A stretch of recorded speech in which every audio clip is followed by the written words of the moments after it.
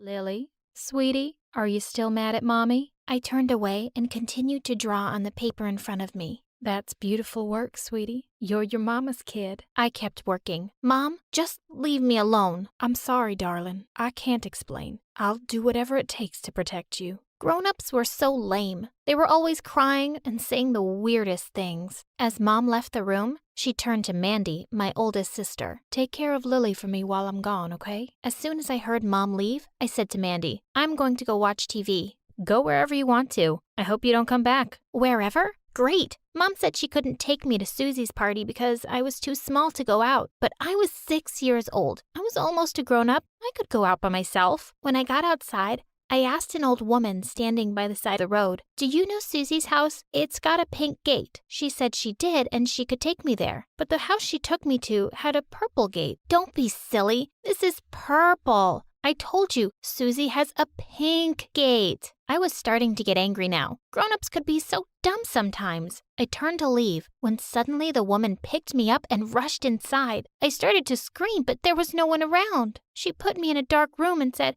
if I keep quiet, she'd give me ice cream. I don't want it. I want my mommy. Should have thought about that before. Now I'm your mama. She'll never find you. I started to cry. Just then, the door of the house flew open and someone yelled, keep your filthy hands away from my girl. I started to jump up and down with joy. It was Mom. As the woman was taken away, my mom hugged me. How did you find me, Mommy? I was so scared. She said you'd never find me. She hugged me again and said, I'll always be able to find my little girl. I put a special little chip in her brain that tells me everything about her, so I never lose her. Hi, my name is Lily, and if you think you have an overprotective mom, wait till you meet mine. She can literally read my mind and can always track me down. She said that I'm too beautiful and can't go around by myself. When I was younger, I didn't know what that even meant. But before I continue, click like and subscribe. By the time I was 10, I had good grades in school and was the smartest kid in class. I could read books far above my age group, and I was better at math than Mandy. But my real passion was like my mom's, art. One day, my art teacher invited me to her house, saying she had some old canvases and paints I could use. I had just started working when the door burst open and Mom barged in, looking like a loony. Just what do you think you're trying to do with my child? You think I won't find her? Your little Lily is a prodigy. She's another Picasso, a Michelangelo. Keep your trap shut. I know you were trying to kidnap my kid. As Mom dragged me home, I couldn't help wondering how she even knew where I was. But then I remembered how Mom had once said she'd put a chip in my brain so she could always find me. That's how. The next day, we had a new teacher. And on top of that, Mom forced Mandy to join my class. Mandy was furious. I can't believe I have to go down a class just to babysit this brat, Mom. It's not fair. But Mom couldn't care less. You know your sister is special. You absolutely have to look after her. Mandy glared at me. I wish you'd just disappear. Yeah, well, I wish you'd disappear too. Years passed, and every day Mandy had a new reason to be mad at me. She kept picking fights for the smallest things. If I made a good piece of art, Mandy yelled at me and called me a loser. In fact, sometimes she yelled at me if she could hear me breathe. It's not my fault what Mom decides. One day soon after I turned 14, Mandy threw a particularly horrible tantrum when Mom said she had to go somewhere, and Mandy had to stay back to watch me. You honestly can't expect me to cancel my date to watch her again. When Mom came back that evening, Mandy was still in a really bad mood. So she said she'd take us out for pizza and ice cream. We'll spend some time as a family. This is bad. No. Just then the pizza was served, but Mom slid under the table and said, we have to go, right now. But Mom, the pizza. Not a word, you two. Outside, now.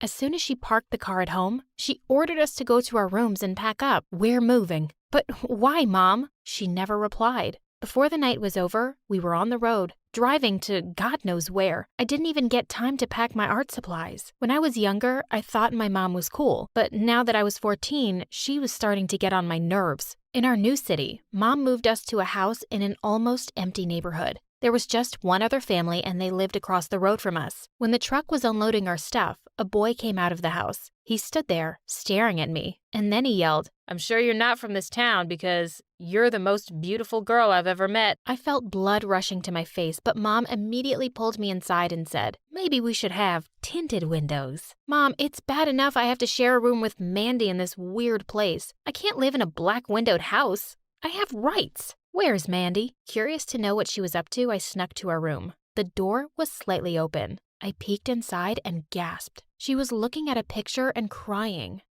"I miss you so much, my love. I have no one here." Watching her cry like that broke my heart. I threw the door open and rushed to her. "Don't say that, Mandy. You have me." Truth be told, I expected Mandy to throw me out of the room for spying on her, but instead she hugged me and said, "I know, and you'll always have me, Lil." And then, just like that, my sister and I were best friends. When school started, I was excited. At least now I had an excuse to get out of the house. Mandy spent hours getting dressed because she was determined to be one of the cool kids. "I'm going to stun them all, baby sis." The minute we walked in, someone whistled. I grinned at Mandy. Clearly, her effort was not wasted, but she looked angry. I was confused until I heard someone say, "The blonde girl is gorgeous." I was? Since when? But throughout the week, it became clearer that everyone thought I was beautiful. Add to the fact that everyone who saw my art wanted me to do a piece for them, and before I knew it, I was hanging out with the popular kids. By the end of the week, I'd been invited to 4 parties, even to the one the captain of the football team was throwing. You don't just make art. You are art. I need this masterpiece in my house. I was thrilled. I couldn't wait to go. All the guys were already telling me I had to dance with them. There was just one problem: asking Mom. That night over dinner, I waited for the right moment to bring it up when suddenly Mom said, "These parties are useless. You can't go." My jaw dropped. Every time I started to think my chip theory was crazy, she just convinced me it wasn't. How else could she know my thoughts? "She didn't say anything about a party, Mom," Mandy said. "Oh, she doesn't need to say anything. I know." I looked over at Mandy in shock, and she looked just as taken aback as me. That night as we lay in bed, Mandy said, "It's unfair how she's so strict with you. I don't know why she hates you." "I wish she didn't," I said sadly. "Hey, you know what? If you want, we can sneak out." "What, really?" "Yeah, it'll be a ball. All the jocks will be there. And it's so great that the captain of the football team wants to dance with you." I was thrilled. I promised her I'd never tell Mom she helped me. The next day, the 2 of us got to the party when it was in full swing. Mandy immediately disappeared into the crowd. Everybody started to hover around, waiting to dance with me. It was as if the whole school had been waiting for me to show up before the party actually started. After a while, I was so tired, I absolutely had to sit down. That's when I saw him. He was tall and he was wearing a green shirt. Even from across the room, I felt his intense gaze. And when our eyes met, he smiled. I never knew a smile could make my heart race the way his did. I smiled back and he started to make his way to me. I waited with my breath caught in my throat. I just knew I was about to fall in love. "Hi, But before he could complete his sentence, the door flew open. "Lily, Lily, I know you're here. You are grounded for as long as you live." I gasped. "Oh no, Mom!" I was so mortified that I tried to duck under a table, but she knew exactly where to look for me. When I got home, I was shocked to see Mandy already there. She looked at me apologetically and whispered, "I'm sorry." As soon as I saw Mom there, I just ran. I don't know how she knew. Mom started to yell at us. Me for sneaking out, and Mandy for not watching over me. If I've told you once, I've told you a billion times. I wanted Mom to admit that she was a psycho who'd put a chip in my brain. "How did you know?" "What? How did you know where I was?" "Don't ask questions, Lily. Just go to your room. You're grounded." I had to put a stop to this. I couldn't let Mom control me forever. There was only one person I could turn to, Mandy. That night, I told her my suspicions, and all she said was, "I don't know, kiddo. Mom really does seem to have it out for you.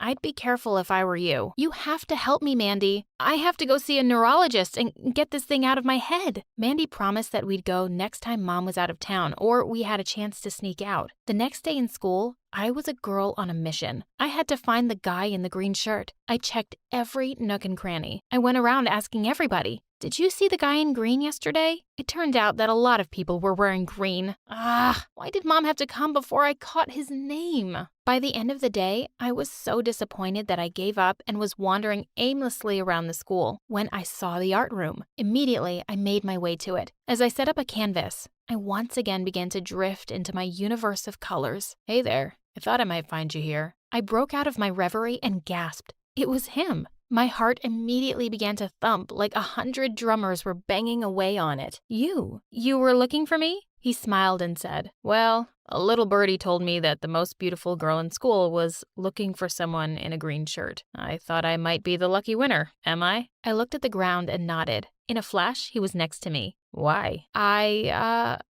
wanted to ask you out. He stepped closer to me, and I gasped. He came closer and closer, till his face was just an inch from mine. I'd love to go on a date with you. With that, he turned to leave, and I breathed a sigh of relief. I hadn't even known I was holding my breath. As he reached the door, he turned and said, oh, and in case you were wondering, Lily, my name is Eric. When I got home that day, I was still flustered, and my heartbeat would not slow down. I kept thinking only one thing, Eric, Eric, Eric. Suddenly, Mom barged into my room and she yelled, snap out of it. What? This boy.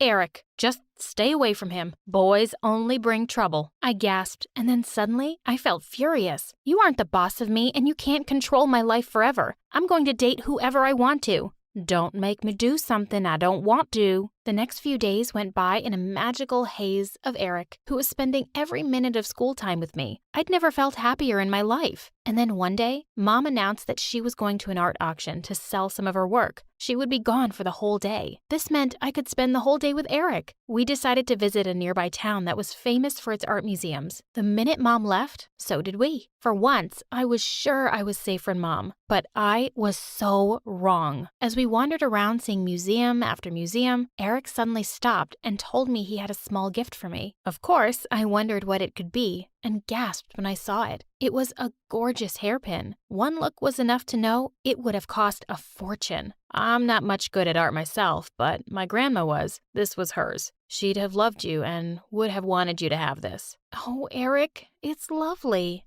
And then I couldn't stop myself. I leaned in to kiss him, and what a kiss it was. I felt like the brightest colors had sprung up all around us. Just then, I felt someone pull me away. What are you doing? Are you trying to take my daughter away? Did they send you? Who? What? No one sent me. But Mom wasn't listening. Her eyes were glazed over and full of panic as she tried to drag me away. Let go, Mom. I don't want to go anywhere with you. As soon as we got home, Mom yelled for Mandy. Pack up, Mandy. We're moving. What? No, I'm not going anywhere with you. You're crazy. I know you've put a chip in my brain, but I'm done letting you ruin my life. Don't be stupid, Lily. There's no chip. I turned to see Mandy standing at the bottom of the stairs, and Mom looked horrified. Mandy? No, you can't. Watch me, Mom. I'm just as sick and tired of you as she is. You promised me we wouldn't move as long as I told you. Told her what? What are you talking about? She's been using me to spy on you all your life. There was never any chip. The last time we moved, she said if I was nice to you and told her everything, we could stay. I was stunned. Why would you do this, Mom? Mom stood speechless, and Mandy said she'd wondered that too. I got so tired of Mom acting crazy that I snooped around in her papers and found everything. Will you tell her, Mom? Or should I? Mom looked at me, tears pouring down her cheeks. After Mandy's dad left, I was completely broke. A really rich couple who couldn't have a baby offered me a great deal of money to carry their child. But as soon as I set eyes on you, my Lily, I couldn't bear to give you up. So I ran away with you both, and I've been on the run ever since, terrified they'd find you and I'd lose you. Me? You ran away with me? I looked at them in shock as the reality set in. My mother was not my mother. My real parents were out there somewhere. My whole experience had suddenly turned upside down. I refused to even acknowledge Mom's existence. She had stolen me from someone and used Mandy against me all this time. Eric convinced me that everything she had done was out of love and I needed to forgive her. Eventually I did, but only on the condition that she'd tell me who my real parents were. I needed to go see them, and they deserved to know what happened to me. My real parents were overwhelmed with joy to see me. I stayed with them for a few days, and they seemed like lovely people. They could give me the life every girl dreamed of, but something kept bothering me. I'm sorry you went through all this, but I have only one mother, and she's waiting for me. Hi, I'm Apurva from India, and I live with the cheapest person in the world, my mom. Before I continue, please like and subscribe. I don't know if mom has always been a miser or raising me alone made her one, but boy, could she pinch pennies. I never had birthday presents, Christmas presents, or any toys to play with. Well, not really. She always told me to use my imagination and make my own toys. Here's an empty carton I got from work. It will make a great dollhouse. Mom, I don't have any dolls. She picked up 2 hard-boiled eggs, drew faces on them, and handed them to me. There, these can be your dolls, and we can eat them later too. All my clothes were hand-me-downs from neighbors and cousins, but when I had to start school, Mom obviously had to buy me a uniform, and she bought it 3 sizes too large. Mom, I've tripped twice on this skirt. It's too long. Just pull it up a little higher. You'll grow into it before you know it. Well, that couldn't happen fast enough, and I got laughed at in school. A lot. But Mom really went overboard in 8th grade when I just started my period in school. We stopped to buy pads on the way home, and her eyes nearly fell out as she looked at the prices. No way I'm buying these. I'll make them for you at home, Apurva. I'm an expert. Mom, can you please, for once? Can I have the attention of the ladies here? These companies are robbing us blind. Make your own pads for yourselves and your daughters. Let's boycott these. Oh my God. I just vowed that I'd have a different life when I grew up. I wanted to be rich, a millionaire. A good job could make me rich, except that I hated studying. But watching TV, I felt that acting would be the easiest way to earn money. And also, I was pretty, though no one ever said that to me. But whenever I looked in the mirror, I saw a beautiful girl. One weekend in 9th grade, I heard about an audition for a TV series in our town, and I was so excited. When I reached the venue, there was a long line, and I noticed there was a spot boy who was letting rich-looking girls stand first in line even if they came later. But when I tried to stand in the front, he pushed me. Poor girls at the back. What? You swollen piggy. Just then, a glamorous-looking girl walked in, and the second the casting director laid eyes on her, he shouted, "Yeah, this girl looks like a star. We've got our actress. Girls, you can all go home." Wait, what? Just because she was rich, she was selected without an audition? Stupid director, stupid audition. Stupid you, out. That day I realized it was very difficult to get launched in the showbiz industry unless you're extremely rich or have connections. So I decided that I'd get into the biggest school in town where lots of celebrities' kids went to. I had to make friends with the right people, and the only way for me to get in there was through a scholarship, which meant studying hard. But my craziness to become rich got me studying day and night. Oh, Apurva, I feel so emotional when I see books in your hands. Keep working hard, and one day you'll achieve all your dreams. Thank you so much, Mom. Just try studying more in the day so you don't need to keep a light on all night. I pay the bills, you know. Oh God, Mom, you'll always stay the same. Before I could say more, Mom ran away. She was impossible. I took the entrance exam a couple of weeks later, and I got in. Luckily, the new school had a uniform, but I still used up my savings to buy a nice bag and some shoes. I had to dress to impress. On the very first day, I walked into the classroom with all the confidence of someone super rich. Just then, my shoes were splashed with water, and I looked up to see a pretty girl holding an empty bottle. OMG, my expensive shoes! I got them for $200 just a week ago from Europe. Oh, I'm so sorry. I was just having fun with my friends. It was an accident. Oh, okay, yeah, no worries. I've got like 5 more pairs of these. It turned out that the girl was Sitara, the daughter of an actress and a film director, and we instantly became friends. She'd often want to talk about her parents and their lives, and all I could think about was how much I wanted to be like them. One day when I was walking down the hallway, I saw Sitara with her minions bullying some poor girl. Where'd you get these clothes from? The garbage? And this cloth bag? Ew. Did your mom make it? Sitara snatched the girl's bag, and just as she was about to rip it, I ran forward and took her hand. Come on, Sitara. Why are you even talking to this lame girl? We're rich. We're born to give fashion advice to poor idiots. Let her go. She just seems like a hopeless case, not worth your time. I returned the bag to the poor girl and she ran off like a scared rabbit. I hated Sitara's behavior, but I had to put up with it. As we all sat down in the cafeteria, Sitara announced she was having her birthday party that evening, and I was excited to attend. That is, until she said, "Hey, Apurva, would you like to go shopping with us after school?" No, I have to go home. Mom needs me for something. Then what will you wear to my party? Oh, I'll wear anything from my closet. Seriously? Like, you'll wear the same outfit twice? Oh, of course not. I was just kidding. I'll definitely go and buy some new clothes.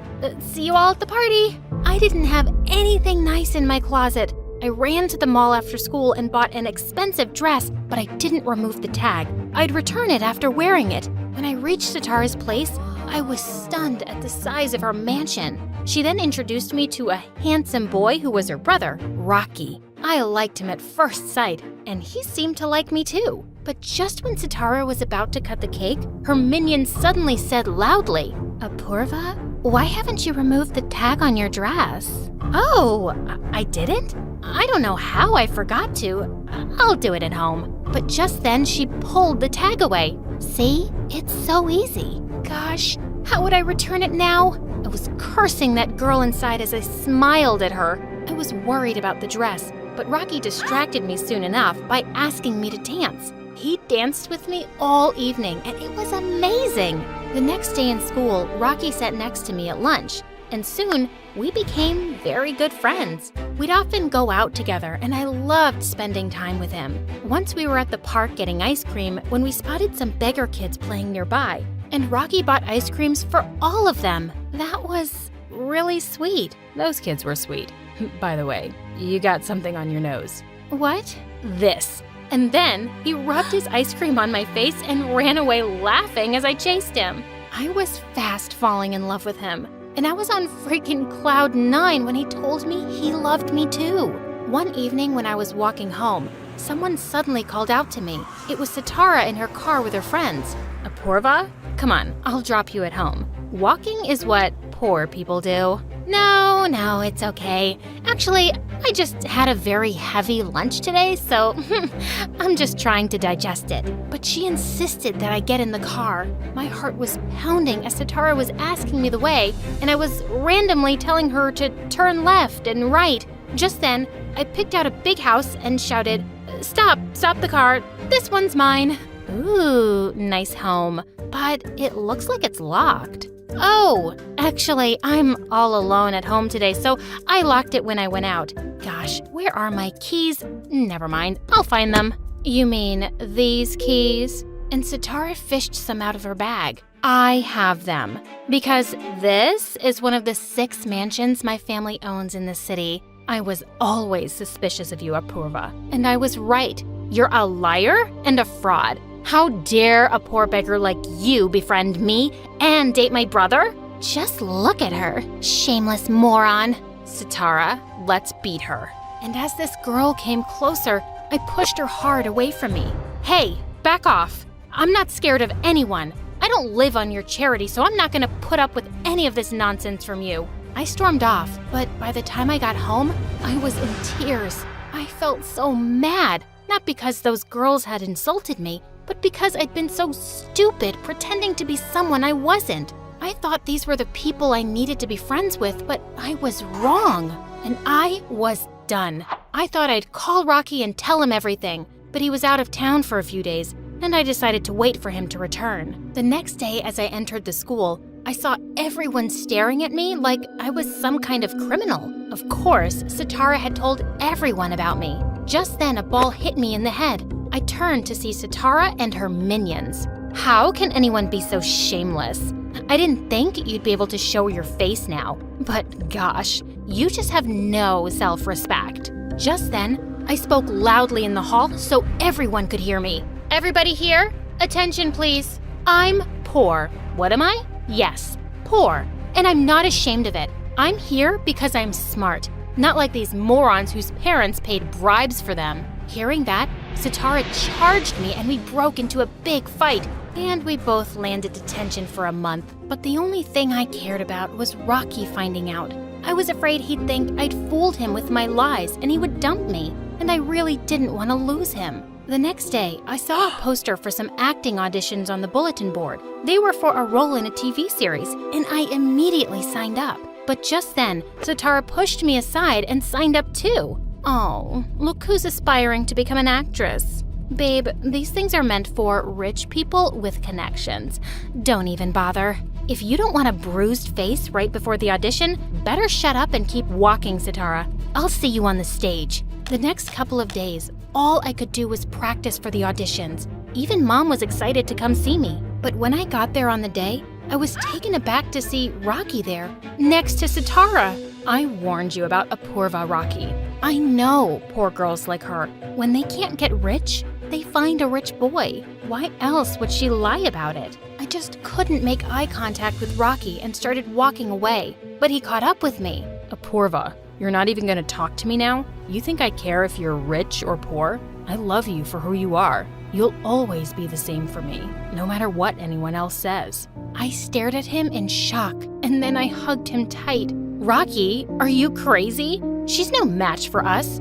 Get away from her poor butt. But Rocky totally ignored her, and Sitara angrily stormed off. Rocky wished me luck, and the audition went well. When the results were to be announced, I could hardly breathe. So, the winner is up. Just then, a guy ran onto the stage, whispered something into the announcer's ear, and then turned to the mic again.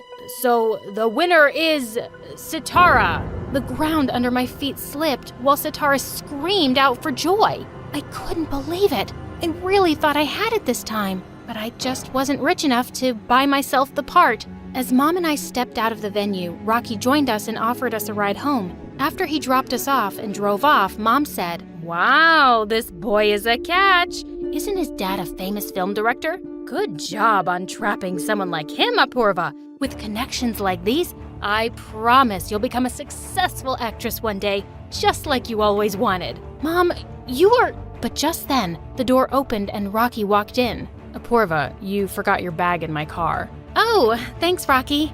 Come, sit with us. I can't right now. I'm in a rush. I'll see ya. And he left. The next day in school, as I looked for Rocky, I walked into the cafeteria and found him sitting with Sitara's group, while she was standing on the table, busy making fun of me. Oh, you should have seen that beggar's face when she didn't win. I'm sure she went home and cried like this. And then she dropped down to the floor and started kicking and screaming while everyone laughed. Wow, Rocky. So you're just gonna sit there and watch her mock me? Yeah, I think I will. It's what you deserve. And he walked away as I stared in shock. But then I went after him. What have I done that you're behaving like this? Isn't being poor a good enough reason? Sitara was right. I'm way out of your league. He walked away and I was left in angry tears. How could I have been so wrong about him? He was just like a sister. He stopped loving me because I was poor? Well, I would forget the jerk too, ASAP. Soon after, I found out that the TV series Sitara was selected for was filming the first episode in our school. I joined the crowd and had gathered to see the shooting. On the director's cue, Sitara started saying her dialogue, but she immediately forgot them. And even after 100 takes, she couldn't deliver one line of dialogue properly. The director was so frustrated that he banged his head on the desk, and I laughed out loud. Who laughed? Who is that? Come out. I raised my hand. How dare you laugh at my shooting? You think acting is easy? Yeah, I think it is. Oh, really? The director snatched the script from Sitara and gave it to me, thinking I'd make a fool of myself. But when I delivered the dialogue perfectly, he looked stunned. Oh my God, you're so talented. I know. The emotions, dialogue delivery, everything was just amazing. I know that also. Thank you so much, sir. Team, take up this girl. She's gonna be my lead actress. And throw this good-for-nothing Sitara out. These rich people think they can buy anything with money. Gosh, was I dreaming? Was I finally becoming an actress? I immediately called my mom to give her the news, and from that day onwards, my dream life began. I graduated from school soon and worked in many TV series, and soon became a celebrity. And I had the life that I'd always wanted. Years passed, and one day when I was being interviewed on TV, the host asked me, "Miss Apurva, our audience really wants to know more about your love life. Are you dating someone?" Oh no, I just try to stay away from love. I did love someone very much once, and I thought he was a good person. But I wasn't rich back then, and that's why he rejected me. So now I really can't trust anyone. I'd spoken lightly about it in the interview, but it was true. Later that night, I was in my room when I got a call from an unknown number, and I nearly dropped the phone when I heard the voice. Apurva, please, don't hang up on me. It's me. Why are you calling me, Rocky? Because I saw your interview and I realized I'd been the world's biggest fool. All those years ago, I overheard your mom saying you'd planned to be with someone rich, and that just broke my heart. But when I heard you say you loved me once, I couldn't help calling you. I was speechless. All these misunderstandings had kept us away all these years. Rocky, it's been a really long time since I've seen you. Can we meet tonight? I'll be right there, Apurva.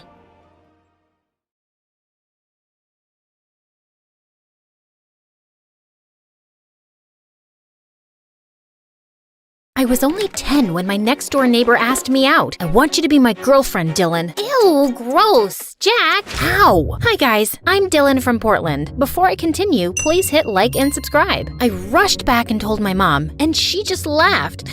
You're a smart cookie, Dylan. There's no hurry to date boys. He apologized and we made up because I didn't want to lose my only best friend over some silly thing. My life was amazing. I had my mom and Jack, but everything changed after that summer. Mom surprised me with a packed suitcase and a brochure. What's this? I thought it would be good for you to get away and meet new people, since we can't afford a vacation this summer. No, I don't want to go. Jack and I already have plans, Mom. If you send me there, I'll just call you every day, every hour, or every second until you come and pick me up. Mom had made up her mind, and she wasn't changing it, no matter how hard I begged. The day had arrived, and I wasn't ready to leave Jack. He pulled something out of his pocket. It's a leather friendship bracelet. Mom let me buy it at the mall. I thought maybe you'd think of me while you had it on. Yeah, it's a bit flimsy, but we girls love it, right? He tied it on my wrist, and I was just adjusting it when, snap, it broke. Whoops. Good thing you didn't buy the pearl one. I'll fix it, and I won't ever take it off. I was crushed. I'd have to leave my best friend for an entire summer. As if that wasn't enough, when I arrived at camp, all the kids seemed to know everyone there already, and I felt like an outcast. So I was tossing rocks into the lake, lost in thought, when I felt a tap on my shoulder. Let's see who can skip rocks the farthest.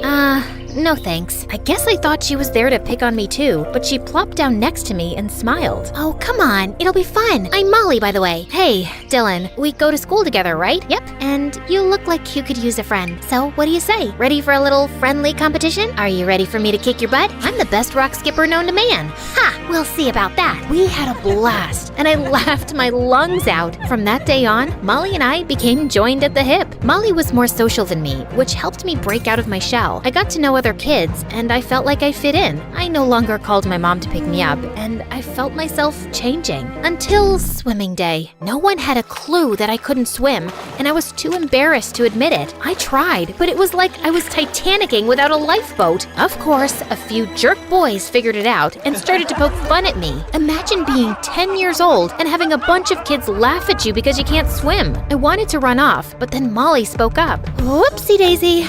It looks like I just peed in the pool a little. Of course she didn't, but the way those guys scrambled away was enough to give me a good laugh, and I felt my confidence creep back in, thanks to her. The rest of camp wasn't so bad after we put those boys in their place. Camp ended, and I got Molly's number to stay in touch. The first thing I did was go to Jack's. I was excited to give him a bracelet. I had made it in camp, but no one was home. Even his porch swing was gone. Mom, where's Jack? I'm sorry, Dylan, but Jack and his family moved away to California. He left you this. I was feeling devastated. devastated, but at least I could keep in touch with him, even though he was miles away. We started chatting and calling, and over the years, I started to like him more and more. As we got older, things changed, and he talked less and less until one day his calls just stopped. He even blocked his Instagram account. He totally ghosted me. I guess he found himself a girlfriend. Talk about a broken heart, but I still had Molly.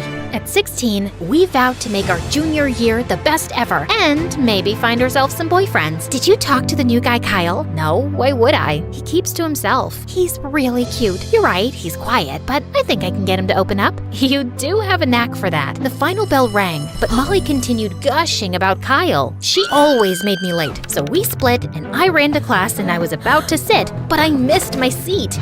And butt planted on the floor in front of Towns Miller, the most popular guy in school, and my dream crush. My hopes and dreams of impressing him were ruined. I looked over, unaware that Kyle had been staring at me. Hey, Kyle. My face was beet red, but he ignored me anyway and turned his attention to his phone. Such a rude dude. I didn't tell Molly this, but she wasn't lying. Kyle was hot. After school, I went to the mall with Molly to look for dresses for our upcoming formal. Neither of us had a date, so we decided to go with each other. We both slipped the glamorous dresses on. I felt so pretty in mine, and despite the price tag, I was convinced I'd wear this gown to the formal. When I came out, Molly was already waiting for me and twirling in front of the mirror. Dylan, look at us. We look like the popular girls. Screw the popular girls. I feel like a princess. It felt magical. But as I looked in the mirror, I spotted Kyle standing outside the store, staring at us. OMG, Molly, look! And just as we both turned to look, my foot snagged my dress and ripped it right off my body.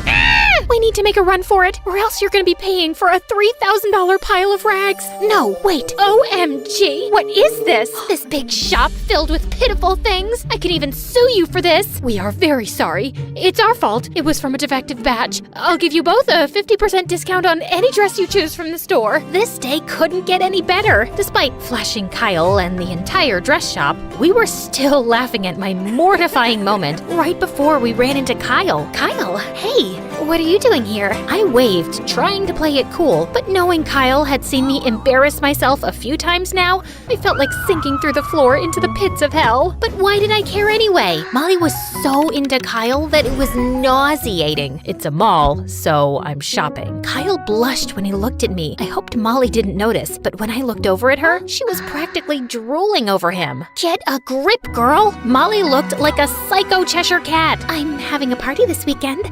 Wanna come over? Yeah, sure, I guess. Molly gave Kyle her number, and that's all she talked about on the ride home. And the next day at school wasn't any better. I was walking down the hall when Towns yelled, Looks like Aunt Flo came for a visit. I spun around, totally puzzled, as everyone was laughing. Out of nowhere, Kyle came running over and wrapped his flannel shirt around my waist. You can borrow this. I stood there and gawked at him, but then I realized I must have gotten my period. Of course, that would have happened in front of Towns of all people.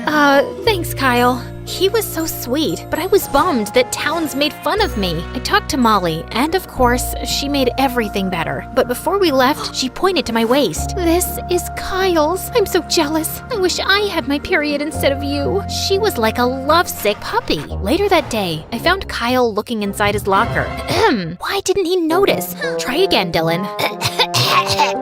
He peeked out, but I felt myself sweating when he turned his familiar gaze toward me. Thanks for this. It's okay. Then he left, and I slammed my locker shut without realizing my hand was inside.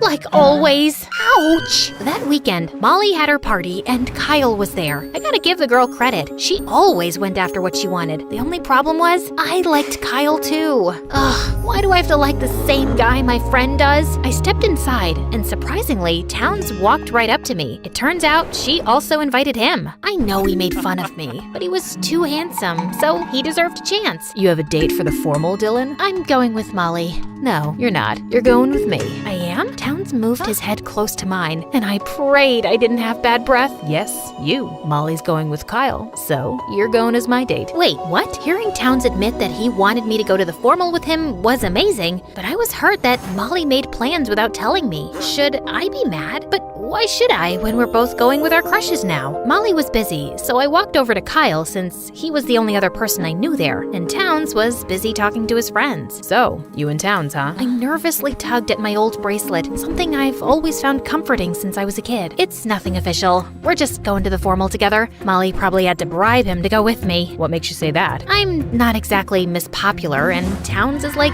the school heartthrob, in case you haven't noticed. Maybe he sees more in you than those popular girls. You're funny, kinda clumsy in a cute way, and a really good friend to Molly. You've got great qualities, Dylan. Excuse me? What? Is he flirting? The rest of the party went well. Molly and Kyle spent a lot of time together, and I got to know Towns a little better. Now, let's jump to the night of homecoming. I went arm in arm with Towns. He looked amazing, and I felt like I was on cloud 9, standing next to him when everyone had their eyes on me and looking like royalty in my gown. I immediately spotted Kyle, but to my surprise, Molly wasn't with him. Towns immediately found his friends and left. I was kind of pissed, but I wouldn't let him get me down. This was my night to have fun. Hey, you made it. You look beautiful tonight, Dylan. My heart skipped a beat when Kyle said those words, especially since Towns didn't even compliment me. My face got hot when he gave me a once-over. Everything about him that night screamed flirting. He couldn't possibly be into me, right? That would be bad. You're wearing that bracelet again. His fingers brushed my wrist. Kyle, if this is you flirting with me, don't bother. Just then, Towns swooped in and dragged me to the dance floor, and unfortunately, I smashed his toes as I tried to keep up with him. You're brutal, Dylan. You need dance lessons. You don't have to be such a jerk about it. I was leaving when he spun me around, lifted my chin, and moved his face close to mine. He was gonna kiss me, and I didn't feel ready at all. I panicked and ended up bumping my head on his chin. Oh, I'm sorry.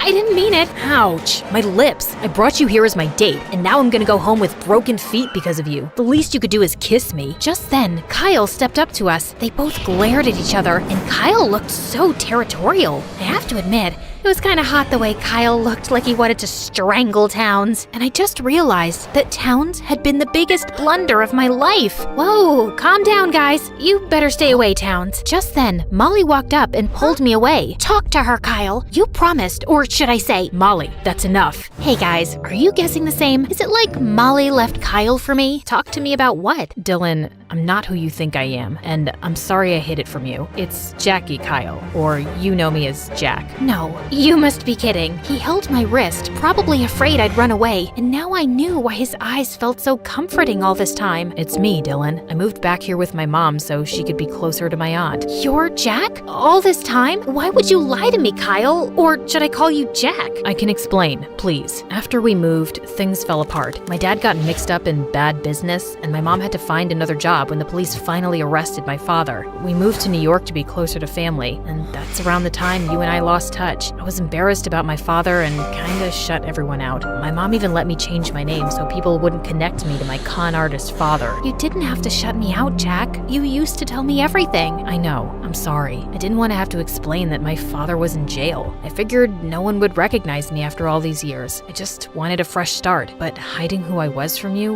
was too hard. But who cares what people think? I don't care that your dad is in jail. You're still Jack, the boy who stole my heart all those years ago. Will you forgive me? I suppose I could consider forgiving you, but what about Molly? Molly knows my feelings for you and urged me to talk to you. What can I do to make you not hate me? I suppose if you kiss me, I could forgive you. You won't slap me and run away this time? Try it and find out. He kissed me softly, and it felt perfect, just as I thought it would. I felt like I was floating in the clouds. So, Jack and I reconnected, and we've been dating ever since. Molly eventually started seeing a super nice guy too, and I ended up having the best junior year ever.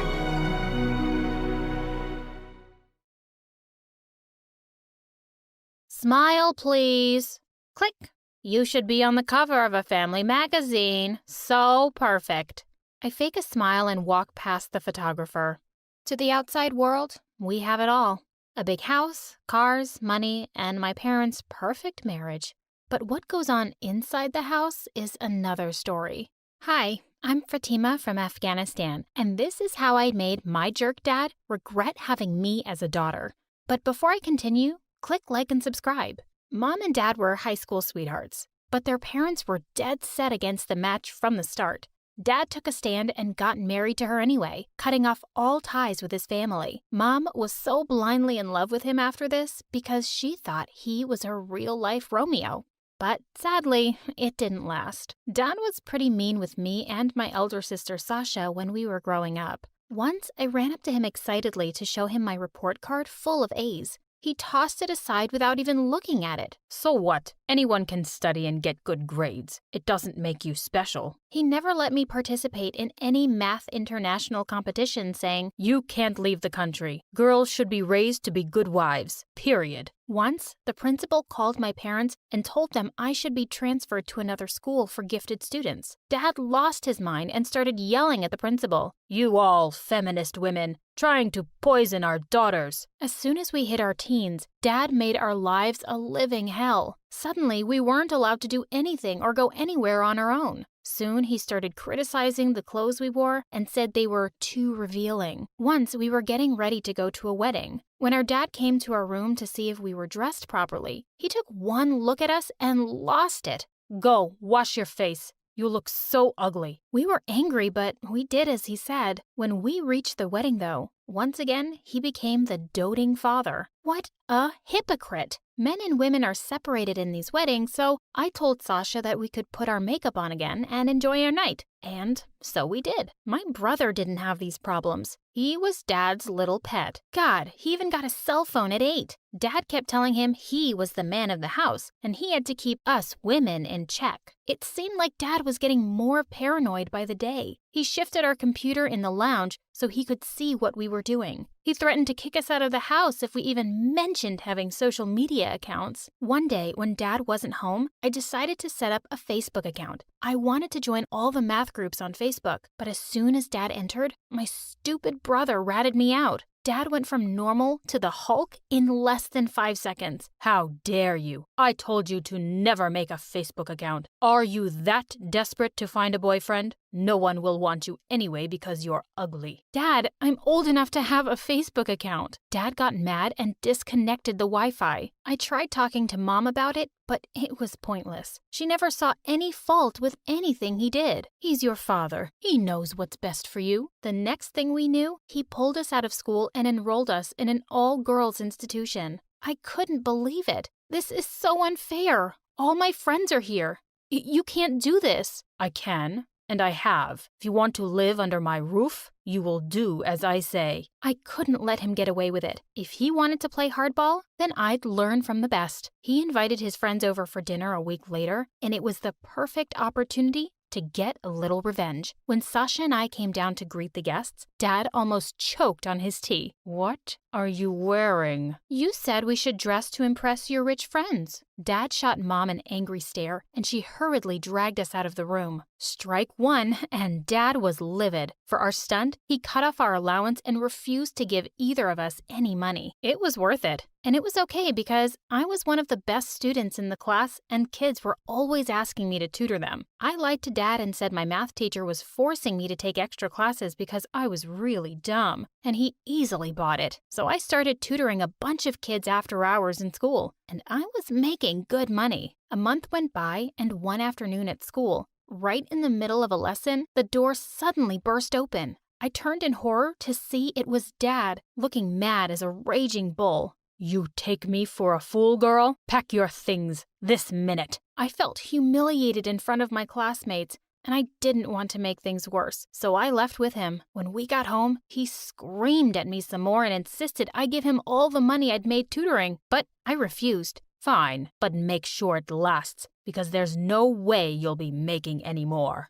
Dad kept a strict eye on me after that to make sure I got home right after school. At first, I thought there was no way I could teach anymore, but then I came up with a brilliant idea. Dad was always away hanging out with his friends in the evenings, so I decided to sneak students into my basement. I told Sasha all about my plan, and it was her job to make sure Mom and my brother wouldn't find out, and I was back in business. A few weeks later, while I was teaching, the door suddenly opened, and my brother was standing there. Sasha was right behind him, crying and saying that she was really sorry. My brother took one look around the room and said, "Just wait till Dad gets home. You'll be in so much trouble." I ran after him and grabbed him by the shoulders. "Listen here, you little idiot. What will it take to keep your mouth shut?" He thought about it for a few moments and then told me I had to give him half of whatever I was making.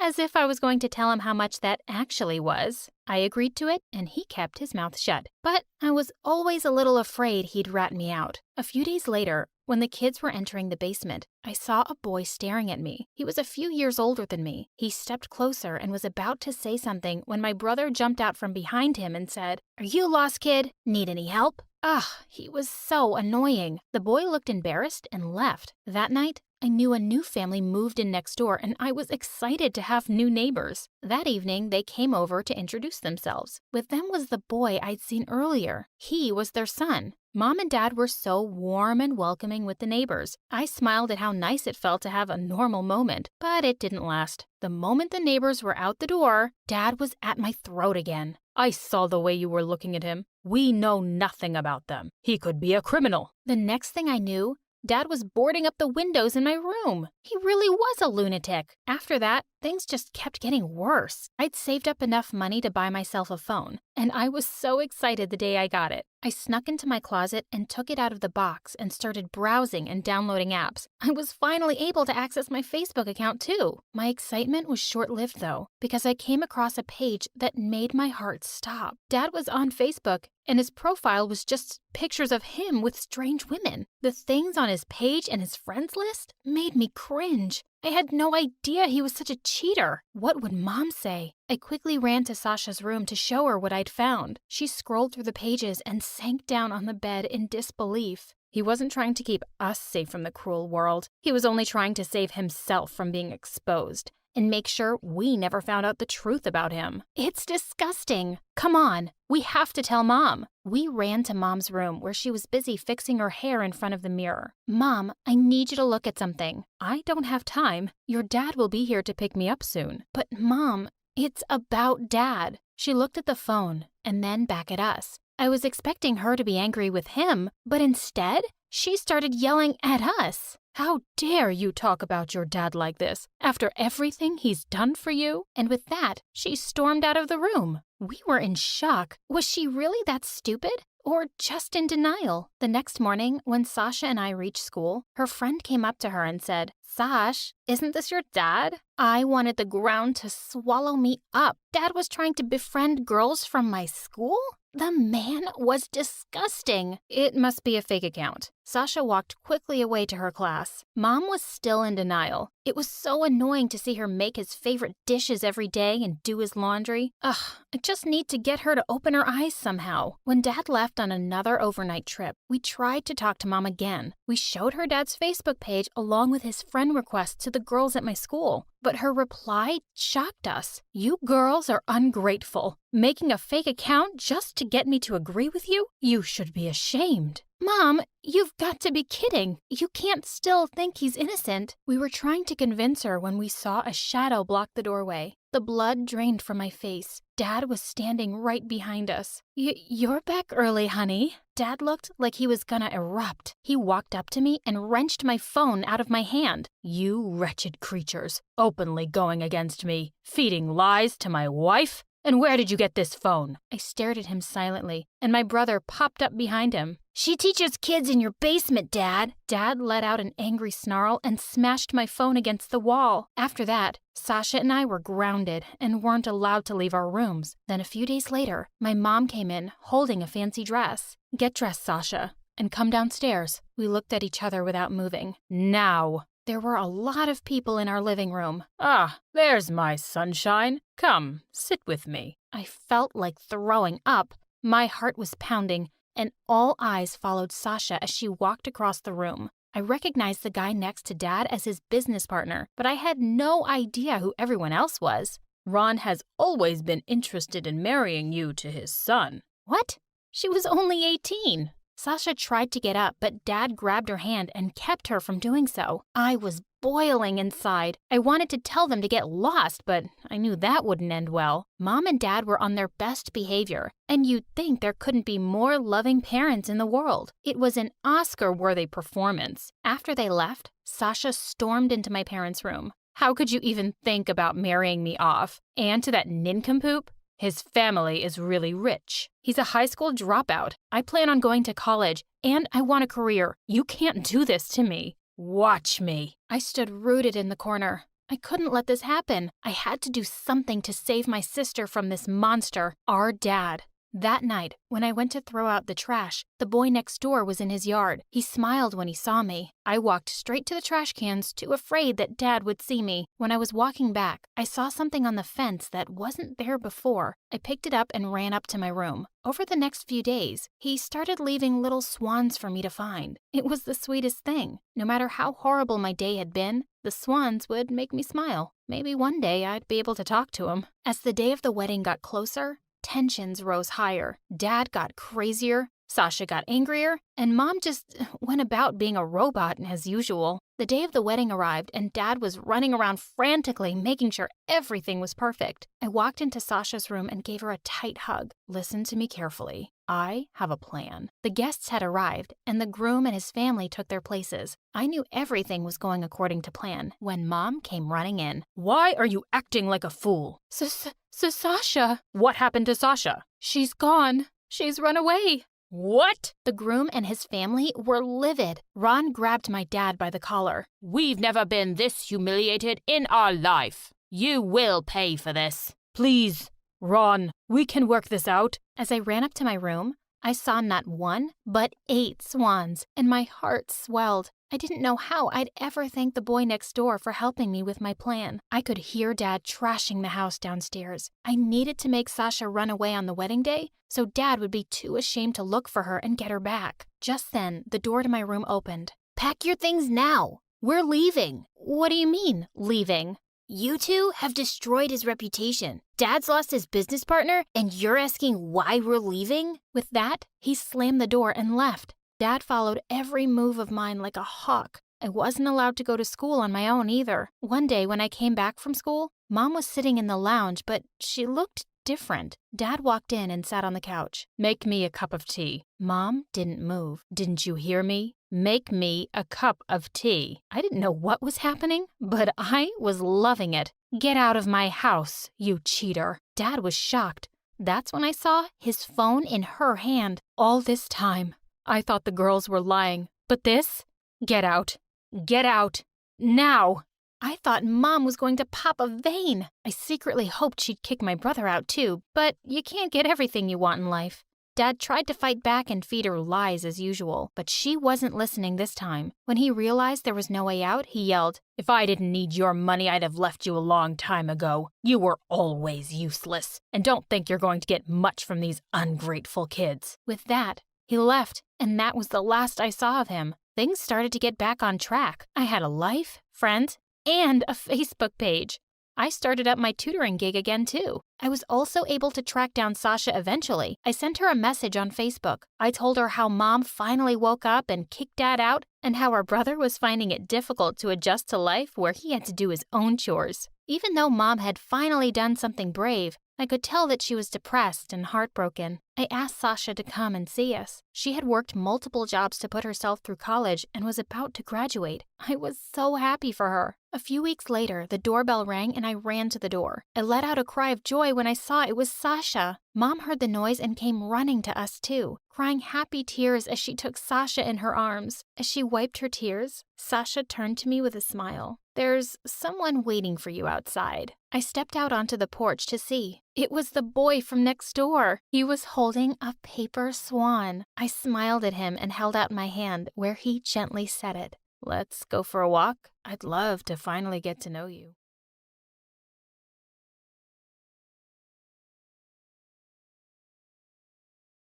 The minute the history teacher walked in, a sudden hush fell over the classroom. She was an absolute terror. That day, she announced a flash quiz and immediately turned her beady eyes to me. Annette, when was America's Declaration of Independence signed? Oh, thank God. I knew that one. 2nd of August, ma'am.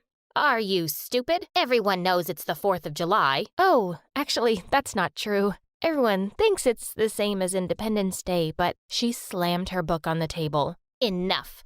If you keep making things up, your nose will grow longer. I never make things up, ma'am, and that's not true. Otherwise, all grown-ups would have very long noses. She looked like she was about to blow a fuse. You listen to me. I'm big and you're small. I'm smart and you're dumb, and that's the truth. Do you have any objection? Yes, ma'am. I don't think you're very smart. As soon as the words were out, I clapped my hands on my mouth. I knew what was coming up next was the nightmare of every kid at Fairview School. I was immediately sent to the principal. She was worse than Miss Trunchbull in the movie Matilda. Miss Una turned around in her high chair, and I shuddered. She was only 5 feet tall and always wore the most hideous pink clothes. And we all knew she was absolutely vile. So, Annette, why did you do that? Do you think your teachers are dumb? Do you think I'm dumb? I really didn't want to answer that. Yes, kinda. She walked over to me slowly, and I could see the fury in her eyes. Do you want to know a secret? I really hate children. I don't know how your mother can stand you. I'm calling her now. When Mom arrived and found out what had happened, she turned to me angrily. Are you out of your mind? You can't talk to your teachers like that. Mom, I only told the truth, and you should defend me. That's what good mothers do. Oh, you think I'm a bad mother now? Sometimes. Hi, I'm Annette, and no, I promise I'm not a rude kid. I just have a medical condition that makes it impossible for me to tell a lie. But before I continue, click like and subscribe. Mom scolded me all the way home, but as soon as we got there, we were both shocked to see police cars outside. What seems to be the problem, officer? Seems like your husband's mixed up with some really shady people. Have either of you seen this man around the house? Oh, no, sir, never. I've seen him. I was horrified. Suddenly everyone's eyes were on me. I saw him last night in Daddy's study.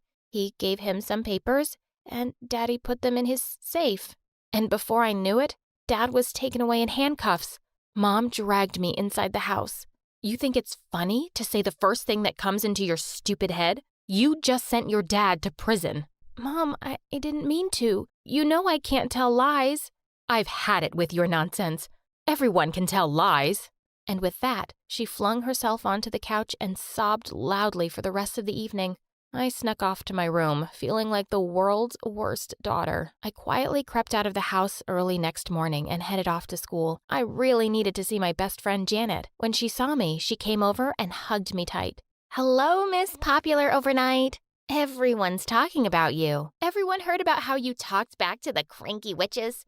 You're practically our new hero. And everyone was giving me fist bumps and high fives in the corridors. Was I cool now? Usually it was just me and Janet at lunch, but today it seemed like everyone wanted to sit at our table. A little while later, Monica, the principal's niece, came over. Oh, hasn't anyone read the morning paper today? Here you go. With that, she threw it on the table for everyone to see, and my eyes widened in horror. Splashed all across the front page were pictures of Dad being taken away by the police. Are you a little criminal too, Annette? Do you get the highest marks in class by cheating? Like daddy, like daughter. I felt so mad. Putting people down doesn't make you cool, Monica. It just makes you a jerk. And I don't need to cheat to get good grades. Try opening a book sometimes. It's not that hard to be smart. There was a stunned silence, and then suddenly everyone started cheering and clapping. Monica looked livid as she stormed off. Someone quickly threw the paper away, and Janet pressed my hand. Dude, I wish I could be like you. No one dares talk to Monica like that. You're so brave and cool. Teach me. Oh, I don't think I can. It's just the way I was born. I bet your mom is so proud to have a daughter like you. Oh, yeah, really proud. When I got home that day, there were police officers swarming all over the place again. The minute Mom saw me, she screamed angrily. We're getting evicted, and they're taking everything. And before I knew it, we'd lost our home and moved into the tiniest apartment. I even had to share a bed with Mom. She kept kicking me in her sleep all night. The next morning, she threw another bombshell on me. If you want to go to college, Missy, you better get a scholarship. There's no way I can afford your tuition fees now. Things weren't great at home, but I'd suddenly become the most popular person at school. Janet said that the teachers treated me nicely now because they didn't want to get themselves insulted by me. Everyone at school thought I was a legend. Since that day, the principal was after me with a vengeance. She just seemed to be everywhere, ready to punish me over the dumbest thing. One day, Janet was showing me this cute boy on Instagram who worked at the same coffee shop as her. As we were swooning over his pictures, suddenly Miss Una's shrill voice nearly made me drop the phone. Boys and girls must always be 2 feet away from one another. Do you see any boys around, Miss Una? Don't try to be oversmart. Detention for you both. I started to spend a lot of time in detention. I could only look forward to getting out of here soon. I started working on my college applications and scholarships, and all the teachers were helping me out. Except one, of course, the history teacher. When she returned my last assignment, I was horrified to see a big fat D on it. But ma'am, this assignment was really well researched and she just stuffed her fingers in her ears. La la la la la la la. And with that, she just walked away. I was never going to get a scholarship without perfect grades. One day when I was studying in the library, I heard someone say, "Psst." I turned around to see that it was Monica. What do you want? Oh, nothing. But I have something you want. When I looked at the paper she put on the table, I gasped. Final history exam. OMG, this is the exam for tomorrow. Where did you get that? Are you trying to get me expelled? No, I'm helping you get the perfect grade you want. I don't need your help. Take this back. What's going on, girls? What's that you're fighting over? I turned around in horror to see Miss Una, and before I knew it, she'd snatched the paper from my hand. Oh my, look what we have here. In my office. Now, I couldn't believe the two had actually set me up. Miss Una closed the door behind her and turned to me. The apple never falls too far away from the tree, does it? Just like your dad, aren't you? When word gets to all these colleges that you stole a final exam, you can kiss all your dreams goodbye. I was absolutely horrified. You know I didn't steal that. You can't do this. Of course I can. I can do anything I want. There might be a way out for you, though. And what's that? You'll be competing in the Maths Olympiad tomorrow. The participant we have now is an idiot, and you're a stupid genius. I need that trophy while I'm principal. You better win it for me, or else. How can I be ready for it by tomorrow? That sounds like your personal problem. And with that, she just shoved me out of her office. I spent the whole night cramming volumes of math books. The next morning, my heart was pounding when we made it to the competition venue. I really had to do well. My whole future was at stake. After a series of grueling oral and written exams for hours, the results were finally announced. And first prize goes to Fairview School. No one was more shocked than I was. I walked onto the stage in a trance, while Miss Una had already flown up there to receive the trophy, and she kept hugging me and saying how proud she was. The announcer turned to me and said, "We've never had a participant win by such a huge margin. Is there anyone as smart as you in your school?" Oh God, I really didn't want to answer that. I would sound like a pompous butthead. No, I'm the smartest. Amazing! We can't wait to see what you do at the state championship. Wait, what? I thought this nightmare was over. On the car drive back to the school, Miss Una turned around to me. Start prepping for the state competition next week. There will be so many important people there, including the mayor. I'm probably going to be awarded Best Educator. Her face turned really menacing. You'll win it for me, won't you? And you'll keep that mouth of yours shut next time, if you know what's good for you. Janet was horrified when she found out the principal was blackmailing me, but I told her I had to do what she said, and she helped me study day and night till the day of the big competition. Our school was hosting the event, and the place was buzzing with excitement. I was just shaking in my boots. Hours later, the whole school had gathered in the auditorium to hear the results, and the crowd erupted into loud applause and cheers as my name was announced. I went onto the stage to receive my trophy and was asked to sit down for a few questions.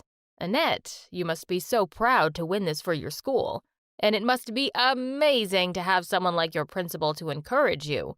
Would you like to say a few words about her? Oh my God, telling the truth would ruin me. I saw Miss Una glaring at me with a stiff smile on her face. I had no choice. The only thing I can say about her is that she's the most evil principal on the planet. She bullies everyone. The only reason I'm in these competitions is because she told me she'd ruin my chances of going to college if I didn't participate. She shouldn't be allowed anywhere near kids." The auditorium was suddenly filled with pin-drop silence. Just then, Janet rose from the crowd and shouted, "Yeah, she's a jerk."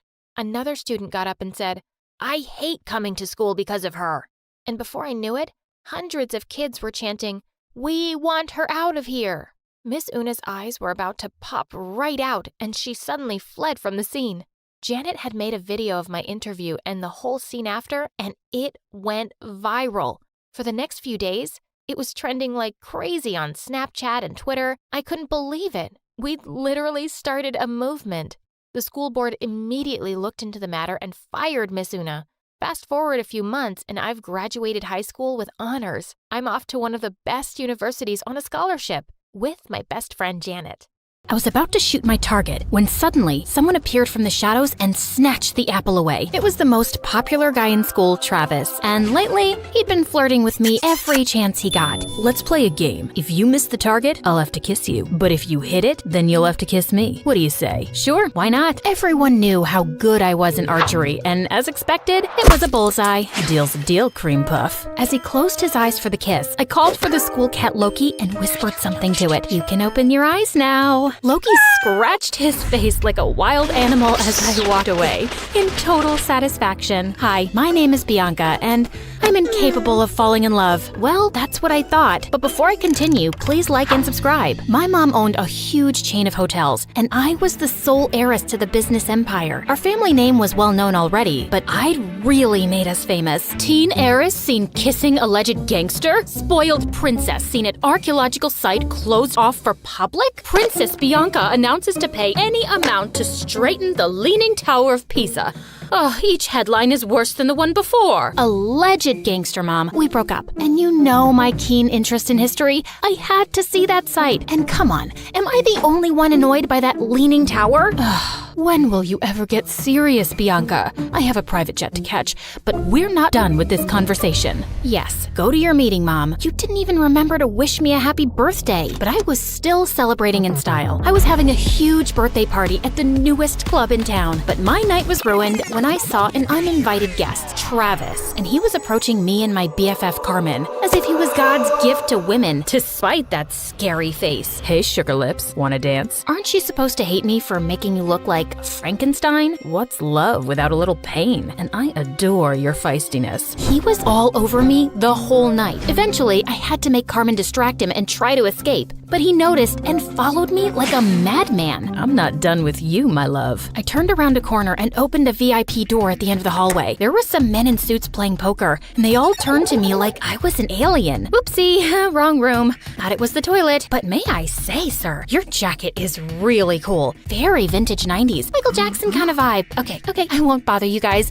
May the best man win. Bye! Travis was nowhere to be seen, so I took the chance to finally leave the club. But of course, I couldn't avoid him at school, and he was being such a nuisance that eventually I got a restraining order against him. My life was finally peaceful, till a few days later when Carmen told me that her cousin from the village would be joining our school. Since when do you have a cousin? Ever since he was born. You never told me about him. I love to collect snake skins and samurai swords in my basement. I didn't tell you about those either. What? Friends should share everything. I think some secrets are good. Oh my god, my cousin's here. I turned to this guy who was walking towards us like he was the king of the underworld. Judging by his walk, he knew he was a fine specimen of the male species. But suddenly, he tripped over nothing and fell into the fountain nearby. And then he immediately got up like nothing happened. I felt like I was watching a comic cartoon strip. Are you sure he's not some hot model you paid to act as your clumsy cousin? Nice way to say that he's hot and adorable. He then spun her around like she was a cotton ball. Carmen, my favorite girl. I missed you so much. The guy turned to me and I was stunned. He was even more handsome up close and also really familiar. You must be Bianca, Carmen's best friend. I'm Slater. Nice to finally meet you. Did you just curtsy? And have we met before?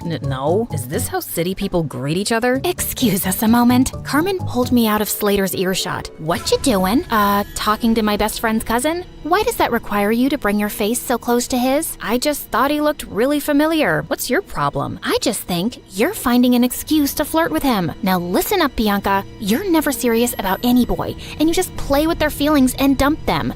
And you're not allowed to do that to my cousin. He's not even my type. Relax. Just don't get involved with him that way, or it's friendship over. Understood?" "Loud and clear, ma'am." Since then, the three of us started hanging out together, and I was having a hard time believing someone like Slater existed. Sheer perfection on the outside, but with the poorest balance a human could possibly have. He tripped, slipped, and stumbled everywhere. He even got a black eye while tying his shoelaces. But one night, while I was admiring one of the paintings at home, it hit me like a bolt of lightning. I remembered where I'd seen Slater before. "You gotta trust me, Carmen. Your cousin's up to something shady. Mom and I attended this art exhibition downtown last month, and Slater was there. He was one of the artists. We even bought a painting from him. Only his hair and eye color was different, but it was him, and he wasn't clumsy. He must have been a look-alike. Slater has lived in the village his entire life and just got here last week, and he can't even draw a circle, trust me. I even showed Slater's picture to Mom, and she said it's him too. Now she's contacted the artist to buy more of his work, and he's coming soon, and I'll finally know the truth. You just need to give yourself something to be excited about. Do what you want, but you're wrong." A couple of days later, the artist called Mom to say that he had to go out of town and he'd come to meet her next month. How convenient. I decided not to say anything to Slater and try to get to the bottom of his secret identity. He was always hovering around me and Carmen like an annoying fly. He was sure to slip up at some point. I'd be watching him. But one day, I was spying on him at the gym, and after seeing him miss the 100th basket, I got really bored. I decided to skip the rest of school that day to get a manicure. As I was walking to my car, a van suddenly stopped next to me. "Good day, child. Would you please buy some apples from me? I run an orphanage, and I'd like to get some toys for the children." "Sure thing. Just give me a basket and I'll give you $100,000. I was about to take the basket from her when Slater suddenly popped out of nowhere and crashed into me. "Hey, you. Who do you work for? Show me your ID." The poor lady looked terrified and just drove away. What the heck was that? Didn't your parents ever tell you not to take candy from strangers? What if she was trying to poison you? Dude, those are apples, not candy. And who am I? Snow White? And that cute granny is trying to poison me because I'm the fairest girl in all the land. This isn't funny. You don't know how dangerous some situations can be. Oh, please. I swam with sharks last year and jumped off a hot air balloon when it malfunctioned. I laugh in the face of danger. And that lady just wasn't dangerous. I know you're from the village and probably think everyone in the city's evil, but please stop being a weirdo. But Slater just got weirder. Like another time, the three of us were at a restaurant, and as soon as the waiter served our order, he started sniffing mine. If you wanted me to completely lose my appetite, you succeeded. What's wrong with you? He also started sniffing his food and Carmen's. That's how we do it in the village. The first whiff of food tells you everything you need to know. About what exactly? About how organically the food was grown, if the farmer sang to his crops and cows. I ordered a giant brownie sundae with whipped cream and sprinkles. Are you insane? Just give me that. Just then, there was a loud crashing sound next to us, and Slater jumped towards me and brought me down to the floor, covering me like a human shield. He was looking down at me, and I was a little breathless. And then, I saw everyone else staring at us like we were mental. Apparently, a waiter had just dropped a tray full of glasses. Oh, my bad. I thought it was a gunshot and maybe some robbers had come in. I just acted on instinct.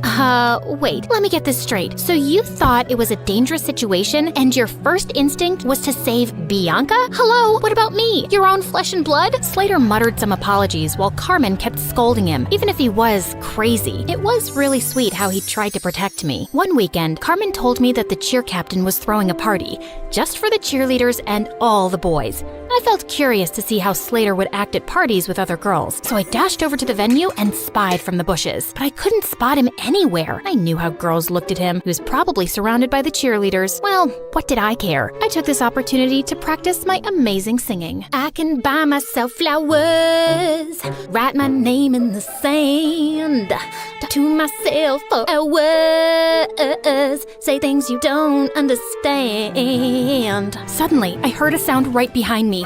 Slater, what are you doing here? Same question for you. I came here to sing flowers, 'cause you know, there are flowers here, duh. What about you? It's too loud inside, and everyone was acting wild. It was scaring me. Just then, a huge bug came flying at our faces, and Slater tried to smack it away, but he ended up slapping me instead. Oh my god, I'm so sorry. My hand is so stupid. Bad hand. Gosh, Slater, why are you so freaking clumsy? I don't know, just born that way, but I get even clumsier around you because attractive girls make me nervous and you're the most beautiful I've ever seen. What do you mean? You know what I mean, Bianca. It suddenly hit me. He was attracted to me, and that could make things complicated. I had to avoid him from now on before Carmen could misinterpret things and unfriend me. But the very next day, I caught him in the janitor's closet with his butt stuck in a mop bucket. Jesus, what have you done this time? Can you just help me, please? I think I got a cramp. As I pulled him up, our lips accidentally touched and my tummy fluttered. Just then, someone gasped from the door. Carmen! Girl, it's not what you think. I followed her to an empty classroom and tried to explain. I swear, there's nothing romantic going on between us. He's too dumb and clumsy for me, and I'm certain he's a liar. Excuse me? That's my cousin you're insulting. And you say these things, but I feel like you're attracted to him. Just don't get attached to him, okay? He's not right for you. Of course, duh. I already knew that, but I was a bit bothered by what Carmen said. Why did she think he wasn't right for me? A few days later, I was practicing archery alone when suddenly an arrow came flying from somewhere and almost hit me. I turned around and saw someone behind a tree. I dashed over and found Slater. What are you doing here? Trying to kill me now? No, what? What just happened? You happened, Slater. You nearly sent an arrow straight into me. You're a hazard to society. Oh God, I'm so sorry. I didn't realize my arrow came your way. I mean, I didn't even know anyone was here. I would never hurt you, I swear. But let me make it up to you with an ice cream shake. Come on, let's go. I wasn't finding his act convincing. Why was he always around me? He was beginning to seem as obsessed with me as Travis. And what if he tried to hurt me on purpose with the arrow? By the way, are you free tonight? I want to talk to you about something. Just you and me, alone. Okay, sure. But we're alone right now. You can't tell me over ice cream shakes? What ice cream shakes? Oh, yeah, that. No, tonight's better. I'll send you the pin location. Driver, I'll get off here. Thanks. See you later, Bianca. And then he just jumped out of the car and walked away. This dude was so weird, but I was really curious about what he had to say. Later that night, I was surprised to learn where he was taking me. The rooftop of an old building. There was no elevator, so we had to climb 8 flights of stairs, and he was holding on to my shirt like a kid. Wait, what if he tried to push me down? Can you move away? I need some personal space. But what if I trip and fall down the stairs? You know how clumsy I get. Why would you invite me to a rooftop then, idiot? You'll see. When we finally reached the top, I was surprised to see a candlelit dinner. What's all this? Obviously a date. Were you expecting a crime scene? Didn't your cousin warn you about me? She did, but I just don't see why she's so against the idea of you being my girlfriend. You're beautiful and amazing. She was trying to protect you because I have a history of not being good with relationships. May I know why? And before I knew it, I just found myself opening up. Growing up, I saw how my dad broke my mom's heart and left her for another woman. Since then, mom's not even the same person. She just buries herself in work. And dad kind of broke my heart too. Leaving like that, I'm just afraid to let anyone come close. I know that you don't trust me, but I hope that someday you will, and I'll get to know you better. I feel like you're someone worth knowing. He looked at me earnestly and then started leaning in. I found myself closing my eyes, and when his lips touched mine, I felt something electric. Wait, that was a mistake, Slater. I care a lot about my friendship with Carmen. I can't. Okay, I understand. But later that night, all I could think about was Slater and that kiss. Maybe I could talk to Carmen and she'd come around, but I still couldn't shake off the idea that Slater was lying about himself. As luck would have it, Mom told me the next day that the artist was back in town and he was displaying his work at a gallery that night. Well, Slater wasn't going to be the only one in disguise. I went dressed up as someone completely different, and I was thrilled to see him. He might have a different style, but I was certain it was Slater. And as I was walking past him, I accidentally tripped and fell forward, scraping his arm with my pen. I'm so sorry. I'm not very good with the walking.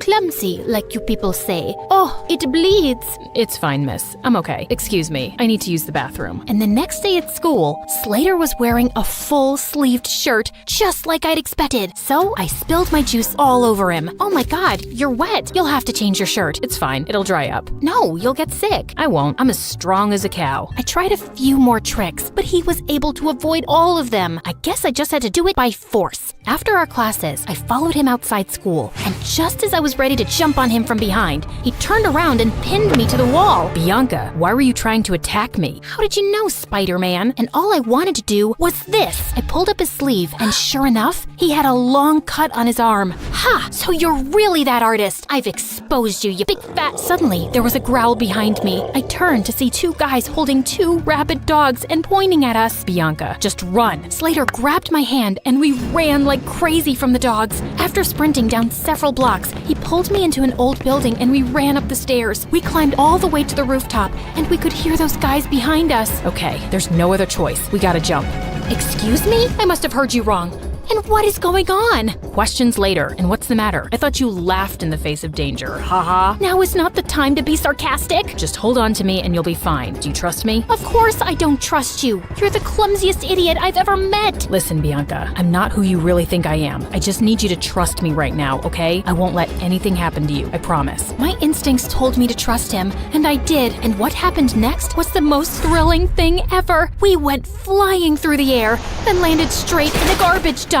Ew, fish heads. Come on, this isn't over yet. I needed answers about why I was currently running a marathon with my BFF's mystery cousin around the city. Slater, why are these people after us? Listen, something happened. He didn't get to finish because the gangsters finally cornered us. Slater pushed me inside one of the diners as he started fighting them expertly. What were these kung fu ninja moves? He was so hot. Just then, one of the guys came up behind him with a metal chair. I looked around for anything I could throw at that scumbag before he could hurt Slater. Bullseye. That's my girl. Just then, a bunch of policemen arrived and surrounded the men, and Slater pulled out a badge. You're under arrest. What? He was a detective? As those jerks were being taken away, Slater finally told me everything, starting with how I unknowingly got involved with an international mafia gang. You walked in on them one night at the dance club and saw something you weren't supposed to see. You've been in danger since then. Oh, those guys. But I swear I didn't even see anything. They couldn't be sure of that, so you've been their target since. I was already in town looking for this gang and posing as an undercover artist, but when we found out that they were looking for you, I joined your school to be closer. We also thought we could catch them using you. You mean using me as bait? I didn't mean use you like that. We just knew they'd come after you. So that date on the rooftop, was that also a ploy to get the gang members there? Well, yeah. We had police hidden all over that building, but I think the gang realized it was a trap. Everything made sense now. He was just pretending to be interested all along so he could be around me for my protection and to catch the bad guys. I was just a mission for him. You saved my life. Thank you. I just did my job. I'm glad you're safe now. I gotta report to headquarters soon, so... Yeah, great job. Goodbye then. As I walked away, I suddenly felt sad and empty, and the next day at school, Slater was gone. I demanded more answers from Carmen. Slater really is my cousin. He became a detective at a young age, and he doesn't tell us much about his job. But after that restaurant incident where he was clearly protecting you, I asked him what was going on, and he said it was something related to you, but it was confidential. So that's why you didn't want us to get closer. Yes, because he was just here for his job, and he doesn't form attachments. I didn't want you to get hurt. I'm sorry. What for? I can see it in your eyes, Bianca. You're in love with him, but I don't think he can make you happy. Oh, please. I've told you, I'll never fall in love with anyone, if you say so. Over the next few days, I tried my best to get back to normal, but I couldn't get Slater out of my mind. Even Mom noticed something was up with me. Haven't seen any crazy headlines lately. No new adventures? Yeah, it's been kinda quiet, but I did make one stupid mistake, falling in love. Mom sat down beside me and then pulled me into an awkward hug. Sweetie, I know you've been affected by what your dad did, but don't close your heart off. Falling in love isn't stupid, and you'll find the right guy one day, and it'll be amazing. Trust me. Mom decided to take some time off work and we planned a vacation together, but just as I was leaving for the airport, I heard a loud crash from the main hall and saw Slater had pinned Travis to the ground. Slater? Travis? What are you both doing here? Bianca, my cream puff. I couldn't go on any longer without seeing you. I can't live like this. You really need to tighten security around here. Found him crawling through the dog door. As Slater handed over a screaming Travis to the guards, he turned to me. Why are you here, Slater? Same reason as Travis, actually. I really missed you. Wait, where are you going? Sorry, can't disclose the location. It's top secret, so whatever you want, Make it fast. I got another mission. Okay, so what is it? I need you to fall in love with me and be my girl. Oh, well, that sounds like it's gonna be a very hard mission. I'm not afraid of challenging assignments. He pulled me in for a kiss and then hit his forehead against mine. So you're naturally clumsy. Only when I'm in love.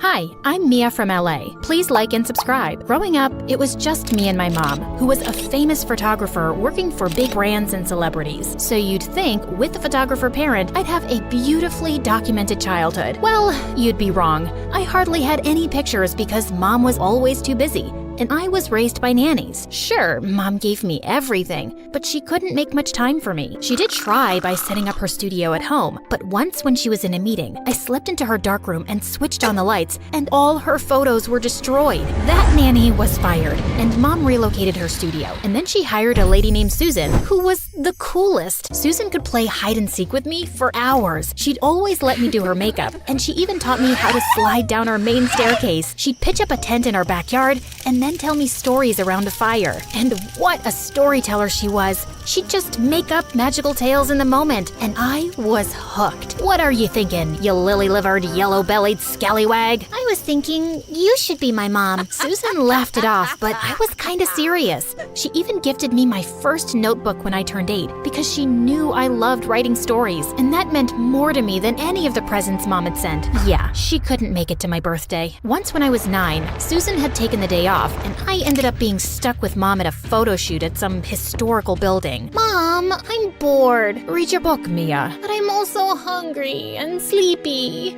Think of something fun to do for a little longer, okay? Okay, but you better come find me soon. Yeah, soon. So I skipped off to find an amazing hiding place. I thought it was clear to mom that we were playing hide and seek. As I waited for her in my spot, I dozed off. And when I woke up, it was kinda dark. I tried to find my way back to mom's shoot, but I was totally lost. Luckily, a security guard found me and took me to the nearest police station. And the only number I knew by heart was Susan's. Sometime later, both mom and Susan came running in, and I jumped straight into Susan's arms. Sweetie, you really scared your mom.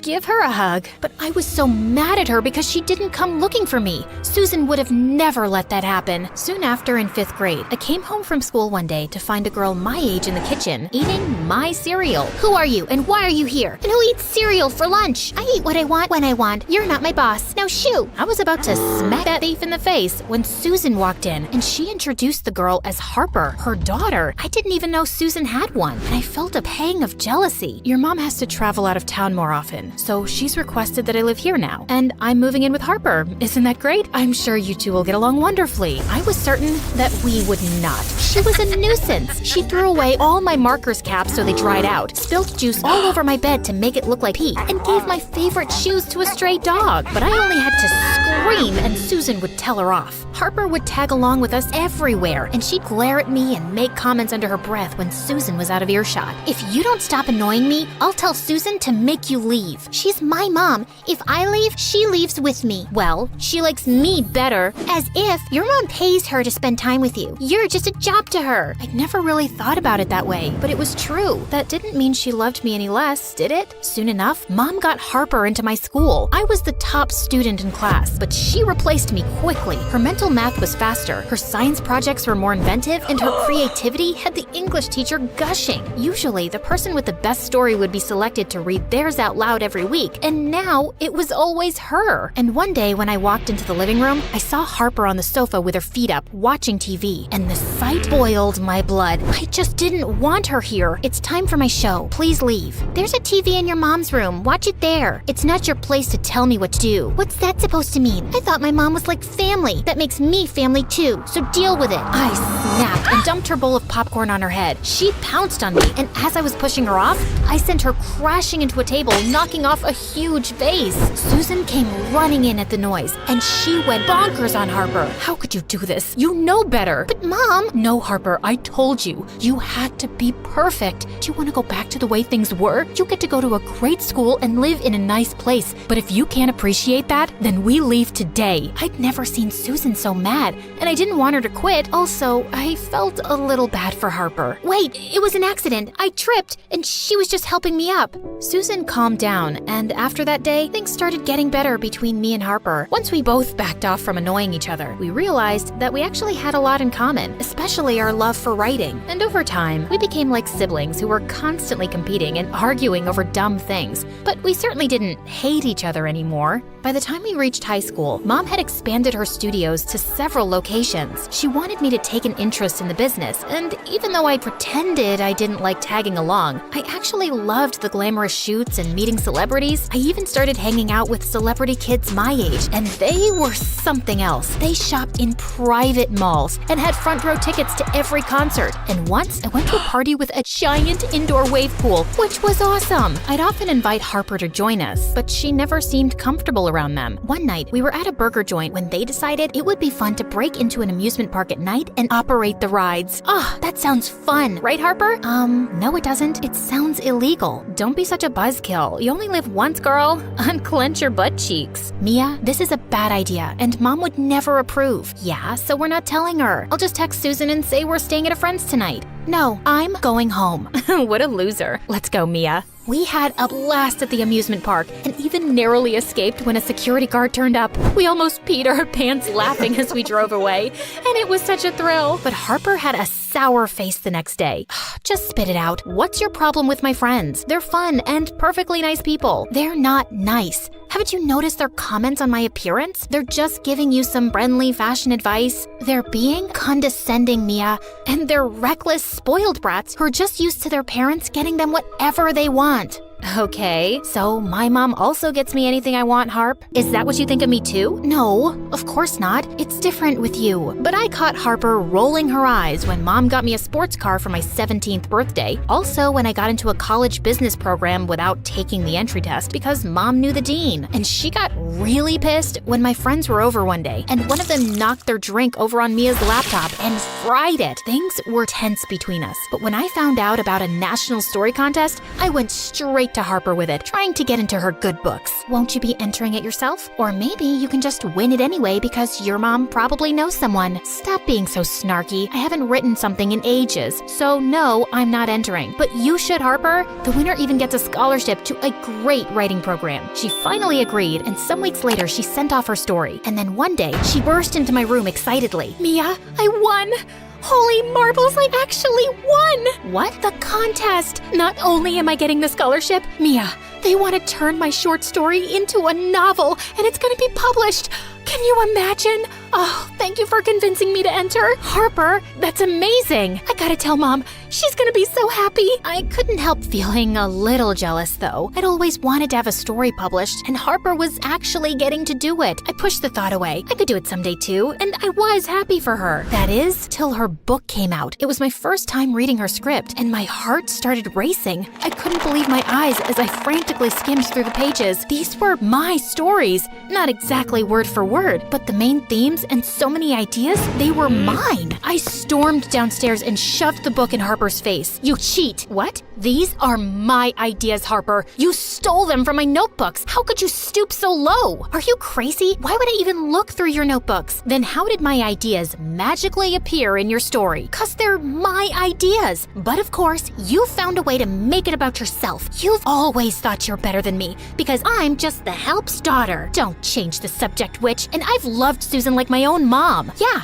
and never thought about how you took all her time away from me. I was at home with my rotten grandma while Mom looked after your highness. Well, we were gonna leave after high school anyway, but now with my book deal, I'm sure I can take Mom away even faster. I always knew you were jealous of me, and I was right. Jealous of you? Oh, please. Why would I be jealous of someone whose mother can't be bothered to talk to her more than twice a month? Shut up, Harper. I never want to speak to you again.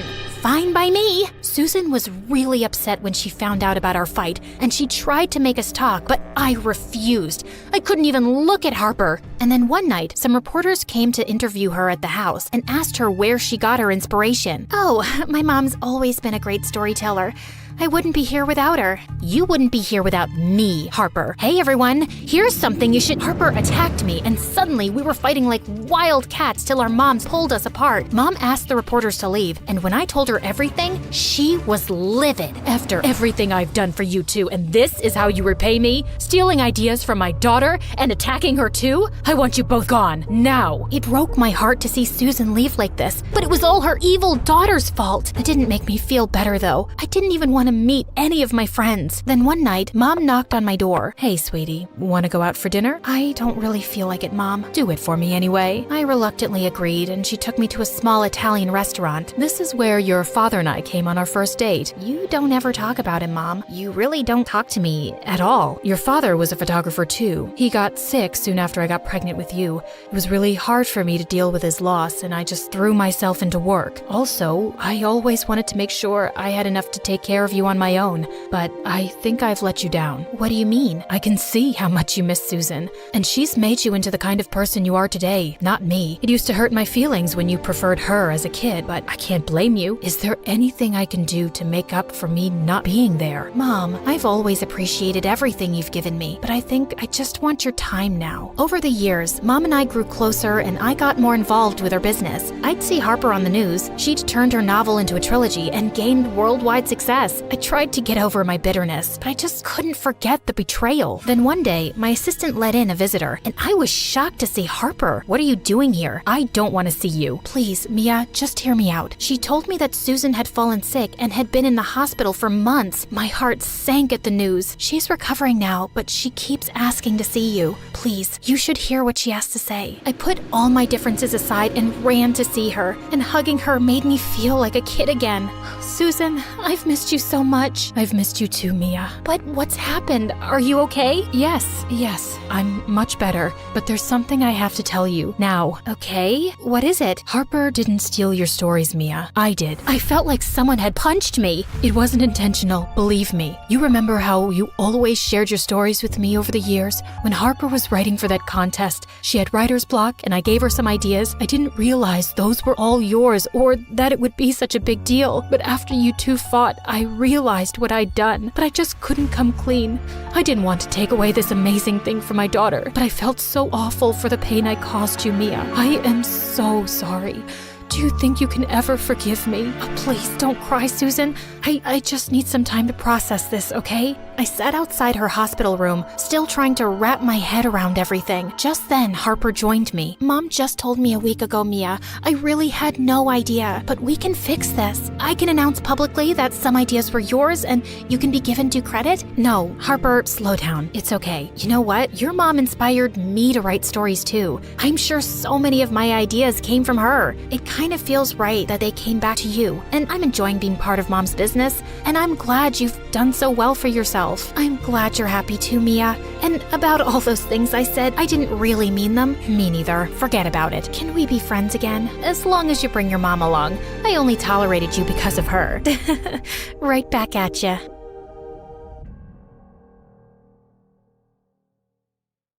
My friend often says that Italians are emotional and impulsive. I haven't done an impulsive thing in my life. Crazy things just happen to me, you know? I was just so unprepared for my chemistry exam, and all I did was set off the fire alarm. Next thing I know, a fire truck had crashed into our school auditorium. The principal was furious and searching for the culprit, and I, the culprit, found myself running away from the school as fast as I could. I rushed straight into my empty house and up to my room to find a boy sitting on my bed. He looked exactly like me. I'm talking height, hair color, lips, down to my very eyes. He was like a boy version of me. Suddenly, he ran up to me and hugged me. I pushed him away. Who are you and what are you doing here? Sorry, the front door was open and I was just so excited to meet my twin sister for the first time. Twin what?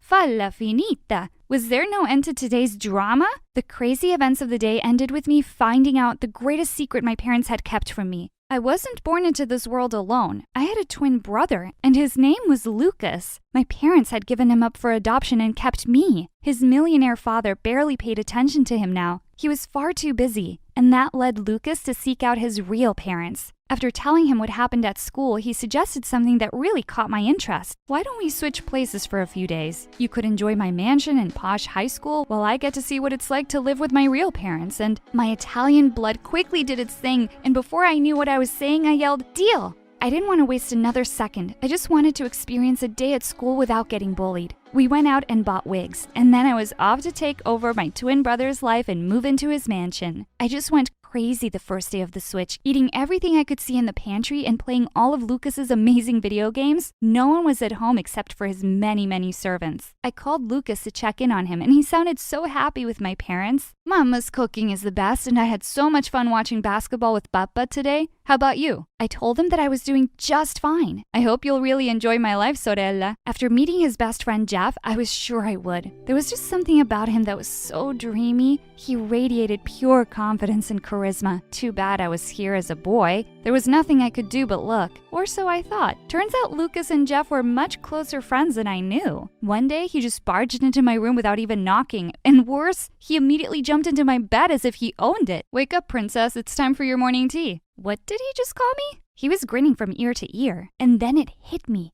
I was still in my girly pink pajamas. Could I just disappear right now? I immediately cleared my throat, and in a deeper voice I said, "I'm just man enough to wear pink." "Dude, I know, it's cool." He gave me a fist bump and a wink, and I responded in the most awkward way. Gosh, I was so bad at this. My crush on Jeff was interfering with my acting. He was so hilarious and attractive, it made my girly side come out. Once I almost giggled. How was I ever going to hide my secret with this gorgeous boy always hovering around me? Little did I know that it was about to get much worse. Jeff walked up to me one day and asked me if I was up for the date. I nearly fainted. Date? Yeah, with our girlfriends. Wait, a girl? What? Apparently there were things Lucas hadn't given me a heads up about. Like his girlfriend of 6 months? I called him after school to ask how he'd forgotten this minor detail. He answered the call, but none of my questions. He spoke in a squeaky voice and pretended to be me, Andrea, throughout. My parents were nearby, and he had to keep his act up. The pazzo. Next thing I knew, I was going on a couples trip with Lucas's girlfriend Danielle, Jeff, and his girlfriend Courtney. We were driving to a resort owned by Jeff's dad to chill there for the night. That car ride turned out to be one of the most difficult and awkward experiences of my life. Danielle, my girlfriend, was super into me. She was literally clinging onto me like a snake and was breathing down my neck the whole ride. "Oh, babe, I hadn't seen you for 23 hours, 16 minutes, and 10 seconds, and I was missing you like crazy." She tried to kiss me, but I turned my face away from her and said, "Wow, I bet you're good at math." "Oh my God, you're so funny." She was all over me, literally laughing at every word I said, and I just wanted to disappear between the car seats. I struck up a conversation with Courtney to avoid my own girlfriend, but I guess it was a bad idea because Danielle started crying hysterically. Oh my God, ladies. I met Jeff's eyes in the rearview mirror. I gave him a help me look, but he just grinned at me. "You're such a flirt, Courtney. Stop talking to my boyfriend." "What's your problem?" "My problem is your existence." Before they could kill each other, Jeff turned around to tell them to shut up. And then he suddenly swerved sharply to avoid an oncoming truck. The whole car spun out of control, and we all screamed, terrified. The car came to a halt on the hillside, and one of the wheels was stuck in a pothole.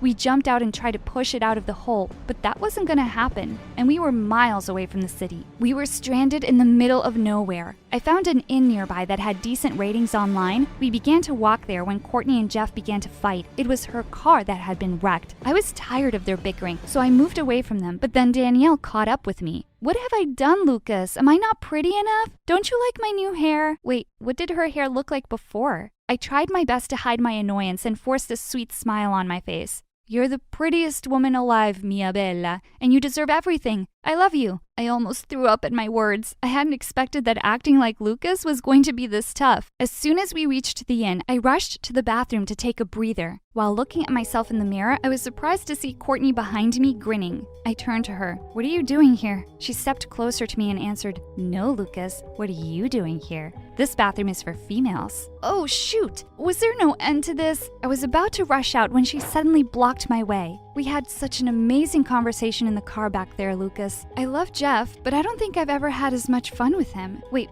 what?" Before I knew it, Courtney grabbed my face and kissed me right on the lips. Holy cow, I was kissing a girl! At that moment, Danielle came in and saw us. There was a look of horror on her face as she screamed at the top of her lungs. She was ready to attack Courtney, but Jeff came in time to stop her. Danielle screamed at Jeff, "Your stupid girlfriend kissed my boyfriend!" Courtney started crying as she hugged Jeff.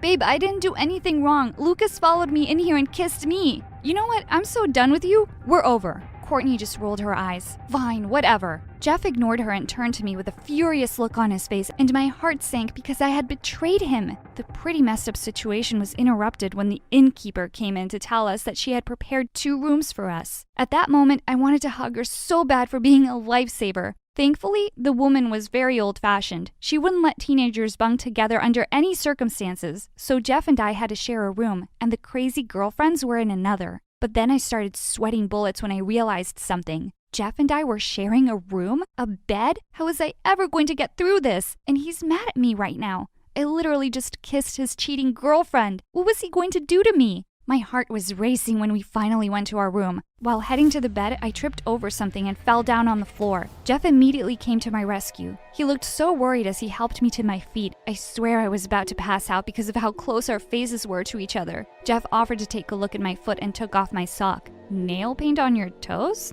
Nice." I gasped and looked down at my feet. My blue nail paint was still on my toes. I couldn't think of a single excuse that would work. Before I could betray my secret, I yanked my foot away and changed the topic instead. I'm sorry about what happened earlier, dude. I know you're mad at me. Are you going to beat me up?" Suddenly, he burst out laughing. Why would I beat up a girl? And in this case, Luca's twin sister. I froze in surprise.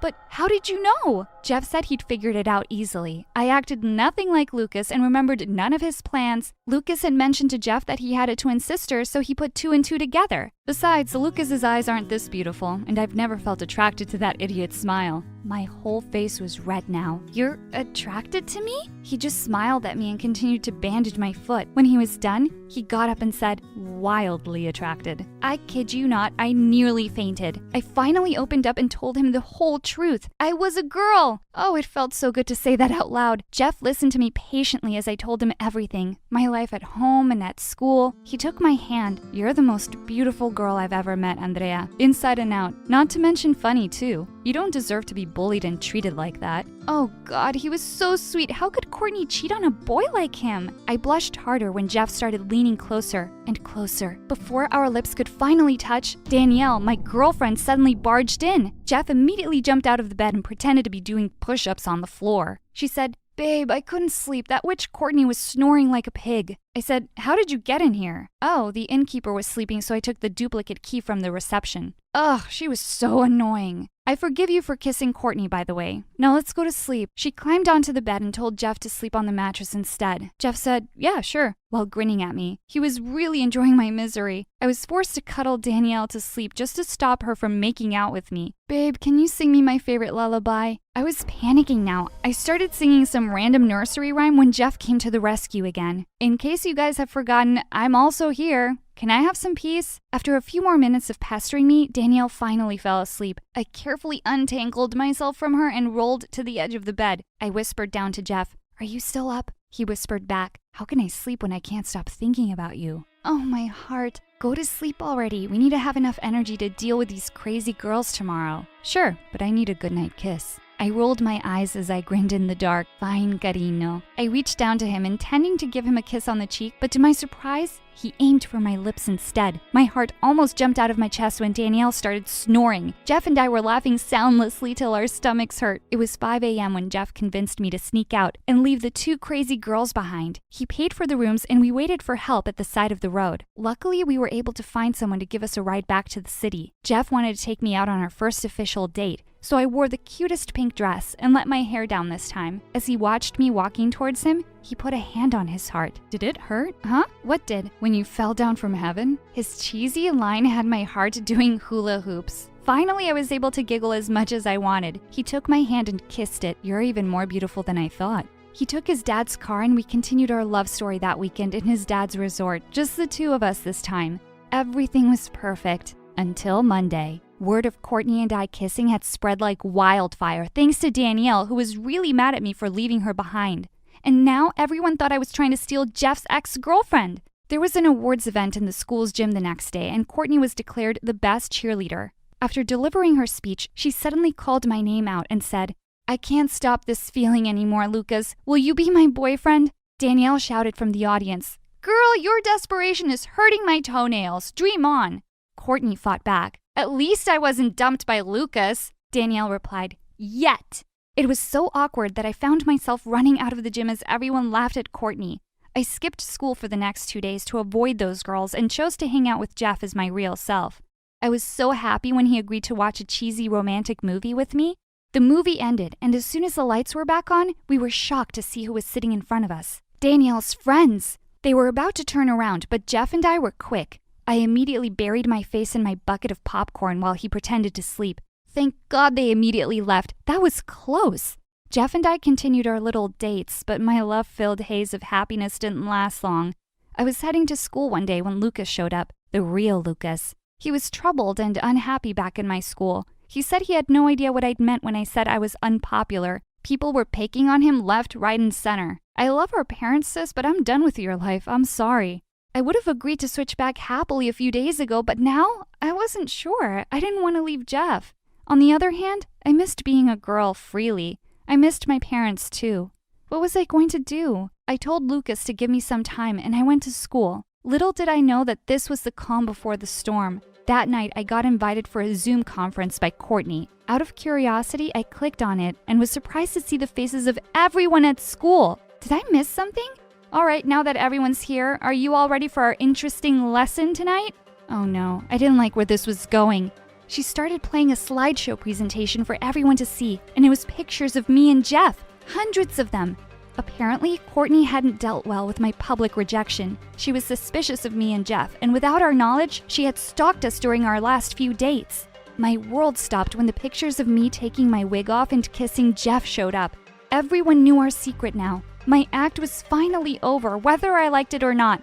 So according to my research, Lucas's twin sister has been pretending to be him for the past few weeks, and she has had the nerves to kiss me and steal my boyfriend. I don't know which one is more disgusting. Ew. That was officially the end of it. I had to go back now. I was about to call Lucas to tell him what had happened, but he called me first and told me to come home urgently. I got really worried. Jeff drove me to my real house, and I saw my parents hugging Lucas with tears in their eyes. And Lucas wasn't dressed as a girl. What was happening? Mama? Papa? They immediately hugged me as soon as they heard my voice. Dad said, "Our bambina is back. Why didn't you tell us about this switching business?" I turned to Lucas, and while scratching his head, he told me, "Sorry, sis. Mama caught me in my underwear in the bathroom." Mom then started explaining, "We were forced to give up Lucas for adoption because we didn't have enough money to take care of you both. We never thought we'd see Lucas again, and we're so happy that we got to meet him." Lucas told us that he wanted to be close to his family, so he'd made a plan. There was more than enough room in his mansion for all of us. He talked to his foster dad already, who was totally fine with it. My parents were so over the moon. I was so excited to have a sibling and leave my horrible school. And of course, now I could stay close to Jeff. Jeff said, "Oh, by the way, dude, Danielle's no longer your girlfriend." Lucas laughed. "Great, I was wondering how I was going to break up with her. Seriously, those girls are the worst." The boys did a fist bump in front of me. Jeff then turned to me with a wink. "That's how it's done, babe." I just answered him with the girliest giggle ever. Amore mio. I never knew my father, but Mom and I were really close. We didn't need anyone else. We both loved to talk over a cup of hot chocolate in the morning and tell each other the most interesting things we read on the internet. Fact-checked, of course. See? This male model is walking on the ramp with heels. Guess what? Apparently high heels were originally for men. After that, we biked to school most mornings on Mom's way to work. One day, when we were in a little bit of a rush, Mom and I raced through a light just as it turned. I didn't pay attention to a car making left turn, crossing the intersection and nicking Mom's back tire, sending her flying off her bike while it sped away. Rage rushed through me and I threw rocks at the car before it sped away without looking back. Oh no! Mom! I'll call 911. We need to get you to the hospital. Did you see who did this? No. Well, let's not wait for the ambulance. I can take you to the hospital right now. And here I am, getting into the story without even introducing myself. Hi, I'm Aurora. I used to live in Pennsylvania, and now in Australia. Before I tell you the rest of the story, please like and subscribe. The man introduced himself to us as Carrie, and he was so kind that he checked on us every day for the week Mom was in the hospital. Once Mom came home on crutches, she tried to go back to work at the chocolate factory. But instead, they let her go. No job meant we were about to lose our tiny one-bedroom apartment too. We were struggling when, like a guardian angel, Carrie showed up at the door. He came to meet us as it was his last day in Pennsylvania, and when he heard about everything, he had an idea. I have plenty of room, and I'd really like to help you and Aurora. The next thing I knew, we packed and left everything I liked and moved with Carrie to Australia. He had an enormous mansion. I had my own bedroom and my very own study with an art corner. Carrie even hired Mom to be his office assistant, and we never had to cook or clean anything. The upstairs housekeeper made our beds, and the driver took me to school along with Carrie's twin nieces, Julie and Jackie. You'll have to sit in the boot, like the dog we never had. There's plenty of room in the back seat. It's a big SUV. We're not sitting next to you. Just because our uncle took you in does not mean we have to change our lives to make room for you either. So yeah, I sat in the back. Didn't try to make friends with their friends, and I kept to my passion, which is art. When I wasn't finding art to look at, I was drawing. That one guy, Lee, who looked like a rock star, had his locker right next to mine. And one day, I accidentally hit him with my locker door, giving him a start. Watch it, loser. You almost tore my jacket. Your wardrobe looks like you can take it. I'm sorry, I didn't mean to. The door just swung open kind of fast. Don't let it happen again, or you'll see how fast I can fight back. He walked away, and I felt really weird. Like, was that a threat?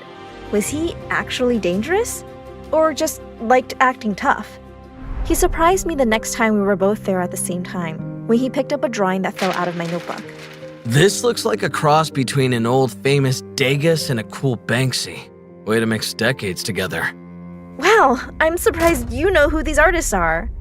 Maybe you shouldn't judge a book by its cover. He did dress like a rebel, and I'd seen him drive a flashy scooter. Lee was one of the most popular boys in school and super handsome. But that didn't mean he wasn't smart. Well, when the book speaks in cliches, you don't expect much. Touché, mademoiselle. I'll try to be more original. Maybe you should crack this book open to see more of the story. Are you asking me out in a very roundabout way? It sounds like you want me to, new girl. I could oblige, but I don't want to be late for class. He walked backwards, keeping his eyes on me for a moment, and then turned and went ahead. That afternoon, our English literature teacher separated the class into two halves. My half of the room wrote our names on tiny slips of paper and dropped them in a hat. The other half of the room each picked one of our names. Julie and Jackie got each other, which seemed fitting. I got Aurora. What do you know? You can put it back and pick again. I don't mind. The class laughed, but the teacher said there were no swaps, and we found out that we had to act out a scene from a Shakespeare play. Oh, this should be fun. I bet you want to do Romeo and Juliet. No, why would I pick that when I could play someone who hates you? I thought you didn't like cliches. Obviously we should do. And then we both said it at the exact same time. Much ado about nothing. A play where the world could be blowing up. And people are more concerned with the petty, stupid stuff. Shakespeare really is timeless. Yeah, stupidity hasn't ended in hundreds of years. Isn't it always the handsome ones who are the worst? All the way home, I had to bear Julie and Jackie taunting me about Lee while I sat behind them in the car. Is that play where you get killed by the boy you're paired with? That's definitely the one you should do with Lee. You two are thinking of fairy tales. Maybe you should do Cinderella and see how that goes. I ignored the rest of their jabs. The next day, I was studying in the library when Lee came over, plopped his smelly shoes on my table, and gave me a weird look. I snapped. I picked up the heaviest book I could find and threw it right at his feet. Oh, sorry. Ouch! Ouch! I laughed as I walked away. He still followed me, then blocked my path with his arm. Come to my place after school? What? Are you nuts? Don't we need to practice the play? My house is perfect for it. And what? You've got blisters on your feet? Can't make it to my place instead? Ugh, does your place have a library and a stash of theater props? Not sure. But okay, I'll come over. But first, apologize for the locker incident, now. And then it would be a yes. Promise. Yes. I'm sorry, beautiful. Did you hear that? Or is it just me?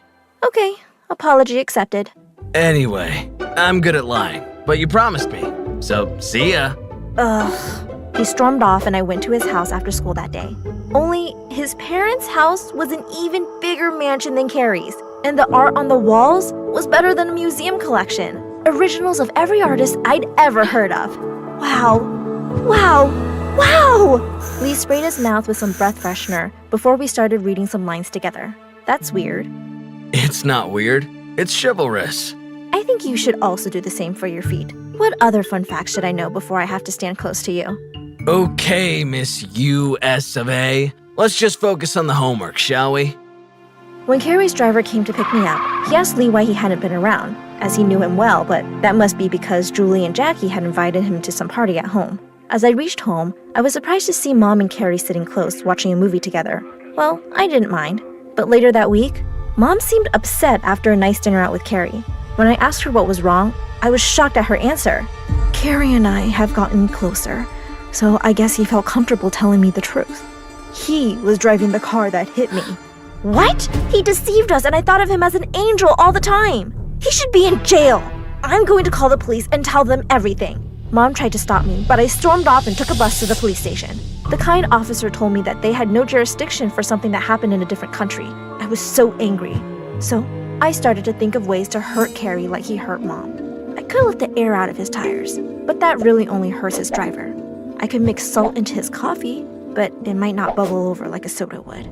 I ended up taking scissors and cutting a slit in every pair of pants he had. But in one day, they were all replaced and Mom made me apologize. Aurora, you have to forgive him. I have. He's giving us a better life than I ever could.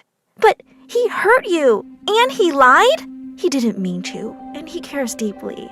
Maybe he has you fooled, but I am not. Because of everything, I was so distracted, even while doing my homework at Lee's house. I guess he noticed how quiet I was because he did something I least expected. Salsa! He kept on dancing, making these silly faces, and then he started tumbling over the furniture like a circus clown, which made me laugh till I cried. Eventually, he sat down next to me and took me by surprise when he hugged me. Why'd... You look upset about something, and I've learned over the years that a hug is like magic. I wish I had them once, but since I didn't, I'd rather give them to people whom I like. A lot. I didn't push him away. I knew that I needed that hug. But in that moment, I knew he needed it maybe more than me. I was happy, and we started spending more time together. He even offered to carry my books, started sitting with me at lunch, and when I told him about the chocolate factory where I used to live, he had hot chocolate waiting in a thermos for our next rehearsal. We should rehearse the scene all the way through since we have to do it in class tomorrow. He asked me to be his girlfriend, and I said yes. When I went home that night, I completely understood the expression, walking on clouds. Maybe our life in Australia was better than it ever might have been. I wanted the good vibe to last, so I couldn't face riding with the nieces to school the next day. I took the bus. On my way to class, I noticed Lee talking to Julie and Jackie, so I ducked around the corner so I could listen without them seeing me. Then I was shocked when he leaned closer to Jackie. Well, I am that good of an actor. Okay, but you can quit now. I don't like this anymore. You were just supposed to spend time with her to see how Jackie and I are so much better. I'm missing my boyfriend. Aren't you missing me too? Of course, I'm doing this for you, right? You two came up with this plan. Plan? Getting close to me was all some sort of game for them? He didn't want me any more than Carrie wanted us. I was fuming. I raced to the bathroom to pull myself together and set my own plan in motion. When it was time to perform our scene in class, I put on the low-cut costume our maid delivered for me with an extra prop I asked her to bring. Lee whispered in my ear before we began. Aurora, you look amazing. Wait for the next surprise. When he tried to squeeze my hand, I conveniently pulled away to grab my little paper bag with the prop inside. In our scene, we worked out that Lee would casually take a bite from an apple. We ad-libbed and made up some added dialogue when I handed him a caramel apple instead.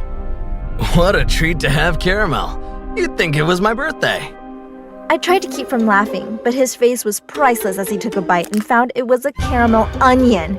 The whole class laughed at him, but he kept going, like he wanted to prove he'd do anything for me. After class, Lee grabbed my arm.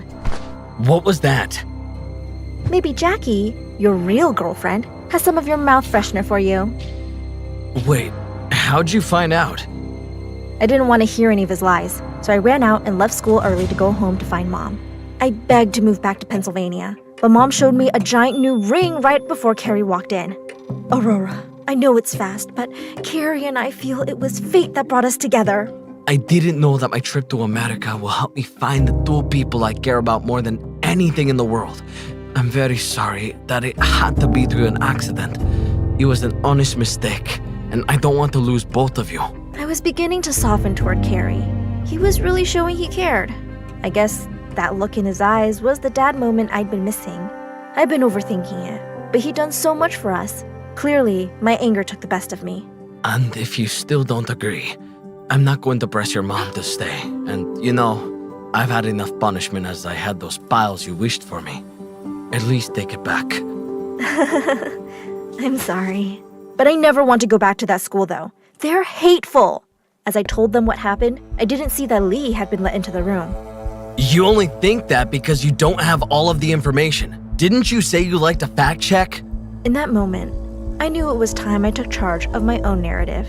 Lee looked like he'd been crying, but even his explanation didn't change my mind. I never meant to hurt you. I was trying to find the right time to tell Jackie that she and I were through and how much I really do like you. That getting to know you was absolutely the best thing ever. Wow, that's sweet. And I know what I'm doing. Lee, you're exactly the kind of guy I want to be dating. And Carrie, you've done so much for Mom and me. Only, I just realized that I don't want to be an extra in anyone's story or a prize in some twisted game. I don't need any grand gestures to know my worth or dictate my happiness either. Lee's eyes held a mixture of admiration and surprise. Carrie and Mom both looked like they respected what I was saying. I'm going back to Pennsylvania, not because I'm running away from what happened here, but because I've got dreams to chase. I want to go to art school and build my life on my own terms. Lee remained silent, but I could tell he liked what I was saying. But what about us? You will always be a part of my story, but it's time for me to write the next chapter in my own way. Carrie, you and Mom have a chance at happiness. I won't stand in the way of that. Lee, if what we have is real, it'll survive the distance and the test of time. The room was filled with a sense of understanding as Carrie told a maid to pack my things. When I hugged my mom goodbye, I whispered, "I'm doing this for us, Mom, so we can both be strong independently." I left the mansion with my head held high, not as a girl swept up in a whirlwind of events, but as a young woman taking her first steps into a future she was crafting for herself. On the plane back to Pennsylvania, I sketched a collage of lessons learned over the past few months, friendships formed, and a path leading to a bold, unapologetic future of my own design. Of course, I included a kiss with Lee in that future. Stay tuned for the story of when he visits me.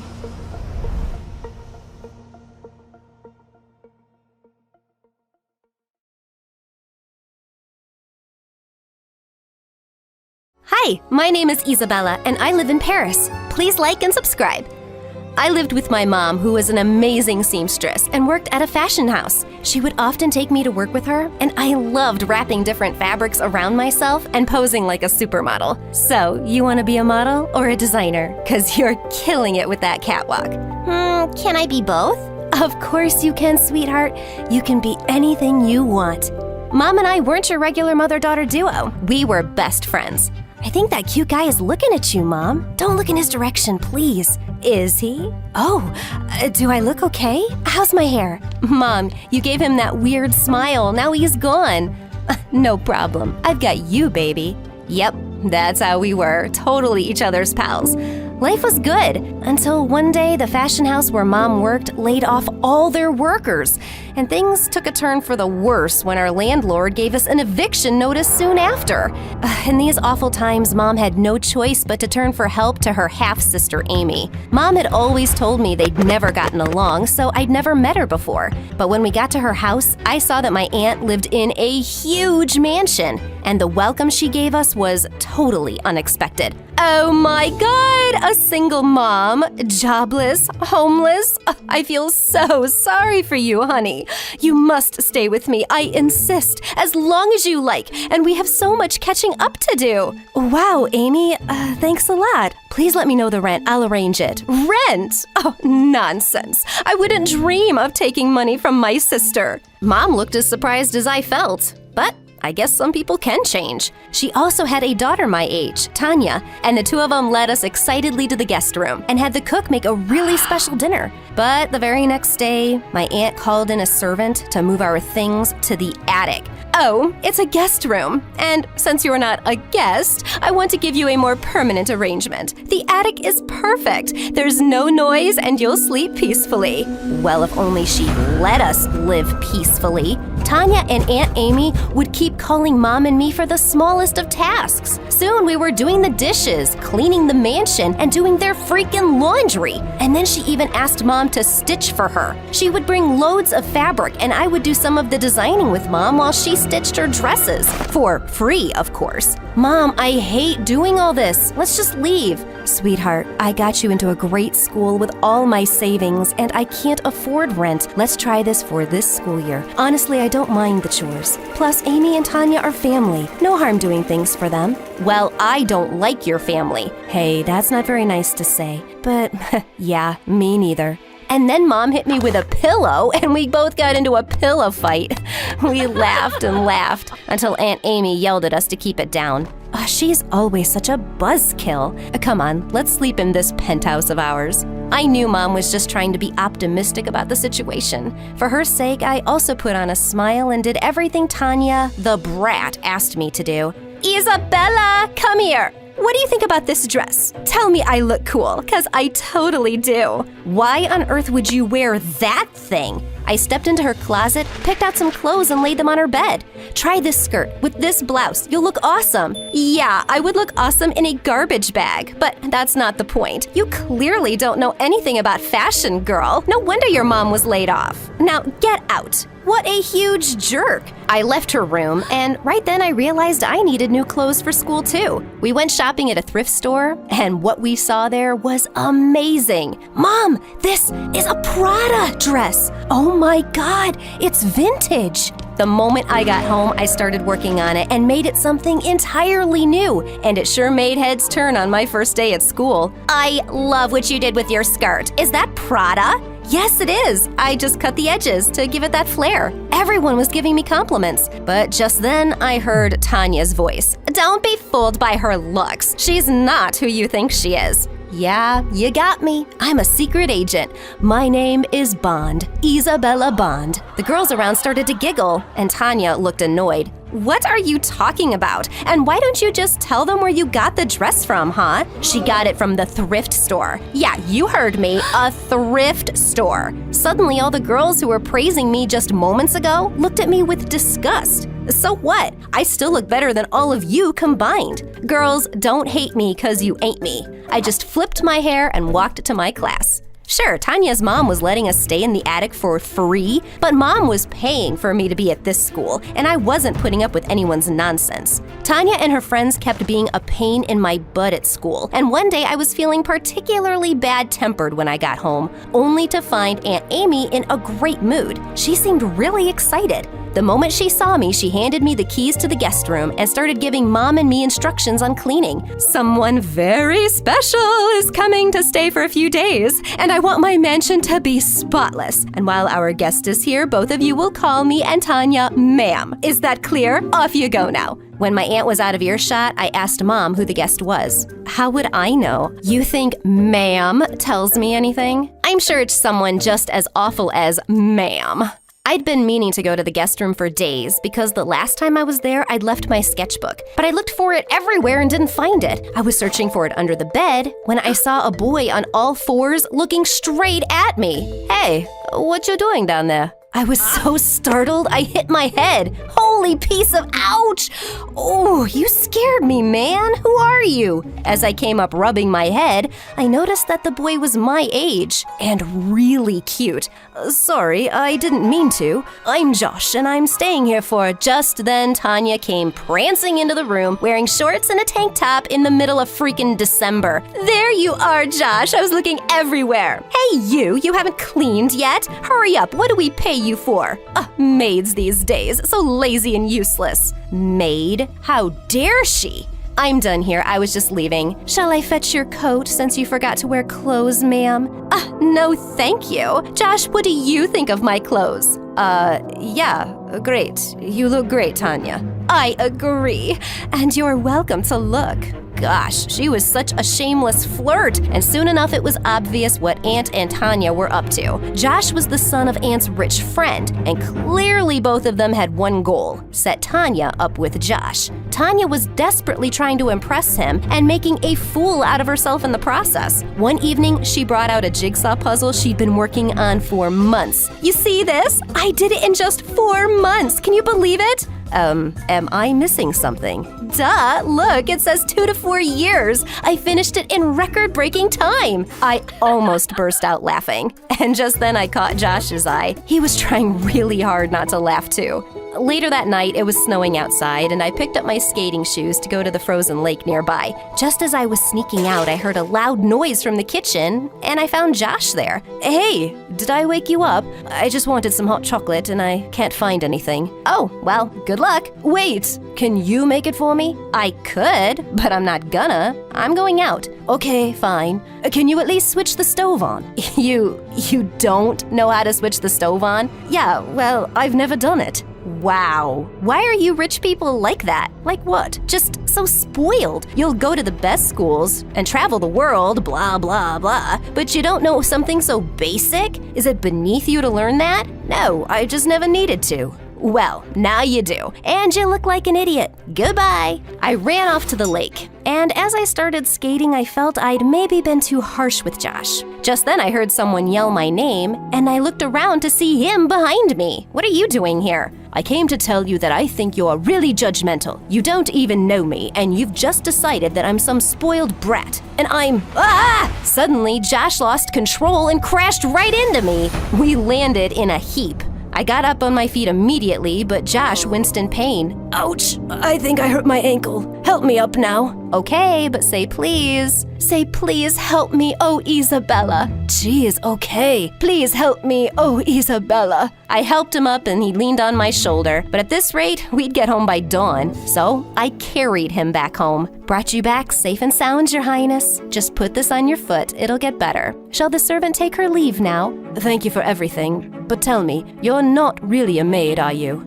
I ended up telling Josh everything, and he was rather shocked. He seemed like a really nice guy, and our friendship grew over the next few days. Josh told me how his mom and Aunt Amy had a business together. His mom was a designer, and he was in town to apply to top fashion universities. I showed him some of my designs one night, and he was really impressed. The next time we met, Josh brought some admission forms for me and made me fill them in. You can be a top designer. I know it, Bella. Bella? Did you just give me a nickname? Yeah. Tell me, do you like it? He was so close to me, and just when I thought he'd kiss me, I heard Aunt Amy's voice. Oh, you're here! What are you guys talking about? Josh was asking me where fashionable ghosts shop, and I told him the truth. They go to the boutique.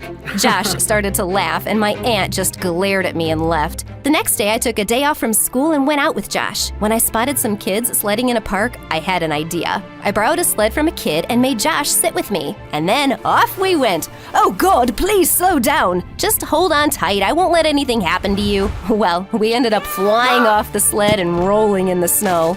I couldn't stop laughing. And just then, Josh leaned over and looked deep into my eyes. And then he kissed me. And it was the most perfect kiss. Josh left a few days later, and soon after, I received my interview letter from the university. I prepped day and night for it, but on the day, right when I was about to leave, I couldn't find my sketchbook. I had to show my designs at the interview. When I went downstairs, I screamed when I saw Tanya burning my sketchbooks on the stove. No, what are you doing? Oh, you think you can steal my boyfriend and be some big shot designer, huh? Not on my clock. I just lost it. I leapt forward and gave Tanya a much-deserved slap. How dare you? Just then, Mom stepped in, looking like an angry lioness. Zip it, Amy. I've had enough. I've put up with everything, but I will not put up with you or your dumb brat hurting my daughter. And you can do whatever, but one thing is certain. My daughter will be something big one day, and you'll just be jealous morons. That day, Mom and I left that crazy house. I had to go straight to the interview without my portfolio, and I was feeling so nervous. But just minutes before I started, I spotted Josh running to me, and behind him was his mom. Oh, Josh, you're back. What are you doing here? We went to your aunt's house, and you weren't there. I knew you had an interview today, and I needed to show you something. He then showed me an Instagram page, and what shook me was that all the models were wearing dresses I had designed and Mom had stitched. What? These are my designs. Yes, and your aunt was selling them and claiming them as hers. The moment you showed me your designs, I figured she was up to no good. My missing design book and all the dresses she made Mom stitch. It made sense. That witch was making us work without a penny or any credit. Josh's mom went inside where the interview panel was waiting, and she told them how her brand was using my work. The panel was pretty impressed seeing my work on her Instagram page, and I got in. Josh's mom cut all business ties with Aunt Amy and even hired my mom. I heard Aunt was in a great deal of debt and had to sell almost everything, including her house. Well, she deserved it. I got into fashion designing school with Josh and graduated with flying colors. He asked me to marry him soon after, and of course I said yes. By the time I was 25, I became one of the top fashion designers in my country. And when my work was showcased at Paris Fashion Week, I was my own showstopper. I could never be what I am today without my first inspiration and my best friend. I don't know if you know this, but ever since I was a kid, the person I've wanted to be the most is you, Mom. Thank you for everything. I love you.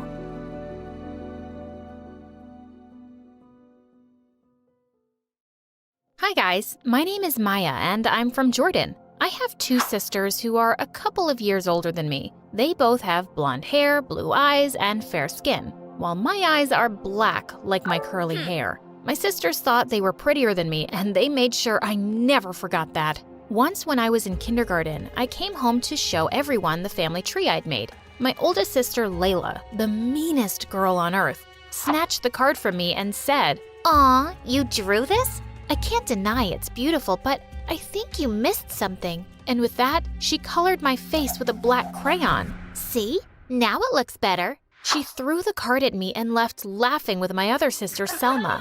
I cried, but Mom hugged me tight. Oh, Maya, ignore your sisters. They're jealous of your beauty. Mom always cheered me up, but I realized she was lying when I was 8 and some guests came to visit. One of the women said to my mom, "Your daughters are pretty, but this youngest one is quite unlucky. I doubt she'll ever get married. Oh well, she can take care of you and your husband in your old age." I think Maya is special in her own way. And then Selma spoke up. Mom, she is ugly. Just face it. Stop being stupid and shut up already. Don't talk to Mom like that, you witch. I pounced on her and bit her arm so hard it swelled up. She had to put on a bandage for a week. As if my sisters weren't awful enough, Dad was a jerk too. He didn't love Mom at all. He was only with her because she was rich. He thought I was ugly too and always blamed Mom for giving me her genes. Since I was Mom's favorite, she did her best to make up for the rest of my terrible family. When I was only in the 7th grade, I had a big closet full of the fanciest clothes and makeup brands. I liked that, but what I really wanted the most was to join an international school in the capital city. Mom said we'd move, but my sisters threw a huge tantrum when they found out. Why would we leave our amazing lives and friends and go live somewhere else? It's not our fault that Mia is ugly and no one likes her here. Mom, Mia is worthless. She would be more useful if we used her as our broom. Her ugly curly hair is perfect for that. The two witches started laughing like maniacs. Just then, Dad walked in and shouted, "Listen, woman, if you decide to move out, you can consider yourself divorced." Mom, that's amazing. Mom smiled at me and decided to leave. And Dad did divorce Mom. My sisters had no choice but to come with us. And now, they hated me even more. My birthday usually fell on the first day of school and Mom would always throw a huge party. But this time, I told her that I didn't want to celebrate my birthday anymore. Why would someone celebrate losing a year of their life? To celebrate getting older? That's just weird. Baby, why are you saying this? I see celebrating a birthday as being grateful for living another year. Listen, why don't we just celebrate it at school? I'll give all the kids fancy presents and they'll like you from the first day. No, Mom, I don't want to buy anyone's love. I just want people to love me for who I am. Well, the new school wasn't a lot better than home. On my first day, I met a girl named Noor. She was a redhead and her beauty was unique. When I entered the classroom, she stared at me from head to toe, then said, "Ooh, attention everyone. We have a new baby here, but we all know our classroom only has pretty girls with fair faces and light hair. What are we going to do with this ugly duckling?" The room fell silent and everyone was staring at me. Suddenly, I just snapped and started screaming, "Shut up! Shut up! You and everyone here, just shut up! I hate you! I hate you! I hate you! You shallow people!"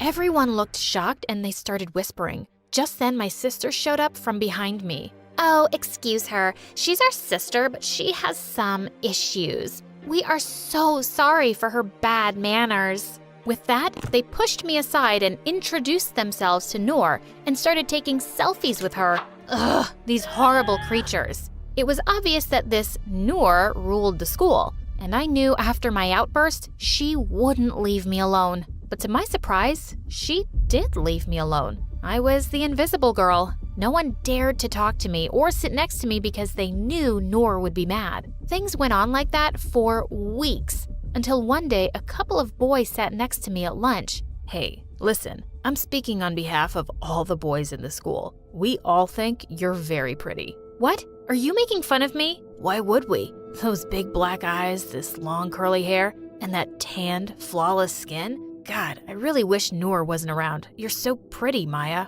Oh, so you're man enough to confess your feelings, but only when Noor isn't around. You're like scared mice in front of her. Just go away and leave me alone. Told you. She's not only pretty, she's brave too, and always speaks her mind. Man, I think I'm falling in love. Just then, Noor passed by and the boys ran off like little baby rabbits. Later that day, when I walked past the bathroom, I heard some girls scream whispering and cursing. I opened the door and found Noor and Layla pushing another small girl who was screaming in fright. I immediately pushed Noor aside. "What are you doing? Stop this." "Oh, look who's here. And what are you gonna do about it? Touch her again and I will hurt you." "Oh, really, Robin Hood? Watch this." And then she pushed the small girl again. I was about to attack her when Layla jumped in and the two pinned me against the wall. Just leave before you regret coming to this school. They let me go and I ran away, straight to the principal's office.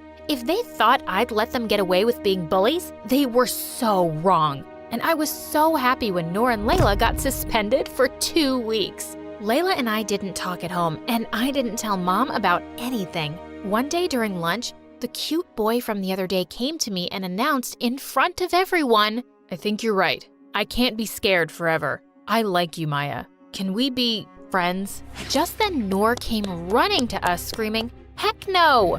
Suddenly she attacked me and then she ripped my t-shirt so that everyone could see the burn scars on my stomach. I got these scars when I was 3 and I'd never told a soul about them. Everyone, just look at her. She's a freak. Why would you want to be with someone like her when you could have a perfect girl like me?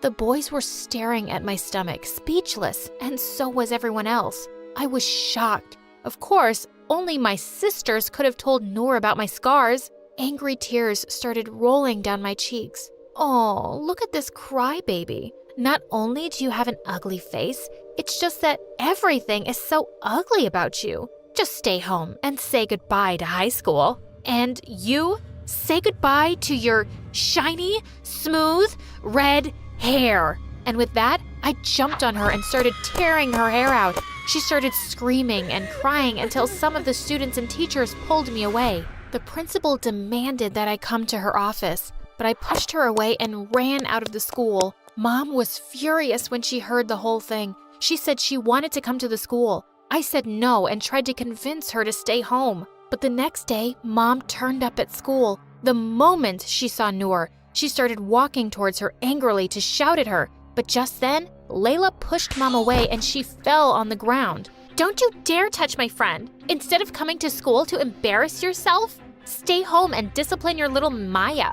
She's a monster, not a sister." I couldn't take it anymore. I jumped on Layla to attack her. Suddenly, Selma came running too, and I knew I was about to get my butt kicked. But to my shock, she slapped Layla and pushed her away from me. Then she helped Mom get up, and I couldn't believe my eyes. Did Selma just defend me and Mom? That's enough, Layla. I would never choose a stranger over my family, especially a jerk like Noor. She promised to keep Maya's scars a secret, and look what she did yesterday. And that's why I'm ending my stupid friendship with her and you, Layla. Layla looked furious. She took Noor's hand and they both stormed off. Later that evening, I barged into Layla and Selma's room to get something off my chest. I just came here to say, you two have mocked me and bullied me all my life, but to tell my biggest secret to someone like Noor and let her humiliate me in front of everyone, that's really low, even for you. And I'm done with you guys for good. But Maya, I'm on your side. I'm not dumb, Selma. I only know you defended me and Mom because you probably got into some dumb fight with Layla and wanted to tease her. Just then, Selma started to cry and got down on her knees. I swear I've changed. Maya, I've been a mean, jealous jerk. I've always envied you for your beauty and even more for your amazing personality. You're confident, brave, smart, funny, and kind. You're amazing, my little sister. You're amazing. I couldn't believe what I was hearing. Selma was jealous of my beauty? I helped her get up and hugged her tight. And for the first time, she said, I love you, Maya. I truly do. I'm sorry about all the pain I caused you. Please forgive me. It's all right now. I forgive you. And I love you too. Ew, I think I'm gonna barf. I still think you're ugly, Maya, and I don't regret telling Noor anything. I'd choose my gorgeous BFF over you two losers any day. I can't even share a room with you anymore, Selma. You disgust me. And with that, she picked up her things and moved to the attic. Some weeks later, Layla had to make a presentation on Earth Day in front of the whole school, including some important guests like the Minister of Education. When it was her turn, she went onto the stage confidently and turned on the slideshow. But to my horror, I saw pictures of me on the screen with terrible things written about how dark and ugly I was. Layla, what is this nonsense?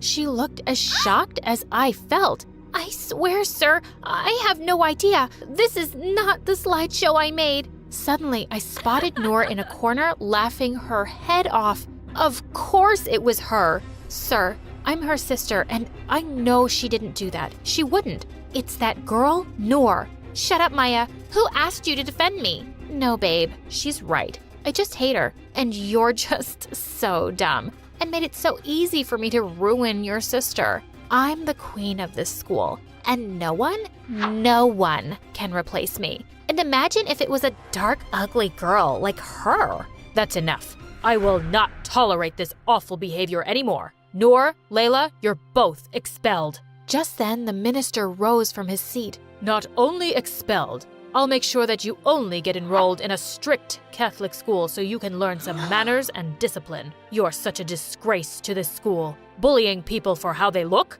Everyone is beautiful in their own way. The whole auditorium started to applaud as the two stormed off. By the time we got home, Mom told us that Layla had packed her bags and moved back with Dad. I think Layla and Noor got what they deserved. I won't let anyone manipulate me like they did anymore. I'm beautiful and strong just as I am.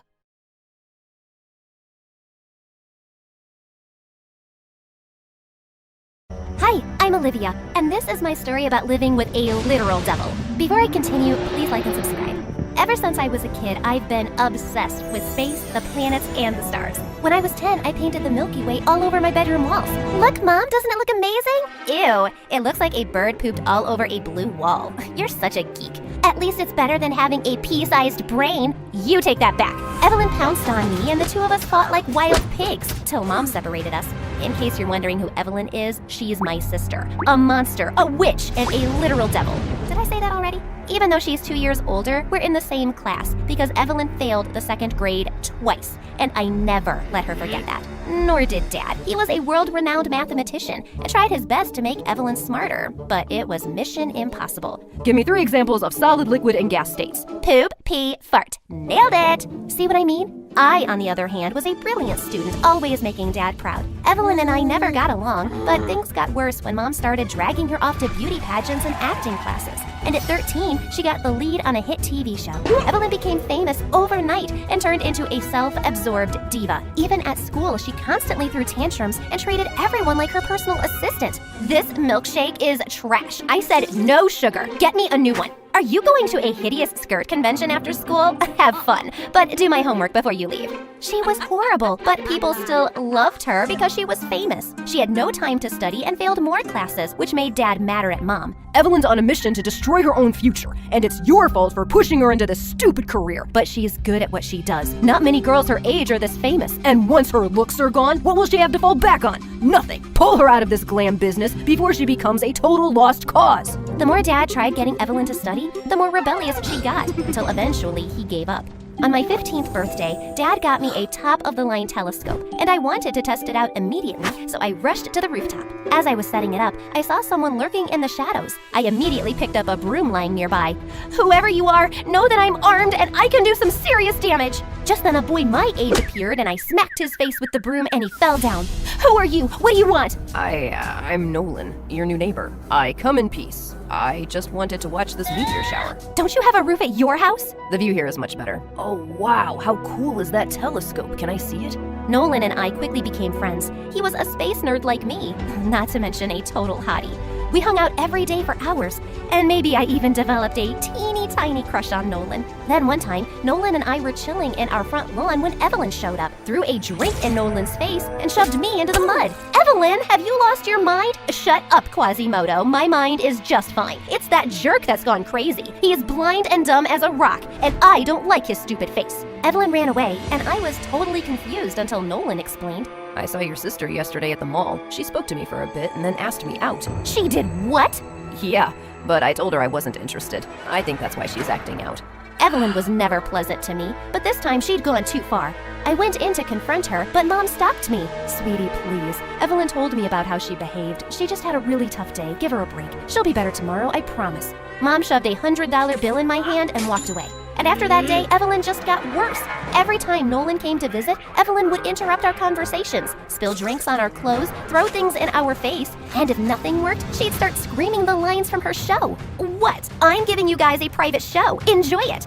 I wanted to slap Evelyn hard, but Mom always threw herself between us and gave me some stupid excuse for Evelyn's behavior. But things really hit the roof when the school year ended, and my parents threw me a huge party for acing my exams. I was getting ready when Evelyn walked in. You should be in jail for wearing that dress. What do you want? To save you from ruining my reputation. Please let me pick something nice for you and fix your hair. And why would I take your help? Because you like Nolan, and you want him to notice you, and I know exactly how you can do that. Okay, you have my attention? Perfect, let's give you a makeover. I was confused by her change in attitude, but she did have good taste, so I went along. She pulled out a curling iron and was working on my hair when suddenly I smelled smoke. I ran a hand through my hair, and half of it fell off. Oops, maybe I used too much heat. I screamed, cried, and ran around the room. Mom came running, and when she realized what had happened, she quickly started doing damage control. She cut off the rest of my hair to make it even, but I looked like a walking cone head. I was so embarrassed when I walked down the stairs. Even my dog didn't recognize me. Just then I caught Evelyn in the corner with this weird grin on her face, and I grabbed her by the hair. You did it on purpose, didn't you? Olivia, leave me alone. What are you doing? I lunged at her, and we got into a huge fight. The party was an epic fail, and Evelyn tried apologizing to me after. But of course, she didn't mean it. I refused to listen to a word. And after that, I stopped talking to her altogether and avoided her like the plague. Thank God I had Nolan as a great distraction. In 12th grade, I started a summer internship at an observatory. On the first day, all the new interns were paired up with lab partners to tackle research projects, and the best one would be published in a super fancy science paper. I was partnered with a boy named Aaron. I think we're gonna ace this research because your mind is out of this world. Get it? Out of this world? Like aliens? That was pretty lame, right? I've heard worse. Aaron was smart, and together we were the best team. But writing a research paper was a lot of work, and I wasn't able to spend much time with Nolan. The night before we had to submit the research, Aaron and I were going over last-minute changes, and it was late by the time I got home. Even my phone had died, and when I recharged it, I saw Nolan had called and texted me a lot. That's when it hit me. It was Nolan's birthday, and we were supposed to meet at a restaurant hours earlier. I called him immediately, but he ignored my calls, so I went to his place. I'm the worst friend ever. I'm so sorry. I waited all night like a loser. Aaron had some important stuff to discuss about the research. Oh, Aaron had important stuff to discuss, so you forgot my birthday? Hope you two had a good time. Then Nolan just slammed the door in my face. Feeling bummed, I walked back to my house and bumped right into Evelyn. Wow, you look like you've eaten 1,000 chilies. Have you been crying? Want to talk about it? Stuff your face with ice cream. It'll make you feel better. Just leave me alone, Evelyn. I spent the next week trying to make it right with Nolan, but he was still distant. Soon I got some really good news. Our research paper had won. Aaron and I decided to have a party at the observatory to celebrate, and thankfully Nolan accepted my invitation. Even my parents and Evelyn showed up. Everything was going great till Nolan left to get some drinks, and then Aaron walked up to me, pulled me in, and kissed me on the lips. What are you doing? What? Your sister told me you liked me, but were too shy to ask me out. Before I could react, I saw Nolan staring at us from across the room. He turned to leave, but I caught up with him. Where are you going? Back home. You have Aaron to keep you company. You don't need me. Nolan, you've got it all wrong. I'm not an idiot, Olivia. I saw you two kissing, and I get it. You like him, and that's fine. It's not like you and I are together. I just need to go. Nolan left, and after that he refused to take my calls or see me. I was so mad at Evelyn, I wanted to throw her in a shredder. When I got home, she and Mom had already left for Paris for a photo shoot. The last couple of weeks at the internship with Aaron were awkward, and we didn't keep in touch after. But to my dismay, Nolan now had a girlfriend that Evelyn never failed to rub in my face. I caught the two of them making out last night on the roof. Oh, such cuties. Look, I even clicked a picture. You're sick, Evelyn. First you lied to Aaron that I liked him and drove Nolan away, and now you're rubbing his new girlfriend in my face? I didn't drive anyone away. Nolan was just way out of your league anyway. Says the girl he rejected on her face. That's just because he has bad taste. Not bad enough to date you, but still bad. Anyway, I have a shoot tomorrow and I need my beauty sleep. But the next morning, I woke up to Evelyn screaming like a maniac. One of her co-stars claimed that during their time together on set, Evelyn swapped her shampoo bottle with hair remover. Another colleague said Evelyn spiked her food with chili powder, making her sick and miss a huge audition. The whole media was exploding with hatred for Evelyn, and of course, she denied it. How dare they? I never did any of that. Why are they lying? But no matter what she said, Evelyn's reputation was done for. She got kicked out of her show, and no one wanted to work with her. She was devastated and hardly left her room. Even though I knew Evelyn deserved it, I kinda felt bad for her. Then one night, I was walking back home by myself after watching a vampire movie with some friends, when suddenly I heard some rustling behind me. I turned around to look, and I saw a white figure hovering in the air. I panicked and ran for my life and crashed right into Nolan. Ollie, are you okay? A ghost! There's a ghost following me. It's here to skin me alive and drink my blood. You mean that trash bag? I turned around and saw that it was indeed a large white trash bag flying around in the breeze. And the two of us started laughing like crazy. We decided to get some coffee, and it felt great reconnecting with him. So how's the girlfriend? We broke up. And Aaron? We don't talk anymore. Nolan, that kiss with Aaron. You don't owe me an explanation, Ollie. It's not like we were together then. But we can be now. I've always liked you, Ollie. You think we can give us a shot? I think I'd really like that. For our first official date, Nolan made reservations at a really fancy restaurant. My parents were out of town for a wedding, and I'd left Evelyn sulking alone at home. But halfway through dinner, I suddenly got a call from the police. Apparently, someone had broken into our house, smashed things, and attacked Evelyn. Nolan and I rushed and saw her covered in bruises, unconscious. The police then showed us the neighbor's security camera that caught a weird creature running out of our house. Is that an alien? Whoa. We didn't have time to go through every detail and rushed Evelyn to the hospital. Doctors told us that her injuries weren't serious, but she needed rest. But the news that Evelyn was attacked by an alien was spreading like wildfire. After that, a dozen reporters showed up at our house to interview her. How did the alien look? Did he walk or fly? It was an alien? I'm not sure. I can't remember what happened. She's in shock, poor baby. Maybe you guys can come back later. With all these stupid theories floating around, Evelyn's popularity was rising by the minute. She was on all the talk shows and getting interviewed by famous magazines, and Mom accompanied her everywhere. At first, she had said she didn't remember anything, but now she was making up bizarre stories. So this was a big creature, and at first I was really scared. But then I remembered my jujitsu training, and I conquered my fear and fought with that thing. Let me show you. Kaya! Hiya! Soon she was being lauded as a hero, and even landed a major role in an alien movie. But I could tell something didn't sound right. Maybe she's telling the truth? You know, there's been news of possible alien sightings around this area for months. And well, I believe in aliens. Kinda. Yeah, me too. But she's literally changed her story 100 times. Her fans might be stupid, but I'm not. I just know she's lying. I decided to do my own investigation and snuck into Evelyn's room. I searched everywhere, but then I found something hidden under a loose floorboard. A box with a baseball bat and an alien costume. Armed with the evidence, I confronted Evelyn. What's this? A bad Halloween costume, why? I found this in your room, Evelyn. You lied to the whole world about getting attacked by an alien, but it was you, wasn't it? Why? Am I supposed to tell you that when I don't know what happened either? Drop the act, or I swear I will go to the paparazzi outside and tell them that you faked the alien attack to get publicity. I turned to leave, but Evelyn grabbed my hand and started crying. I swear I don't know what actually happened that night. I've been having blackouts for years, Ollie, ever since I started acting. I know that it was wrong to lie about this alien attack, but my career was tanking. I saw an opportunity and took it. And if you spill the truth now, my career will be over. And how am I supposed to believe you now, since you've lied about everything else? Because it's the truth. Mom went inside her room and came out with a medical report that mentioned Evelyn had dissociative personality disorder.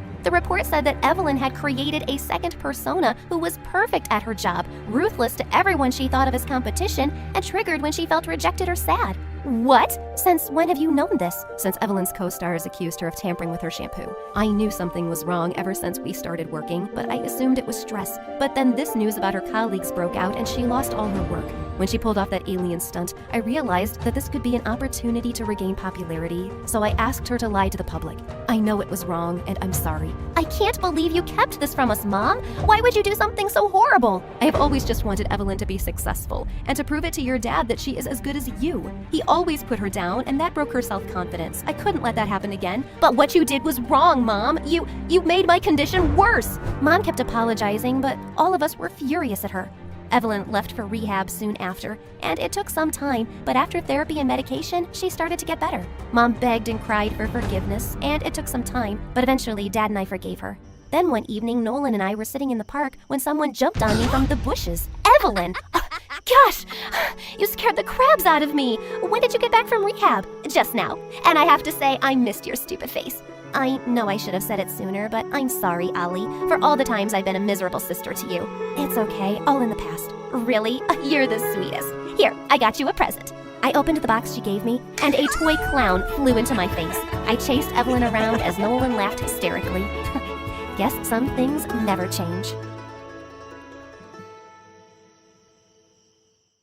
Hi, my name is Emma, and some people used to call me a spoiled brat. At the time, I didn't have the faintest idea why. I just thought they were jealous and rude. Sure, my dad was the biggest business tycoon in the city, my mother was a socialite, and I just happened to go on shopping sprees every weekend, exclusive parties on private jets, and have maids, servants, a stylist, and a chef. Daddy, I want a pink Porsche with silver sparkles. I can't drive a blue Porsche. It'll clash with my nails. Take it back, now. We're so sorry, honey. We'll fix it right away. Jeez, was I that bad? I was worse than a spoiled brat. I was a nightmare. What are you talking about? I'm not spoiled at all. Who are you anyway? Ugh, it doesn't matter. Security, take this trash away. Hi, don't listen to that crazy person. Do you see her clothes and those shoes? Such a disaster. If you want to know the truth, I'm actually very sweet and kind and all that sappy stuff. Plus, I've got 1 million followers on Insta and TikTok that love me. Every year, I take myself on vacation with my own money. Well, technically it's my parents' money, but who cares? What's theirs is mine. And what's mine, well, that's obviously mine. Anyway, my life was fabulous, like me, but then it fell to pieces. But before I continue, please like and subscribe. It happened during spring break. Every year, I'd go to a new and exciting place to vacation with my friends, and this time, we were heading for Norway, and I couldn't be more excited. Of course, I took my private jet. Sitting next to other people for hours on end would never work. I needed space and privacy to do yoga, try on all my new clothes, lie in my tanning bed, and take a nap. Okay, fine. I admit it. I snore sometimes. Please don't tell anyone. It's so embarrassing. By the time I reached Norway, it was past noon. I'd rented out a private villa for me and my friends who were going to meet me there. I planned to arrive fashionably late, as usual. I put on my sunglasses and headed out of the airport, but as I was walking, I noticed these scary guys following me. I got a little nervous, so I ran outside and saw this amazing Maserati with dark tinted windows parked at the curb. It was the most expensive car around, and it must have been for me. So I hopped inside. A cute boy, a few years older than me, sat in the driver's seat. He stared at me like he was totally confused. Where's your father? Who knows? The boy started to panic. Calm down. Forget about my father. You work for me. Let's get going. The boy glanced out the window, then sped off at top speed. He said his name was Grayson. I told him I'd call him Gray because I didn't have time to waste on him and his extra syllables. I posted a bunch of cool selfies, and I must have dozed off because the next thing I knew, the car was swerving and I was jerked out of a lovely dream where I was being crowned Miss Universe. What's going on? It's a snowstorm. There's ice all over the road. I can hardly see a thing. Then stop the car. We can't stop the car. They're after us. Who's after us? Your uncle's men. Gray pointed behind us. 3 SUVs were hot on her tail. But I don't have an uncle. Gray gave me the strangest look, then pulled a photo out of his pocket of a girl that looked just like me. Hold on. You're Stephanie Spaghetti, right? No? What kind of name is that? I'm Emma Stringbean. Hi, I'm MSA lawyer. Sorry about this stupid tie. It's ugly, and I didn't have a choice. And the names have been changed to protect the innocent. Oops, I forgot to mention my name. Sorry. Now can you please leave? You're standing in my spotlight. What a stupid tie. Yeah, right? I was like, guys, give me a blue one. It suits my eyes better. But the owner was like, no, our icon is purple, so your tie should also be... Why would anyone hire someone like him? Anyway, back to my story. When Gray realized that I wasn't this spaghetti girl, he turned really pale. Then one of the SUVs pulled up beside us. Stop the car, now! Leave us alone, or I'm telling my dad. The scary man smirked, then rammed our car really hard. Gray drove faster, trying to get away, but our tires slid on some ice, and Gray lost control. The car smashed through a railing, ran off the road, down a slope, and straight for a tree. Gray jerked the wheel, and we missed the tree by an inch, and the car rolled into a ditch. Gray pulled me out of the car and held me in his arms. He was so handsome and strong that my heart skipped a beat. Are you hurt? I didn't have any broken bones or bruises. I think I'm fine. Gray put me down, and my shoes got all wet. I started screaming like a maniac. What's wrong? My shoes! They're ruined! Gray glared at me. Forget about your stupid shoes. It's dangerous out here. Those guys are still after us, and when it gets dark, we'll have to worry about wolves or worse. I know these woods, and there's a cabin that's not too far from here. We can lay low there for the night, and then I can contact my associate to pick us up. I'm not going anywhere with you. You're not even my driver. You kidnapped me. I didn't kidnap you. You jumped into my car. Tomato tamale. That's not how that saying goes. Whatever. This is all your fault. Who are you anyway? Are you some kind of criminal? Are you a crazy psycho? I'm a driver for the Spaghettis, but we don't have time to argue. We need to get to that cabin. It's a hike, but if we hurry, we can get there before the sun sets. Follow me. Gray headed into the forest, but I just couldn't move.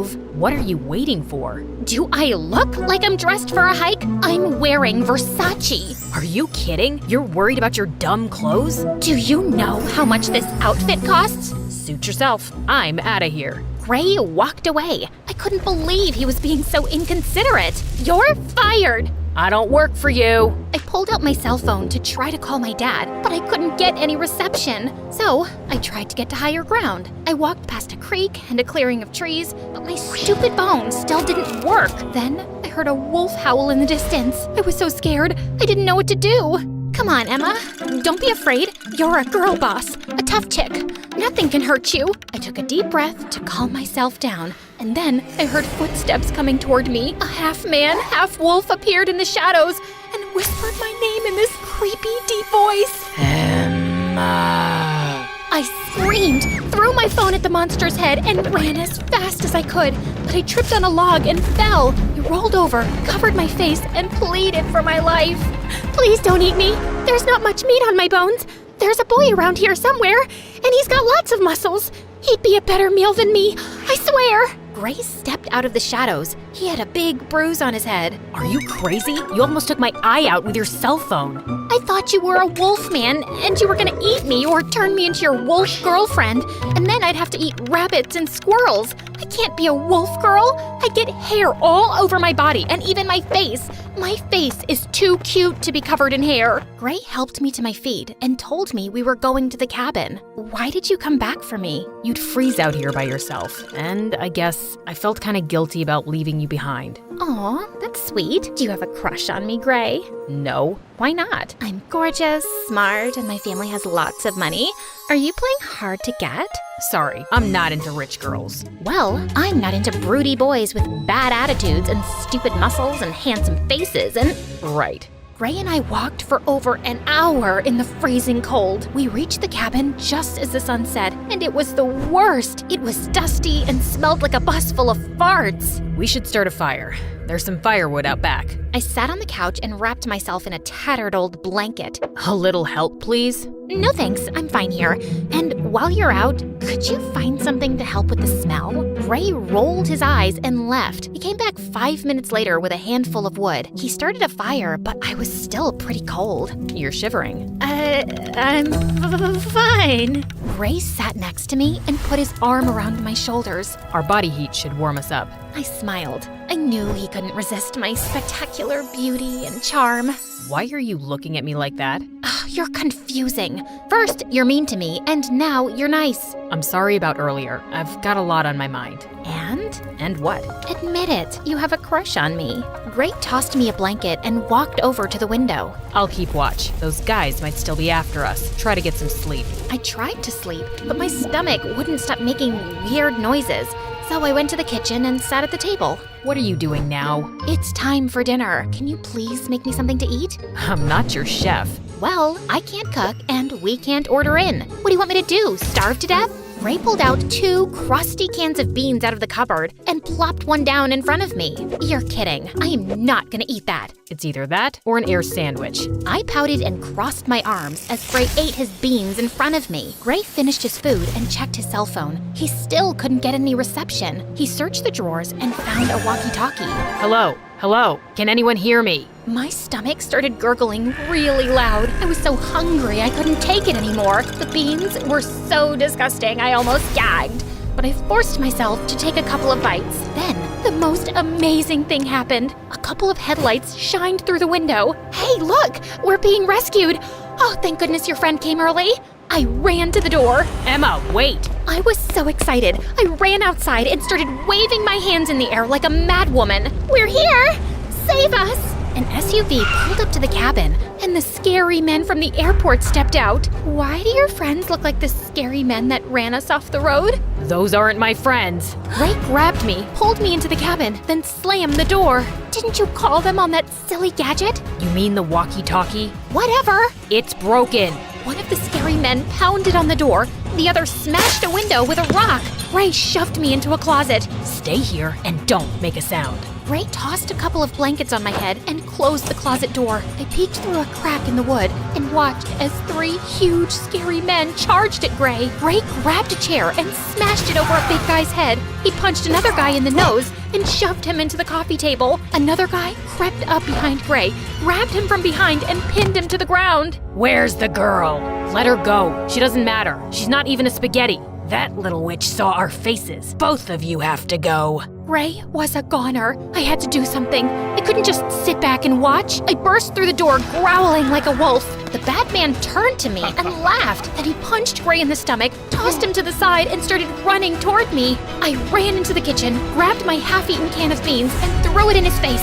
The beans got into his eyes, and while he was distracted, I grabbed a huge pot and whacked him over the head. The big man dropped to the ground. I pulled the keys out of his pocket and rushed back to Gray. Come on, we've got to go! I helped Gray to his feet, and we ran to the SUV. I started the engine, entered the address for my private villa into the navigation system, and then we sped off. A few minutes later, we were on a highway. Did you see me back there? I was amazing!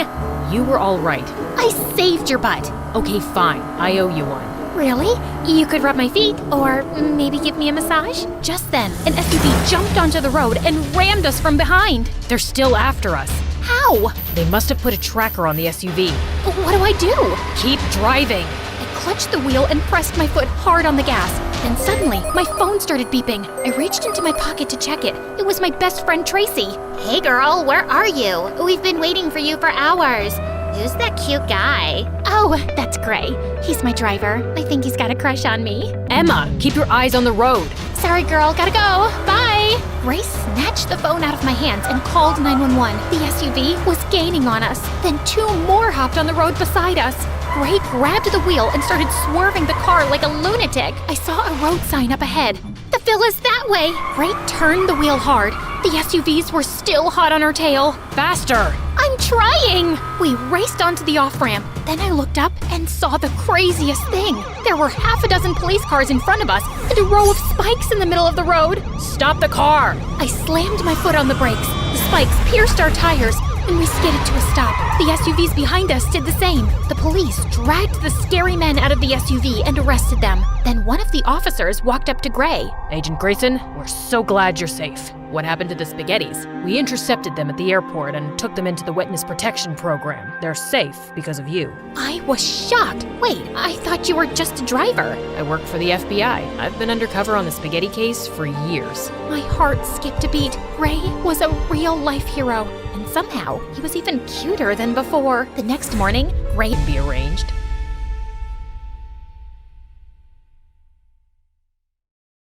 Hi, I'm Belle from France. Please like and subscribe. I'd lived in an orphanage ever since I could remember, but I was always curious about my parents, and I'd annoy the warden with my questions. Are you an evil witch who took me from my parents because my hair has magic powers?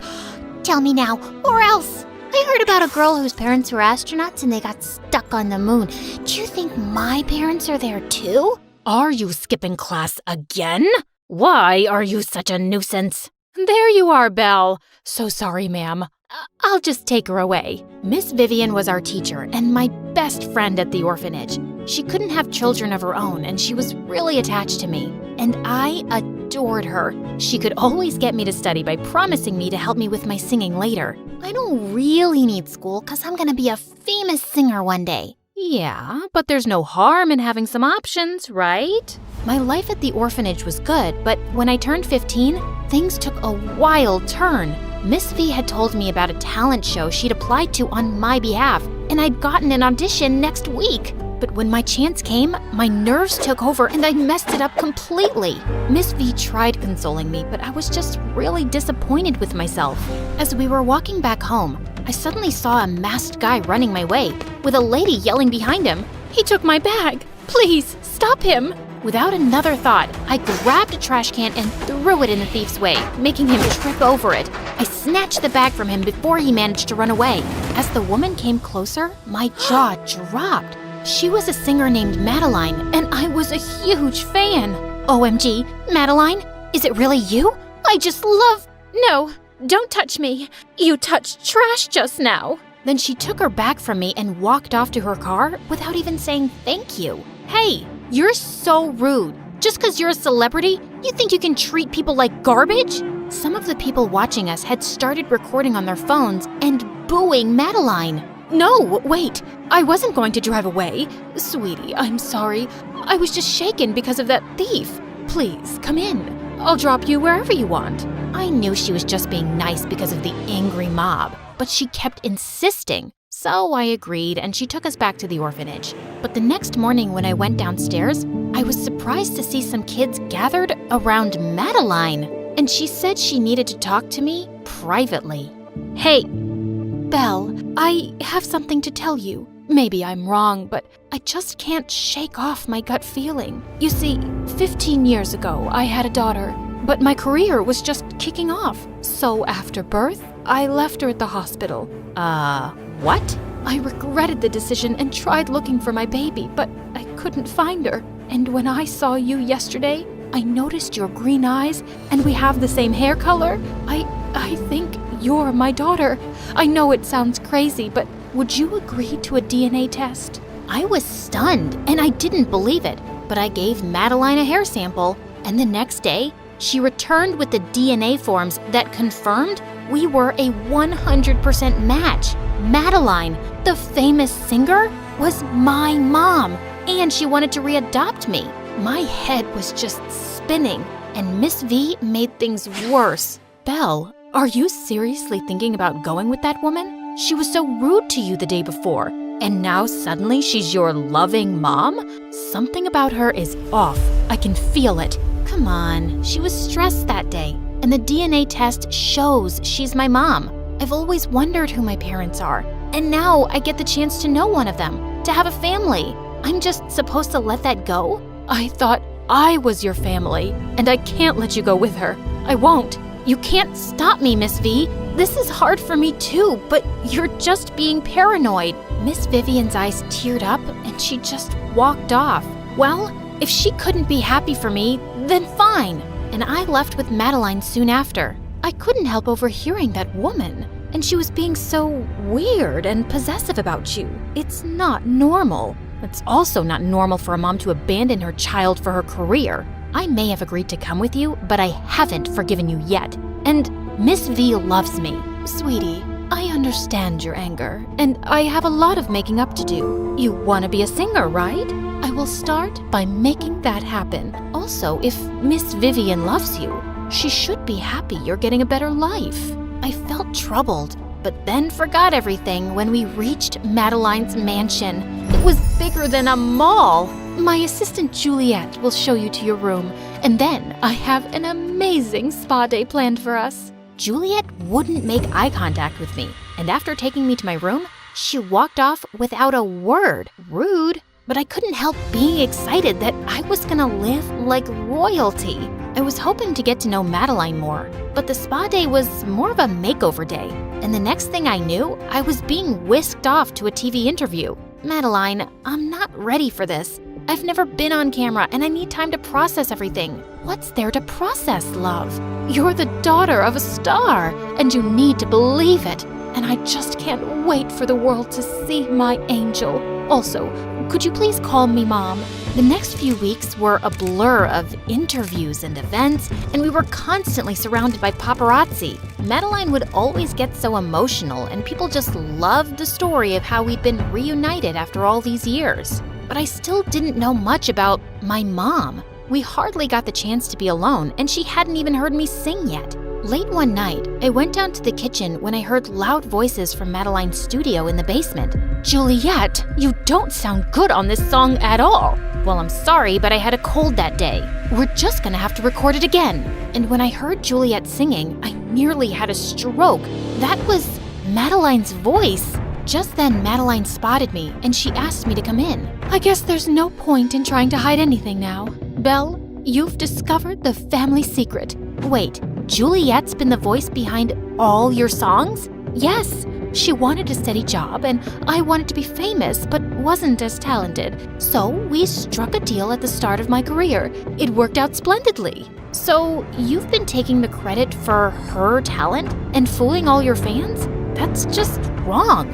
Excuse me. I didn't ask for your opinion. Okay, so I'm not completely honest with my fans, but either way, I still entertain millions. You're too naive to understand all this, and you're certainly not allowed to tell anyone. Do you hear me? Maybe Miss V was right about her. If she could lie about such a big thing, who knew what else she was lying about? Honey, I want to apologize for the way I spoke to you, and I got you the latest iPhone. This doesn't make up for it. I've always admired you as a singer, and now I find out it's all fake, and no one will ever know it's Juliet. Belle, do you know what it's like to really want something, but everyone tells you can't have it? I always dreamed of being a singer, but my family said I wasn't good enough, and I just wanted to show them. Juliet willingly signed the contract, and I've always paid her generously. I'm not trying to hurt anybody, I guess. As long as you're paying Juliet well and treating her nicely,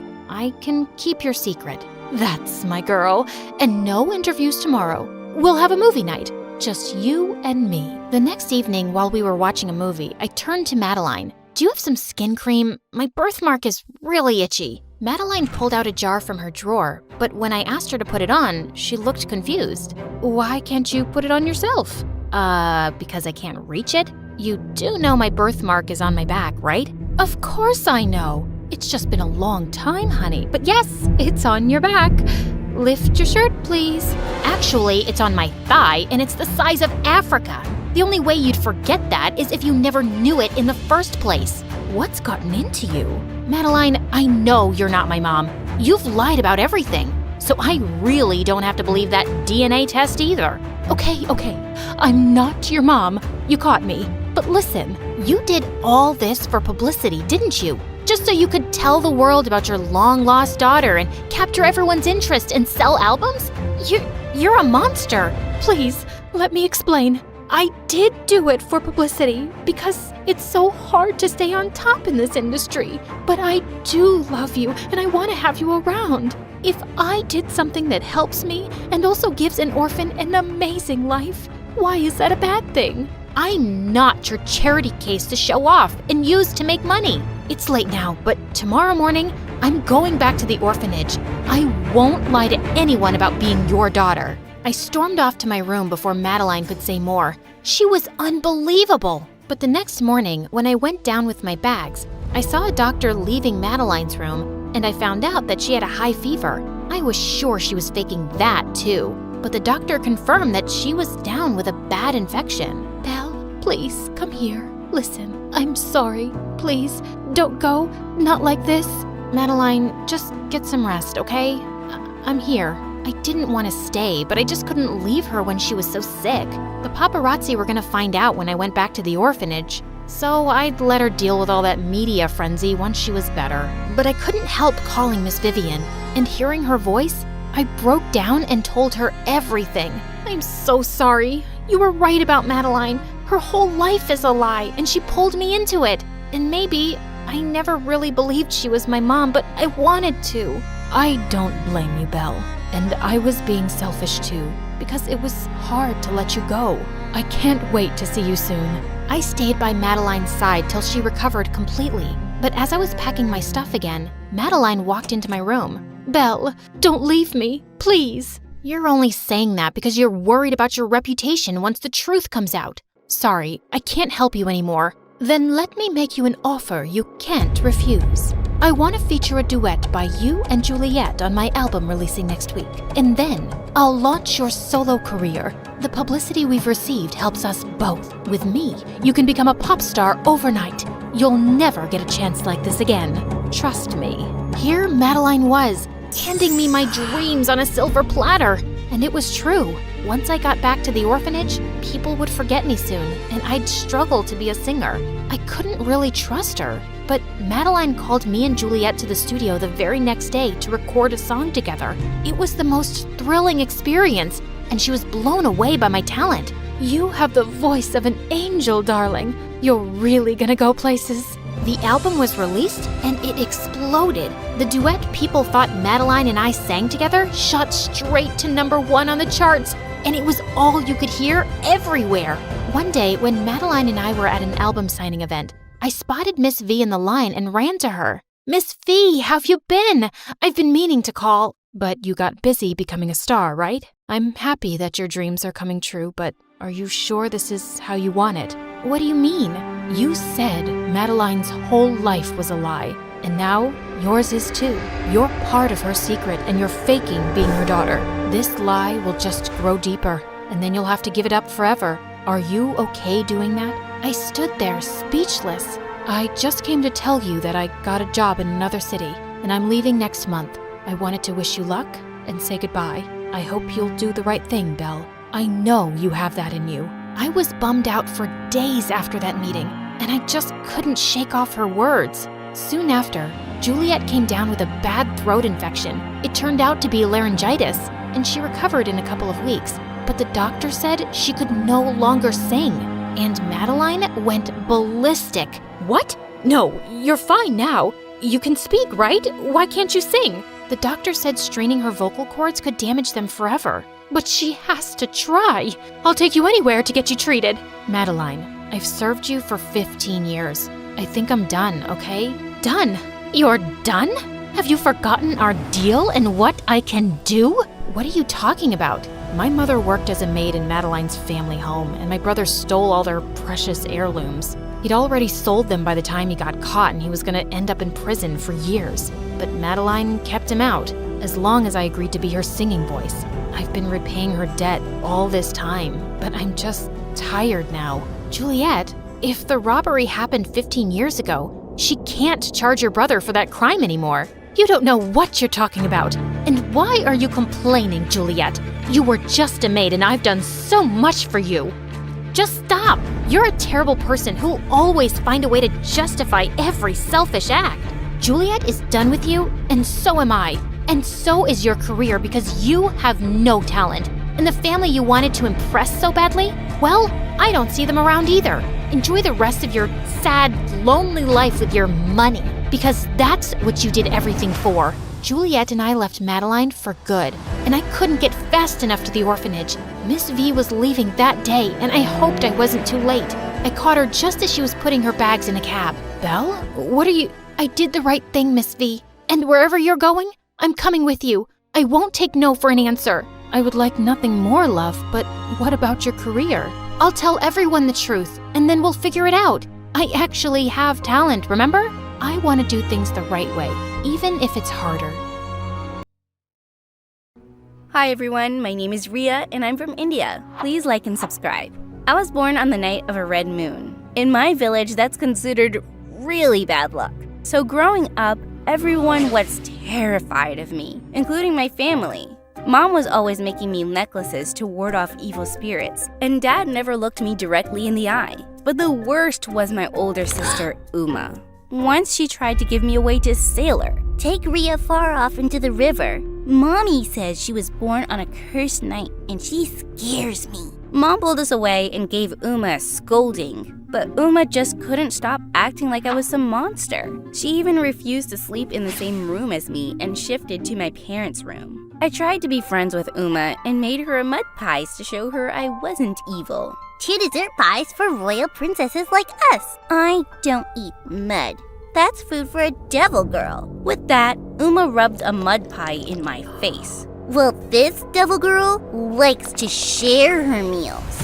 We broke out into a full-on mud fight, and after that, I stopped trying to win Uma over. Instead, we totally avoided each other.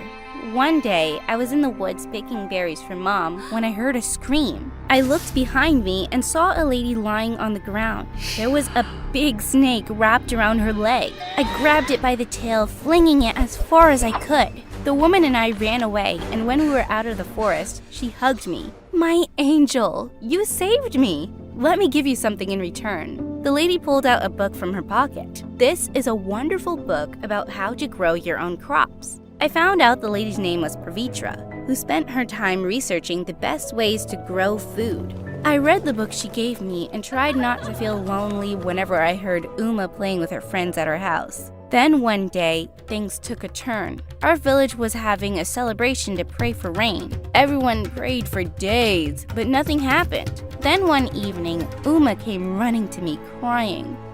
Ria, my favorite dress fell from the balcony and into the place where they're doing the raid ceremony. What if someone steals it or gets caught in the fire? Or it was the first time Uma had really spoken to me in years, and I jumped at the opportunity to help her. I climbed down the balcony to get the dress, but suddenly I slipped and knocked over a holy candle, which the villagers were praying to. It lay on the ground in shattered pieces. You've doomed us all. You've upset the heavens. This girl's a curse to her own family, and now she's corrupting the entire village. Just then, my parents and Uma came running. I'm so sorry. I was just trying to help my sister. Uma, please tell them it wasn't my fault. I should have never asked you of all people to help me. You probably cursed all of us just by stepping inside here. I wish you'd just leave the village. I'm sick of living with a sister like you. Suddenly, all the villagers started agreeing with Uma. They wanted me gone.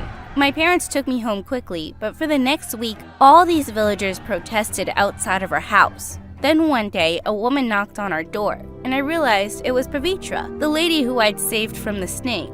and she had a crazy offer. I'll take care of your daughter. She can come live with me in the city. I was certain my parents would never agree to a stranger adopting me. But that night, Mom called me into her bedroom and told me she was sending me away with Pavitra. I don't understand. You want to get rid of me? Just like that? Of course not. But I'm worried about your safety, Ria. Trust me, it's for the best. We'll see each other again soon. I left the next day with Pavitra. I knew I'd be safe with her, but I was so angry at my family. Most of all, I was angry at Uma, who cheered when I packed my bags. But with time, I started to forget about all my problems back home because living in the big city was amazing. Pavitra lived with her husband in a much bigger house, and they both spoiled me rotten. We'll paint your bedroom walls any color you want. We'll even get you your own kitten. Are you serious? You guys are the best! My school life was even better than my new home life. It turned out all the kids had heard about what happened to me at my old village, and they were really sympathetic. I could never live in a place that superstitious. And you're way too pretty to be treated like that. You don't think I'm a devil child? I'm flattered. Everyone laughed, and I instantly became the most popular girl at school. Pavitra was overjoyed to see me so happy. On my 15th birthday, she threw me a huge party and invited all my classmates. Then suddenly, I heard people behind us, and when I turned around, I saw Pavitra with Mom and Uma. Ria, I have a surprise for you. Sweetheart, we've talked it over and decided that Uma will finish her senior year here with you. You girls shouldn't be kept apart anymore, and Dad and I aren't able to move right now. My heart started racing. I hadn't seen Mom and Uma in months, and after everything that had happened, I didn't want Uma living with me. But apparently, I didn't have a choice. Pavitra agreed to adopt Uma too, and just like that, Mom dropped her off. I locked myself in my room after the party ended. I didn't feel like talking to anyone. Then suddenly, I heard a knock at my door, and it was Uma. What do you want? I thought you didn't like being in the same room as the devil girl. Ria, I want to apologize, okay? I realized when you left that I really missed you, and I'd always been awful to you. I swear, as long as I'm here, I won't be mean. Uma sounded really sincere, even though I couldn't trust her yet, but we'd be living together again, and I decided to give her a second chance. And surprisingly, my sister and I got along really well. I introduced her to all my friends at school, and she was super impressed by how popular I was. Hang out with me more, and maybe my popularity will rub off on you. Uma laughed, and from that day on, we started going to parties and checking out cute boys together. Then one day, Uma came into my room with a surprise. I saved up my allowance to buy us tickets to a water park. We can even stay in a hotel for a night. What? How did you save up the money for that? Don't ask questions. Just be happy, sis. Also, pack an overnight bag. Uma hugged me then, and I felt myself tear up. I didn't care about the water park, but this was the closest I'd ever felt to my sister. Plus, we'd never really done anything fun together before. I spent hours packing an overnight bag, and even asked Pavitra if I could get a new bathing suit. But when I woke up the next morning, I sensed something was wrong. The house was dead silent, and I couldn't find my overnight bag anywhere. Then, when I went to the living room, I saw Pavitra crying as Uma comforted her. Oh my god, what's wrong? How could you, Ria? I loved you like my own daughter. What was she talking about? Then suddenly, Pavitra reached for my overnight bag, which was behind her. I zipped it open to find gold jewelry, Pavitra's wallet, and all kinds of valuables. Unbelievable! I had a feeling Ria was using you for your money, Pavitra. That poor girl's been through so much she can't think straight. Don't worry, you can save your motherly love for me. I felt myself boil with rage. Uma! It was you who did this! Could you be any more obvious? I thought we were finally friends now. Pavitra, you know I'd never do something like this. I don't know what to believe right now. I need a moment to myself. Pavitra walked out of the living room, leaving me and Uma alone. I don't understand why you would do this. What, do you want this house all to yourself? You keep forgetting the fact that you're a cursed, wicked girl. You're not supposed to have this fancy life and perfect adopted mom. Girls like you are supposed to be miserable. You're not normal, and I have a duty to protect people from you. You've known me my whole life, and I've never tried to hurt you. I am normal, and I finally thought we could have a normal relationship. Listen to me, Ria. You and I will never have a relationship. Not as long as I live. Uma stormed out of the room, and I started to cry. Later on, Pavitra did find out that Uma tried to frame me, since the maid had overheard my conversation with Uma. My sister got sent home, but I was still so hurt. I couldn't believe I'd fallen for Uma's lies again. Months passed, and we didn't speak. I was done trying to make our relationship work.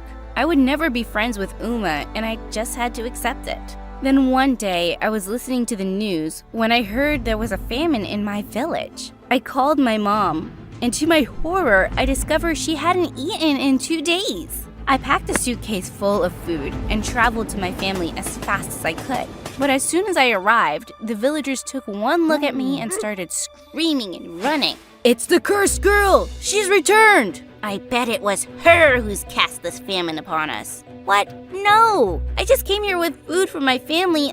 Before I could answer, someone grabbed my suitcase and opened it. Everyone started taking the food and fighting over it since I hadn't brought enough to feed everyone. Then suddenly, I had an idea. I snuck off to a corner and called Pavitra. Come to the village quick. I just realized something. You can save the famine by helping these people grow their crops right. You can teach them about the soil and, darling, it's no use. Those villagers are convinced it's only the gods who can save them and make crops grow overnight. This isn't the first time they've had a famine, and when I tried to help, they just got angry. You can't give up that easily. These people's lives are in danger. But that second, I realized something. I still had the book Pavitra had given me years ago about growing crops. I got off the phone and fished the book out of my bag. Everyone was still going crazy and fighting. There was only one way to get their attention. I climbed on top of a shrine and let out a scream. This cursed girl needs to tell you guys something. I have a book here that's all about growing crops, especially during a famine. There's a science behind all this. We'll never listen to you. You don't have to listen to me. All you need to know is in this book. Come on, you have families to feed. If this doesn't work, then fine. I'll leave this village and never bother you again.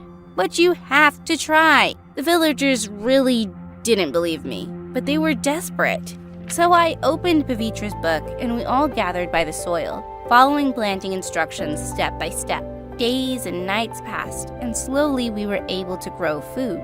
I stayed with my family for the next 10 months, and by the time the famine was over, the villagers started leaving presents outside our house. The girl is actually an angel. We never should have banished her from the village. She's a gift sent from the gods. The villagers started apologizing and started bowing their heads at my feet. These people were insane. Okay, guys, I accept your apology. But it wasn't me who saved you. It was my adopted mom, Pavitra. She studies agriculture and wrote this book. But she's not some gift from God, and neither am I. We're not witches either. The best thanks you can give us is to start believing in science over superstition. The villagers started cheering, and I hoped I'd gotten through to them. Then suddenly I turned around to see Uma behind me. I hadn't spoken to her since she'd left Pavitra's house. I'd been so busy helping the villagers, and I'd never really forgiven her.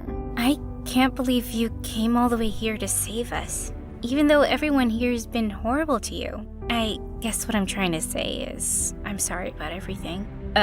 Thanks, Uma, but how do I know you mean it this time? I guess because I'm 20 years old now, and I'm not just some silly kid anymore who thought you were cursed. The worst part about this superstition stuff is it made me shut out my own sister. We're not gonna let any of that nonsense ruin our relationship. I love you, Uma, and it's not too late to start over. I'm so glad to hear that, Ria. I love you too.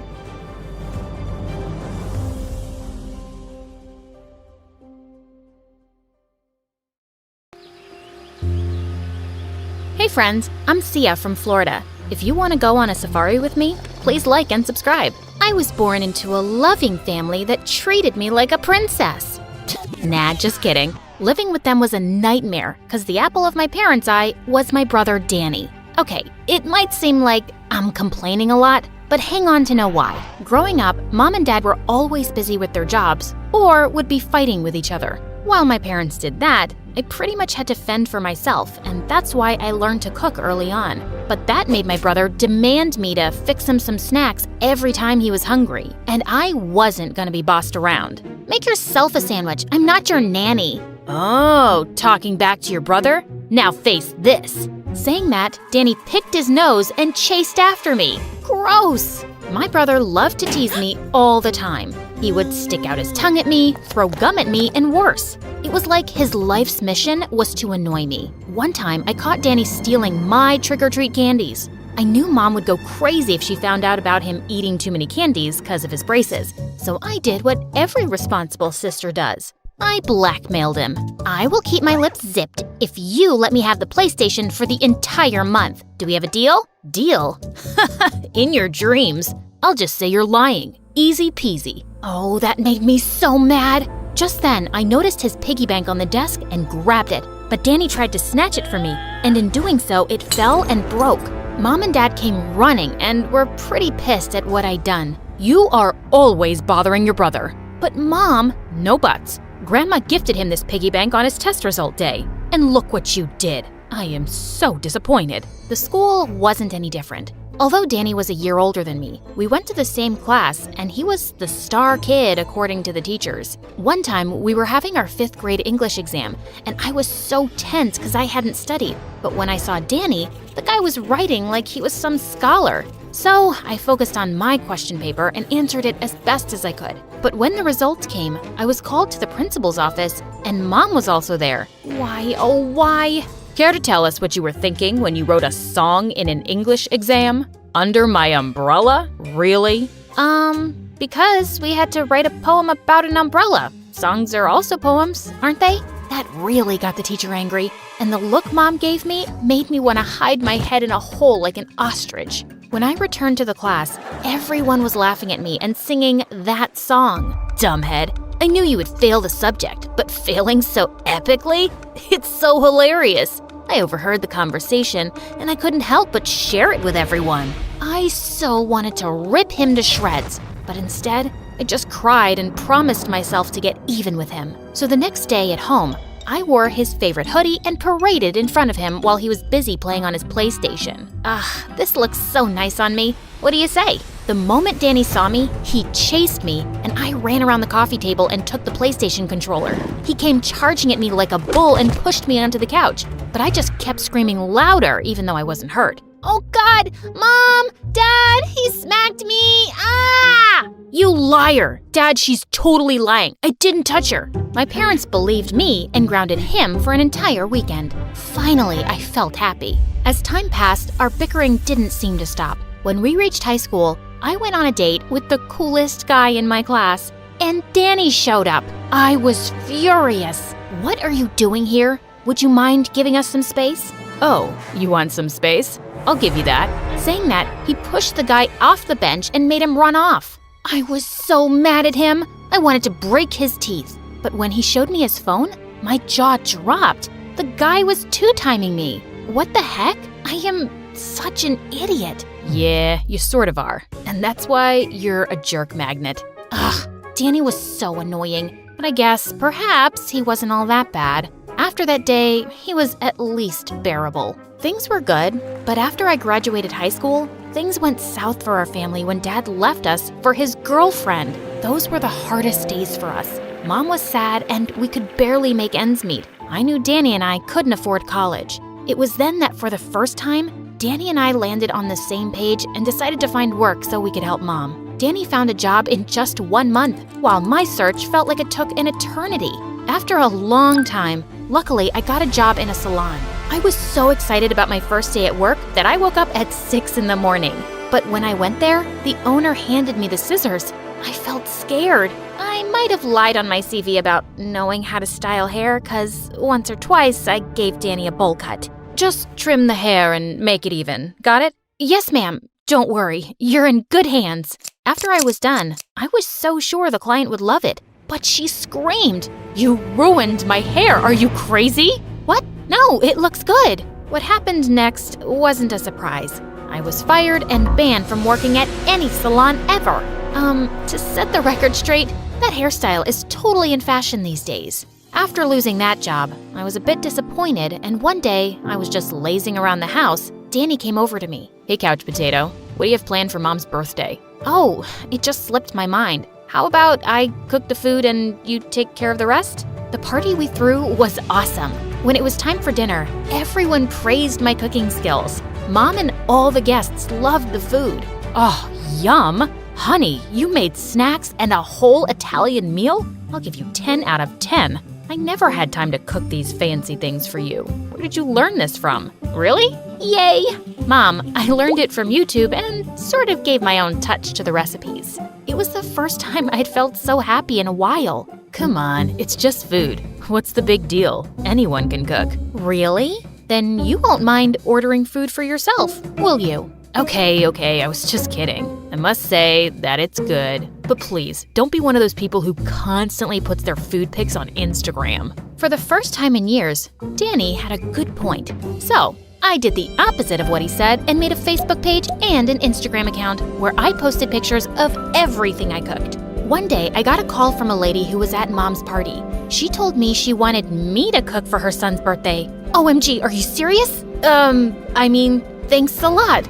I'm glad you liked my cooking that much. It was something new, but I gave it my best shot, and the whole thing turned out great. It was a couple of weeks later that I found out that she was some big-time influencer who reviewed my food on her Instagram account. And because of that, I started getting orders for my food. While I focused on my home business, I hoped that one day I'd have my own restaurant. Meanwhile, Danny got married to a girl way out of his league. Back in high school, Kylie used to be the most popular girl and was always mean to me for some reason. But since she and Danny soon moved out and I got his huge room, I was ecstatic. Things were going great until I was scammed by a customer. He gave me a big order, didn't pay me, and worse, vanished. It was a big loss for me. Even though I was getting orders, I didn't have much to buy ingredients. So reluctantly, I asked Danny for a loan and promised to pay him back. But the moment his wife heard me, her face twisted. What? No, we don't even have enough to pay our bills.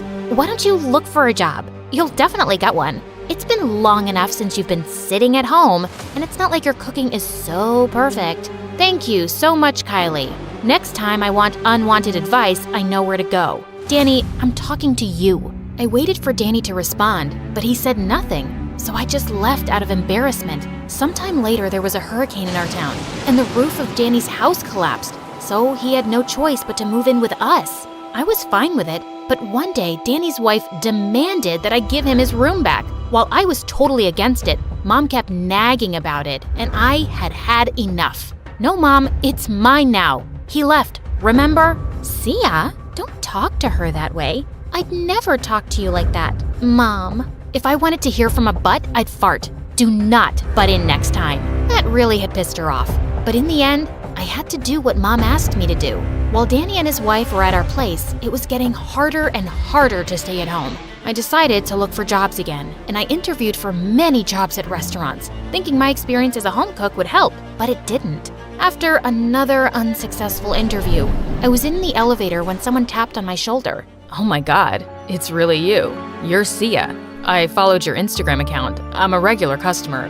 A fan, probably. Creepy. Okay. Just as the elevator stopped, I wanted to run, but what the guy said made me stop. Hey, look, I'm Carter. I run an event management company, and we are looking for someone who can make food for our events. I know you must be busy, but maybe think about it. Okay, I'll let you know. The moment I was home, I called Carter and landed the contract. I was jumping with joy. I put my all in, and the event went amazingly. Soon, I started to work with Carter more often. Carter and I had amazing chemistry, and every time he was around, I would be giggling at his jokes. We soon started dating, and a couple of months later, he proposed to me, and I said yes. The very next day, I invited Carter to meet my family, but what happened next shook me. The moment Carter entered the house, Danny's wife started acting weird. Carter?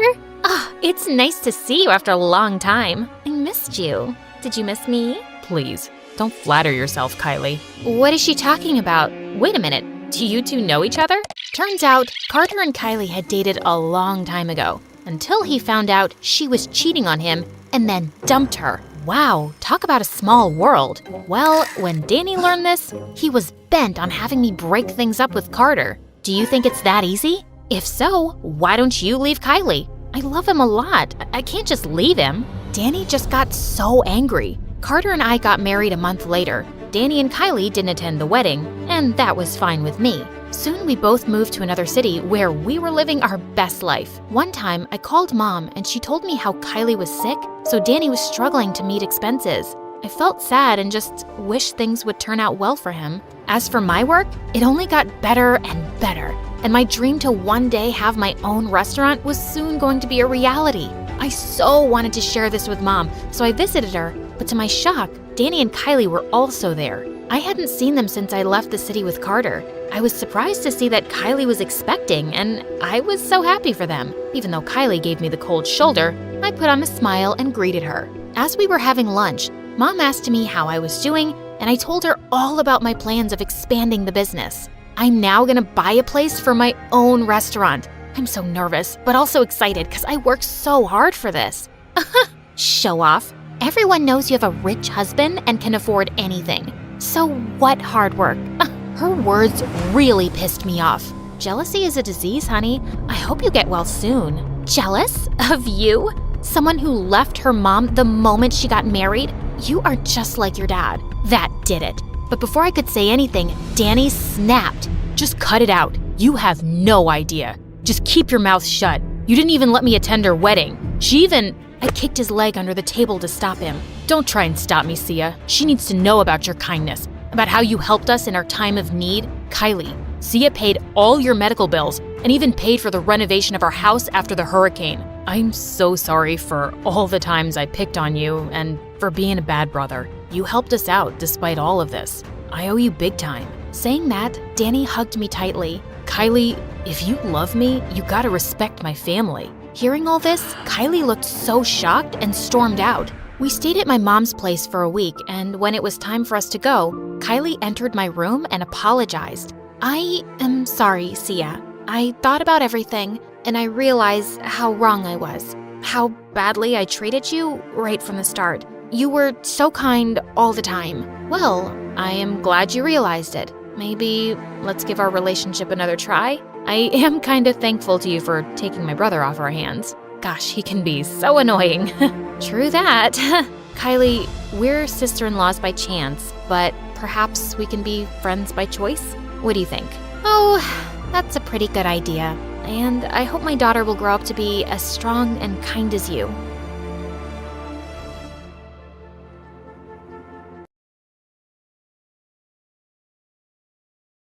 Hi, my name is Meryl, and I'm from Germany. Please like and subscribe to MSA. I was born to parents who were rich. So rich that we had several maids, chefs, butlers, and drivers who worked around the clock for me and my crazy family. Dad was a genius on the stock trading platform, and Mom was Miss World in 1998. I loved my family, but they were so used to being spoiled that our entire lives revolved around money. Once when I was 7, I wanted to go camping. So Dad hired a set designer to create a camp set in our massive backyard. He also hired a weird mountain man to entertain us with stories and how to make a campfire. Who wants to hear a bear story? I do. But my sister Cassidy, who was 2 years older than me, had her head stuck in her phone. So our camping experience eventually got boring. And soon after, as I grew up, our family hardly spoke to each other. When I was at school, I was crowned the computer genius. Cassidy was popular on social media, and we were both the hottest girls in school. Once when I was in 8th grade, 10 boys asked me and my sister out all at once. These boys were so lame and too desperate for our liking. Cassidy and I had a checklist. The guys that we dated needed to be smart, rich, and hot. I wasn't worried so much about the rich part. I preferred intelligent guys, and in my school, all of them were rich, but also total Smurf brains. And then one day when I was in the 11th grade, a new boy joined our school and took my title of computer genius. I was kinda jealous at first, but when he smiled at me, I melted, having a huge crush on him. Would you like to go out for ice cream sometime? Will we be celebrating my new title in the school? Don't rub it in. After that, Gregory and I became an item. He drove a Ferrari and seemed much richer than my family because he lived in a mansion much bigger than mine. Once when I was in the 12th grade, I decided to visit him at his house unannounced, and when I got to his house, his parents acted very weirdly. I'm here for Greg. Oh, he's upstairs. Okay, can I see him? When they finally let me in, I went to Gregory's room and found him busy with something on his computer. Greg? What? Who let you in? I'm sorry, I thought I would surprise you. He looked really angry. I hate surprises. Don't ever come here without calling first. I was so mad at him when I left, I felt like just breaking up with him. But then he came over to my house with flowers. I'm sorry. I shouldn't have snapped at you. Please forgive me. I don't know. You acted so strange. What was more important than me? I was actually planning a surprise trip for the both of us to Thailand.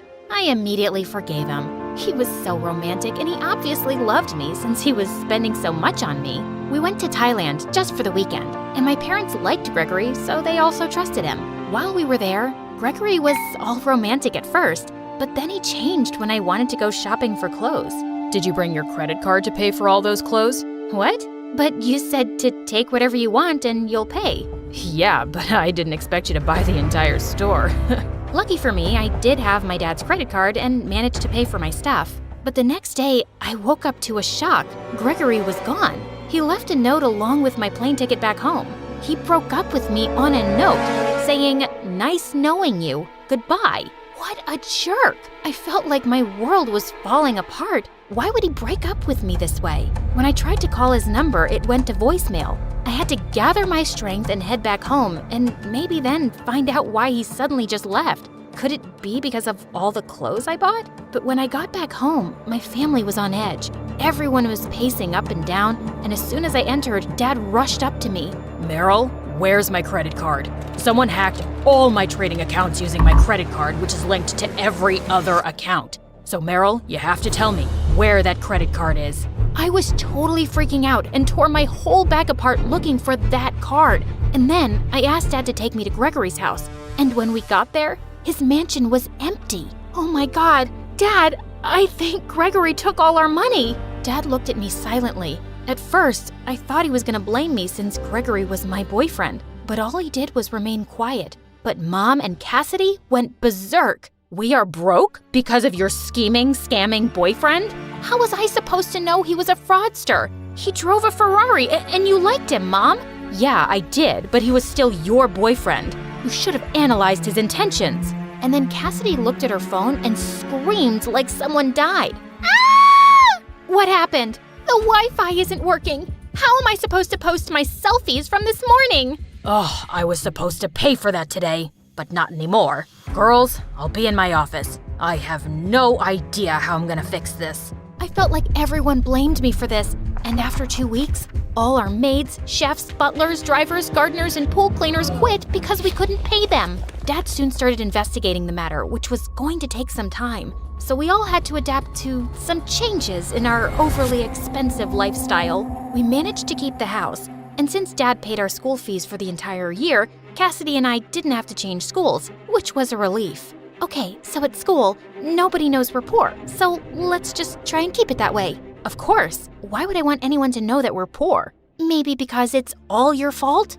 I am sick and tired of everyone in this family blaming me for everything. That's just so much pressure. I started crying and Cassidy felt bad and apologized. Okay, I'm sorry, but our life just sucks so much right now. While we sat sulking about our poverty-stricken life, we heard Mom scream from the kitchen. Somebody help! Cassidy and I ran down to the kitchen and found the stove on fire and Mom trying to put it out with a tablecloth, and it was reaching for the ceiling. Ah! It won't stop! Quickly, get some water! While Cassidy thought a glass of water would help, I brought the fire extinguisher and thank God was able to put out the fire. But now our entire kitchen was ruined and there was smoke all over the place. We gotta sit outside until the smoke is gone. Come on. We all sat outside on the stairs and Mom was in tears, telling me how she was trying to cook but ended up ruining the kitchen. I guess we'll have to order food.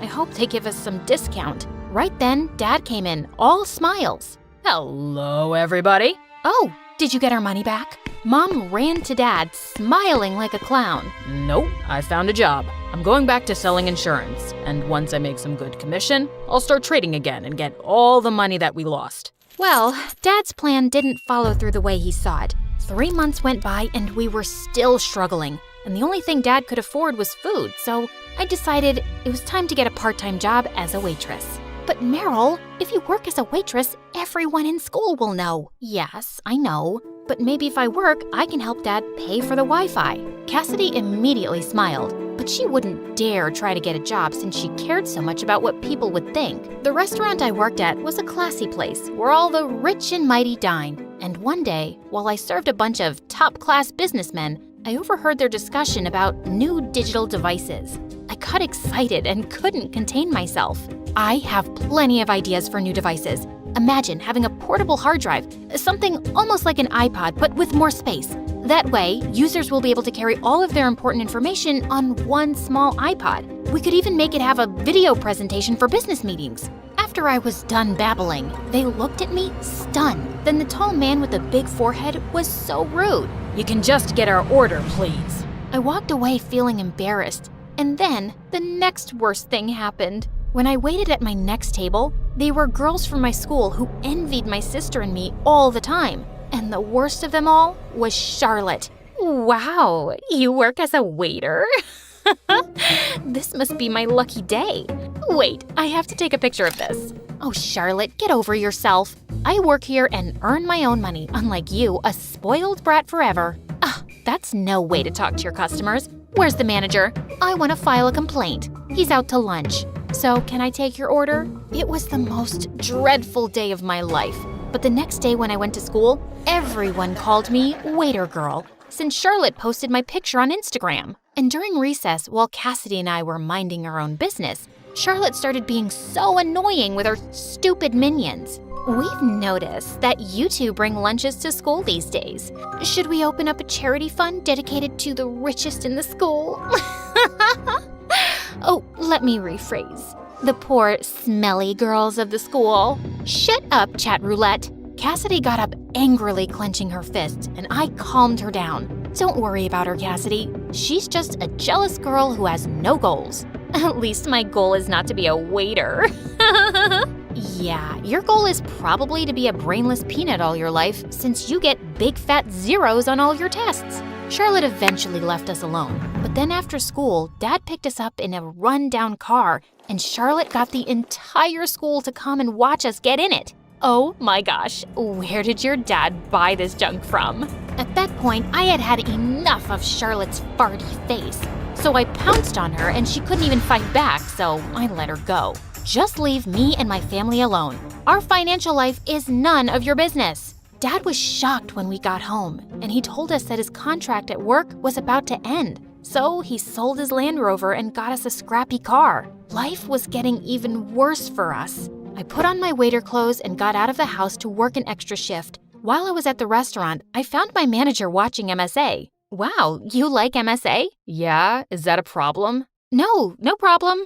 I was just surprised. There was a guy who came looking for you. He left his number. When I called the number, a part of me was hoping it was Gregory calling to say he was sorry and he wanted to give us all our money back. But it wasn't. Hello? You were looking for me at the restaurant? Yes, our investors liked your pitch that you suddenly decided to blurt out while you were serving our table. We have an offer for you if you could put all those ideas on paper. Yes, I can. I left my extra shift, went home, and started putting ideas together for new devices.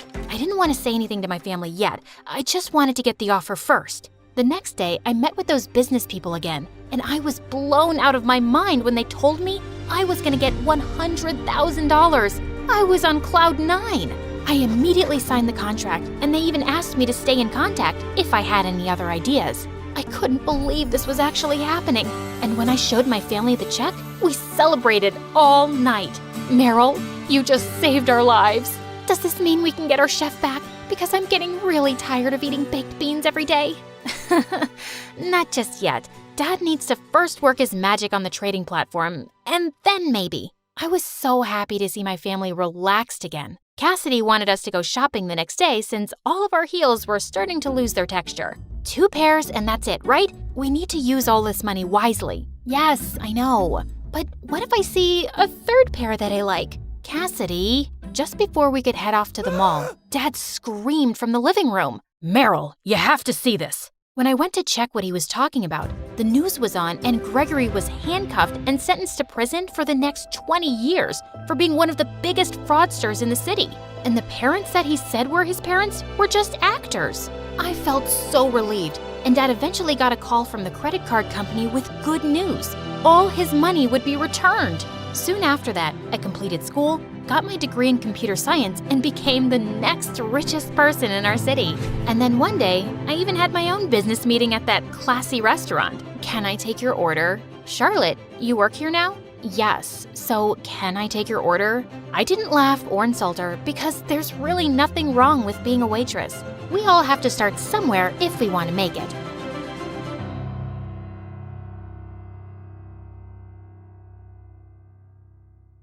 Hi, my name is Amira and I live in Pakistan with my big joint family. Please like and subscribe. My grandmother was the richest woman in the entire city and owned more than half of it.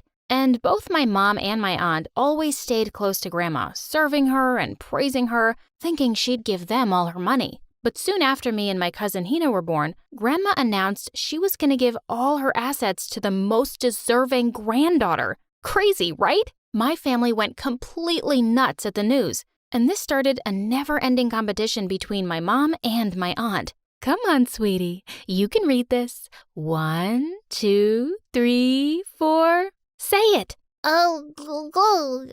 Ugh, not a goo. 1, 2, 3. Yep, Mom would teach me how to read and write when I was just 1, so Grandma would think I'm a genius and pick me as her heir. But my aunt was doing no less. She started teaching Hina how to dance when she was just 2. Come on, you can pick up the beat. What are you doing? Teaching her to dance. But she can't even walk properly. For God's sake, leave the kids alone. Grandma would try to keep us safe from Mom's and Aunt's experiments, and despite their crazy competitiveness, Hina and I would play together all day long and loved each other to bits. Then once, when I was 8 years old, Mom put me into swimming classes to make me strong and graceful, but then something unpredictable happened. Soon after I got into the water, all of my body started to itch like crazy, and within minutes, it was covered with rashes and hives. Mommy, it's burning!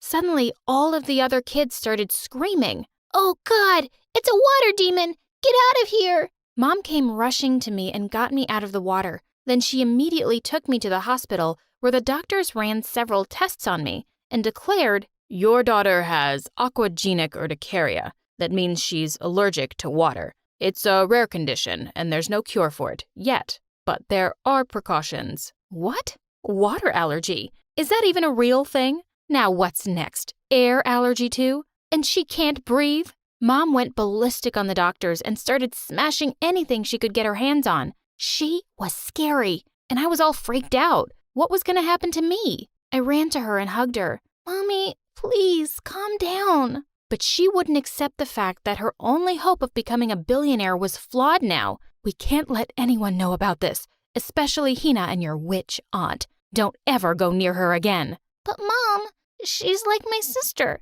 We play together every day. Yeah, but not anymore. What if they discover your secret? I can't risk it. Mom sounded crazy and made me promise not to tell a single soul. Later, when we reached home, Hina came running to me, but Mom pulled me away and scolded her. Don't come any closer to my daughter. Stay away from her. Suddenly, Hina had tears in her eyes, but Mom just pulled me into my room. She was being so awful. Later at night, I sneaked into Hina's room through the window, but she pushed me away, saying, "Go away, Amira. You and your mom are horrible. And my mom told me to stay away from you too." What? No! I tried to explain to her, but she shut me out completely and didn't talk to me ever again. And over time, she turned into a completely different person. At school, she'd pick on the other kids and compete with me in every single thing, all because of Grandma's money. Once in the 6th grade, there was a musical competition and both me and Hina were participating, but she ran onto the stage during my performance and pushed me aside. Hey, loser. What, are you trying to make us sleep? Get out of here and watch this. She grabbed the guitar and almost burst all of our ears. Of course, I won the competition and she came in last. But when I reached home with my trophy, I saw my sitar was trashed. Why are you doing this? Have you gone crazy? This one win means nothing, Amira. I'll never let you win again. My grandma's money is mine. This was it. This madness had to stop. I didn't want any money after losing the people I loved. I went straight to Grandma and told her, "This has to stop, Grandma. I don't want any money." Oh, sweetie, it's just a healthy competition. I'm sure by the time you're grown-ups, you'll be the best versions of yourselves. Well, years passed by, but that never happened. In fact, the competition between us grew even crazier. But thanks to my meds, my allergies stayed in check. Otherwise, Hina would have made my life miserable. One day in the 8th grade, I was walking into my drawing class when I accidentally slipped, and all the paints in my hand landed on Hina's clothes. OMG! How dare you! This is a white cashmere coat. I'm so sorry. But before I could finish, she grabbed a jar of water and threw it right into my face. Oh my God! I pushed her aside to run to the bathroom, but she just fell into the mud our teacher had kept for pottery classes, and everyone burst out laughing. You are so dead, moron. I started running towards the washroom and she came after me. As soon as I got in, I locked the washroom from the inside and immediately took out my medicine from my pocket and gulped it down. But still, it was too late. I had red hives all over my face. Suddenly, I heard a guy's voice. Whoa, that's a first. I freaked out and let out a scream when he held my hand and hushed me. Easy. I should be the one screaming. What are you even doing here? What am I doing here? What are you doing in the girls' room? But he just looked at me with a weird expression. And that's when it hit me. I entered the boys' washroom in a rush. And suddenly, I realized that this guy won't stop staring at my face. Yeah, I know, I'm a freak. You can stop staring now. What? No, I'm just thinking. That must hurt a lot. Wow, no one ever put it that way. Normally, people would freak out and scream, but he looked at me so calmly. I told him how I was trying to save my butt from my evil cousin's sister, Hina. So he safely let me out through the windows and I ran back home. But I knew Hina wasn't going to let me off that easy. Up next, we had a big sports fest coming in the school and everyone was practicing in the field, including Hina. When she saw me coming, she ganged up on me with her minions. Oh, look, here comes the witch who vanished into the boys' washroom yesterday. How did you do it? Did you flush yourself out, Harry Potter? Get away from me, Hina, if you don't want to get hurt. I pushed her aside and went ahead with my practice. But later when we were playing, I was about to take the winning shot when someone pushed me hard and I fell to the ground. You witch, you pushed me on purpose. Well, duh. Of course I pushed you on purpose. So you get your lesson, moron. And you better watch out because it might be a car next time you fall in front of. Saying that, she went away, but I was trembling with pain. Suddenly a guy came forward and picked me up in his arms. And I was super shocked to see it was the same guy who saved me the other day. He took me to the nurse's room and I thanked him for everything. Turns out his name was Ryan and he was a math genius. He even invited me for a movie later that evening. This was gonna be awesome.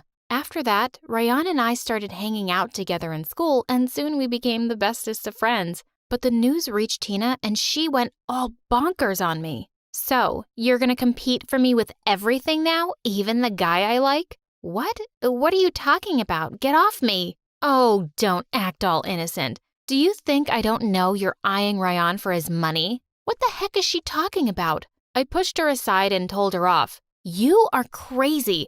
Ryan is my friend, and I didn't even know he was rich. I don't care about money. Oh, then how about you tell Grandma you don't want any of it right now? Ugh, she was insane. I pushed her out of my room and slammed the door shut. But what I saw at school the next day shocked me to my bones. Hina was on her knees with a bouquet in her hand, proposing to Ryan. What? But Ryan turned her down in front of everyone. I'm so sorry, Hina, but I'm not interested in you. And before he could even finish, Hina threw the bouquet at his face and then pushed me aside, saying, I'm never gonna let you win, Amira. Never. God, she was growing crazier by the day. Later that night, as I was peacefully sleeping, I heard a knock on my window. When I went ahead and opened it, I was shocked to see Rayan there. Rayan, what are you doing here? You called for me, remember? You sent me this message? He showed me a message. Rayan, please come and save me. My parents are gonna marry me off to an old man.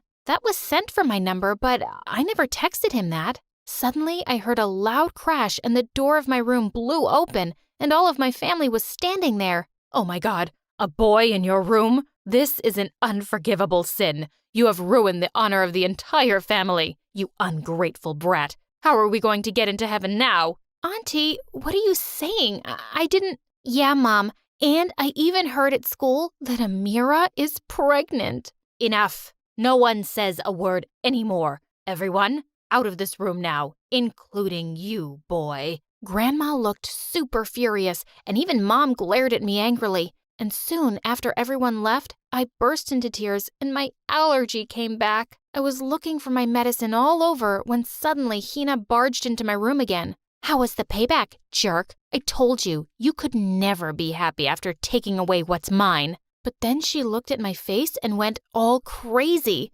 OMG, what's that on your face? You look like a monster. Just as I reached out for my allergy medicine on the table, she leapt forward first and grabbed it. Oh, so you're an allergy monster. Wow. And no one knows about it? Now you wait and watch how I'm gonna take everything that's mine, Amira. You're gonna beg me to hide this. OMG, I was scared about everyone finding out, but I wasn't gonna let Hina bully me for who I was. I grabbed the medicine from her and I slapped her hard in the face. You're such a shallow person, Hina. You've just been stooping lower and lower for money. And you know what? I'm going to tell everyone about my condition before you do, and then you can have all your money and everything you want. But you won't be able to change one fact, that you're a pathetic loser. I stormed out of the room to go and tell my grandma about my condition, but I was shocked to see her standing right outside the door. And before I could even say anything, she hugged me. Oh, my child. I'm so sorry you had to live like that amongst your own family because of my stupid plans. I thought they'd compete and work harder to be better people, but instead their greed turned them into animals, and you had to suffer because of that. Please forgive me, my baby. But Hina went ballistic.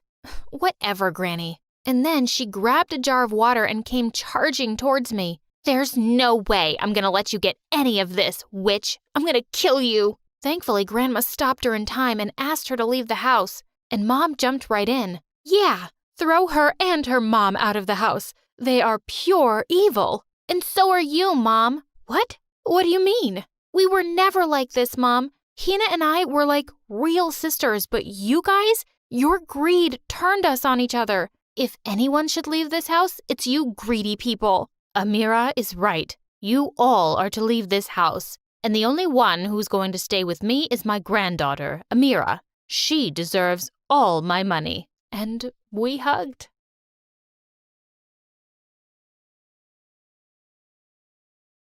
Hey, what's up, you guys? It's your girl, Giselle. Don't forget to like and subscribe. And rock on! My baby sister, Alora, and I were raised by our single mother, who got sick and went into a coma when I was 12 and Alora was 8. Our lives flipped upside down, even more so when we found out we'd have to live with our Aunt Mona. She was Mom's careless older sister, whom she didn't like, and we'd never even met her. But she was our only relative, so it was probably a better deal than foster care. Aunt Mona was a free-spirited, adventurous young woman who was backpacking solo around the world when we interrupted her life.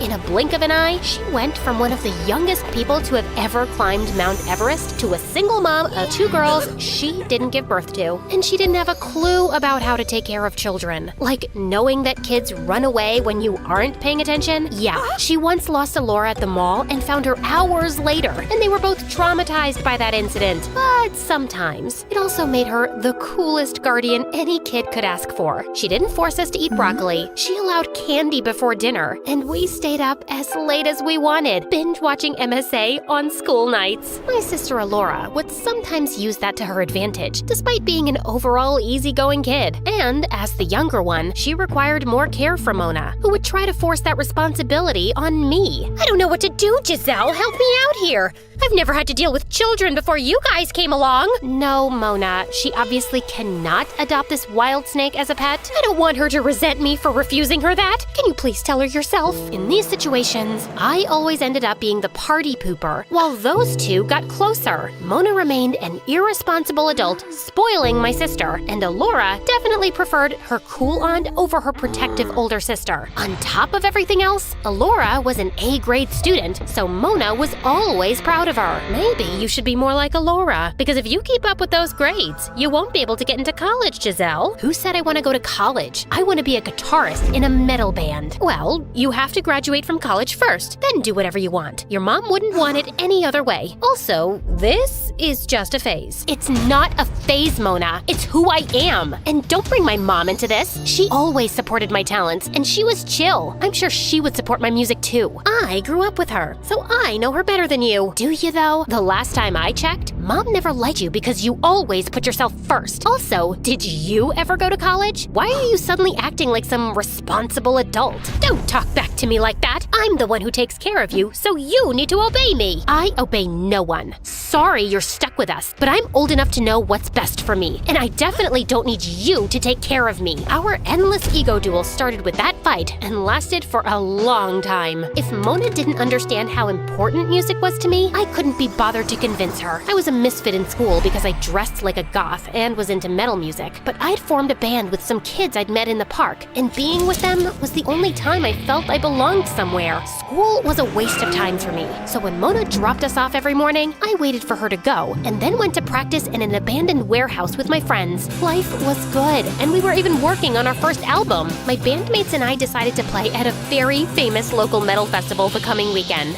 But of course, Mona had to overreact massively.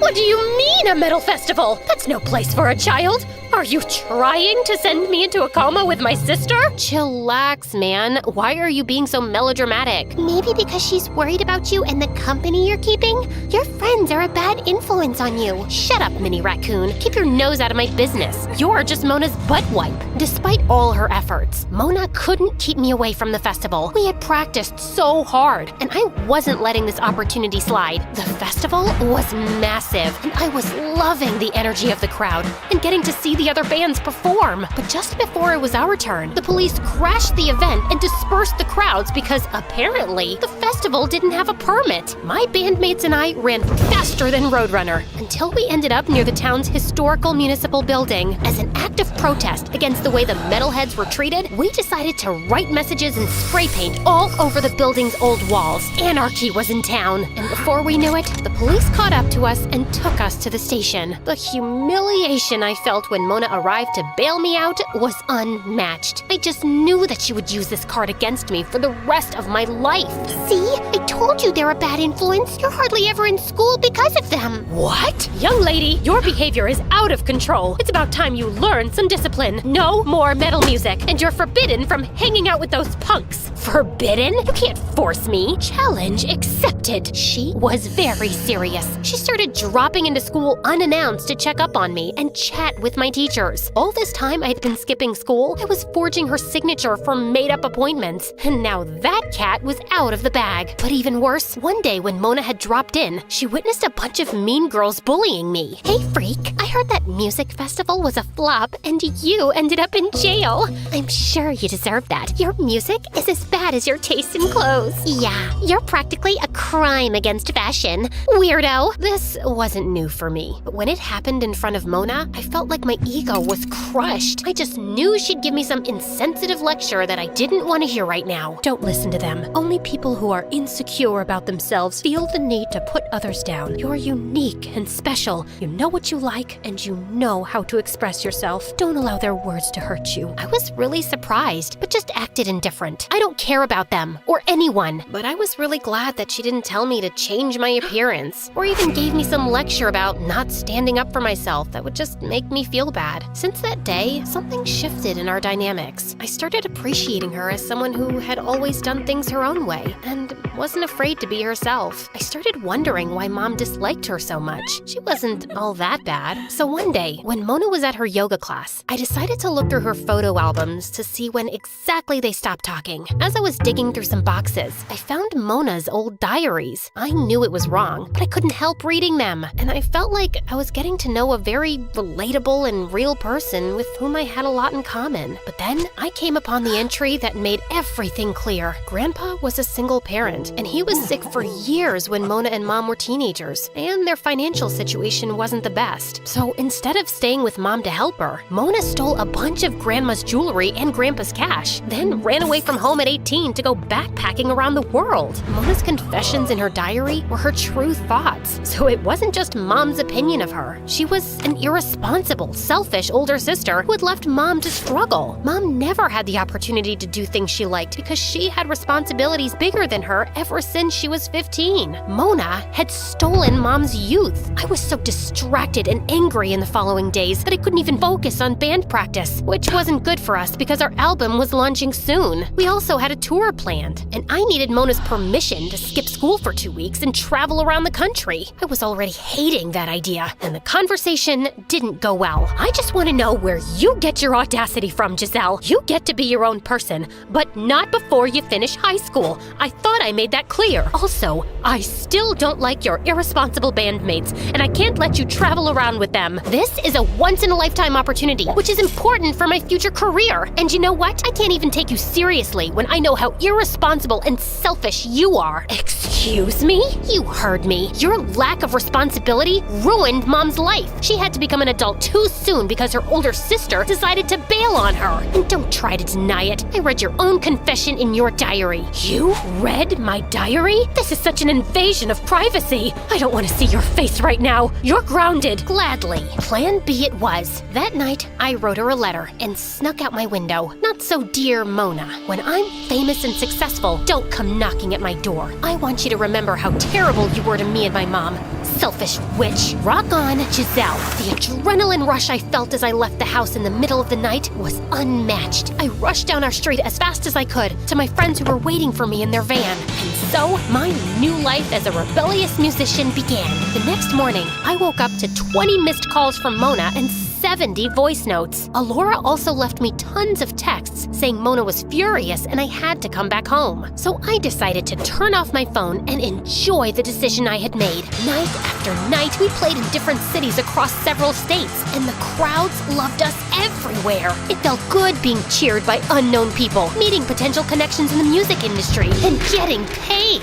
But after 3 weeks on the road with my bandmates, I started noticing how tiring living in a van with them was. They didn't clean up after themselves and often had the pettiest arguments. They also became lazy and stopped taking this tour seriously. We even missed a couple of shows because they didn't feel like it. I missed hot showers and delicious homemade food. I even felt Mona and Alora's absence. But I couldn't bear to hear Mona's "I told you so" and admit she was kinda right about my friends. I knew I would have some big punishment waiting for me back home. One night after our concert, it was raining heavily, so we decided to stay in a hotel to rest and wait for the rain to stop. But we couldn't afford a good hotel, so the 5 of us had to share a shabby room, and being the youngest, they made me sleep on the floor. And the next morning, we realized that our dream tour had turned into a real nightmare. Is that our van floating down the street? It had rained so much that there was flash flooding in town. Unless we managed to get a boat or build an ark, we couldn't get out. The electricity and internet connection was down too, so we were basically stuck with no contact with the outside world. The next 2 nights, things got worse as we waited for some help to come. Everyone was scared and hungry, and to top that, my bandmates managed to push all my buttons when they suggested we swim for it. They were morons! I spent all my time regretting the way I'd left. I realized that I'd left Alora with our selfish aunt to pursue my dreams, kind of what Mona had done to Mom. Now, in this grave danger, I wondered if I'd ever get to see my sister again. But the next morning, we woke up to the loud sound of helicopters. helicopters. We rushed to the rooftop to see the rescue teams had finally reached our area. And just then, I heard a familiar, high-pitched, distinct voice screaming from a megaphone. That's her over there!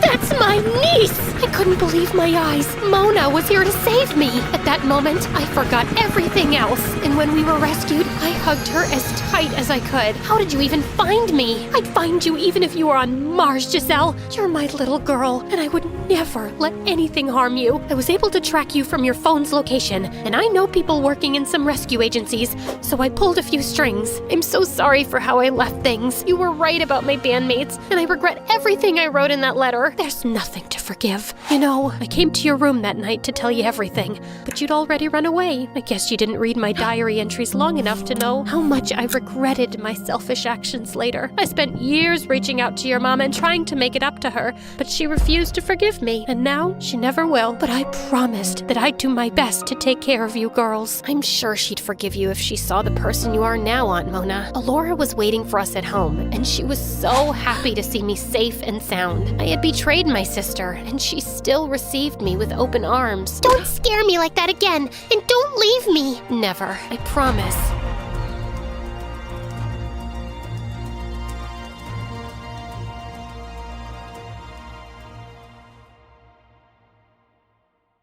I stopped to look over my shoulder to make sure no one was following me.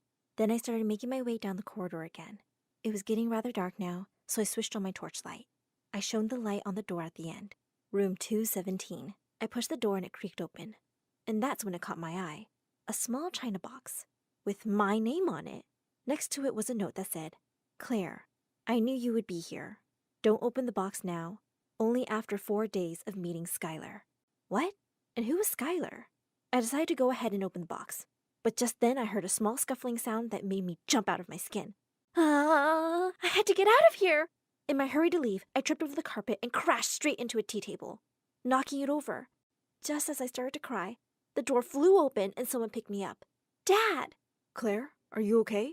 Seriously, we've had the entire hotel staff looking for you. Again! I told you this part is getting renovated and it's off limits. I tried to tell my dad that I needed to get back, but he dragged me away and made sure the door was locked. I need to get back there very soon. Hi, I'm Claire, and I've lived in hotels all my life. Dad is a famous hotelier who buys old hotels and converts them into luxury 5-star ones. These hotels have been the places for all my biggest adventures and all the scrapes I've landed in. But before I continue, click like and subscribe. My life was perfect until the day I saw that box. I didn't know what to do. The only person I thought of talking to was my old annoying sister, Hanny. All she cared about was makeup and fashion.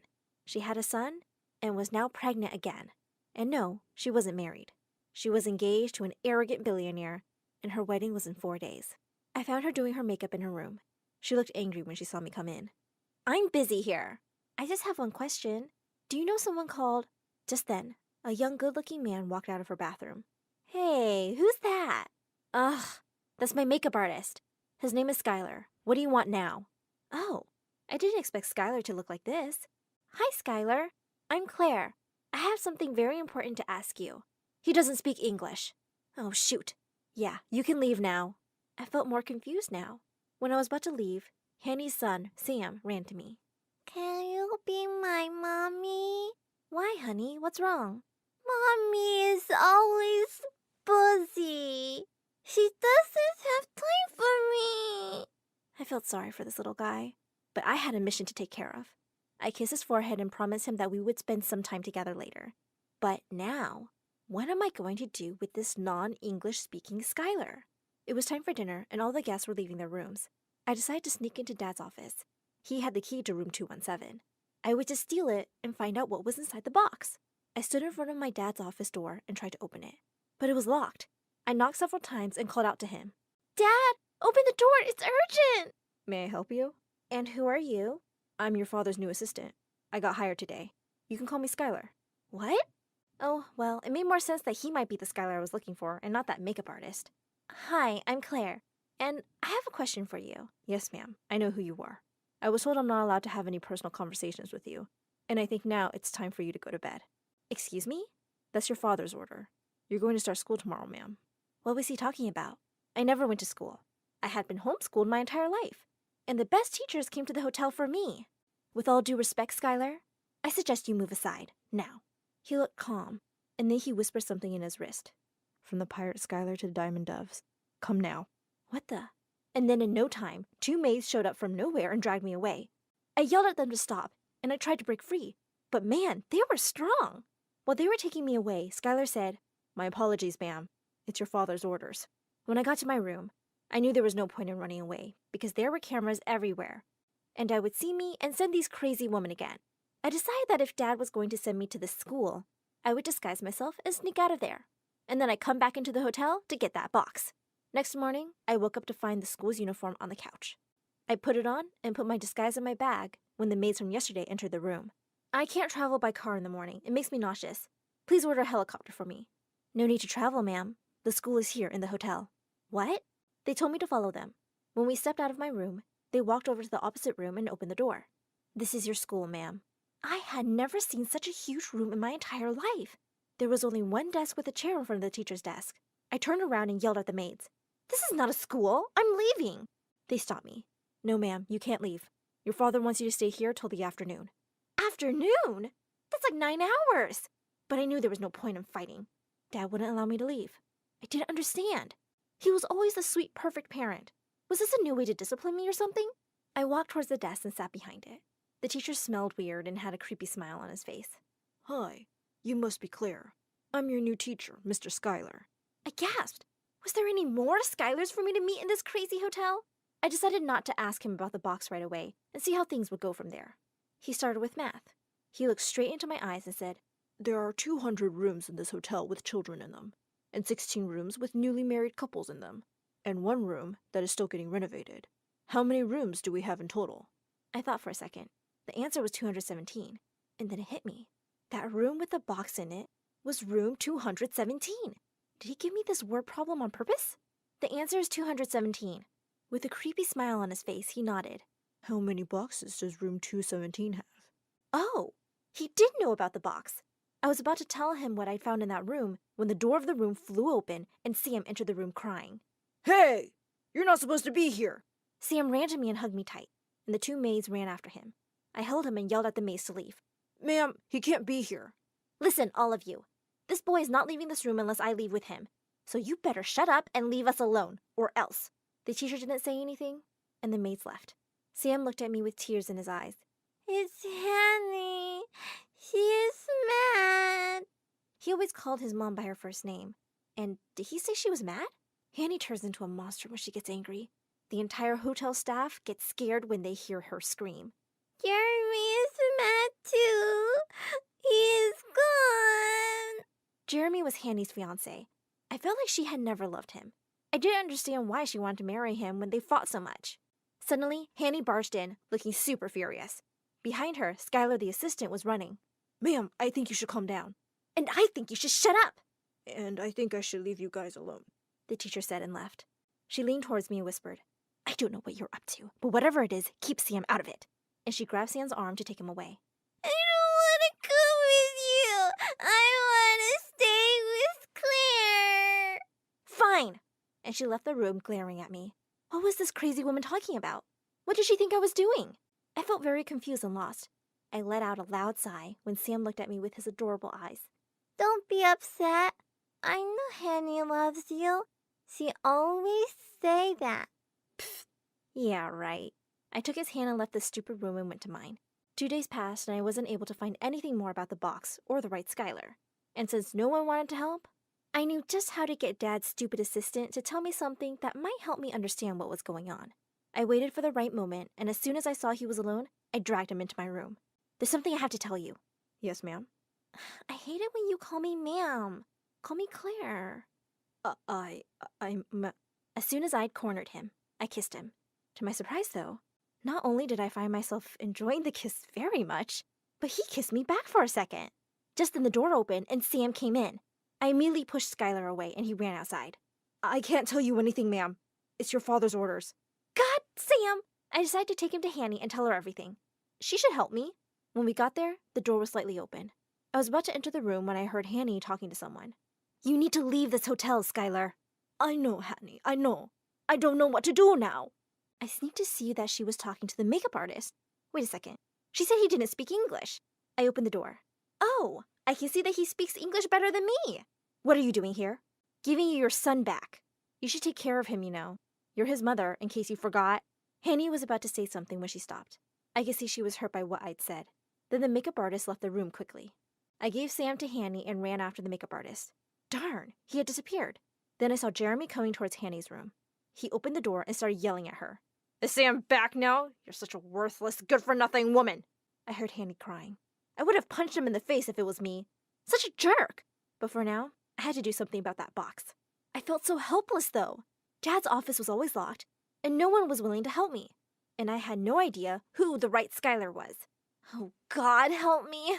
The next day, I woke up even earlier than the crazy maids did and went to school. The creepy hot teacher was already there, writing something down in a notebook. He quickly closed it when he saw me. Good morning, ma'am. Just tell me what's in that box, dude. Ma'am, yes, about the box. Just then, the two maids barged in. Ma'am, you're not supposed to be here. Tonight is your sister's wedding, and your father said you need to get ready. I don't care about her stupid wedding. Just leave or I... But before I could finish my sentence, the maids held me by my arms and dragged me away. As I was leaving, the teacher said, Don't worry. We will solve the box riddle tomorrow. It's on page 5. I expect you to do your homework. What riddle? What box? What homework? I'm talking about something else. This dumb teacher knew nothing. The maids shut the door and took me to my room. There, I found the makeup artist. What are you doing here? Why did Hanny say you should leave? Oh, she was worried about my immigration status and that I would be sent away.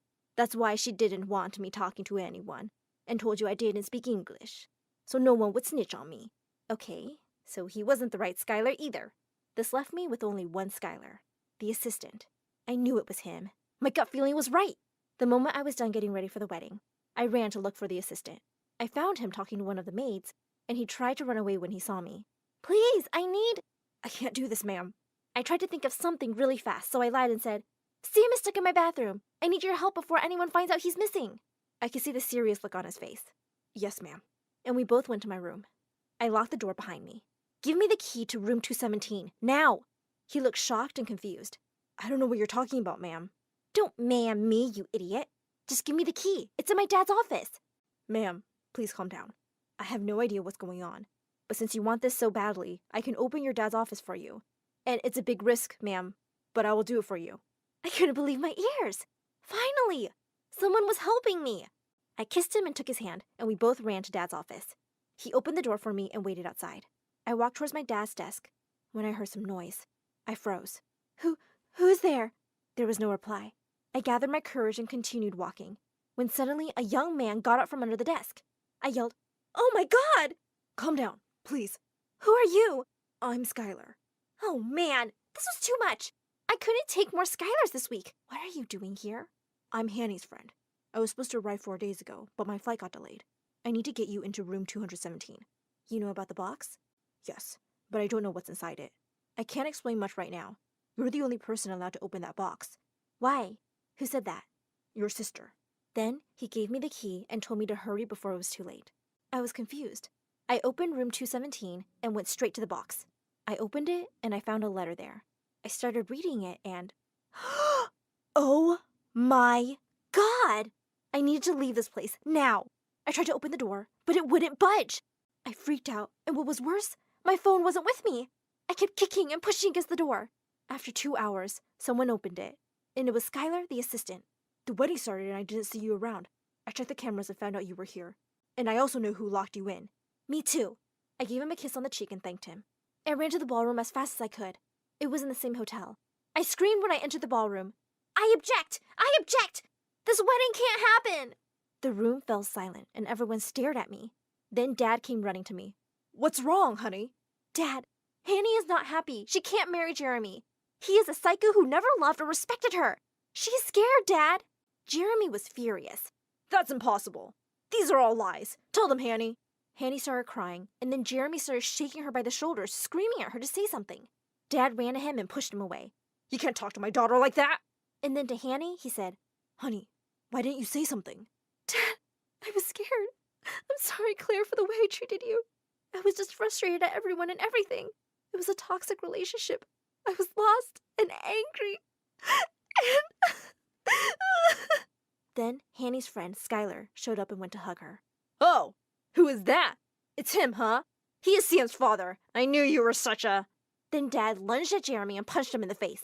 2 security men came running in and dragged Jeremy away. I felt sorry for Hanny, and things between me and her got better and we became closer. She got back with Skylar, her ex-boyfriend, and she gave birth to an adorable baby boy. And guess what she named him? Oh no, not Skylar. Just Liam. My story animated will give $1,000 to someone who subscribes in the next 7 days. So tell your sister, your brother, your mom, or your friends that if they subscribe, they may win $1,000.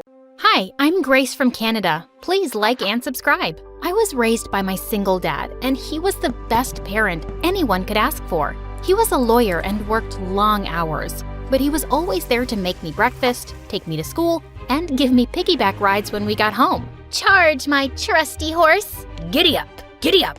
Throughout my childhood, different people tried to convince Dad to get married, but he never agreed. You know every child deserves a mom. Thank you, but I'm perfectly capable of raising Grace. Aha! Take that, nosy people. Dad and I were perfect alone. But as a kid, I struggled to make friends. It turned out that I had social anxiety, and talking to people was a nightmare. Dad said it was because I spent a lot of time alone, but it didn't get easier even after joining school. I always said the wrong things and ended up chasing people away. Like this one time, I saw a girl sitting alone at recess, and I went to talk to her. Hi, I like your dress. It's green like a frog. Not that you look like a frog. Well, maybe you do, but in a good way. What a weirdo. After a while, I stopped trying and became the girl who was always alone and kinda invisible. But then I found company in my books, so it was no surprise that I was a genius at school. My life was really simple. I went to school,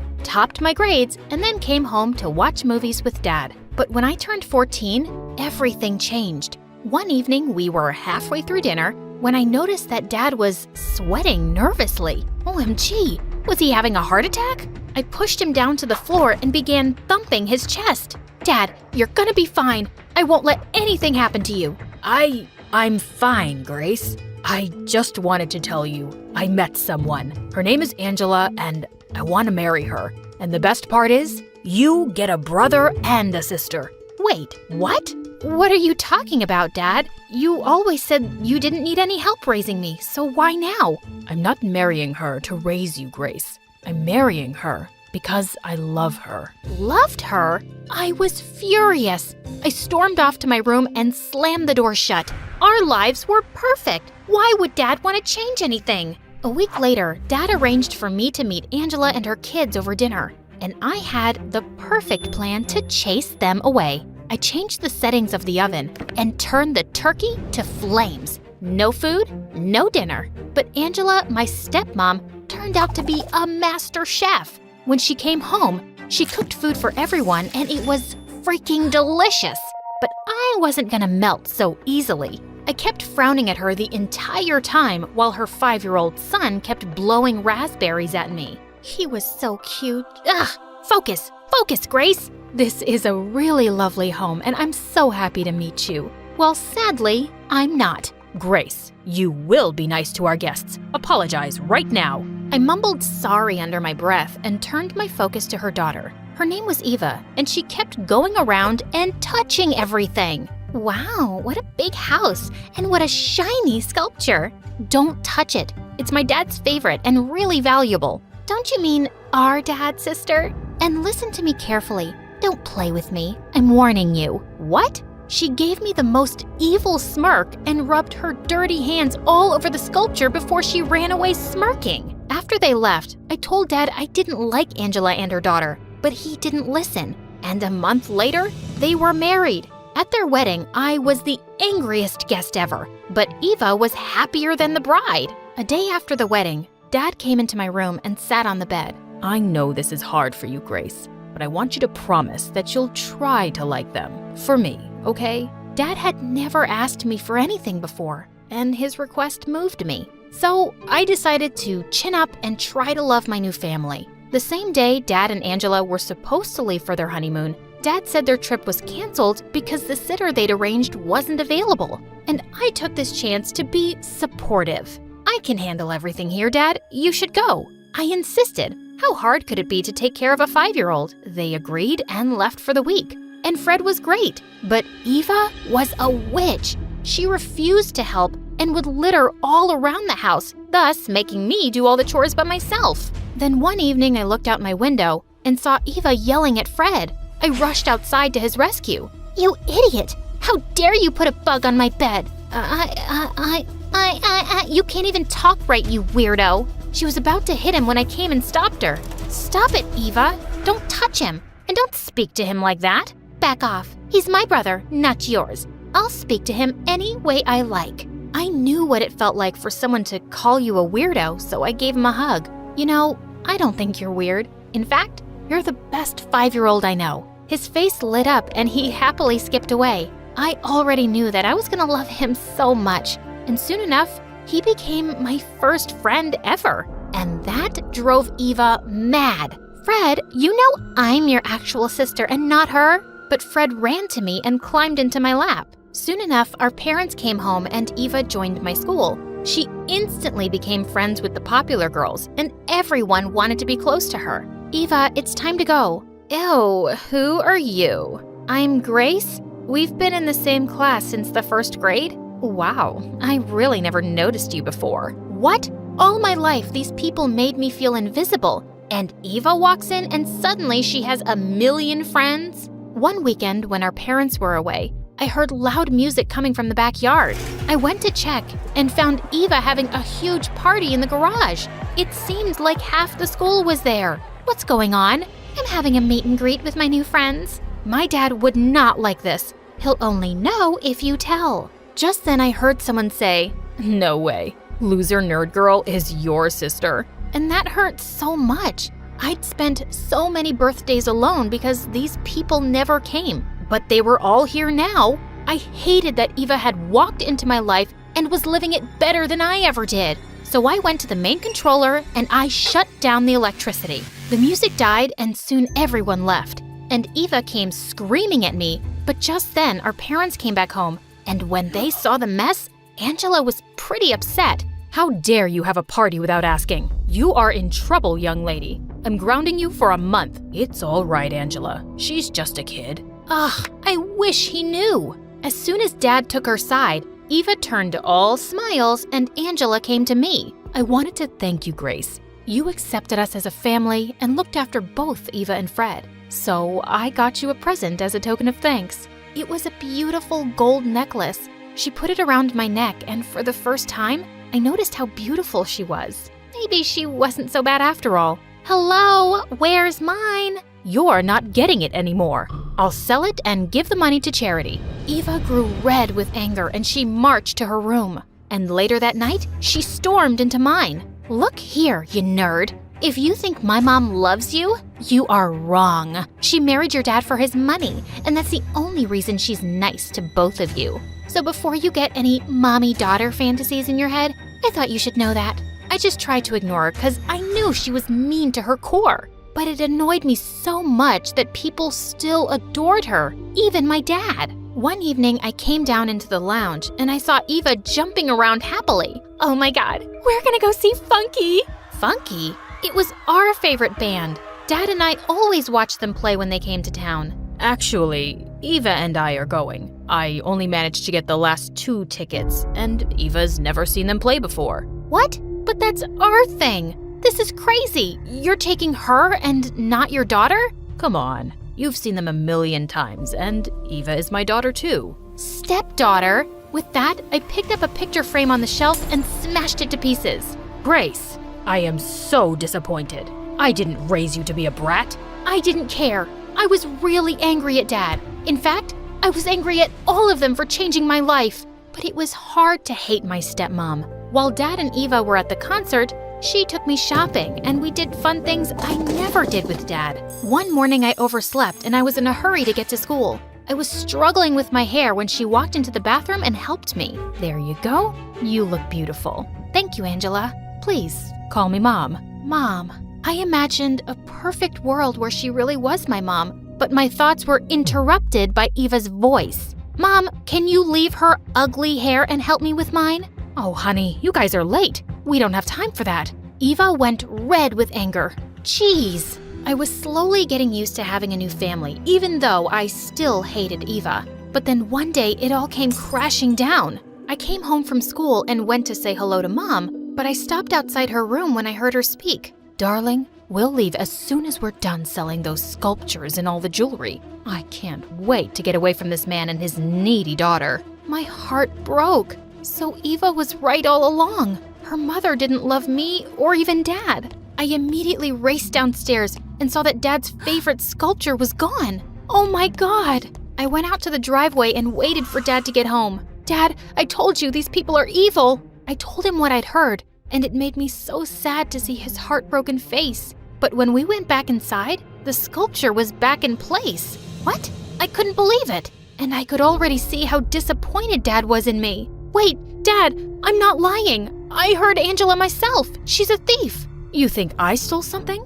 I turned around to see Angela, Fred, and Eva standing behind me, looking shocked. But they weren't fooling me anymore. Just stop it. I heard you saying you'll sell Dad's sculptures and leave. You can stop pretending now. All I've ever done since I've come here is love you, but it seems like I'm wasting my time. She turned to Dad and said, I love you, but if your daughter hates me enough to make up lies about me, then maybe we shouldn't be together. I'm leaving. What? Leave? We can't leave.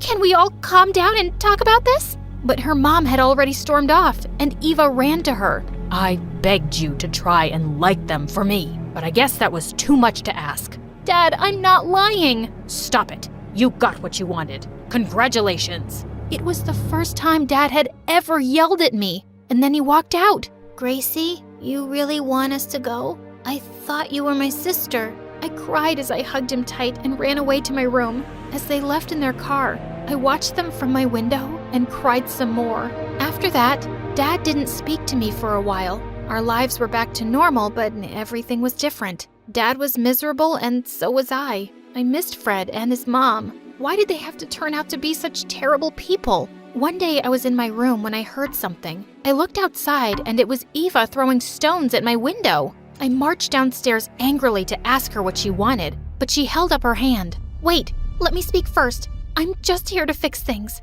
My mom didn't do anything. I used a fake voice app to make up the thing you heard. What? Are you crazy?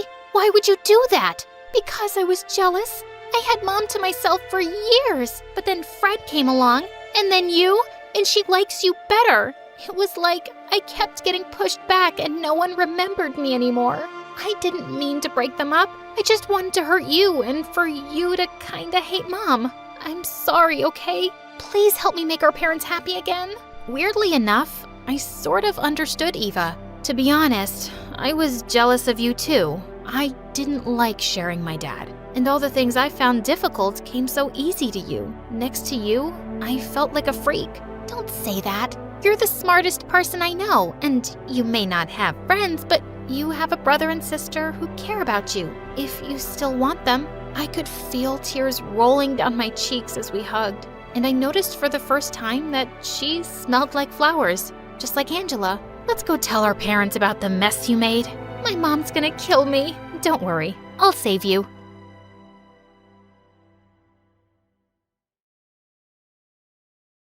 Hi, my name is Chinami, and I moved to America all the way from Japan when I was 12 years old. The first thing I noticed about being here was just how big everything was. The houses, the food portions, the cars, everything was huge in America, and I loved it. I ate as much food as I could at every restaurant I went to with my mom and always asked for seconds, which left her totally embarrassed, but I didn't care. I didn't even want to move here, and I had to break up with my boyfriend before we left because I wouldn't see him again for so long. We both cried a lot. So that's why I figured I would have as much fun as I could in America since I didn't really have a choice about moving. As you may have guessed, some of the kids at school were horrible because I looked different and couldn't speak English very well at first. But I didn't let their awful hazing make me feel bad. I was confident and knew who I was, so I always walked with my head held up and didn't let anything anyone said or did make a difference in how I felt about myself. The bullies were not used to this approach at all. It just left them confused and scratching their heads. I guess they never met anyone quite like me before. Good. So eventually, they just left me alone. One day, my mom asked why I had no friends at school, and I told her they were all jerks. I don't believe that. I'm sure a lot of them are exactly what you say, but there must be some nice ones too. I love how independent you are, but everyone needs a friend. The truth is, my mom knew something I was trying to hide, which was, as comfortable as I was with myself, I was terrified of making friends or dating anyone new. In Japan, we had moved at least 6 times because of my mom's job. Each time we went to a new town or city, I had to say goodbye to one of my best friends or boyfriends. My heart broke every time it happened, and I always asked my mom if we could just stay in one place for at least a couple of years so I could have some real friends, but she said she couldn't guarantee that. So I decided to only rely on myself, but the truth was, I was getting pretty bored and lonely hanging out with only myself and my cat all the time. But still, I couldn't do it. I was too scared. I ate lunch alone, walked home alone, and spent every weekend playing video games or dressing my cat up in fun costumes. Until one day when I was in 8th grade, a boy called Max came to my lunch table and sat across from me. He started talking as if we knew each other our whole lives, and I didn't even have time to be scared like I had been with everyone else because, well, he just didn't give me a choice. I told Mom I wouldn't talk to Max anymore in case we had to move, but she told me this time we would be living here for a long time, so I may as well try to find a real friend. From then on, Max and I were best friends. He helped me to learn English, and I taught him some Japanese, but he was terrible at it. I know what you're thinking. We're gonna fall in love because we're such good friends, but nope, we just stayed friends. Even as we grew up and went to high school, neither of us had feelings for each other. Thank God too, because he was my biggest helper when it came to boys, which is ironic since he was constantly getting broken up with. I tried to warn him about the girls he was dating. They were all shallow and absent-minded, but he didn't care. As long as he had a pretty girl beside him, he felt like he was on top of the world. But of course, they would always break his heart and leave him for someone else, which only made him more sad and want to date prettier girls to prove that he wasn't, as he put it, a total loser. And the cycle would begin all over again. You really deserve better, Max. Not according to the girls I date. They always leave me for someone stronger or smarter. Because they don't care about anything other than how popular they are. You're kind and fun and really thoughtful. Why don't you date someone like that? Look who's talking. You don't date anyone. What do you mean? I go on dates all the time. Yeah, one date. And then, no matter how cool they are, you stop talking to them. So many really cool guys want to at least try to be your boyfriend, and you never give them a chance. Like who? There was George with the gelled hair and nifty vest, Tom who asked you to the dance, and Pete who, well, doesn't have a lot going for him, but he's really nice. What's so wrong with being single anyway? What's wrong with dating around? You only do it because you're insecure. And you're only single because you're scared. It's a miracle we even became friends. All you ever want to do is be alone with your stupid cat. If you're not careful, you're going to miss out on a lot of great things in life. And what if you meet the one and don't give him a chance? Well, if it's up to you to meet the girl of your dreams, you'll probably pass her up for someone with an expensive car and a pretty face who doesn't even know where Japan is. You know it's happened before. All of a sudden, he stopped talking and just stared off. I thought maybe I really insulted him or something, but then he smiled and said, "You're right. What if we switched lifestyles for a month just to see what happens?" Switch lifestyles? Yeah, you go out with one of those nice guys who likes you for at least 3 dates, and I'll ask out someone who knows where Japan is, and maybe who won't dump me for the football captain for once. Date someone for 3 dates? That's practically a relationship. I can't do that. All of a sudden, I couldn't breathe, my palms got sweaty, and I got nauseous. Well, what do you say? But before he had a chance to ask again, I ran out of the cafeteria and hid in the bathroom. I avoided him all day after that and ran home so fast he could never catch up. I guess I was even more afraid than I realized. Mom saw how frazzled I was when I got home and asked, "Honey, what's wrong?" "Max wants me to date someone nice and be happy." What a jerk. I know. I was kidding. Oh, well, I don't need a boyfriend anyway. Well, there we agree. You're not even allowed to have one. What? Since when? When you were little, it was okay, but now you have to focus on your schoolwork, so no boys. You're the reason I can't get close to anyone, and now you won't even let me if I want? You have too much to do to prepare for college. Sorry, honey. I ran to Max's house right away and told him I was in. What changed? You freaked out earlier. My mom said I couldn't. Ah, yeah, that makes sense. So, You aren't too scared anymore? You mean, what if I fall in love only to have to move again and maybe it just doesn't work out and I'm left broken and hollow and sad and crying like every other time I ever got close to anyone? Yeah. Well, that's easy. I just won't fall in love. And you? You're gonna be able to date a normal girl who doesn't look like a supermodel? Hey, I'm not shallow like that. I just date them because it makes me feel good about myself. But I know, you don't have to tell me. That's not a good reason to be with someone. Then why do you do it? Because if I date a girl I actually like and she breaks up with me,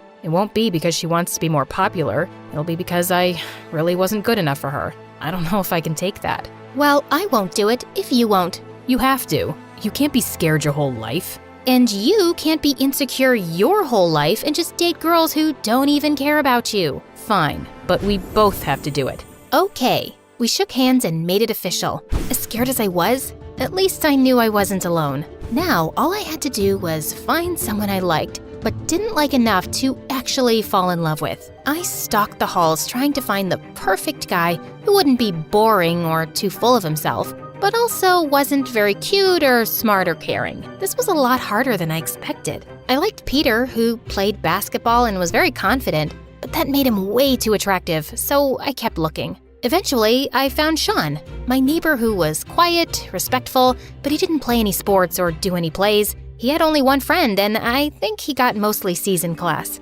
He was perfect. Not too confident, not too smart. He was just average. Hi, Sean. Do you want to take me on a date?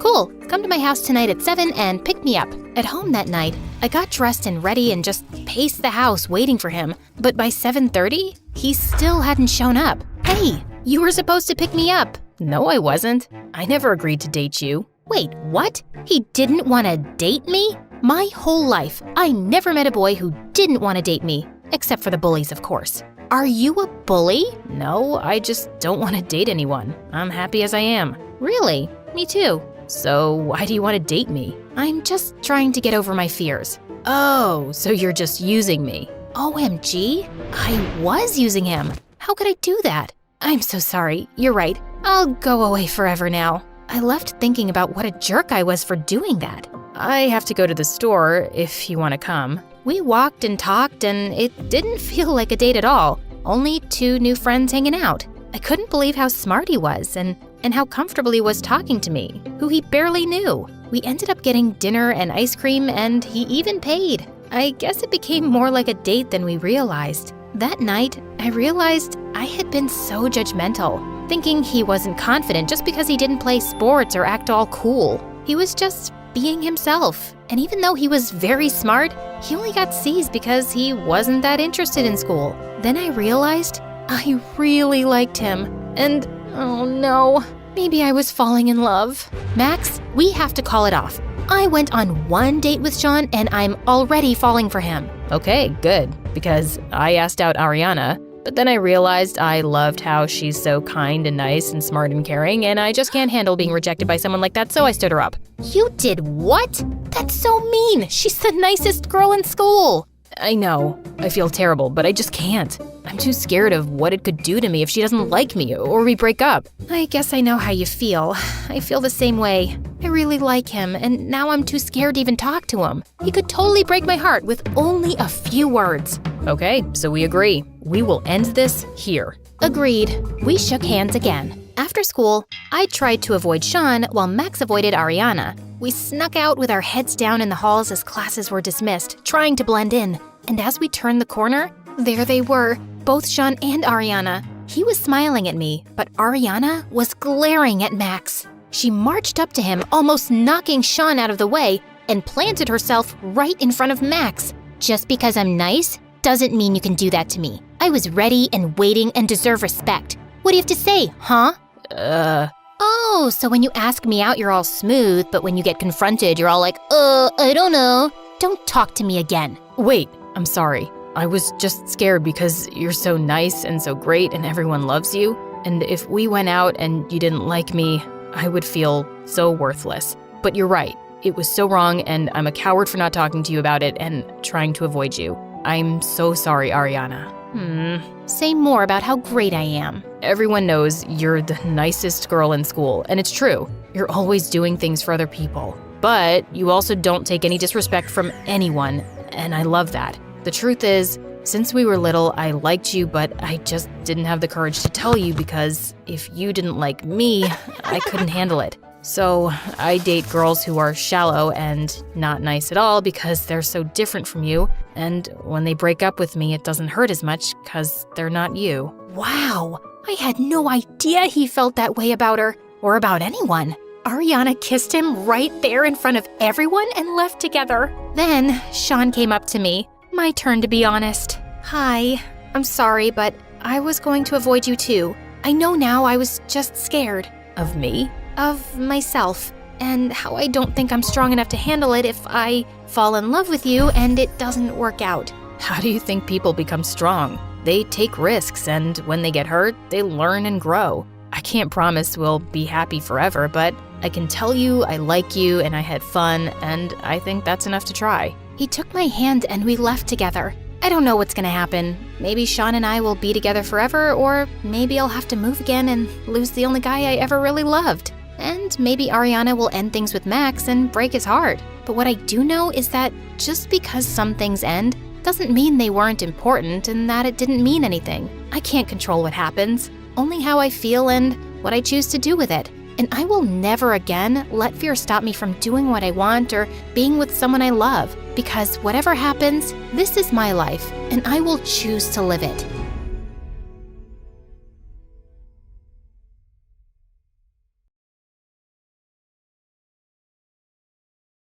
Hi everyone, I'm Alina, the enchanting enigma. Want to see a magic trick? Choose a card. Ready? Hocus pocus. Is this your card? Are you sure? Well, I should keep working on that one. Let's begin. But before I continue, make sure to like and subscribe. I grew up in one of the most beautiful places on earth, Norway. I loved everything about my home. The natural beauty, the epic history, even the grumpy shopkeeper at the corner store. But the best part was the northern lights. Every year, starting around September, shimmery curtains of light appeared in the sky like a giant kaleidoscope. With my family, we went to see them every night, making bonfires, toasting marshmallows, and telling Viking stories. Those are my most cherished memories. I say memories because those times ended abruptly. Your father and I are getting a divorce. I'm in love with my business partner Hans, and we're moving to Argentina. That wasn't even the worst part. Astrid, you're coming with me. You're too young to be without your mother. But Mom, I want to stay with Alina. It's not up for discussion. Pack your things right now. Growing up, my little sister Astrid idolized me. She was 2 years younger and thought everything I did was amazing, especially my magic tricks. For my next trick, I'll make a piece of gold appear out of thin air. Wow. Okay, technically it was a chocolate candy with gold foil, but Astrid still loved it. She was my biggest fan, even when I didn't believe in myself. So I was devastated about her leaving, but Mom's mind was made up. And just like that, she left me with my dad and my big brother Frederick. Of course I love them, but let's just say they are... Vikings? Not the word I have in mind. Immature? They spent all their time playing Vikings like children. Check out the spoils of our last hunting trip, sis. Frederick, shut up. You bought that from a grocery store. You're not a real Viking. Tell that to the village we just razed to the ground. Good one, son. Still, I always had fun with them. I even went to some Viking battle reenactments. It was better than staying home alone. We still went camping under the northern lights from time to time, but it wasn't the same without Astrid.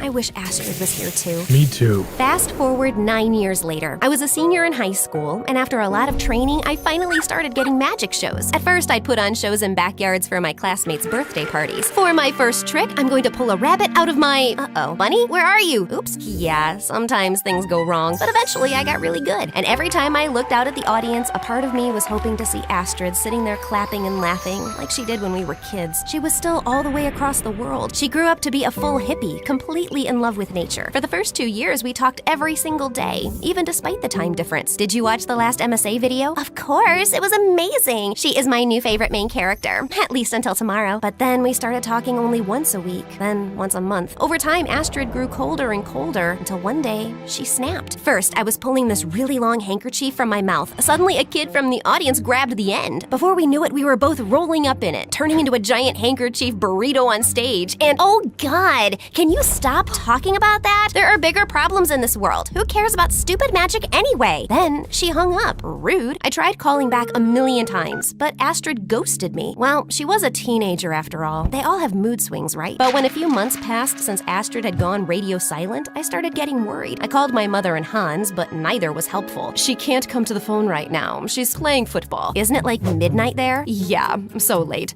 Oh, good night. Oh, that Elena. Right. Your sister's not home. Bye. But with no other choice, I got a plane ticket to pay them a surprise visit. I only sent Astrid a DM so she knew I was coming, but again, there was no reply. Okay, guys, see you when I get back. Try not to burn the house down. I can't promise that. I'm still saying don't go. It's okay. Have a safe flight, kiddo. When I got to the airport, I didn't even have time to step into the security line before I had the shock of a lifetime. Hey, sis. Excuse me? Who are you? Astrid? You look so different. What are you doing here? I was just about to go see you. I know. I read your text when I took back my phone in the middle of my escape. Luckily, they didn't know how to work Instagram, so they hadn't read it. Escape? Who is they? What's going on? I need you to hide me. Nobody can know I'm here. Not even Dad and Frederick. Before I could ask any of the million questions I had, Astrid took us outside and put us in a cab. What's with all the secrecy? Did you rob a bank or something? Of course not, sis. Why would you ever say such a thing? Astrid kept looking nervously at the taxi driver. A few minutes later, he dropped us and Astrid pulled me into an alleyway. Tell me what you know. About why you're here? Nothing. I called you nonstop for months. Tell me what's going on before I call Mom. No, don't call her. Mom changed a lot after we moved. She does whatever Hans says and he's a monster. Like a real one. Months ago, he took my phone and kept me locked in my room. Are you for real? I can't tell you more than this for now. The first thing I did after escaping was get a ticket here. I need you. You're my last hope, sis. Astrid's story was disturbing. I had to help her. She was my baby sister. So we went to the mall to give her a makeover. New clothes, new hair color, different lenses. But I didn't know if her disguise would fool anyone. You really think Dad's not gonna recognize his own daughter? I don't think so. He hasn't seen me in person since I was 7. Plus, Dad and Frederick aren't exactly geniuses. No offense. I was a little offended, but she wasn't wrong. As we got home, I almost fainted from the smell. There was trash everywhere, food smeared on the walls. Alina, you're back! Dad, Alina's back! Thank Thor!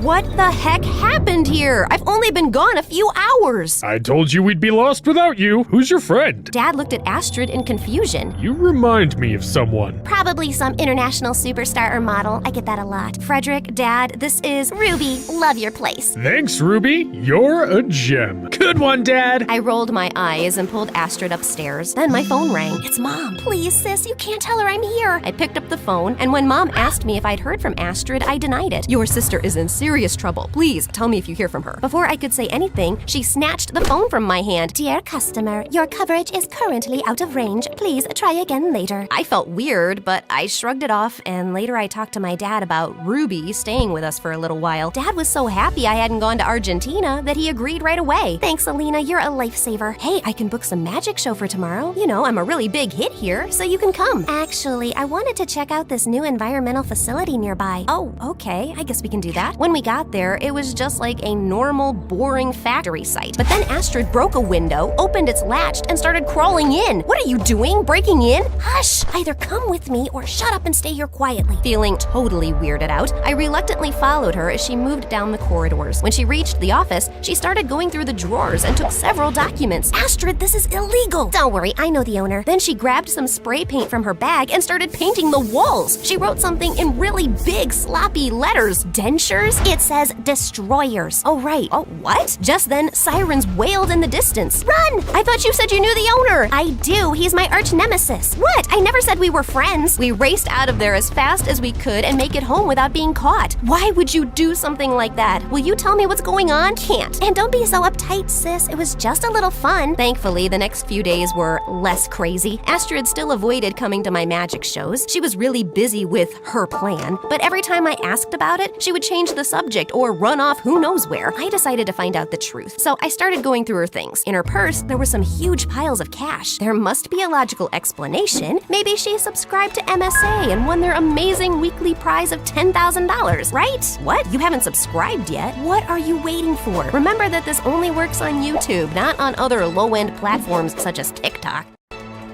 As soon as Astrid came back, I confronted her. Astrid, where did all this money come from? Oh, that. I saved up a bunch from working at a restaurant in Buenos Aires. Then she started a long and passionate speech about the environment. I was angry and confused, but also a little proud of her. She had so much passion and knowledge. She kept talking until we both fell asleep. In fact, I think she kept talking even in her sleep. The next morning, my dad was scrambling around the house searching for something. My savings! I kept all my cash in random cereal boxes, but it's all gone now! I told you to open a bank account. Then it hit me. Oh no, Astrid. I ran upstairs to confront her. You need to give that money back. What are you talking about? You stole Dad's money. What? No, I didn't. You're just mad because I didn't go to your stupid magic show. I'm sorry. I'm just too busy saving the world. She stormed out of the room. She was out of control. First, she'd almost gotten us arrested, and now she was stealing from our dad and even calling my magic stupid after everything I did for her. I'd had enough. Knowing she wasn't telling me the whole truth, I called Mom right away. You did the right thing calling me, sweetie. Astrid needs help before she ends up in prison. I went to school, but when I came back, all of Astrid's bags were gone. Then Frederick appeared dragging a wooden boat into the kitchen. Check it out, sis! A real Viking boat! That's a canoe, Frederick. Frederick, how did you pay for that boat? I found a bunch of money in a box of Cocoa Puffs. So cool! Oh no, so it wasn't Astrid who'd taken the money. What if she was telling the truth all along? My sister had come home for the first time in years, and I totally betrayed her. I needed to find her. I called her over and over, but again, no response. Then I decided to tell Dad the truth. When he found out that Ruby was Astrid, his face lit up again. A part of him already knew. Still, the rest of the news wasn't that good. Just as we were about to jump into our car to look for Astrid, an all-black car with a chauffeur pulled into our driveway. Out of it came Mom, Hans, and a huge bodyguard. Where is she? Mom? We need to find your sister right away. She stole my money from me, and she vandalized my construction project. I knew you helped her, Alina. If you don't help me find her, you are gonna end up in jail, just like your idiot sister. Don't you dare talk to my child like that! Dad tackled Hans, but then the huge bodyguard came for us. Frederick let out a Viking war cry and lunged at him. Soon our front yard became the scene of a fierce battle. But don't panic, we have a weapon up our sleeve, my magic. As Dad and Frederick were trying to beat the bodyguard, I decided to catch Hans. So I grabbed my magician coat and hat, and with a wave, cards flew straight at Hans's face like little arrows. Then I threw my rabbit at Hans, who is quite a fierce little biter. Then I pulled out my handkerchief, magically turned it into a rope, and then managed to tie up Hans with it. Just then, help arrived. But it wasn't the regular police, it was some kind of secret service. And they immediately arrested Hans and Mom. Turns out their new factory that Astrid had broken into was located in a zone and used certain chemicals that could lead to an environmental disaster. They had falsified the safety tests and all the permits. When Astrid found out, she tried to go public, and that's why they were keeping her locked in her room. After escaping, she came here to collect more evidence before presenting the story to the authorities, who quickly located the people responsible. Yep, my mom and Hans. However, Astrid was still nowhere to be found. She was gone. About a year later, I had my biggest magic show yet, and I nailed it. Towards the end of it, I dedicated the show to Astrid. My sister is my favorite person in the world, and I miss her. Wherever she is, I hope she knows how proud of her I am, because she grew up to be this amazing, brave person. And after the show, I went to my favorite viewing spot to see the Northern Lights, since it was the season for them. I kind of felt closer to Astrid in this spot too, because if you think about it, maybe the lights wouldn't be here if she hadn't fought for the environment. It was like I could hear her there. Alina! Alina! Like she was right there with me. Alina, are you deaf? Can't you hear me? Wait, Astrid? I looked around and she was really there. I leapt up and hugged her. Oh my God, you're here! I decided I should check out that magician that everybody keeps talking about. I thought magic was so stupid and not real. I used to think that till I heard that magic kicked Hans's butt. Since then, it's my second favorite thing, right after nature. We both laughed for a second, then we apologized to each other and hugged. Remember, guys, siblings should stick together. That is the first rule of families. I called Dad and Frederick to join us. So after all these years, we were finally seeing the Northern Lights as a family again, and that was the most magical moment ever.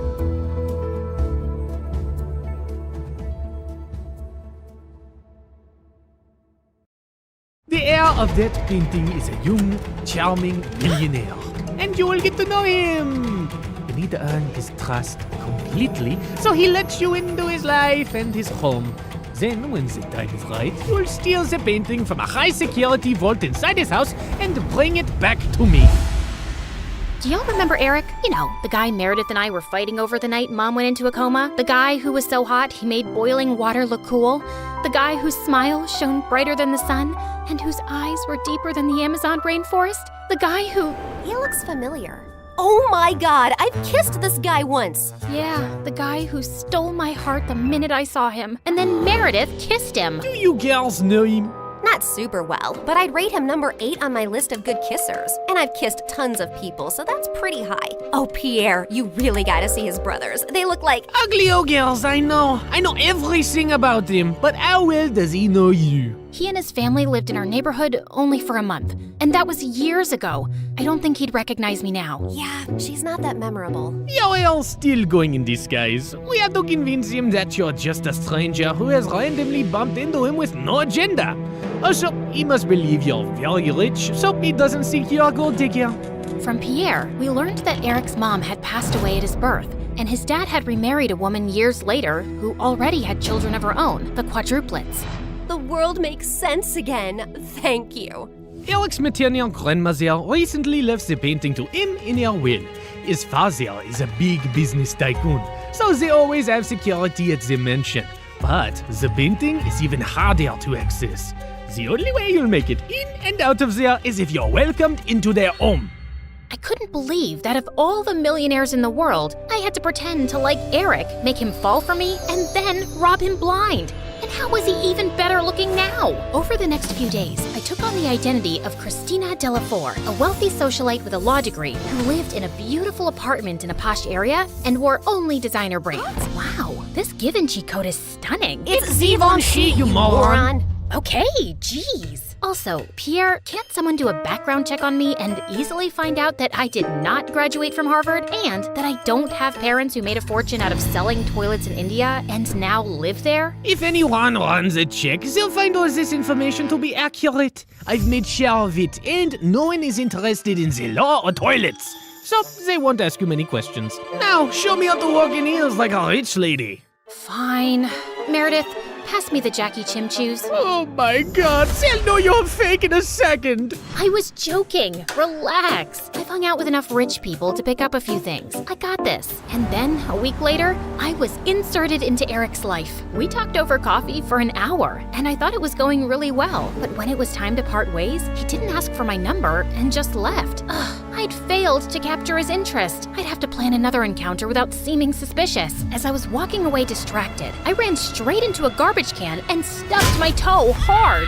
Son of a biscuit! Holy mother of fudge! I was still hopping around when I crashed into a woman pushing a stroller, and a doll went flying out of her hand onto the road. Just then, the car ran over the doll and turned it into a pancake. You destroyed my child's precious doll! I'm so sorry. It was an accident. I'll get your little girl a... Wait, your child is a cat? Yes. And that was my childhood doll, which I passed on to my baby. Look, here's some money. Get your baby another doll. She loves that one, and they don't make those anymore. Your baby is a cat. She doesn't love that particular doll. She probably doesn't even love you. She'd eat your face in your sleep if you weren't the one to feed her. Now, please. Just then, someone tugged hard at my purse, and I saw a thief running away with it. You've gotta be kidding me! I took my heels off and sprinted after the thief. He jumped over a fence into a park, and I followed. I was gaining on him and sent a flying heel at his head. Just then, someone ran past me, pounced at the thief, and pinned him to the ground. Gotcha! Eric, the park security, immediately arrived on the spot and took the thief away. Aren't you glad I followed you and came to your rescue? My rescue? I hit him with my shoe to slow him down and was about to catch him, but then you swooped in at the last minute, and now you want credit? Whoa, easy. I was just flirting with you. Oh, sorry. Wait, you said you followed me? Yeah, I felt stupid that I left without asking for your number. I definitely want it now. You became even more interesting when you stubbed your toe, murdered a doll, yelled at the cat lady, and chased a robber. Eric and I started seeing each other, and even though I knew it wasn't a real relationship, it still felt wonderful. We both hated rom-coms, but were always up for watching horror movies. We supported different baseball teams and had heated debates about who sucked more, and we both loved eating from street vendors and walking around the city at night. I enjoyed his company more than I cared to admit, and my heart skipped a beat every time he took my hand or gave me a goodnight peck on the cheek. And then one night, as we watched a fireworks show in the park, he pulled me close and kissed me, and I practically melted in his arms. Soon enough, he told me his parents were hosting a party at their house, and he wanted to introduce me to them. This was the first time I'd be in his mansion, and I needed to make sure I got invited often enough to find out where the vault was. Eric's dad was lovely, but his stepmom looked at me with a stare so icy, it could make hell freeze over. I escaped from the party for a while when the dancing started. Yeah, that's when Meredith dropped by as Catwoman with a cheeseburger. But soon enough, Eric came around to call me in for dinner, where the quadruplets also joined us. So, Eric told us your parents sell toilets in India. Yeah. It's a great business because everyone needs a toilet, right? And you know the population of India. Multiply that with toilets and you have a fortune. What is the population of India? Well, I don't have an exact figure. It's just a lot of people. Suddenly, I had a queasy feeling in my stomach. Didn't you get made fun of as a kid? If you were in my school, you'd be called the toilet princess. Grabber queen. Duchess of poop. Guys, cut it out. You're not in high school anymore. Wait a second. Have we ever met before? What? No, I really don't think so. Oh God, why was my stomach churning? You know I'm really good with faces, and you remind me a lot of this girl we met in a neighborhood in Connecticut years ago. Guys, remember? She had a twin sister. Oh yeah, I remember those twins vaguely. The blonde one was prettier, right? Dang it! Has to be someone else. I'm an only child, and I've always lived in Boston until I moved here. Yeah, Eric told us you're a lawyer from Harvard. So who's the baddest person you put behind bars? Not that kind of lawyer. I'm actually an environmental lawyer. I was really feeling sick now. Maybe it was that burger I ate? Like you have trees as clients? What do they pay you with? Leaves? Hey, why are you turning green? You love trees so much that you're becoming one? Can you guys stop? You're not even that funny. No, look at her. She's green. I think I'm gonna hurl. Eric called the doctor immediately, who said I had food poisoning. He gave me some medicines, and Eric insisted I stay over for the night in one of their guest rooms. I fell asleep immediately and woke up a few hours later feeling thirsty. As I made my way down to the kitchen, I realized I had the perfect opportunity to try finding the vault. Just then, I heard some low voices from some room, and I slowly crept up to find Eric's stepmom talking to one of the bodyguards in the library. Were you able to figure out how to unlock the vault? There's no way. I've tried everything for weeks. I only have to use a tiny explosive device to destroy the lock. The vault is all the way up in the attic. No one will hear a thing. But we have to steal a painting the day after tomorrow while your husband and Eric are away on business. Are you ready for this? And then he pulled Eric's stepmom into his arms. I can't wait to run away with you, James. I'm so tired of seeing you secretly, and I am completely ready. As the two locked lips, I turned around and tiptoed away as fast as I could. Okay, so the vault was in the attic, the lock could only be destroyed with an explosive device, and I couldn't let Eric's cheating stepmom and traitorous bodyguard run away with it. The next morning, when Eric came to check on me, I decided to tell him the truth for once. Eric, I have something really difficult to tell you. I got up last night to get some water, and I heard your stepmom and this bodyguard James talking. They were talking late at night? Yeah. Do you have some vault in this house with some painting inside? How do you know that? That's what they were talking about, breaking in and stealing the painting. They're planning to do it the day after tomorrow, and your stepmom said something about running away with James. I saw them kiss. I'm so sorry. I wish I hadn't. No, I'm glad you did. This is gonna be a huge blow for Dad. But it would have been much worse if we'd found out everything afterwards. Thank you for telling me. And please, keep all this to yourself. I know I can trust you. Eric kissed me gently before walking away, and 2 days later, when the bodyguard and Eric's stepmom were about to escape with the painting, police officers immediately arrested them. This is fantastic! They might link the museum robbery to the bodyguard and stepmom too, and assume the painting is now safe. So it'll be easier for you to steal. Good job, mon chéri. I knew you was a smart twin. After Pierre left, I sank into my armchair, but then I noticed Meredith staring at me. What? You should be happy, but you don't look happy. What's up? Nothing. I just can't wait for this job to be over. You can steal the painting soon, right? You know exactly what to do, and Eric trusts you. By the way, have you two kissed? I've been dating him for 2 months. Of course we've kissed. We text every day and you never mentioned it. I didn't know I had to. So, how is it? It's fine. It's whatever. It's like kissing anyone. My memory's a bit fuzzy, but you know I've kissed him. You never let me forget. And I definitely wouldn't call it a whatever kind of kiss. Yeah, okay, it's nice. It's good. Nice? Good? Oh, wow, don't make me jealous with all the passion. Okay, you want to know what kissing Eric is like? It's like flying through space, like a meteor that explodes into 1,000 stars, and then jumping into really cold water that makes you feel alive all over, and then feeling warm and tingly down to your toes, like having hot chocolate next to a fireplace on a snowy winter night. So, I'm guessing it's better than kissing the pillow you used to practice on? I did not! Shut up! You're in love with him, aren't you?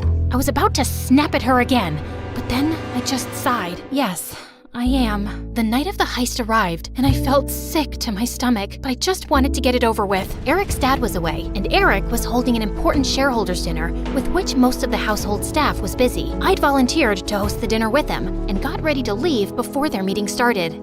Thanks for your help tonight. You're the best. Oh, it was nothing. Don't thank me. So, I'll see you tomorrow at our coffee shop? It's a date. As Eric walked away, my heart felt like it was breaking into a million pieces. This was the last time I'd ever see him again. I gulped down my tears, and instead of leaving, I sneaked up unnoticed to the attic. Inside, I found a heavy metal door to a vault. I took out the tiny explosive device Pierre had given me, placed it on the lock, and activated it. In a few seconds, there was a tiny pop and a sizzling sound. Then, I heard the lock click open. I walked into a tiny, dark vault and found the painting under a glass case. Praying to every god that no alarms would go off, I lifted the case carefully, put the painting in my bag, and started sprinting down the stairs. But just as I'd reached the second floor landing, one of the Ninja Turtles blocked my way. What are you doing? Hey, bro! You know when I stayed over a few weeks ago? I dropped a necklace, and I was looking for that guest room, and I got lost. But it's fine. I'll just get new earrings. See you later. He suddenly grabbed my bag and pulled out the painting. Do you think I'm a moron? A moron? You? No way! Sorry, which one are you? Michelangelo. Okay, no one has time for that. Now listen, Mike. You're definitely the smartest of your brothers, and just a tiny bit better looking than all of them too. We're identical. That's what they want you to believe, but I know you're better. I think you and I can strike a deal, okay? I'll sell this painting, and you and I can go halvesies on it. Just give me an account number and I'll wire the money to you. No, you're not leaving with it. Okay, look, dude. I'm doing this for your mom. I have to sell this painting so I can pay for her bail and get her a really good lawyer. Don't you want that? No, my mom's in jail because she did something wrong, and she abandoned us all. She shouldn't have stolen Eric's painting. What do you care about Eric? Don't you hate Eric? He's so good looking and smart and perfect and gets all the ladies. It makes you guys look even worse than you really are. You should want to hurt him. So let me take the painting. That'll really hurt him. Eric's the best brother in the world, and I love him. Okay. I have an offer you can't refuse. How about I become your girlfriend? I bet you've never had one. I'm gay. Jesus! All right, I surrender. Just one last thing. Without warning, I punched his face so hard that he went reeling back with shock and dropped the painting. Then I kicked him into a room and locked the door shut. I'm sorry, Mikey. You're a really good guy. I sprinted down another flight of stairs and jumped out of the first-story window. I ran across the garden to the fountain, climbed the tree next to it, jumped onto the wall, and then landed softly outside on all fours. Just as I got up, I found myself facing Eric.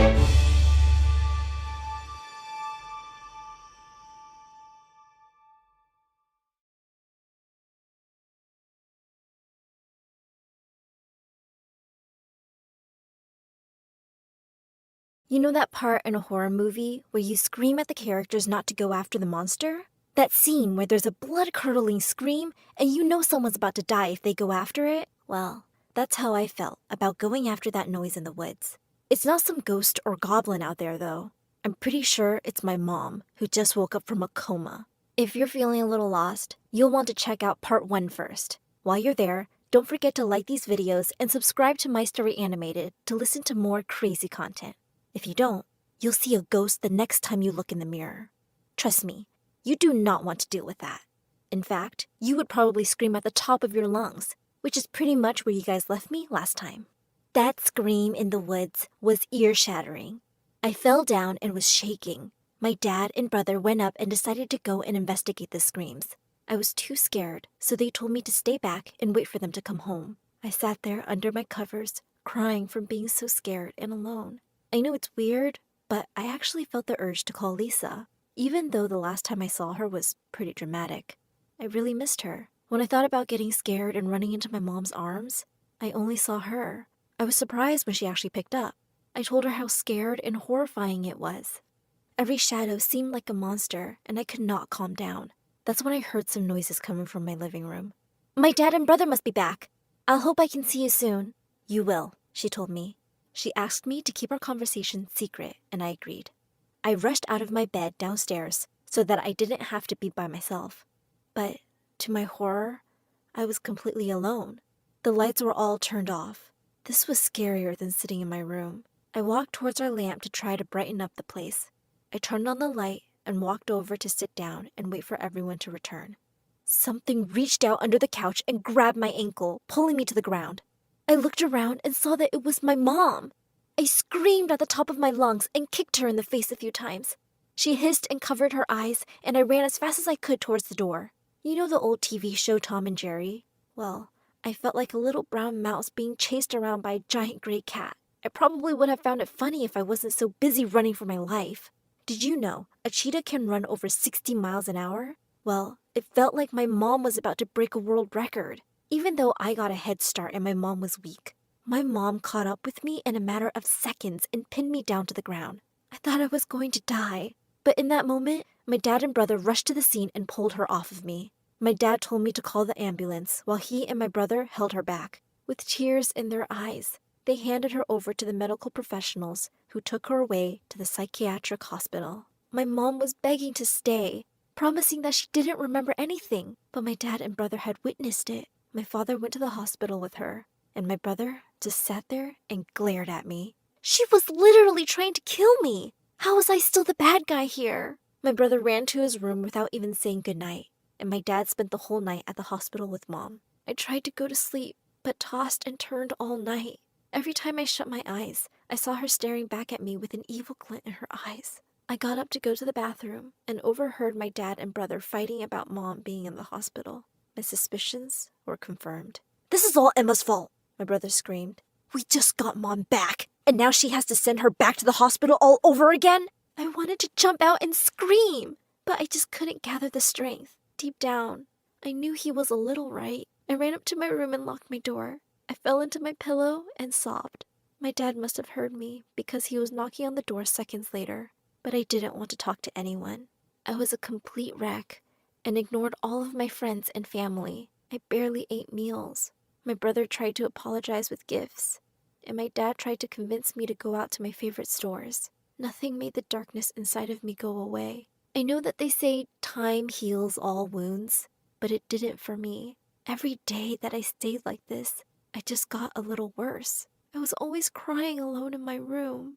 My dreams were even evolving with my horrible state. Even though my mom was far away from me, I was just becoming more afraid of her. She was starting to take over me. I hate to admit it, but I wish she never woke up. The only thing that made me feel anything was talking to Lisa. She even secretly came by when my dad and brother weren't home. I never asked how she knew I was home alone, but maybe I should have. One day in particular before she came, my dad and brother knocked at my door a couple of weeks after this all happened. He told me that my mom was healthy enough to see people, and even doing quite better. She really wanted to see me, and it would mean a lot if we could all go there as a family. I promised Lisa I would go with them the first day my mom could receive visitors, but I wasn't feeling ready yet.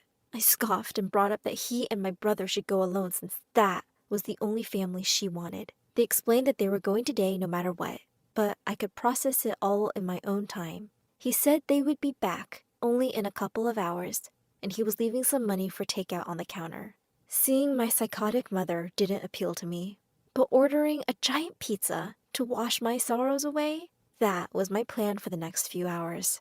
I started walking down the stairs, but froze when I heard a click. This was way too early for them to come home, and I was pretty sure they would not have forgotten anything. Part of me panicked that my mom had somehow broken out of the hospital to attack me. I ducked behind the couch as fast as I could and peeked behind it slowly. I was only able to see that a person had come in with a dark hoodie, sunglasses, and high heels. I recognized it as Lisa. But why was she being so secretive? I was about to go and greet her until I heard something that made my blood run cold. Yeah, I got in. Are you sure about this? Yeah, I'm completely alone. She is receiving visitors today. She? I thought to myself. It was obvious she meant my mom. What wasn't obvious is why she was scared. I followed her quietly like I was a spy, crawling on the ground and keeping myself out of sight. She went right into the bathroom in my parents' room. I decided to jump out and demand the woman leave at once. I startled her, knocking her sunglasses to the ground and things out of her hands. My suspicions were correct. Lisa? She explained that she thought I wasn't home and was just picking up stuff that she had to leave behind. I looked at the ground to see what she was picking up. I reached onto the floor and picked up a little orange medicine bottle and a bunch of loose pills. Your stuff, huh? I asked. Are you poisoning my mom? I told her I knew she was bad, but a murderer? She shook her hands and said she could explain everything. Not poisoning her. I was helping her. I asked what kind of help she was giving. She said it was to be her true self. She told me that she knew my mom back before all of this happened, and she was not the kind and wonderful woman she wanted us all to believe. Lisa didn't want to lose her family to such a monster. So she started to sneak in and add some of these special pills to her medicine bottle. All this time, she had been living in a shed out in the woods. Coincidentally, it was her that screamed in the middle of the night, but only because a raccoon ran into her when she was coming back from breaking into our home. She had been slowly dosing my mom, since right around the time she started to seem to hate me. I told her that it couldn't be true, how my mom had been so sweet and caring until all of that happened. The pills, they made her evil. No, you're wrong. See, these pills are just helping her be more open. She hates you. She wants you dead. Those are her true feelings. These pills only lower inhibition. She said it was better her true colors show now than in a couple of years. I was heartbroken by this response. I yelled at her and accused her of making it up because she was hurt that my dad loved someone else. Deep down, I didn't believe that. Lisa made sense. I guess I would kind of hate me too if I were my mom. Everyone blamed me for what happened. I cried saying I just wanted to be a happy family. And now I have to face my biggest fear, the truth that my own mother wished I was never born. Look, Lisa said, that's all I want to do. Think about how great we had it. You have to admit that things were a lot better before your mom woke up. She placed her hand on my shoulder and took out her wallet. She had a picture of me and her from our last vacation. Don't you miss this? She asked. She may have given birth to you, but I am the closest thing you ever had to a mom. Just stop it, I shouted, dropping to the floor. I feel so guilty even thinking about it. But she was kind of right. Even if my mom wasn't on these pills, she would always secretly hate me. Lisa, on the other hand, had proven time and time again that she loved me. I was left crying on the floor while Lisa slid past me. She handed me a piece of paper with her new number and told me to keep it away from my dad and brother. She then promised me that she would never be back and would never tamper with her pills ever again. But she would leave everything with me, and if I wanted to do it, well, I should give her a call and she would help me out. She had a plan to get our family back together, but it needed both of us to work. I needed to decide the mother I wanted, the one who actually raised me, or the stranger that gave birth to me. I went to flush the pills in the toilet, but something stopped me. I decided to put my mom's bottle back as it was and bring the bag of pills to my room. Why was I hesitating to call the police or toss the pills? Suddenly, my thoughts were interrupted by a click at the door. My dad and brother were home. I know this was stupid, but instead of telling them about Lisa immediately, I ran to greet them. They seemed, well, pretty happy. They explained that Mom could come home pretty soon, maybe even a week or two if we're lucky. I know I should have been happy, but this just sent me into tears. I ran into my room and locked the door. What if she would try to kill me again? Or worse, what if she pretended everything was okay, but secretly hated me? I tried to collect myself and went out and told my dad and brother that they were just happy tears. I was overwhelmed. I insisted I was okay and understood, but deep down, I was pretty scared. I decided that I was just going to forget it all ever happened, to toss the pills and forget Lisa ever happened, at least until that night happened. See, I had so many nightmares. Every time I closed my eyes, there were new terrible twists of horror, all of them involving my mom as a monster saying she hated me, and Lisa being washed out to sea. After waking up every 20 minutes for a couple of hours, I decided to go get myself a glass of water. That's when I heard my dad crying. I peeked around the corner to see him sitting there in the kitchen, sobbing to himself while looking at a piece of paper. I walked in and asked if he was okay, and he quickly shoved the paper into the drawer, and I pretended not to notice. He just told me he was feeling overwhelmed right now. Everything had been a big adjustment for him. I asked him why he wasn't happy about Mom coming home. He said he was super excited. It was just adult stuff, and it was complicated. He left and said he was going to bed, giving me a kiss on the forehead and telling me he loved me. As soon as he left, I ran over to the drawer and dug through it. Crushed in the back of the forks and spoons was a picture of Lisa. He had been crying over her. He wasn't over her. It sounds harsh, but my mom kind of ruined everything when she woke up. I was so conflicted, but at the same time, I think this sealed the deal. All I ever wanted was my mom back in my life, but she really just hates me. With these pills, I could probably keep her out of my life forever. I don't know if I should tell anyone about Lisa's visit. When I got back to my room, I dug up that little paper Lisa gave me and sent the number a text. We need to talk. Tune in next time to hear what happened.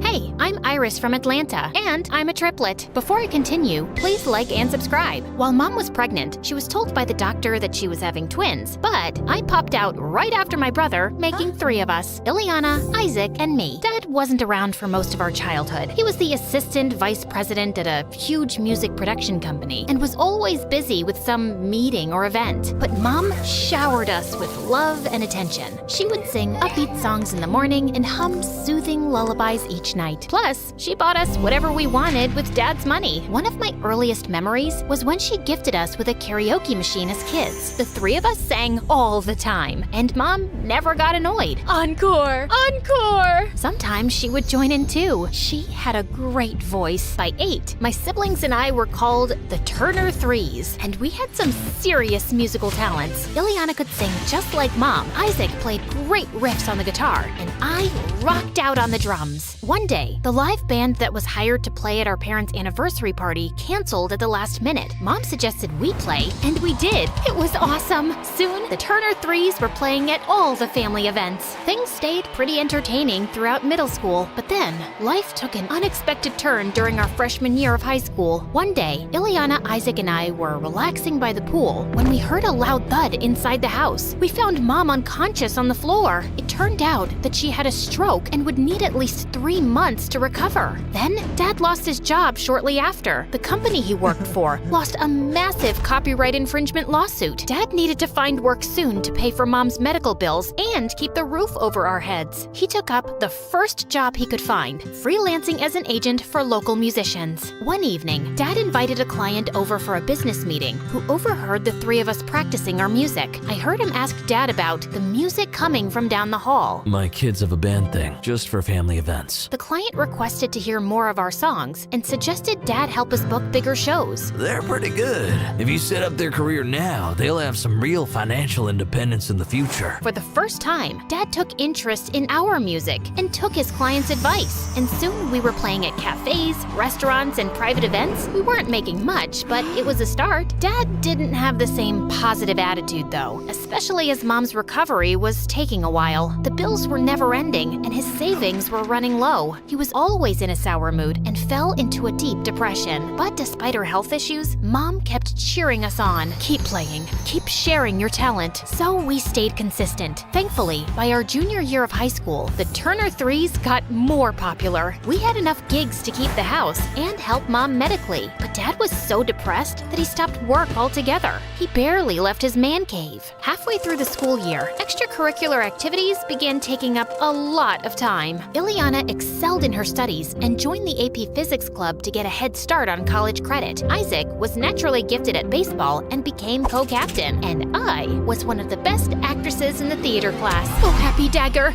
this is thy sheath. It was getting harder trying to balance school, shows, and home finances, and it seemed like the Turner Threes differences were splitting us apart. I think you should sing at a higher pitch. Baseball puns? Seriously? I don't need advice from you. This band would be nothing without me. You're not that special, Ileana. I have Mom's voice. What do you have? The arguments were getting ridiculous. Then one day, we got invited to a music competition. First place would get $10,000. I was over the moon, but Ileana, I have a test to study for, and I can't afford to mess up my 4.0 streak for some songs. Some songs? Our music has been keeping the bills paid. But Ileana was adamant. Isaac and I went to the competition anyway and tried to make do with what we had. We were practicing in our room backstage and trying to sing together, but we just couldn't hit the right key. Just then, we heard a voice behind us. I could sing if you want. I turned around, and a girl with a blue afro and a turtleneck was leaning against the door. And you are Kat.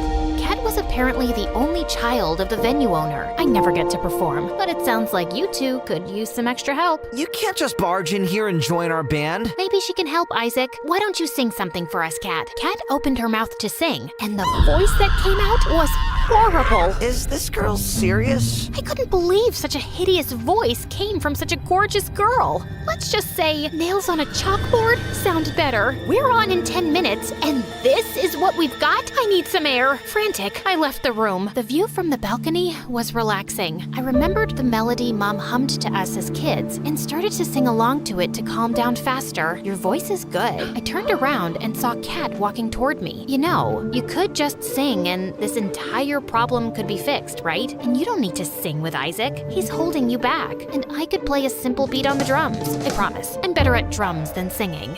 I mean, I had trouble trusting her after her horrible audition, but maybe it was the only option we had right now. So we decided to follow Kat's plan. Isaac stayed on the guitar, Kat got on the drums, which she was surprisingly not bad at, and I stepped up in front of the mic. To our surprise, the crowd loved our performance. We got second place with a cash reward of $5,000, which was great. And we were invited back in 3 months for the next showcase. Later, on my way to our backstage room, I found Ileana waiting in the hall. I was so mad to see her there. You're bold to show up here, considering you were willing to let us fail. We're the Turner 2s now, Ileana. I wanted to make her feel bad, but what she said shocked me. Good, you've got that sorted out, because I'm leaving the band permanently. What? She explained she wanted to dedicate herself to her studies, and the band was taking too much of her time. This pays the bills. What about Mom? A real job with a real degree also pays the bills. I need to focus on college so I can have a better future and also take care of our parents. Both Mom and Dad didn't graduate from college, and look where they are now. That's not fair, Ileana. Mom is sick. Education won't stop you from getting sick. Plus, Dad had a good job.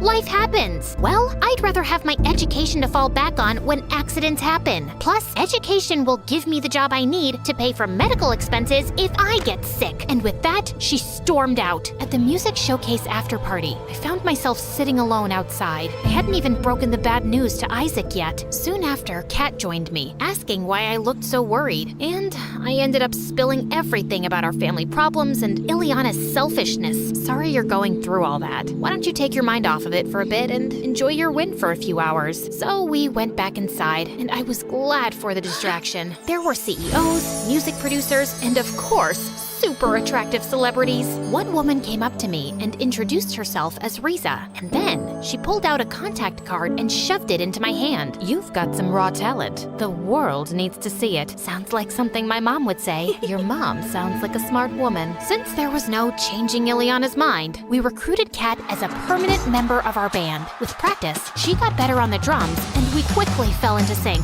We continued participating in competitions Riza signed us up for, and making money. And Kat and I grew super close. We painted each other's nails. I love this color. Shared clothes? Wow. Do you only wear turtlenecks? Did each other's hair. A high puff looks so good on you. And I love the middle part on you. Plus, Kat and Mom hit it off. She even met Dad one time and didn't judge how scruffy he looked or acted. But Ileana didn't like her at all. Anytime she saw Kat, she would glare at her from across the room and then go off in the opposite direction. I'd become so annoyed with Ileana that I tried to get Kat to help me prank her. I typed up a fake acceptance letter to a prestigious university and slipped it under her door. Kat didn't approve, but I did it anyway. Ileana was so excited when she saw the letter, it was comical. When I told her it was fake, her happy bubble popped. Honestly, it felt good seeing her get humbled, but Kat was clearly disappointed in me. We were hanging in the kitchen before practice one night when Ileana walked in. Hey, how was it at the library? But Ileana just made her way to her room without even acknowledging Kat, and she kept behaving like that all the time. One day, Kat and I were keeping Mom company at the hospital for her checkup when Ileana randomly showed up. Oh, I didn't expect to see her here. Hey, Ileana. Of course, Ileana pushed past Kat and went straight to Mom. It made things so awkward. Even the nurse looked uncomfortable. Mom, how are you doing? Honey, I think Kat said hi to you. Ileana looked Kat up and down, rolled her eyes, and continued talking to Mom. I was so fed up with her. I couldn't take it anymore. What is wrong with you? Kat has helped this family stay afloat by joining the band, and that's how you treat her? I was so angry I could feel my face burning. Calm down, Iris. Yeah, Iris, this isn't the time or place. Let's get some air. What is this turtleneck-wearing weirdo even doing here? And I don't owe her anything. She didn't join the band to help our family. She just did it because she was some friendless loser. I lunged at Ileana, but the nurses came between us. Kat grabbed me by my arm quickly and dragged me out of the room. We went for a walk and then sat down on some swings so I could breathe. You're still fuming. She's just so rude. And since she's my sister, I'll yell back unapologetically. Kat stopped swinging and turned to me with a serious look. She lowered her turtleneck and held up a dainty necklace with a locket. This is my brother Austin. I thought you were an only child. Now I am. Austin got into a car accident with my mom when he was 10. Mom made it, he didn't. What? Oh my gosh, I'm so sorry. Why didn't you ever say anything? I don't like to talk about it because I feel guilty. Why? She explained how much she and her brother argued a lot growing up. They would fight over who would use the bathroom first, who would get the biggest slice of cake. Yeah, but that's normal sibling stuff. Before he left the house the morning of the accident, we got into a screaming fest over some video game. The last thing I said to him was that life would be better if he just didn't exist. Kat's eyes started watering. I felt horrible for everything she'd experienced, including the drama with me and Ileana. I've been so focused on being angry and making money, I've let it ruin my relationship with Ileana. The good thing is that you realized arguments aren't always worth it. A few weeks passed, and Mom was recovering well at home. I also asked Risa to help find Dad a job, and she actually got him an interview. Things were looking up, but even though I made an effort to stop arguing with Ileana, we still weren't talking. One evening, Kat, Isaac, and I were heading to a gig when Ileana got home. She walked past us silently, but I told Kat and Isaac to go sit in the car, and I followed her. Wait, can we talk, please? Like normal people? I miss you. Ileana turned around. Tears were streaming down her face. I miss you too, Iris. If singing isn't your passion anymore, it's totally okay. It was wrong of me to be mad at you for that, and I'm sorry. I'm sorry too. I was overwhelmed with school, and then I got really jealous of Kat. Yeah, I don't want to do music anymore, but I felt like I got replaced really quickly. You're my sister. No one can come in the middle of that. Now how about you drop studying for one night and come see us perform? I'd love that.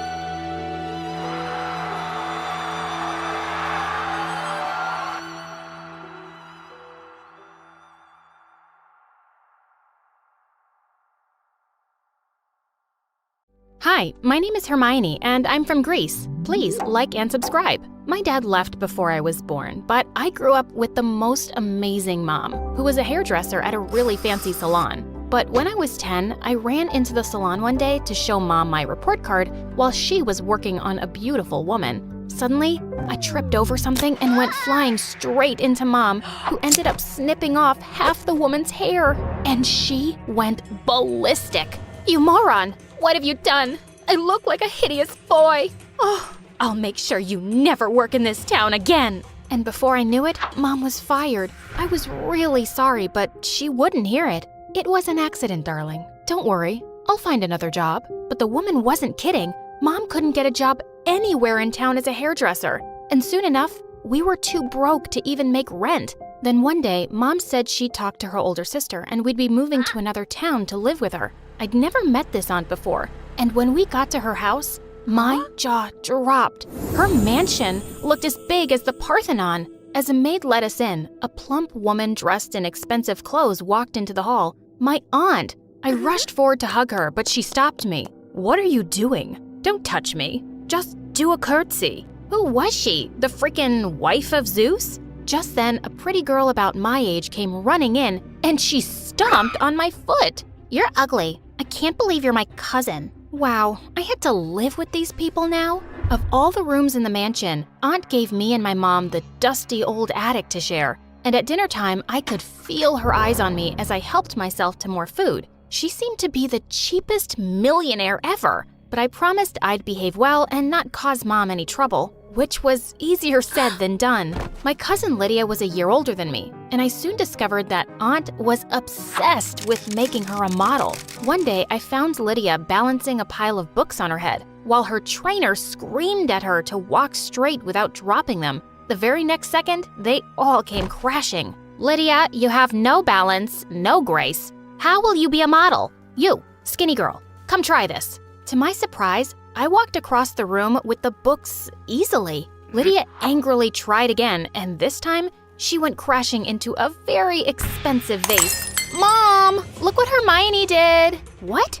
Aunt came charging into the room like an angry bull, and no matter how much I protested, she wouldn't hear a word. And she actually took money from Mom to pay for it, which was her 2 months' salary. Gosh, Aunt was such a witch. Soon after, Mom got me enrolled in the same school as Lydia. On the very first day, I'd just sat down at the cafeteria, where she and her friends joined me. We thought we'd give you company. You've clearly made no friends. I'm fine, actually. So, Lydia tells us you're her maid's daughter? It's so amazing that her mom is paying for your school. What? No, she's not. My mom is… Ew, your mom packed you meatballs for lunch? So uncool. We only eat salads. Well, I guess you have to watch what you're eating. Suddenly, Lydia leapt forward angrily and rubbed my lunch all over my face. Did you just call me fat? Call me that again, and I will end you. With that, she and her friends walked away. I wanted to kick her butt so bad, but I didn't want to get into trouble. I just tried to keep my head down and focus on my studies, but Lydia and her friends would find some way to bully me. And it didn't help that I looked really bad in Lydia's oversized hand-me-downs. When Lydia's 15th birthday came around, Aunt threw her a huge birthday bash. And even though she had tons of servants, she made me slave away in the kitchen too. I finally managed to escape and snuck up to the table with a plate. Just then, Lydia came running and snatched it. What do you think you're doing? Are you stupid? I'm about to eat, so give that back. No, it's my birthday and I decide who eats, and you can't. Oh yes, I will. What you gonna do? Go crying to mommy, you big baby? What did you just call me? I said, you're a big baby. With that, I grabbed a chunk of cake and threw it at her face. She pounced on me and we went crashing straight into the food table. As we threw food at each other, Lydia's friends also joined in and a food fight broke out. When Aunt arrived at the scene, she started screaming like a maniac and all the kids fled, while Lydia burst into tears that her birthday was ruined. And then Aunt turned to me. You clean up this mess right now, or I'll throw you and your mother out tonight. Do what you like, you miserable creature. I'm not cleaning. I grabbed some food, dashed to my room, and locked myself up. Oh God, what had I just done? A few hours passed, and no one came to my room. I was beginning to get worried why Mom wasn't home yet, so I snuck down quietly to find her wiping the walls and floors clean. Mom, why are you doing that? I'm really sorry. I'll do it. It's okay, Hermione. I feel awful that you have to live here because I can't afford a place. I promise, someday we'll leave, but we can't just yet. You don't have to feel bad about anything. I'll be good. I'll even say sorry to Aunt. But I don't understand how you two are even related. We never got along, even as kids. She always wanted to have everything I had. Now she has so much more, and she's still a witch. We both burst out laughing as we cleaned the mess. I'd put up with anything as long as I had Mom by my side. But after the birthday, Lydia and her friends were being a lot meaner at school. One day during recess, she and her friends started hounding me in the corner. Hey, Twiggy, you're light as a stick, I'm sure. Oh, she is. Why don't you go see for yourself?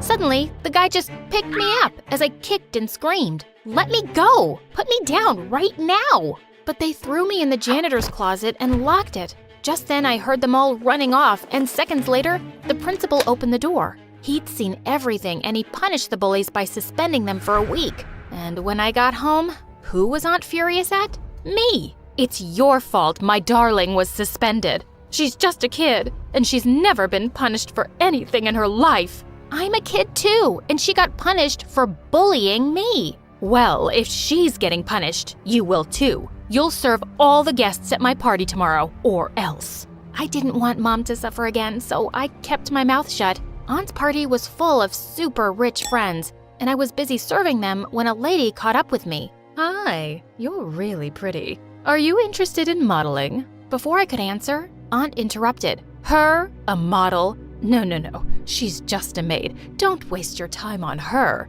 But you're naturally built for a model. You're perfect. I can see you being Miss World, I tell you. Turns out the lady was the owner of a big fashion magazine, and she wanted to have me as her cover page model. What? That was supposed to be Lydia, not this stupid maid. Well, darling, I'm sorry. Lydia isn't fit for my magazine. Aunt went totally bonkers. She grabbed the woman's drink and threw it in her face. Then she started screaming at everyone. Party's over. Everyone, get out. And you're grounded. But when I told Mom later all about it, she was so excited. She insisted we'd go together to meet this woman. We went to the lady's office the very next day, and she was really happy that I showed up. She immediately signed me up for a big magazine shoot. I woke up super pumped on the day, but seconds later, I was screaming at my reflection, that which Lydia had chopped off my hair in my sleep. I looked terrible, but Mom came to the rescue. She gave me a beautiful pixie cut, and the magazine lady absolutely loved it. And I totally nailed the shoot. Everyone thought I was a natural. Within the next 6 months, I was on lots of magazine covers and billboards, and suddenly, things at school changed too. I was no longer the skinny kid with hand-me-downs. I was the popular model kid now, with a wardrobe that fit me just right. And the best part was watching Lydia burn. A few weeks later, there was a fashion show at school, and Lydia immediately signed up for it too. On the day of the event, I decided to take a quick shower in the gym before getting ready. But as I stepped out, I saw to my horror that Lydia had gathered all my clothes, and she just grinned at me and she walked out. Oh my God, what was I gonna do without any clothes? I looked around and the only thing I saw were the curtains. I quickly pulled them down and made them into a dress with safety pins, and it didn't look half bad. Lydia looked shocked when I walked down the ramp in my curtain dress and blew her a kiss. When I was announced as the winner, she went insane. She literally jumped on me, trying to snatch the trophy away. She would have poked my eye out if some teachers hadn't rescued me. That night, I was walking down to the kitchen when I heard Lydia and Aunt talking about me. Just make her go away, Mom. I can't stand her anymore. She's ruining my life. Okay, baby. I'll get rid of her somehow. You know, I got rid of her father too a long time ago. Wait, what? Got rid of my father? Is that what you just said? What are you doing here? Can't I have some privacy in my own house? Just shut up and tell me what you meant about Dad.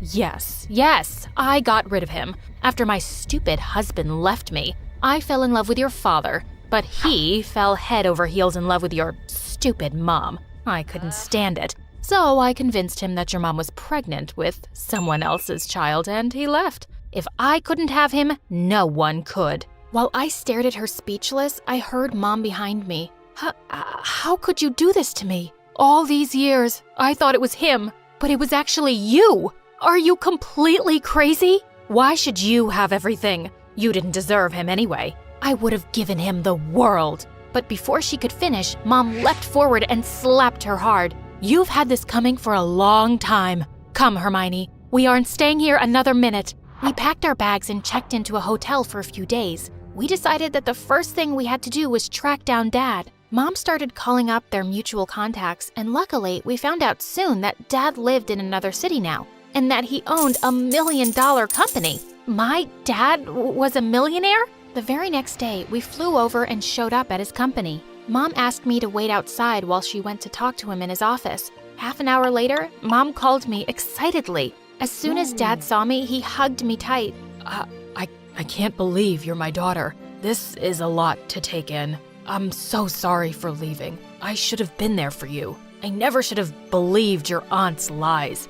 I never want to spend another minute without you both. He then showed us a picture of Mom in his wallet and said he'd never gotten married because he'd never loved anyone the same way again. Soon after we moved in with Dad, I planned a wedding for my parents because they never got the chance earlier. I decided to personally invite Aunt, so I went to her place. Come begging for a place to stay again, haven't you? I handed her the wedding card. I'm rich enough to buy your house now, but that's not why I'm here. The wedding is next week. You and your daughter can come to witness that true love can't be separated, but evil people always end up alone in a big house. You are the best example. I walked out and I never saw her again. I was my mom's bridesmaid at the wedding, and it was the happiest moment of my life to see her get everything she truly deserved. And now I'm living my best life with my family. Hi, I'm Katie from San Francisco. Before I tell you more, please like and subscribe to MSA. My dad is a rich business investor, and Mom was a world-famous fashion model, and I was just like her, only prettier. With my silver locks, blue eyes, and the bone structure of a goddess, people would trip over their shoelaces to see me, and I was insanely popular in school.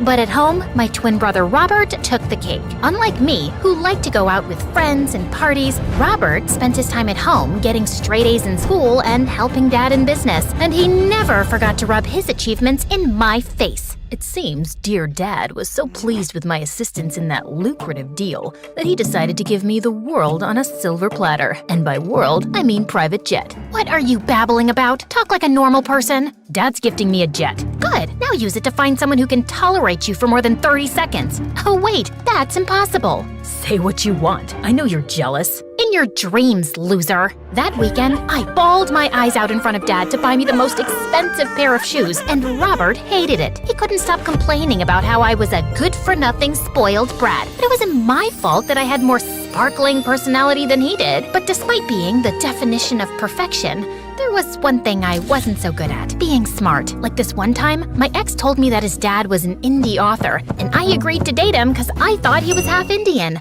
But later I found out he was fully white. Such a liar. I hate liars, so I broke up with him.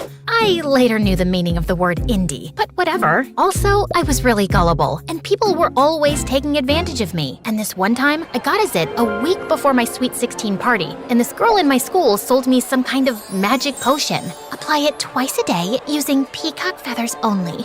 The secret ingredient is sourced from the purest water of River Ganges in India. So always say a big namaste before applying this. Got it. Say namaste and apply it with peacock feathers. Wait, where am I gonna find a peacock? Try the zoo? Of course that girl was lying, and I ended up breaking out worse than ever. I swore never to fall for another trick like this again, but a week later, I was shopping online and ended up falling for a credit card fraud scam. When Dad found out, he was not happy. You take everything for granted, Katie. Look at Robert. He's your age and already helping me with business. Why can't you be more like him? Because then I'll have to be boring like he is. I'm not boring. I just don't like blowing up money on useless things like you do. It's called experiencing life. You should try it. It's fun. And you should try to become more responsible instead of being so spoiled and selfish. Blah, blah, blah. You're such a snooze fest. Okay, I've had enough. Robert is right. You need to understand the value of money. That's why I'm taking your credit card away.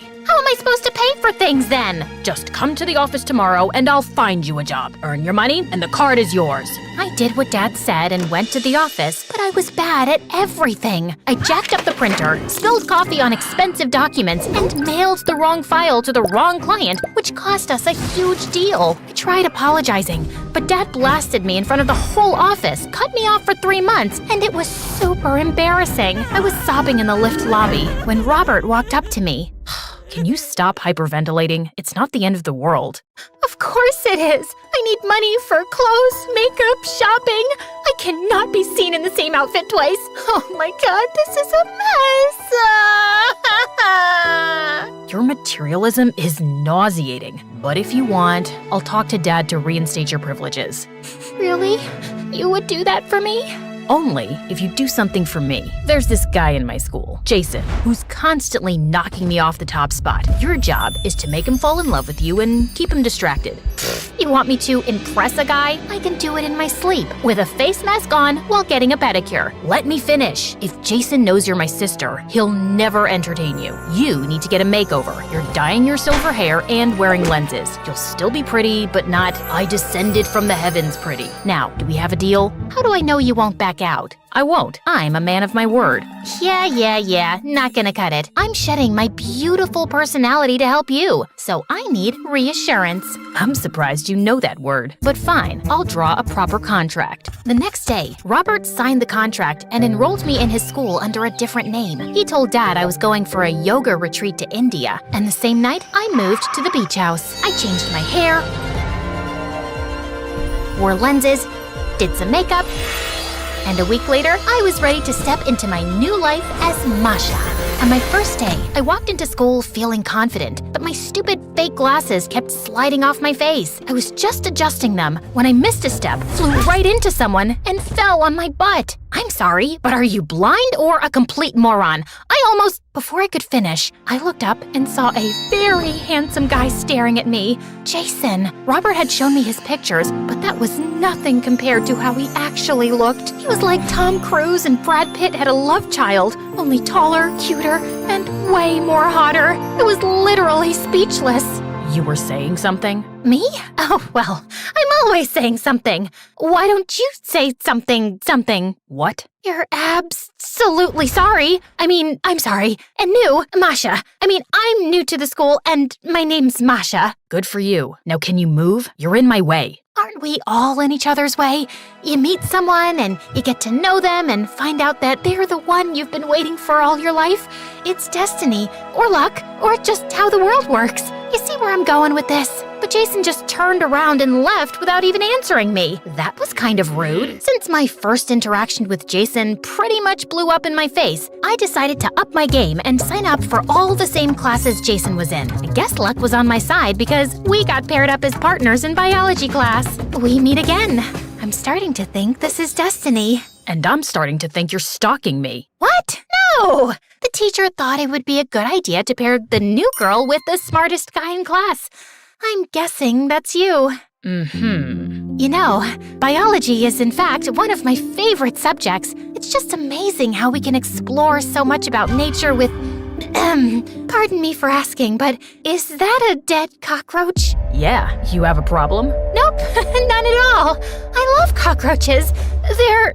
Excuse me. And with that, I just rushed out of the class and barfed all over the washroom floor. The janitor gave me the stinkiest eye that day, but I slipped in an extra 100 and I guess he was okay. That night, I stalked Jason on social media and found out that apart from being a genius, he was also a big football fan. So I booked 2 very expensive front row tickets to the latest game, and the next day when I saw Jason, I walked up to him. Can I help you? You tell me. Can you be helped? Are you done being weird? 'Cause I don't like talking to people while I eat. We don't have to talk. I'll just sit here and stare at this, rotten sandwich. What's even in this thing? I can smell cucumbers and maybe that's cheese. Why are you eating this? Can you stop touching my food? Sure.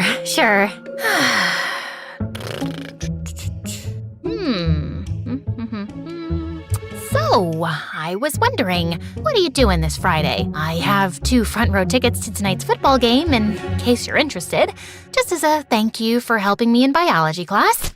Oh, wow. These seats have the best view. That's what I'm talking about. And these were so hard to get. My little brother would be thrilled.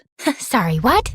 I think there's some confusion. Thank you, Masha. I hope to see you in biology today. And Jason again got up and left, leaving me completely dumbfounded. What the heck just happened? This was the 3rd time in a row I had made a complete fool of myself in front of Jason. But I wasn't gonna let go that easily. So I swallowed my pride and went to the game anyway. I wore my best outfit and walked straight to Jason's seats. When I saw him sitting there with a girl, I felt a pang of jealousy as I marched up to him. him, Jason looked at me and jumped in shock. Masha, what are you doing here? I came to see if you're having fun with your little brother, but I guess you're having more fun than I'd expected. You lied to me so you could come here to spend time with this pathetic blonde twig? What did you just call me? A pathetic blonde twig. Are you deaf too? Should I call you a deaf blonde twig instead? I'll show you what a blonde twig can do. Saying that, the girl jumped on me, kicked my shin, and bit my arm. I tried to free myself and flapped my hands around like a rabid chicken, but it was useless. She was too strong. It took Jason and 2 security guards to throw that girl off me, and we both got kicked out of the stadium. The whole thing was televised, and the whole world saw me lose my mind. If that wasn't humiliating enough, Robert came to the beach house that evening and tore me apart. What the heck is wrong with you? I was just trying to get Jason's attention like you asked me to. By behaving like an animal? I thought you could impress a guy in your sleep. Did you lose your brain while getting your hair changed or something? It's not like that, okay? I got the date. I was just not on it. Yeah? And whose fault is that? Figure something out fast, Katie, or you can kiss your allowance goodbye. I wanted to punch Robert in the face with a chair, but I decided to focus on the bigger picture. Jason was a different kind of guy, so if I needed his attention, I had to think out of the box. And I got my chance when a few days later, I was coming from the salon and saw Jason's bike parked outside the cafe. I got down to say hello when I saw him going into a dark alley. I followed him and saw him exchanging an envelope. I wanted to see more, so I tiptoed my way to get closer when this homeless guy popped out of nowhere and my soul left my body. Hey, honey, what's a pretty girl like you doing here at this time of the hour? That's none of your business. Oh, but it is. You look fancy.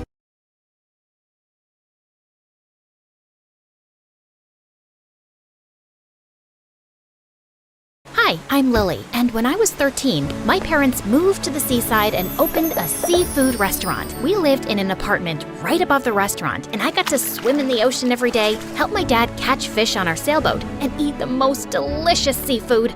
Life was perfect. At least it would have been if it wasn't for Enzo. Who's Enzo, you ask? He's a nightmare, a monster, a terrible, diabolical fiend. Oh man, I need a moment to calm down. Before I continue, please like and subscribe. Enzo was my age. His family owned the restaurant next door, and they were the absolute worst. They were always trying to steal our customers. One time, Enzo and his dad put a sign on their restaurant that claimed that their food was better than ours. Of course, I wasn't gonna let that go, so I made a ton of flyers saying that our restaurant was the best and posted them on dozens of mailboxes, street signs, and lampposts. 2 minutes later, I caught Enzo pasting his flyers on top of mine.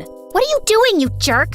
What does it look like, pea-brain? I'm saving the people of this town from eating your lame food. Take it down or else. Enzo laughed in my face. I got so mad I ripped off his flyer, he ripped mine, I pushed him, and he shoved me back. Then I slipped and scraped my knee on the ground. Sorry, I didn't mean to push you so hard. Are you okay? I grabbed a cold fish out of my dad's cart and hurled it at Enzo's dumb face. Enzo ducked and the fish hit Enzo's dad in the head, who lost his balance, fell down, and broke his arm. For a week, Enzo's restaurant was closed because his dad was their only chef. At first, I felt really bad, but the next day at school, I opened my locker and a bucket of sardines fell on my head. The stench was so bad, I had to sit outside during class and all the kids started calling me fish face. And if that wasn't enough, during our dinner rush, I caught Enzo creeping around behind our restaurant. I chased him off, but a few minutes later, our power went out. All of our customers left and went to Enzo's restaurant, and we couldn't get the lights back on for a week.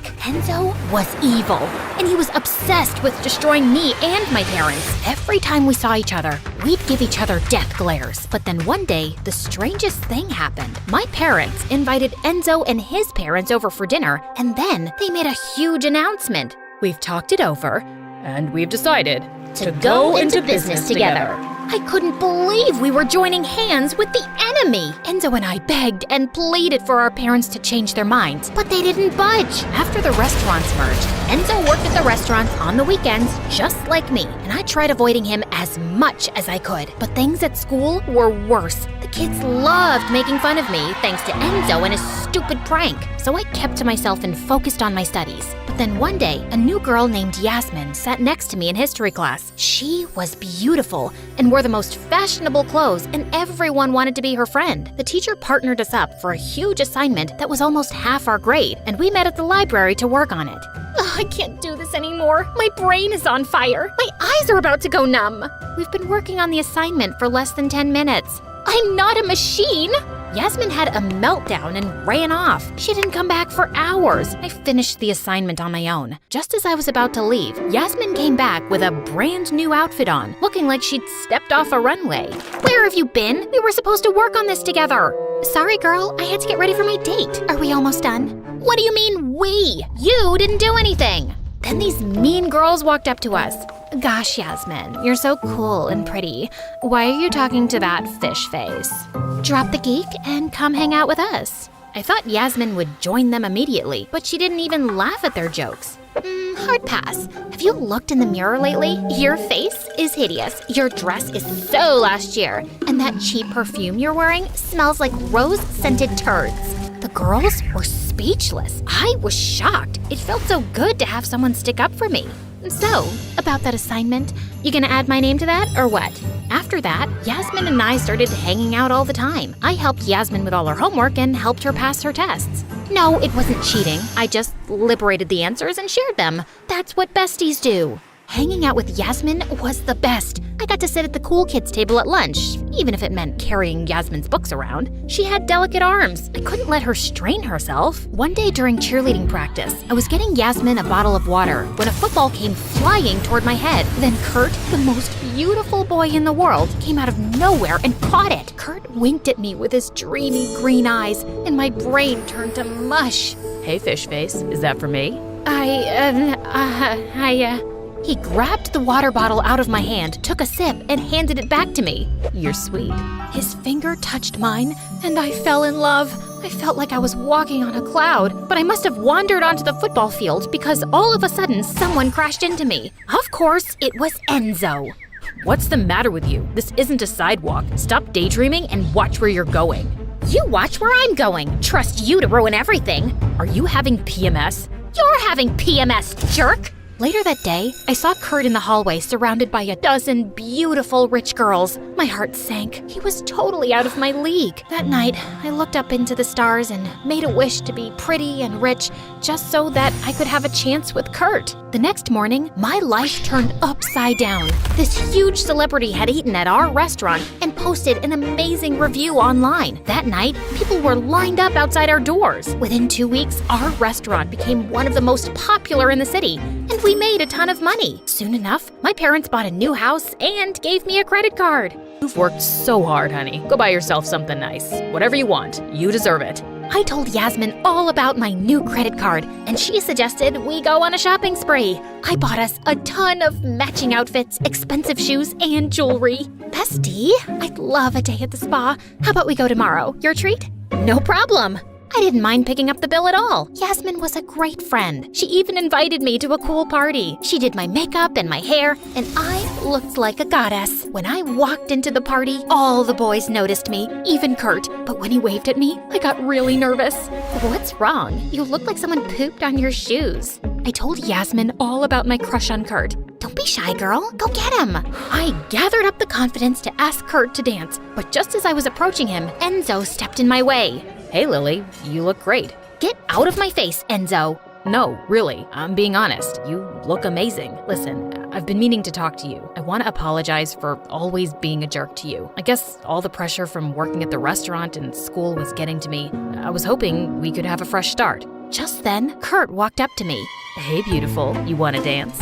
Excuse me, we were in the middle of a conversation. Actually, we were at the end of it, and I'd love to dance with you. I ditched Enzo to dance with Kurt. After the song was over, I asked Kurt out, and he said yes. On our first date, we went to a really nice restaurant, but when the bill came, Kurt asked if I could pay. Sorry, babe. I forgot my wallet and my other pants. Oh, so embarrassing. But no big deal, I'll handle it. I paid the bill, then Kurt pulled me close and kissed me. That kiss was so magical, I couldn't stop smiling for days. Soon, we were a couple. Kurt loved it when I bought him nice gifts and took him and his friends to concerts. But after a while, things didn't feel right, so I talked to Yasmin about it. Oh, don't be so shallow. Kurt's the boy of your dreams. Girls buy their boyfriends gifts all the time. By the way, can I borrow $500? I've had my eye on this Gucci purse.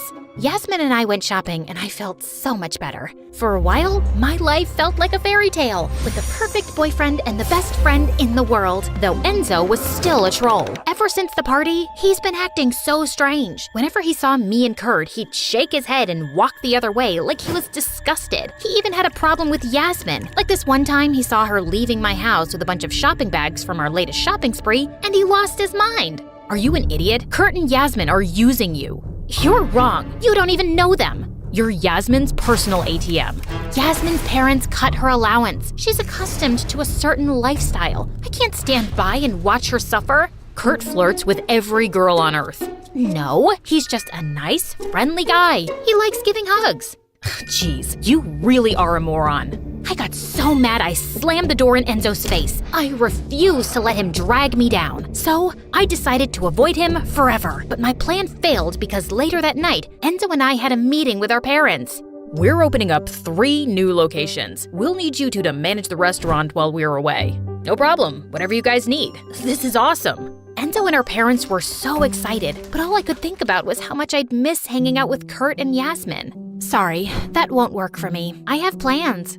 Well, you'll need to change them. I tried arguing with my parents, but they insisted that I help out or they'd take away my credit card. That would be a nightmare. So I agreed to their terms. I got so busy with school and work that I hardly saw Yasmin and Kurt, and I really missed them. So one day, as I was taking a cash deposit to the bank, I decided to stop at Yasmin's house to say hello. But when I got there, I saw Yasmin and Kurt kissing on the porch. I felt someone had stabbed me in the heart. Suddenly, I lost my balance and fell back into a trash can, which caught Yasmin and Kurt's attention.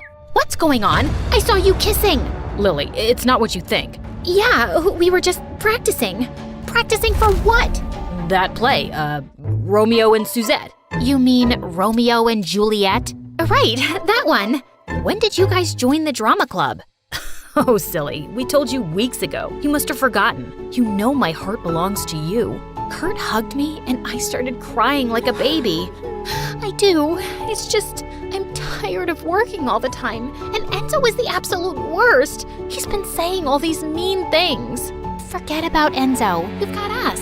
Yasmin and Kurt spent the rest of the afternoon cheering me up. They even walked me to the bank. From then on, Kurt and Yasmin joined me at the restaurant to protect me from evil Enzo's mind games. It was really nice to have their support. But one time, Kurt and Yasmin were hanging out with me in the back office as I was doing some accounting when Enzo burst in like a crazy maniac and pulled me to the side. You can't have them in the office. It's for employees only. All our cash is in the safe there. I told you, they can't be trusted. Neither can you. I pushed Enzo aside and walked back into the office. A few weeks later, Kurt and Yasmin stopped hanging out with me. They said it was because they couldn't stand Enzo. Then, the day I was supposed to make the deposit, I opened the safe and the money was gone. I panicked. I searched everywhere for it, but I couldn't find it. I even asked Kurt and Yasmin about it. Are you accusing us of stealing? I thought we were friends. After that, Kurt broke up with me, and Yasmin stopped taking my calls. My parents came home the next week, and they were furious. They told me that the accountant discovered that the money from the deposits had been short for weeks. I looked at the calendar, and I noticed that it all began when I started hanging out with Kurt and Yasmin in the office. I realized that I'd opened the safe in front of them on numerous occasions. We checked the surveillance cameras, but they had mysteriously stopped working when the robberies began. The last image we saw was of 2 kids in masks sneaking into the office, spray painting the cameras. One of the robbers was wearing a fancy bracelet and a pair of really expensive sneakers. The same bracelet and sneakers that I bought Yasmin months ago. My blood boiled. I marched straight to Yasmin's house, where I found her and Kurt hanging out by the pool with a bunch of their popular friends. Hey Lily, what's up, girl? How could you do this to me? I didn't do anything. You and Kurt stole from my parents' restaurant. I showed her the footage of the robbers. Ooh, that girl's got style. She's rocking those shoes and that bracelet. I know it was you. Admit it. I called the police. Hello? I'd like to report a robbery. My friends Yasmin and Kurt. Before I could finish my sentence, Kurt ran away and Yasmin snatched my phone. Yasmin and I fought for the phone like a pair of wildcats. I slipped on a towel, hit my head, and fell into the pool. The next thing I knew, I was in the hospital. Enzo was sitting by my side, holding my hand. Please, Lily, you have to wake up. I miss you. I never got to tell you that. He paused, then looked away. I should have let Enzo know that I was awake, but I was so curious to hear what he had to say, so I pretended to be asleep. I love you. I was an idiot before. I should have just told you earlier. If I had, then maybe none of this would have happened. Enzo started to cry. I squeezed his hand. It's not your fault. I was the idiot. Then Enzo kissed me, and it was so sweet. As for Yasmin and Kurt, they fled the party after my accident, but they didn't get very far. The police arrested them at a bus stop and hauled them off to jail. Our family's restaurant eventually recovered from the robbery and got 10 times more popular. Enzo and I started dating, and after college, we started to run the business, got married, and lived happily ever after. So, yeah, I was wrong about Enzo. He wasn't an evil monster after all. Wait, what now? It's a long story.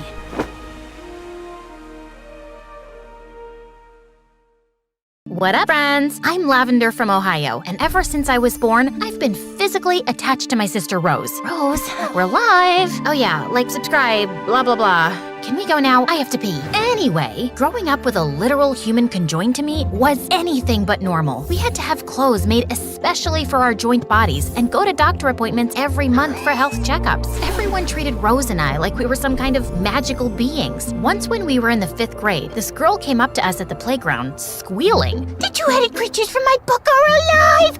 Oh, thank you so much for saving the kingdom!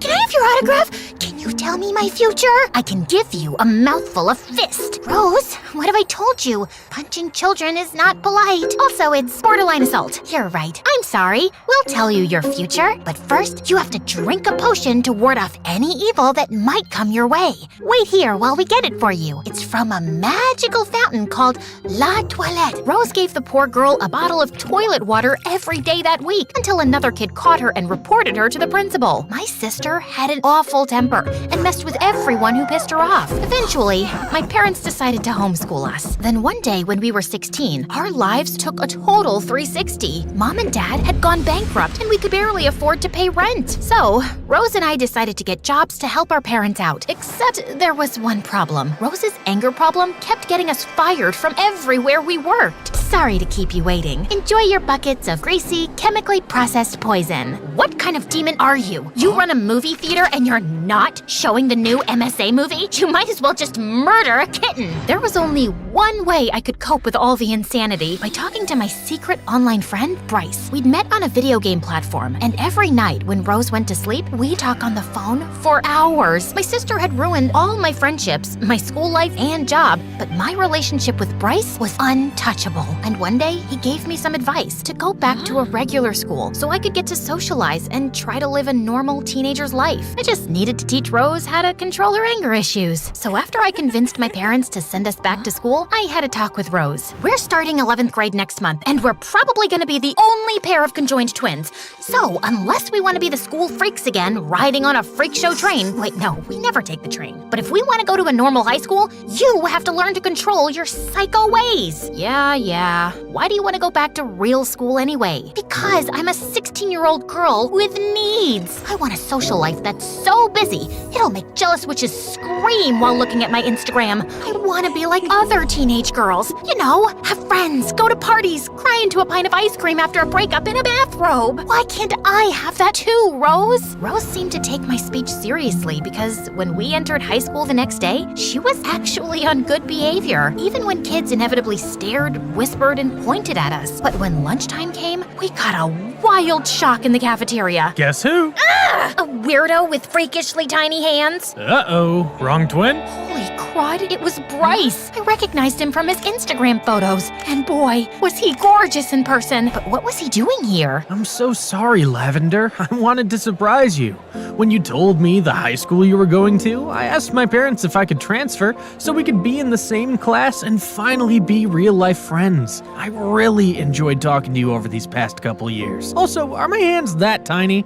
No. You hesitated. Oh boy, oh boy, oh boy. My BFF was here at my school, and in person, he looked like a Roman god. Stay cool, stay cool. And I actually did. Bryce ended up hanging out with us after school, and it was amazing. Then, towards the end of our evening, we were doing homework when Rose decided to cross-examine my friend. So, Bryce, I find it fascinating that you suddenly transferred to our school just to be closer to my sister, even though you two had never even met in person before. And when I went through your backpack, I found a heart-shaped box of chocolates. How interesting it is that Lavender loves chocolate. Almost 90% of the world's population likes chocolate. And what do you mean you went through my backpack? It's a thing I do. I go through everybody's stuff because I have trust issues and I'm convinced everyone's evil at heart. My therapist says it has to do with, okay, this has been a delightful get-together.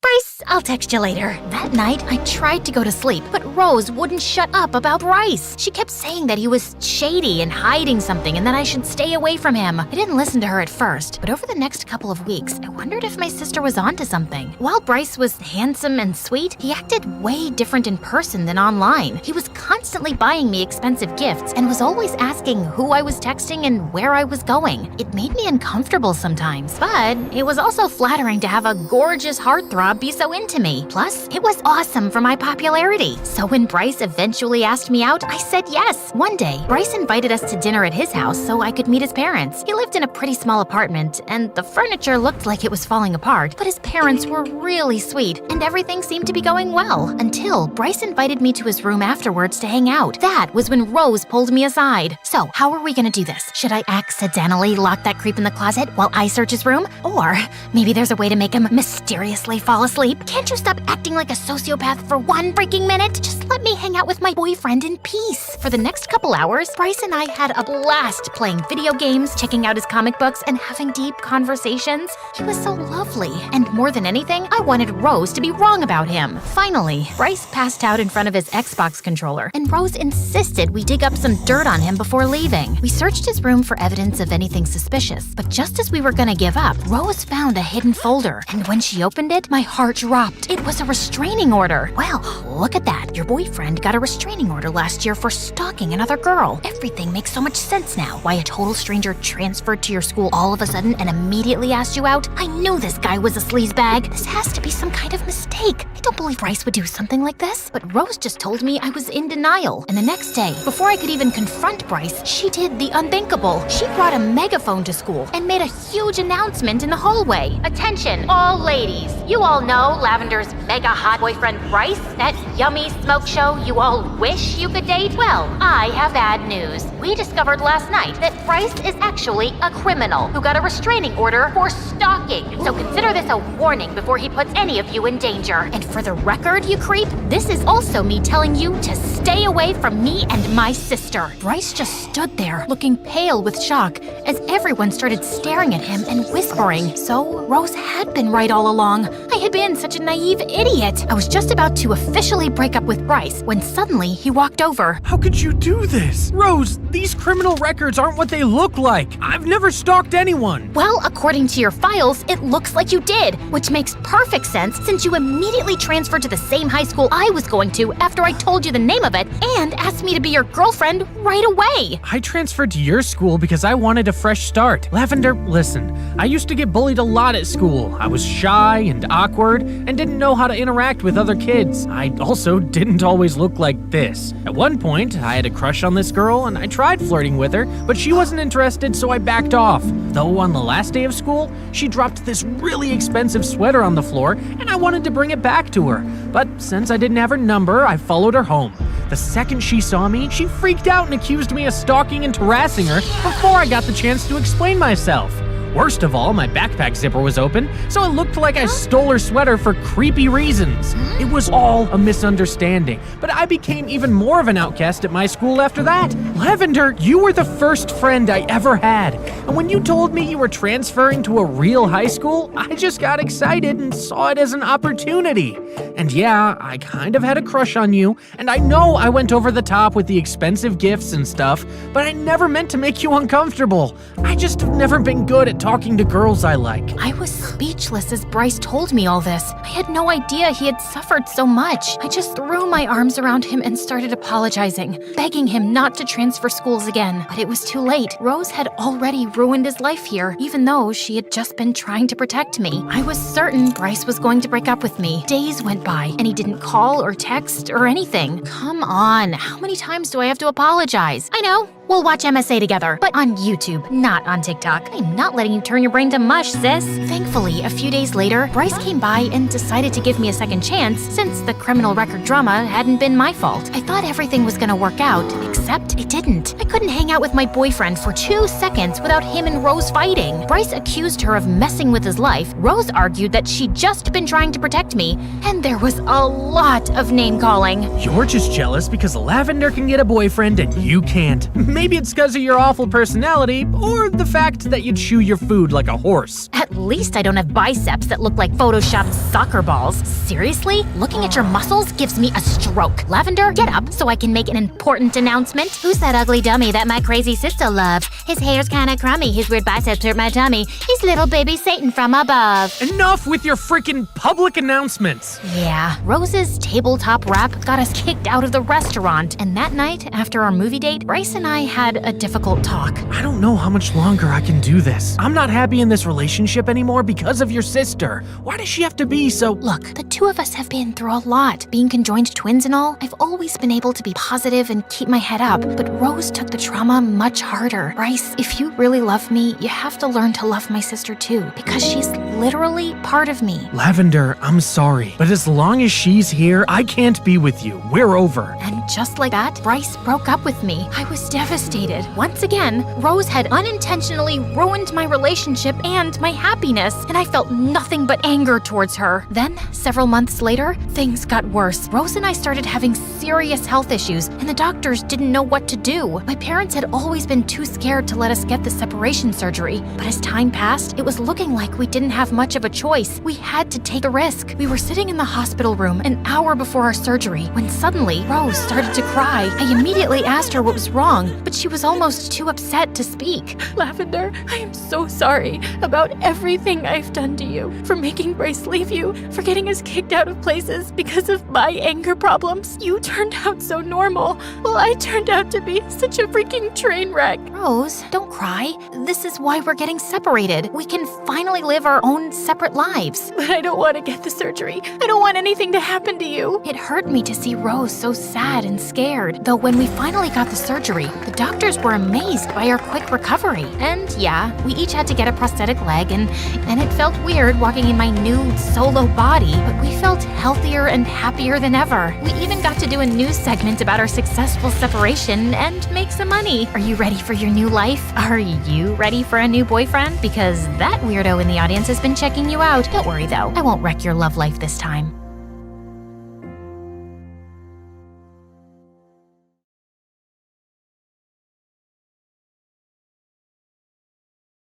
You know those stories about the sons and daughters of famous people? Well, that's not my story. I mean, I am the daughter of an Oscar-winning actress, yes, but my story is far crazier. My name is Layla, and I live in a huge mansion in Beverly Hills with my mother.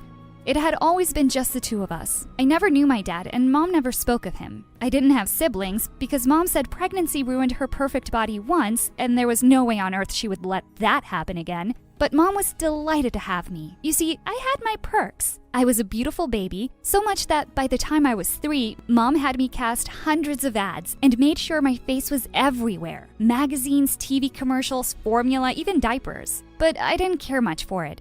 On my 4th birthday, she woke me up saying we were late for a photo session. Mommy, I don't want any more photos. I want to watch Cinderella. It's my birthday. She rolled her eyes and tossed the CD aside.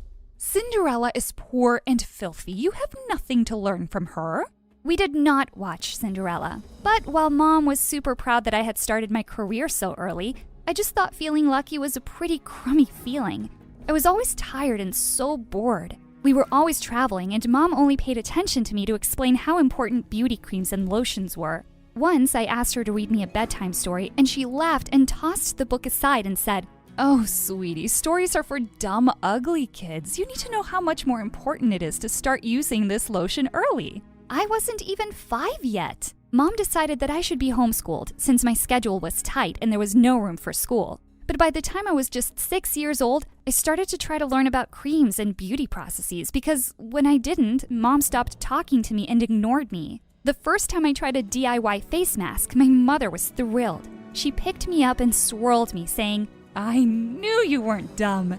I was so happy with her attention that by 7, I was practically a professional. I knew everything there was to know about beauty, and trust me, I knew a lot. Day creams, night creams, shower creams, astringent lotions, and flowers. So many flowers. We lived in a pretty big house, and Mom and I had started cultivating all these flowers when I was 8. By the time I was 12, it was hard to distinguish which part was the greenhouse and which part was the rest of the house. We practically lived in a jungle. Mom loved flowers and was always talking about how pretty I would look because of them. "You'll look like a flower too."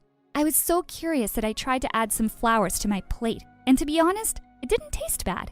But Mom wasn't the only one obsessed with beauty, and once she finally allowed me to go to school, I began to realize everyone was obsessed with beauty. Not only was I famous, but I was also a living encyclopedia of DIY beauty hacks, so obviously every girl wanted to be my friend. One day they all started to beg me to take them home. "We'd love to see where you live." I was thrilled. I'd never had any friends over. But as soon as we got home, they ran to Mom and said, "Oh, MG, we thought we'd never see you." One of them actually said, "Adopt me so I can be as pretty." My mother was delighted with my new friends. She turned to me and said, "At least you're smart enough to be friends with the right kind of girls." Then she spent hours talking about flowers and beauty.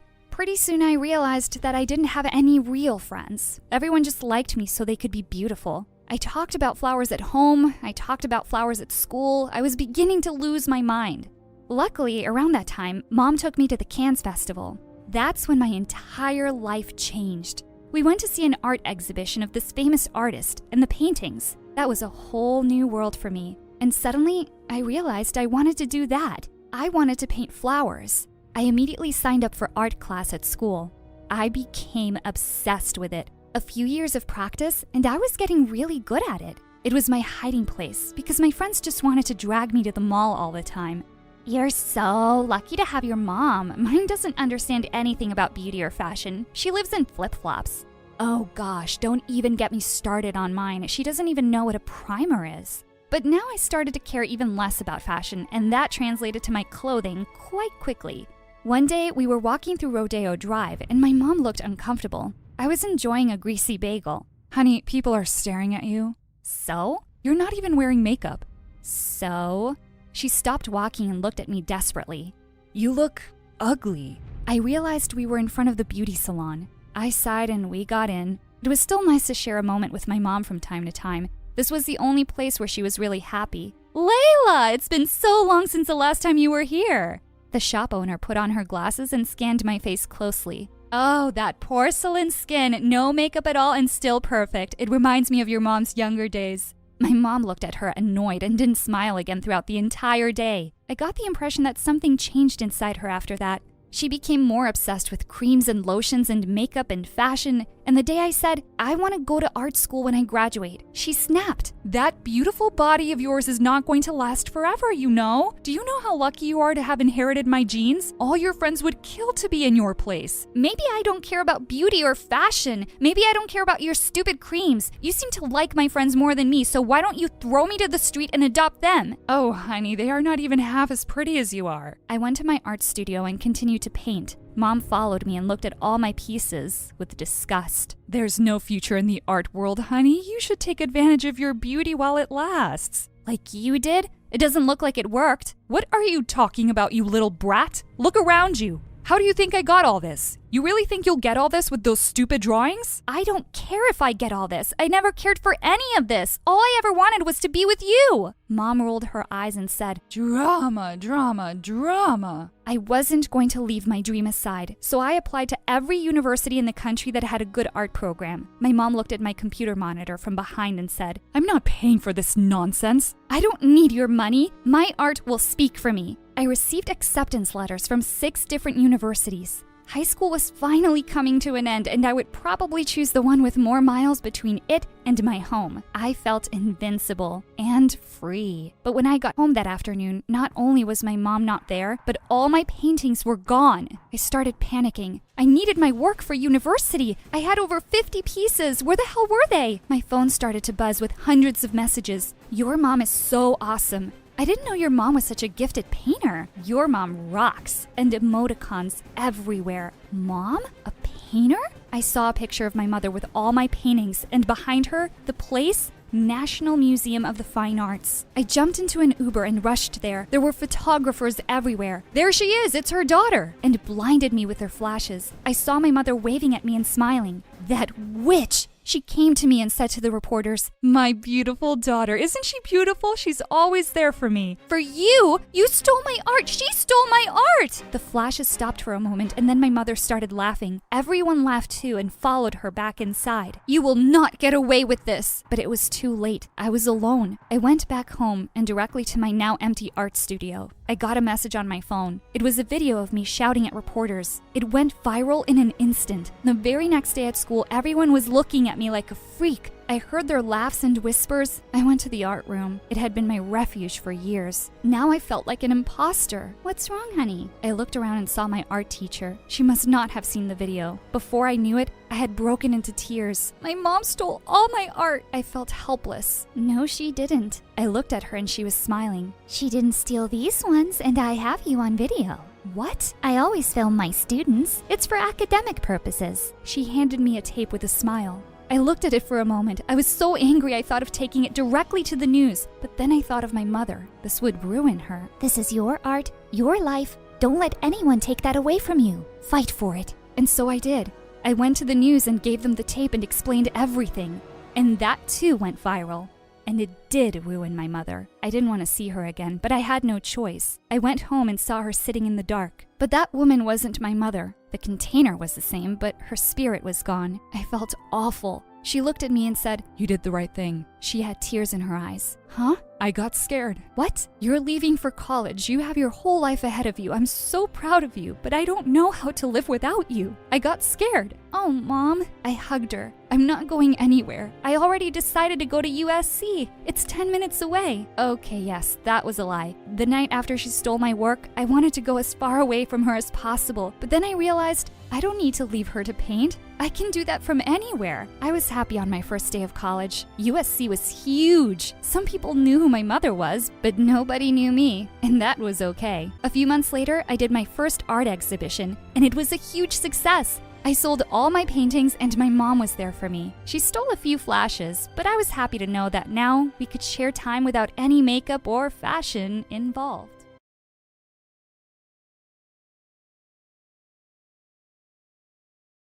I slammed my bedroom door shut and spit at my best friend's picture. I hated her and everyone in my family. Because I had this condition, they thought they could use me. But oh boy, they messed with the wrong girl. Hi, I'm Lulia from Ukraine. I'm the youngest in our family with 3 older brothers. My dad never wanted a girl. He just wanted to raise a team of healthy young boys. He was very proud of himself for being so manly that he had only produced sons. But Mom had always really wanted a daughter. When she gave birth to me, he glared down at my tiny red face and said to my mom, "So, you finally did it, huh? I swear if she isn't pretty, you're really gonna pay for it." My mom did everything to take really good care of me and make me pretty. Once she came to me and said, "Listen, you're not allowed to eat junk food ever." And she snatched the candy from my hand. When she left, I opened the lower drawer and took another candy.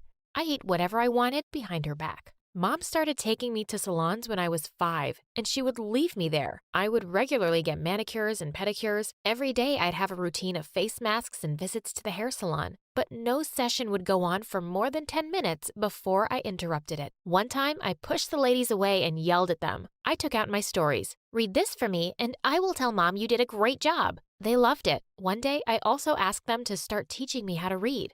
They said I was too young, but I said, "Try me." I never knew I was going to learn how to read and write in a hair salon. Dad was delighted that I turned out to be so pretty. He used to carry me around on his shoulders all over the neighborhood to show me off. One day, when I was in the 5th grade, my teacher gave me the role of the princess's dad. When Dad heard about it, he came to the school the next day and yelled at the teacher and insulted her. He made her make me the princess or else. When he left, I told the teacher, "I apologize for Dad's stupidity. I'm going to play the role of the princess's dad because I love it." And I hugged her. There was nothing Dad wouldn't do for his favorite child. But suddenly, all that changed. When I was in the 7th grade, I came back home one day feeling really itchy all over. I looked at the mirror and saw my skin was as red as a rotten tomato. Dad came in, of course without knocking, and saw me. He freaked out and quickly took me to the best skin doctor in the city. After examining me, the doctor said I had a rare condition called dermographism, which means skin writing. That's because I could etch my name into my skin using only the pressure of a fingernail. He said there was no reason for why it might flare up at times, and there was really no cure for it. When we left the clinic, I told Dad, "Don't worry, Dad. I will read about this disease and find ways to fix this." Dad looked at me with disgust and said he didn't want a daughter like me. I wished Mom would just slap him,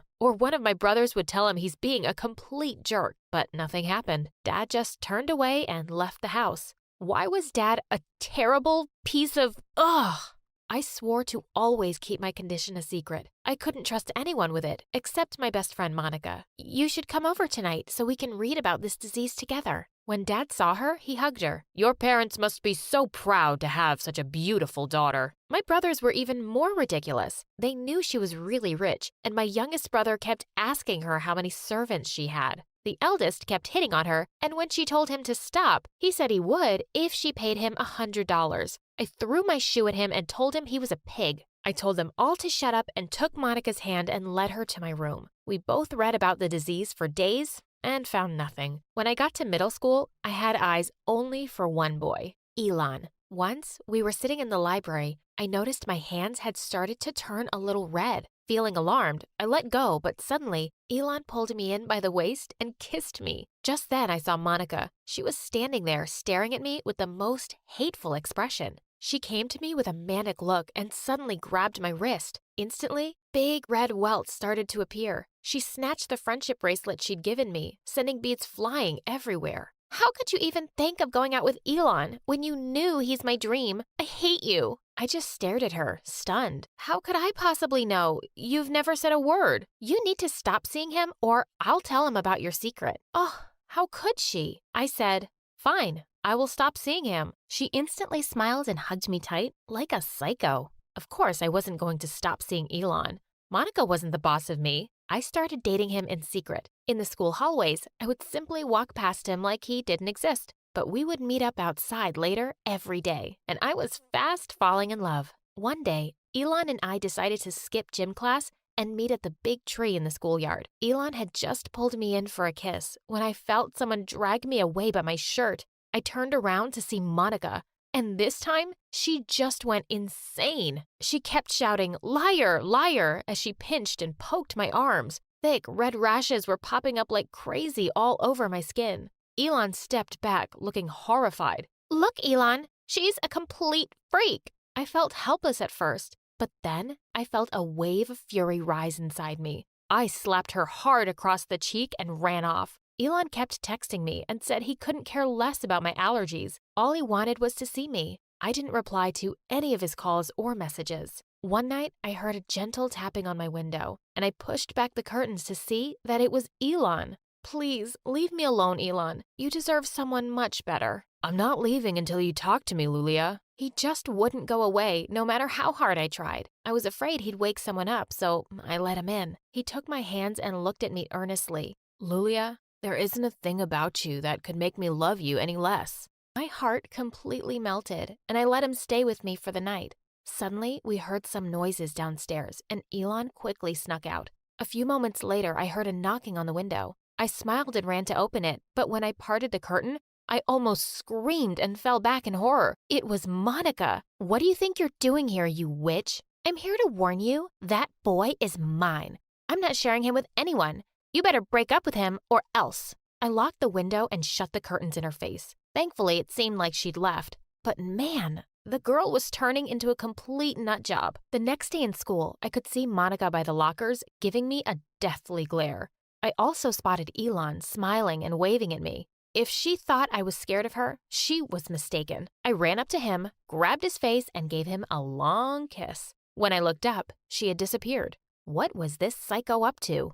Later that day in art class, I was painting away my self-portrait when suddenly I felt a dash of cold water on my back. I gasped, and to my horror, I saw that my painting was completely ruined. That's so much better, actually. Now it looks more like you, a freak. I just snapped. I turned around and was about to throw a tin of paint in Monica's face, but I stopped when I saw the teacher coming. My eyes, my eyes! This monster is out of control. What? I didn't even touch her. The art teacher swooped down in no time and started yelling at me. Lulia, I will not stand for this behavior. How could you hurt the most gentle girl in class? She wouldn't listen to a word I said. I kept pointing to my ruined work, but she kept on insulting me and said I'd been raised by savages. I'd just had it. Shut up, you idiot. I know her daddy's donation set up this art studio. That's the only reason you're taking her side. Of course, I ended up in the principal's office and waited while she called my parents. As soon as I saw Dad walk into the office instead of Mom, I just knew I was ruined. He'd probably ground me for life.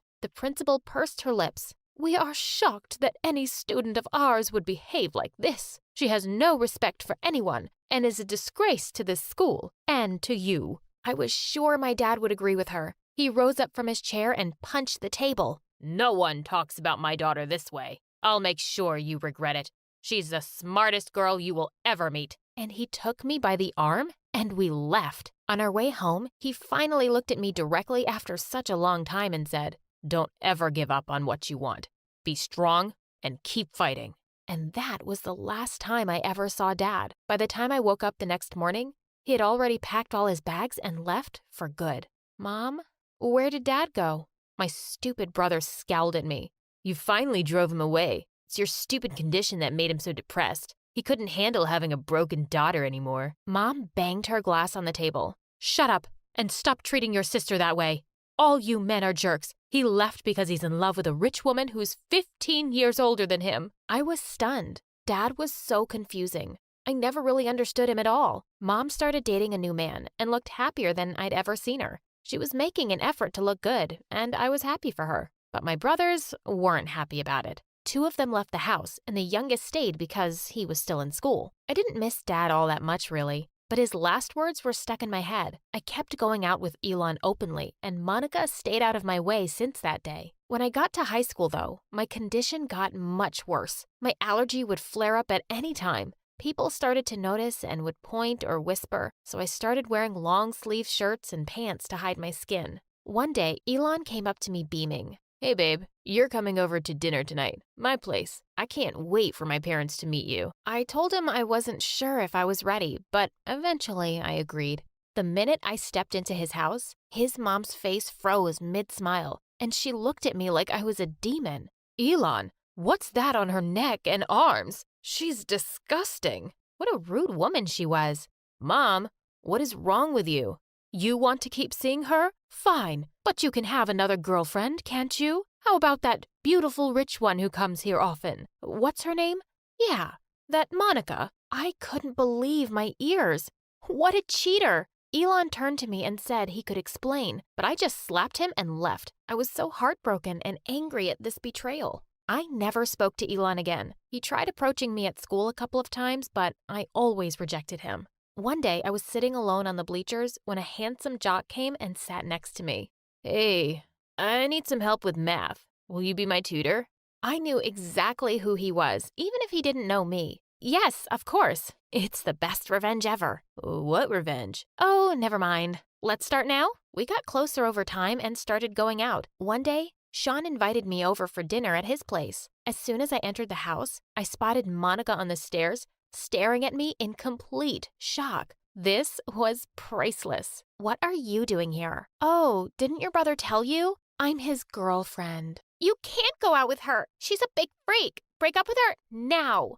Luckily, Sean's parents walked in just then and seemed horrified by Monica's behavior. Her dad told her to shut up and go to her room. She stormed off in a rage. Sean's parents were so lovely. I had no idea how they'd raised a witch like Monica. But I decided to try and mend things with her and went to her room after dinner. Monica was lying on the bed and didn't even turn around to look at me. I sat down and said, "Look, Monica, you and I used to be best friends once. Can we just start over? I forgive you for everything you did to me." "Who asked for your forgiveness?" And in a flash, she'd turned to pounce on me like a wildcat. Before she could hurt me, Sean barged in and pulled her away from me. "Thank you for saving me from your crazy sister." And I started kissing him, just to make Monica angry. She screamed in anger and left her own room. Weeks passed and I graduated from high school with honors. I'd never meant to fall in love with Sean, but I had over this time we'd been dating. One day, my youngest brother came to me and asked me to ask Sean for money. What? I won't do that. I'm not a gold digger, you moron.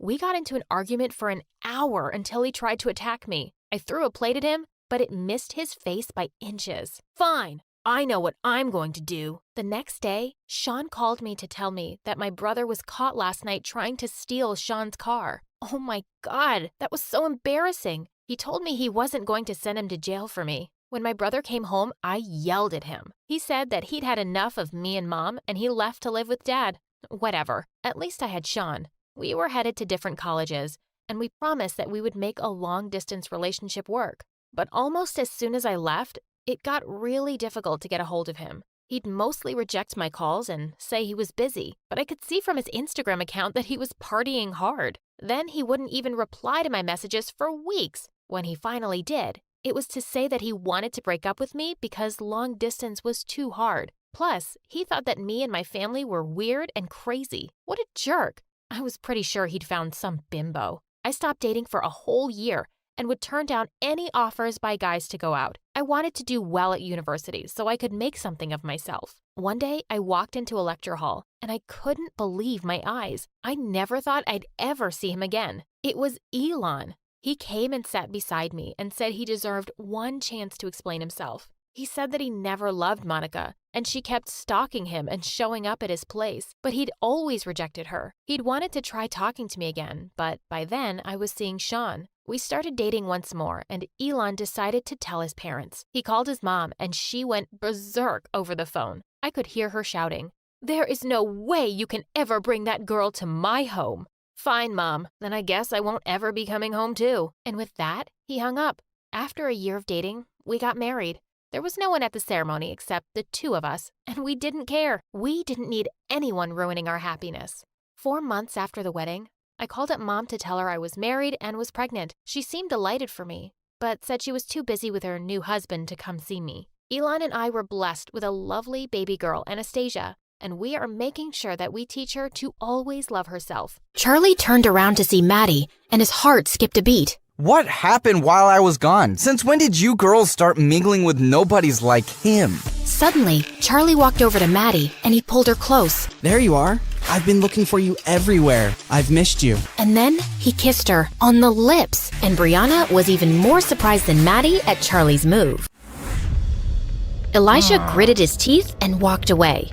Wow, what was that about? I've been wanting to say it the whole week, but not on the phone. I do feel the same way. I care about you too, Maddie, a lot. Madison hugged him and smirked at Brianna. Once everyone knew that Maddie and Charlie were dating, his life in school took a 360-degree turn. People stopped to smile at him, say hello, crack jokes. Why does it feel like even the teachers are nicer to me? The other two Barbie angels welcomed him into their gang, and being with Madison was a dream. They went on long walks, watched sunsets, ate ice cream, and kissed on top of a Ferris wheel. But later that night, Brianna and Amber cringed hearing Maddie throw up. Is Charlie trying to kill me? That gross ice cream at the amusement park made me sick, and my feet hurt from the long walks. And what is so fascinating about freaking sunsets? I think it's sweet. Yeah, 'cause you're not the one suffering. But there is one thing about Charlie. He sure can kiss. Makes you feel like you're the only girl in the world.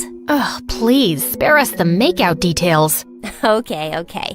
Listen, Brianna, try giving him a hint about planning fancier dates for me. I know he's poor, but come on, he's dating me. The next day, while Charlie was watching football practice, the ball suddenly came in his direction, and he gave it a strong kick back. Hey kid, you play football? I used to, but I don't have time now. Come on, grab some shoes and join for a game. Just then, Charlie caught Elijah looking at him like he was a bug, and that motivated him. Elijah was coming at him aggressively, but Charlie dodged him and kicked the ball straight into the goalpost. Charlie, you're a natural. You have to join the team. Sir, I really don't think I can commit to practice. Kid, just try it out for a month and see if it works, okay? Elijah, you better watch out.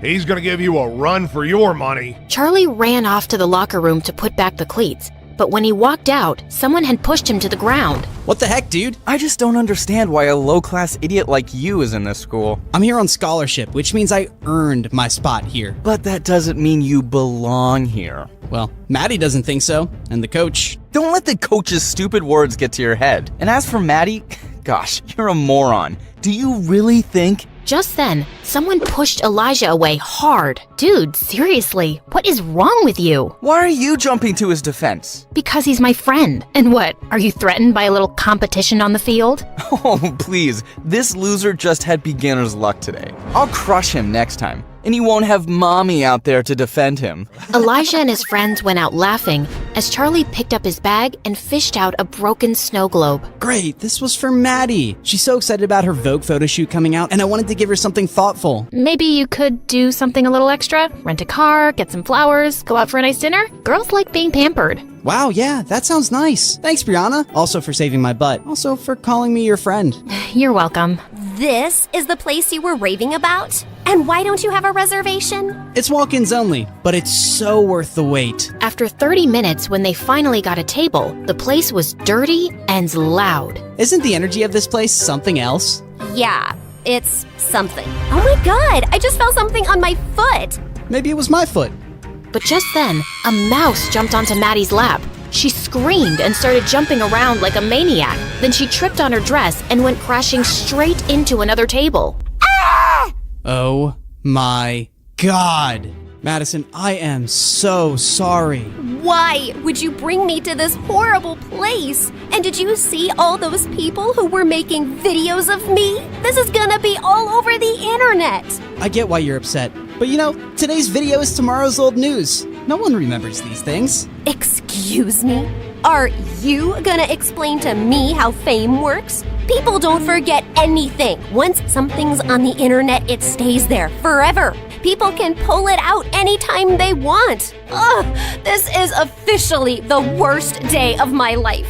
With that, Madison stormed out of the car. Brianna couldn't stop laughing as she watched Madison's video posted online, but now she had to do some damage control, so she called him as Maddie. I've had some time to cool down, and I'm sorry for going off on you like that. And I'm sorry about the mouse and the video. You're right, I don't know what it's like to be famous. It's the best and the worst. It's great to have people look up to you, but sometimes they talk about you like you're not even a real person. And imagine having your failures or embarrassing moments splashed across the news as entertainment. It sounds brutal. I'm almost glad I'm a poor nobody. As they were talking, Charlie ended up telling Brianna all about his amazing grandma and how she'd made him apply to the school. I just want to get myself into a good university so I can make something of myself and spoil my grandma rotten. She deserves the whole world. Well, you're definitely the guy who'd get it for her, Charlie. Over the next few weeks, Charlie found himself bewitched and confused by Madison. He felt closer than ever over their late-night talks, but in person, she was totally unpredictable. One moment, she'd be all over him, and the next, she was snapping his head off.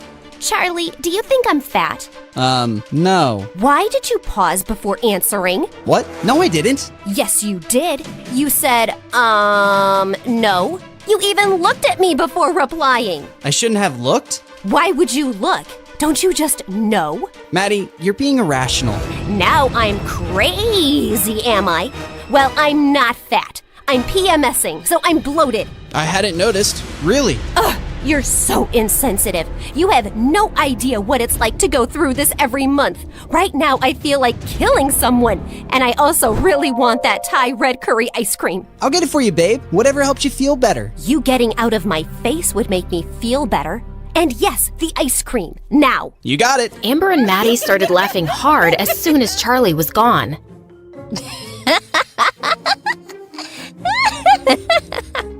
I really hope he gets a few tubs of that ice cream. Sounds delicious. I'm pretty sure there's no Thai red curry ice cream, but let's see what he does. Anyway, for Christmas, my parents and I are going to our ski resort as usual, and I'm inviting you girls with your parents. Should I invite Charlie? You have to, right? He's your boyfriend. Yeah.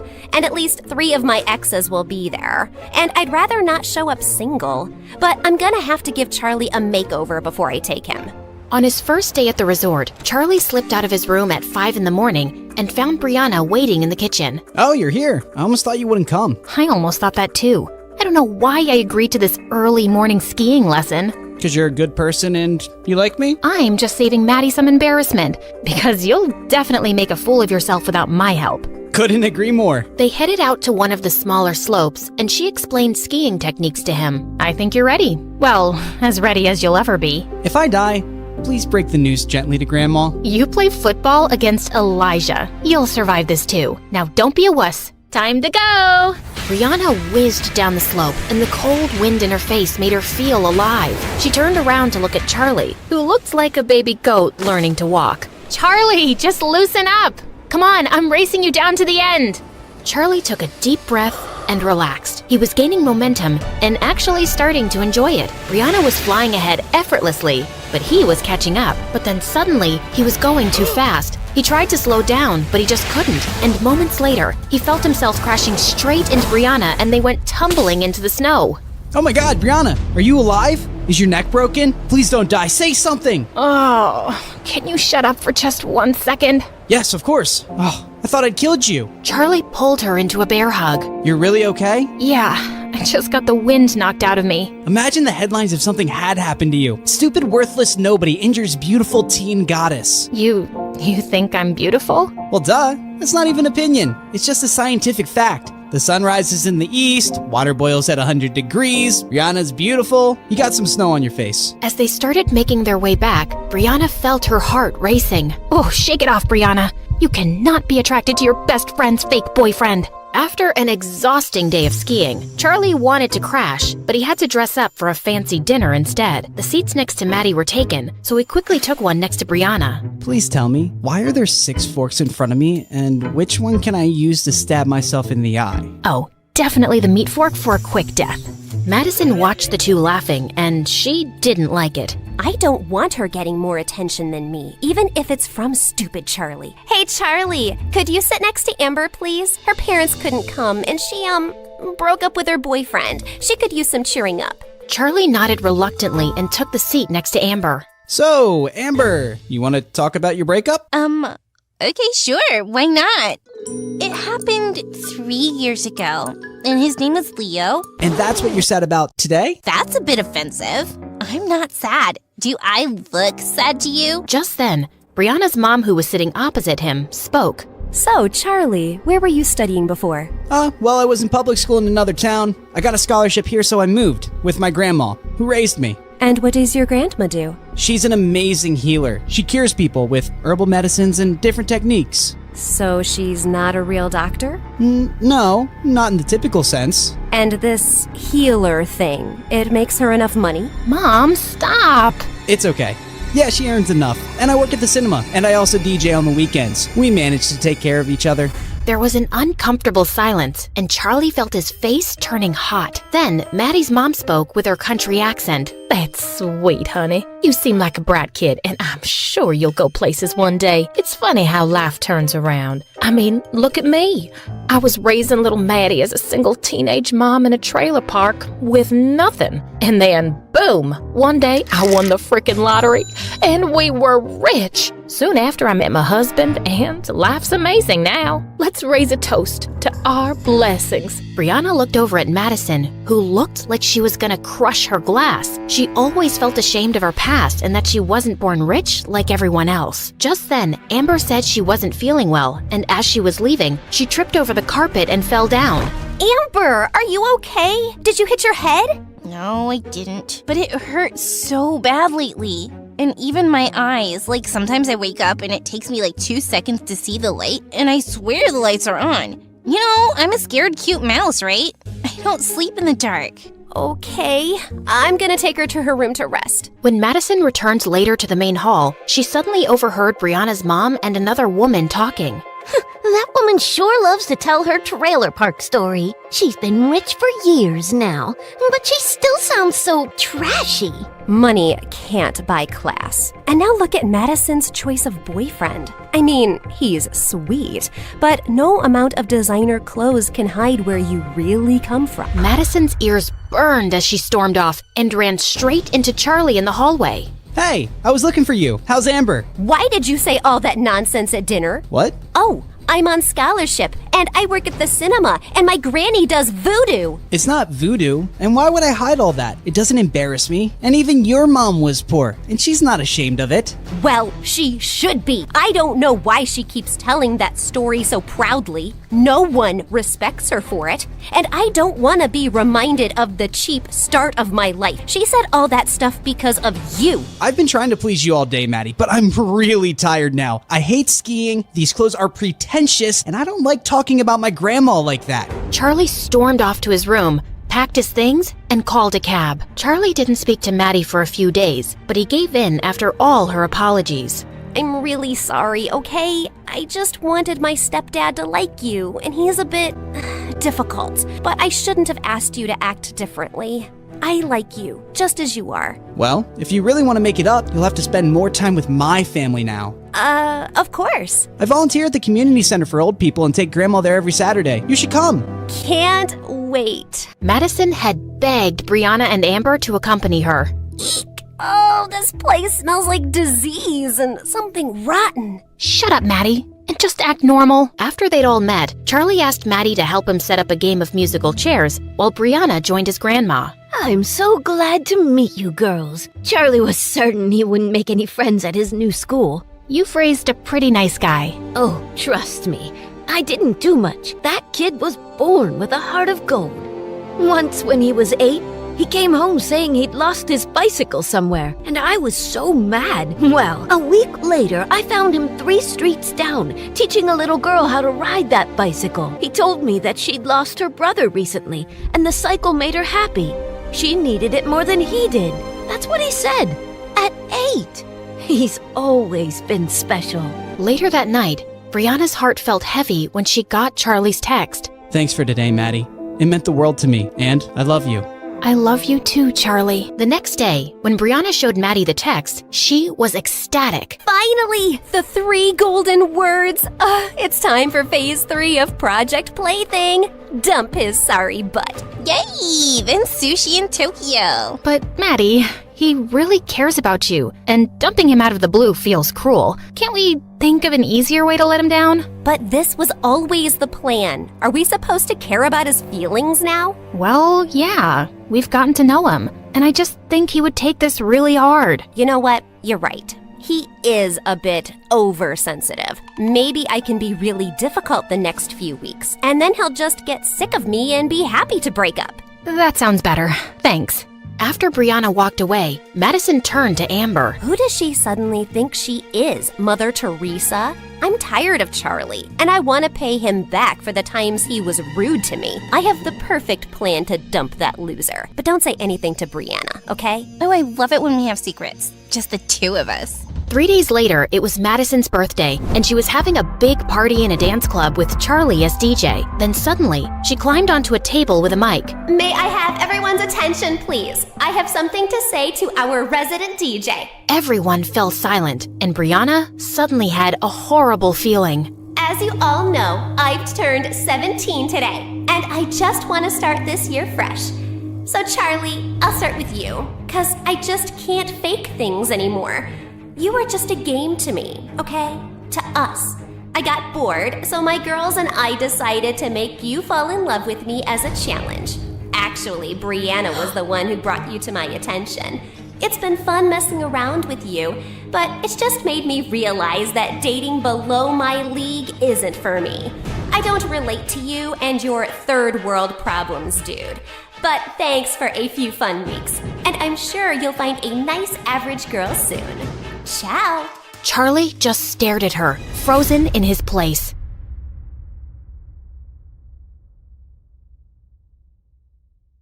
Hi friends, I'm Jasmine from Egypt. I was just 3 when Dad left Mom, and it was just the 2 of us. Since Mom didn't have an education, she had to work as a maid. Growing up, we didn't have much, and whenever I'd see women wearing fancy clothes, I'd wish my mom could have them too.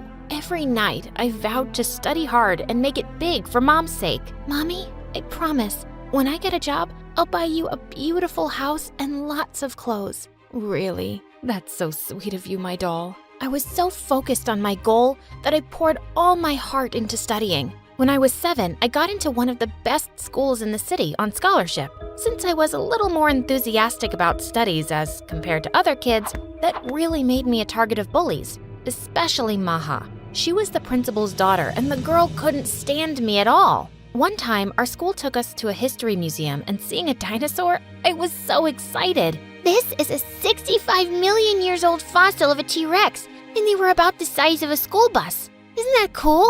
Fine, Miss Know-It-All. You don't need to brag about it. Brag? It's a fact. You would know it too if you'd ever opened a book. Okay, this really got to Maha, and the witch all of a sudden pushed me, and I went crashing into the dinosaur skeleton. It was a mess. Maha accused me of crashing into the skeleton on purpose, and I kept telling the teacher that she was lying. In the end, Mom was called, and when asked to pay the damages, she went mad. Pay damages? For some bones? Who do you think I am? I am a maid. Where do you expect me to get all this money from? Hearing her, all of the kids started laughing, and I felt my ears burn.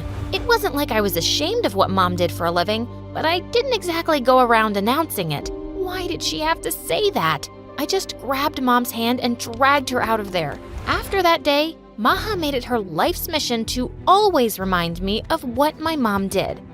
Hey, Jasmine, you missed a spot here. Jasmine, pick up the trash. Oh, Jasmine, how about helping the janitor? The girl was constantly on my nerves, and though I really wanted to punch her in the jaw, I had to ignore her. I was on a scholarship, and I couldn't ruin my chances. So every day, just to avoid Maha, I would go out to the school's park and sit on a swing to have lunch.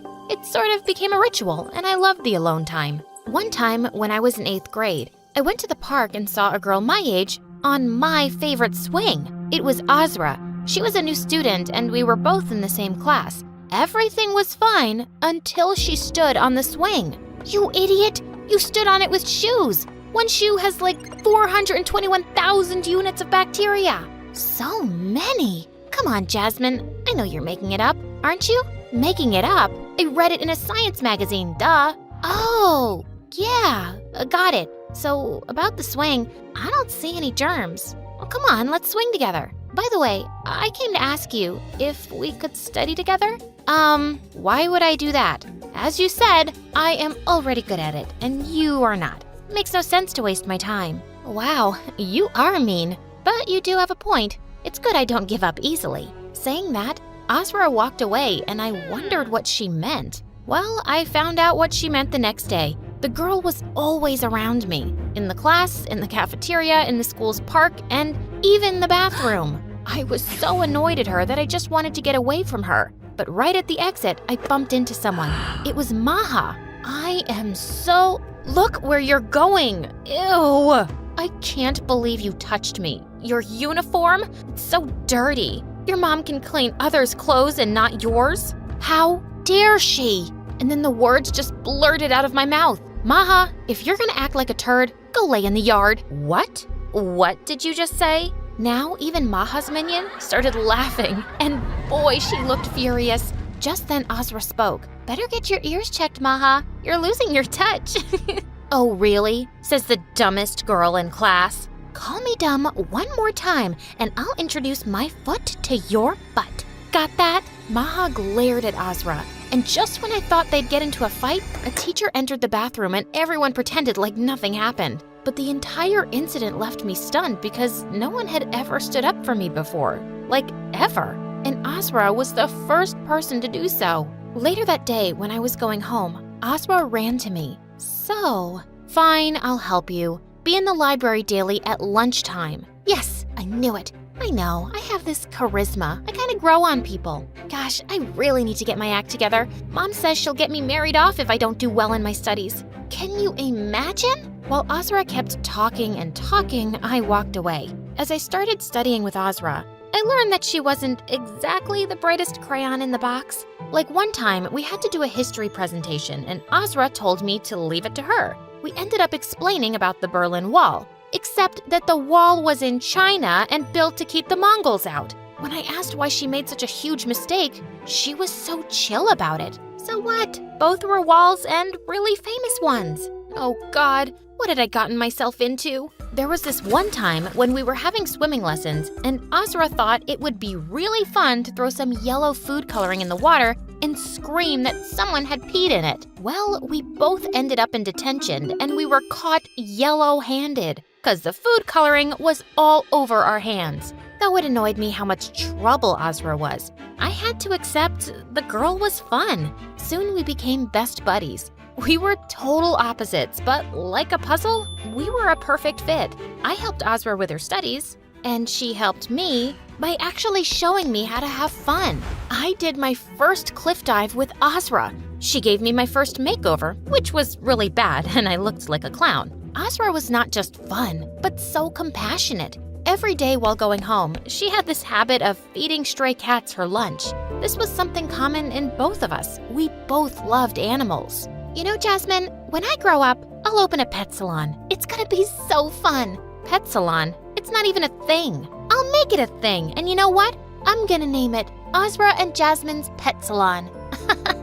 The girl lived in her own little world, and I loved her. One time, we were in the queue getting lunch, and Maha came in the front and shoved us to the back. I'll teach her a lesson. Let it go, Azra. She's a brat. Yeah, brats need to be taught a lesson. Saying that, Azra threw her juice box and it hit Maha on the head, and when she turned, Azra gave her the most innocent smile ever. I am so sorry, Maha. That was a total mistake. What? A mistake? My hair extensions. Do you even know how much these cost? No, I don't, 'cause I have my own hair. I could see Maha boiling with anger, and before things could get ugly, I wanted to be out of there, so I grabbed Azra. Come on, Azra, let's go. But right when we were at the door, Maha threw a handful of mashed potatoes at Azra, which hit the girl behind her. And then an epic food fight broke loose. It was chaos. I felt like I was in the jungle and all the wild animals were fighting around me. Things got pretty crazy. All three of us were taken to the principal's office, and just as I expected, Maha got off the hook and she started crying in front of her mom. And in the end, only I was punished. My punishment was to clean the school's toilet for a month. What? That is so unfair. You didn't even do anything. Come on, let's confront that woman. Just leave it, Azra. It's easy for rich kids. They get off the hook everywhere. And people like me are just left behind to suffer. Just stay away from me. Although Azra apologized like a million times, I didn't want to talk to her. It wasn't her fault, but I felt like she was another privileged princess who got out of trouble. Every day I had to clean the bathroom, and Maha was really having fun seeing me miserable. One day when I entered the bathroom, I was shocked to see my name all over it. Try cleaning this. Wrote it especially with a Sharpie for you. That was it. I had enough of that witch, so I slapped her hard. The witch looked at me like she'd kill me, but right then, someone grabbed and shoved her out of the bathroom. It was Azra. How dare you touch me? I told you, my extensions are expensive. Oh, these extensions? Saying that, Azra ripped off her extensions, and in seconds, both of them were fighting like lunatics. Once again, all three of us were taken to the principal. Just when Maha acted all teary, telling how I had picked on her, I just blew up. Oh, shut up, Maha. Everyone knows it was you who wrote with that Sharpie in the bathroom. You are a witch. You just get away with it because your mom is the principal. Both mom and daughter looked shocked seeing my outburst. The principal then went on to tell me how I'd pay for being a brat. But a few moments later, a man walked in, and Azra went running to the man. What happened next left me shocked. Turned out, Azra's dad was the school district superintendent. Azra had told him about the principal's impartial behavior towards me. Well, Maha was expelled, and her mom was reported to the school board and later terminated from the job. They both totally deserved it. After Maha was gone, there was peace. After graduation, I started working as a software engineer at a very big company, and I was doing well. I was finally able to get Mom a lovely house, and things were good. As for Azra, She did pass high school, but couldn't get into college, and her mom was always after her to get married. One day, Azra and I went out for coffee, and she looked worried and told me how her mom had set her up on a date with a total stranger. I haven't even seen the guy. She wants me to marry him because he's some big shot businessman. I can't even stand up the guy because I did that 2 times already. I was wondering, can you perhaps do me a teeny weeny little favor? No, I'm not marrying him for you. No, dummy. Just go on the date and act weird. Just blow him off. I would have done it myself, but I have a very important meeting tomorrow. I wanted to say no, but she looked at me with those puppy dog eyes. And how could I say no to that? So the next day, I was in a fancy restaurant waiting, and when the guy didn't show up, I was furious. I was about to leave, but I heard a deep voice. You must be Azra. I am really sorry for being late. The moment I saw him, my jaw fell because the guy happened to be none other than Zaid, the owner of the company I worked for. Phew, he didn't recognize me because he had thousands of employees. I gotta leave because I just remembered something.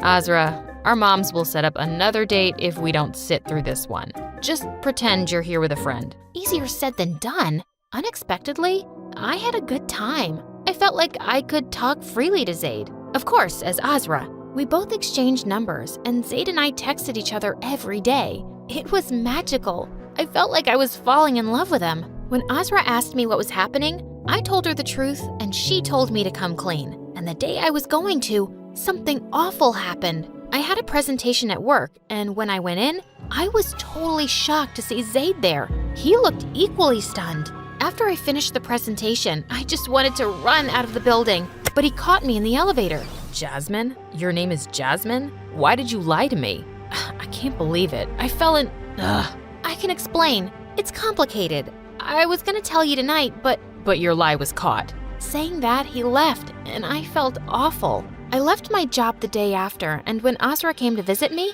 I just lost it. It all happened because of you. My life was fine until you told me to go on that stupid date. Why do I always get into trouble because of things you start? I started. This was all you. Stop blaming me. After that, Azra and I didn't talk. I stopped all communication with her, changed my number, and even deleted my social media accounts. Soon I got another job, and I poured my heart into it. I remembered the promise I made to myself all those years ago. I couldn't let one setback slow me down. In a couple of years, I performed so well and eventually became a big manager in the company I worked in. Mom was so proud of me, but I often wondered what it would be like to share my happiness with Azra. I missed her so much. One day, I was checking my emails, and I was surprised to see an invitation from Azra. She was having a launch for her business and wanted me to join. Though I was unsure, Mom forced me to go. When I reached the place, I was totally blown away. Azra had finally opened her very own pet salon. It was Azra and Jasmine's pet salon. So, what do you think, bestie? How did I do? Azra? How? When did this happen? It's amazing. Then she told me how she had a business meeting for the salon the day I went out with Zaid in her place. I just had tears in my eyes. She did it. Jasmine, I missed you. Making all this happen wasn't that fun without you. I missed you too. You're my best friend in the whole wide world. I don't ever want to fight with you. You're my soulmate. We fight. That's who we are. And speaking of soulmate, there's someone here to see you. When I looked, I was shocked to see Zaid. He looked a bit nervous, and then I was the one to speak first. And then he ran to me and hugged me so tight and whispered in my ear that he loved me, and I couldn't hold my tears. And I whispered back, I love you too. And that's the day I learned that if you work hard and never stop pursuing your goals, the universe will give you what you want.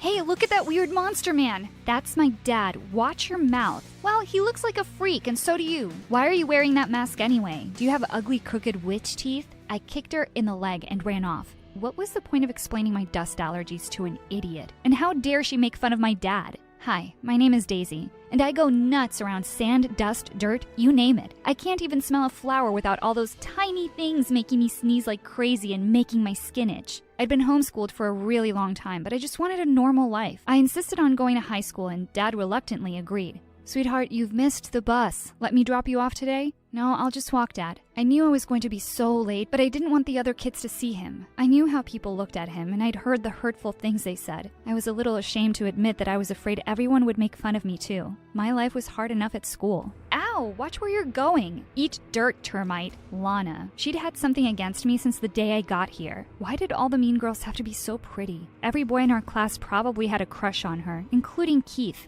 Oh, Keith, that boy's smile made my knees shake, and seeing Lana get all cozy with him made me send mental curses her way. May you get fat, Lana, and never fit into that cheerleading outfit again. Hey, that's a cool shirt. I just smiled at him. I could tell Shane was kinda into me, but who cares? He was no Keith. As we walked towards class, I nearly jumped out of my skin when Keith turned to me. Love your shirt. OMG, I was so glad I'd bought this. Love you too. What did you just say to my boyfriend, idiot? I'm not your boyfriend, Lana. I thought we talked about this. I muttered some lame excuse and ran away to the bathroom. Gosh, you'd think there were rocks in my head instead of a brain. Just then, one of Lana's minions came into the bathroom and said that math class had been moved to the art room. I splashed some water on my face and was ready to go when I noticed my mask was gone. Geez, these girls were so petty. I quickly made a makeshift mask out of paper towels and went to the art room. Of course there was no class. How stupid of me to fall for it. Just Lana and her gang of meanies. Hey, ready for some arts and crafts? And before I knew it, Lana had thrown an entire jar of glitter in my face. I couldn't see a thing and dropped my mask. I felt my skin ballooning up.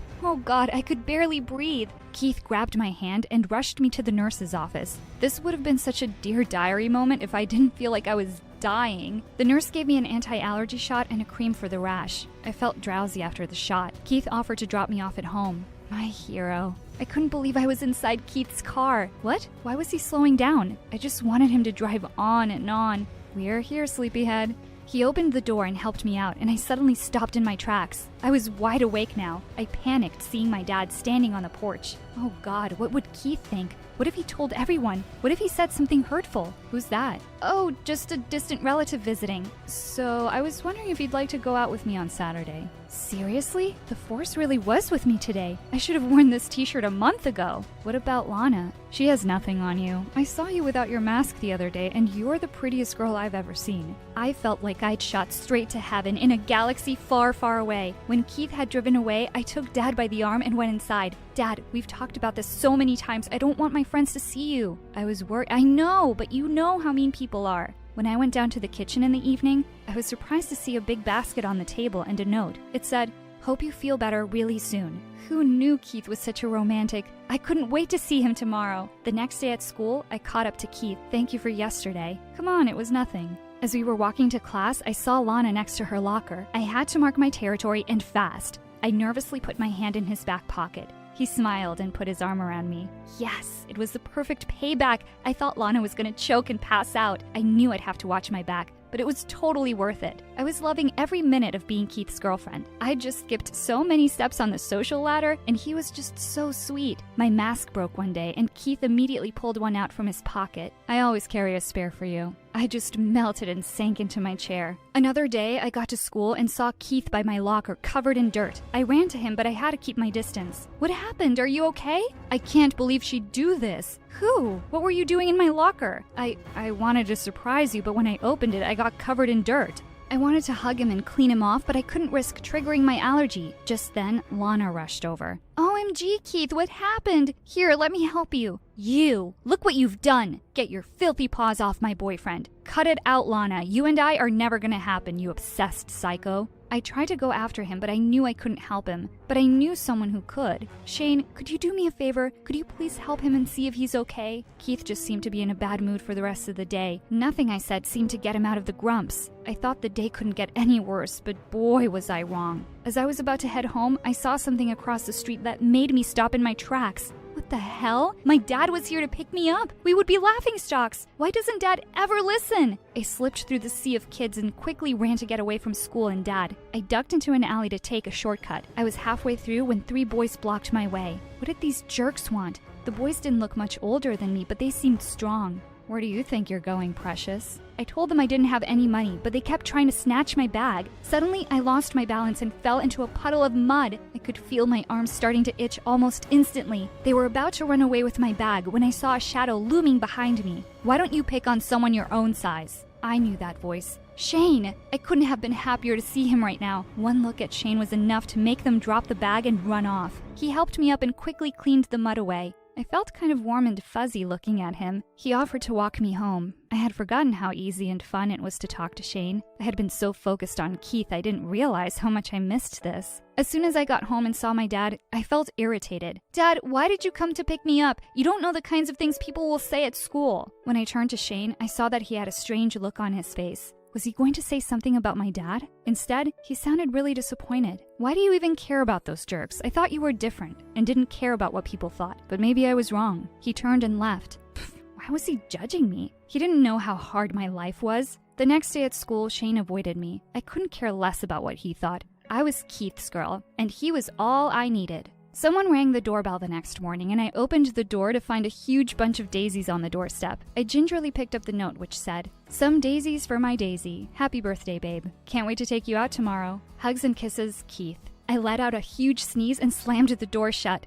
Sweet, but really dumb. It wasn't even my birthday for a month. He should know better. One day, Lana's minions started following me home after school. I was afraid they'd try and hurt me, but they just turned around and left once I got home. The next day when I got to school, everyone seemed to be laughing at me. Did I have something on my face? Was there a hole in my pants? I quickly walked to my locker and froze. I felt like the world had collapsed around me. There was a picture of me with Quasimodo. It said I was a freak and we should be in a circus. I looked down the hallway and the walls were covered with the same pictures. She had made me into a freak because of my dad. I tore the poster off my locker and ran out of there. I couldn't stop crying all the way home. My dad was surprised to see me back so early, but I just shrugged and went to my room. A little while later, he walked into my room, and I froze when I saw what he had in his hand. The damn poster! He sat down on the bed and held his head in his hands. I saw him shaking. I was horrified and ran over to him.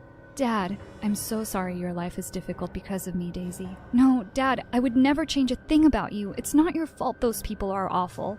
I burst into tears. I felt so terrible for all the awful things he'd read about himself. And I knew it wasn't his fault, but my life in school was going to be hell now. Thank God summer break was just around the corner, and I wouldn't have to deal with school. At least I had my boyfriend to hang out with over the summer, but he seemed to be a bit busier than usual, too. Over the weekend, Keith invited me to a beach bonfire, but me and sand don't go well together. My dad tried to stop me, but I wasn't going to let my allergy get in the way. I wanted to be the perfect arm candy for Keith, and I sure wanted Lana to eat her heart out. The beach party was raging by the time Keith and I got there. Keith couldn't keep his eyes off me, and I was super pleased. He pulled me close and kissed me.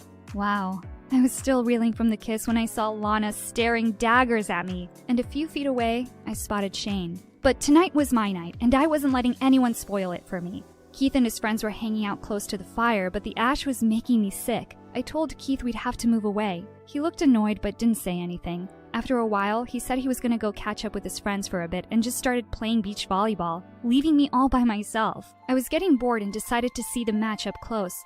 All of a sudden, someone bumped into me and I ended up face-palming the sand. My allergies went haywire. My eyes were so swollen I could barely see a thing. Keith pressed my inhaler to my mouth and rushed me off to the hospital. When my allergies had subsided, I looked around for Keith, but found Shane instead. He told me Keith was in the middle of the match and had asked Shane to take me to the hospital. The doctor said that my allergies were really aggravated and I would have to stay indoors for at least a week. I couldn't believe how selfish Keith was. Dad tried his best to look after me, but I didn't make it easy for him. Keith hadn't even come to see me once. He hadn't even bothered to text. How had I not seen this before? As soon as I could get out, I went over to his house. It was obvious that he totally wasn't expecting me. Oh, hey you.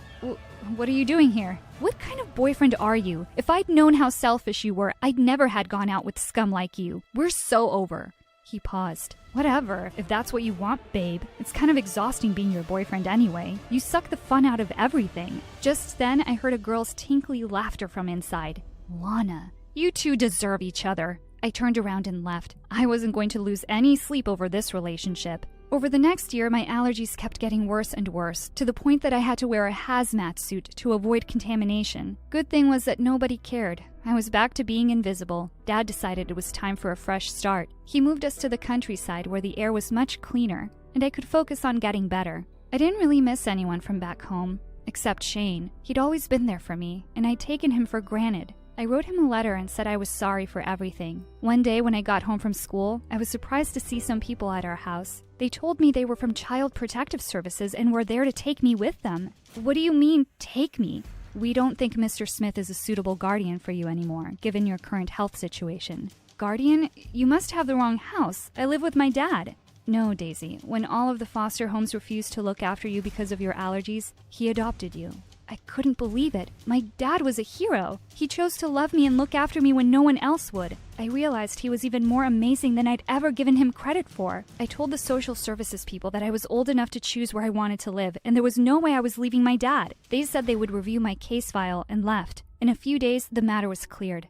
I didn't have to go anywhere. Over time, Dad and I mended our relationship. I was no longer afraid for him. I couldn't be prouder of the man who raised me, even though I was such a brat. I would watch videos on my favorite channel, My Story Animated, about all these psycho dads who were so mean to their daughters, and I couldn't help feeling even more grateful for my amazing dad. One day, as I returned from college, I found a basket of my favorite things on the doorstep. Keith? I turned around and was amazed to see Shane. Of course it had been him. Keith couldn't have sent a thoughtful present to save his life. I got your letter, and I heard things between you and your dad are better. It turned out that Shane's mom was a protective agency worker who had handled my adoption case from the start. She'd told Shane about it, and he'd confirmed Dad was an amazing guardian for me. I was stunned. He'd always been in my corner. I've always loved you, Daisy. Why didn't you ever say anything? I was afraid you'd laugh at me. Shh.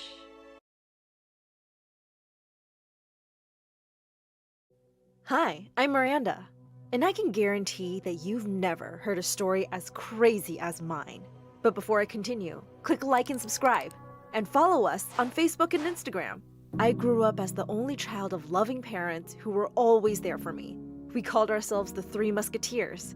Growing up, I wasn't pretty, or particularly smart, or very rich, but I had tons of photo albums filled with the happiest memories. My life was perfect. And then, suddenly, everything changed. One day when I was in the 8th grade, there was a big thunderstorm rolling in, but my dog kept whimpering to go outside.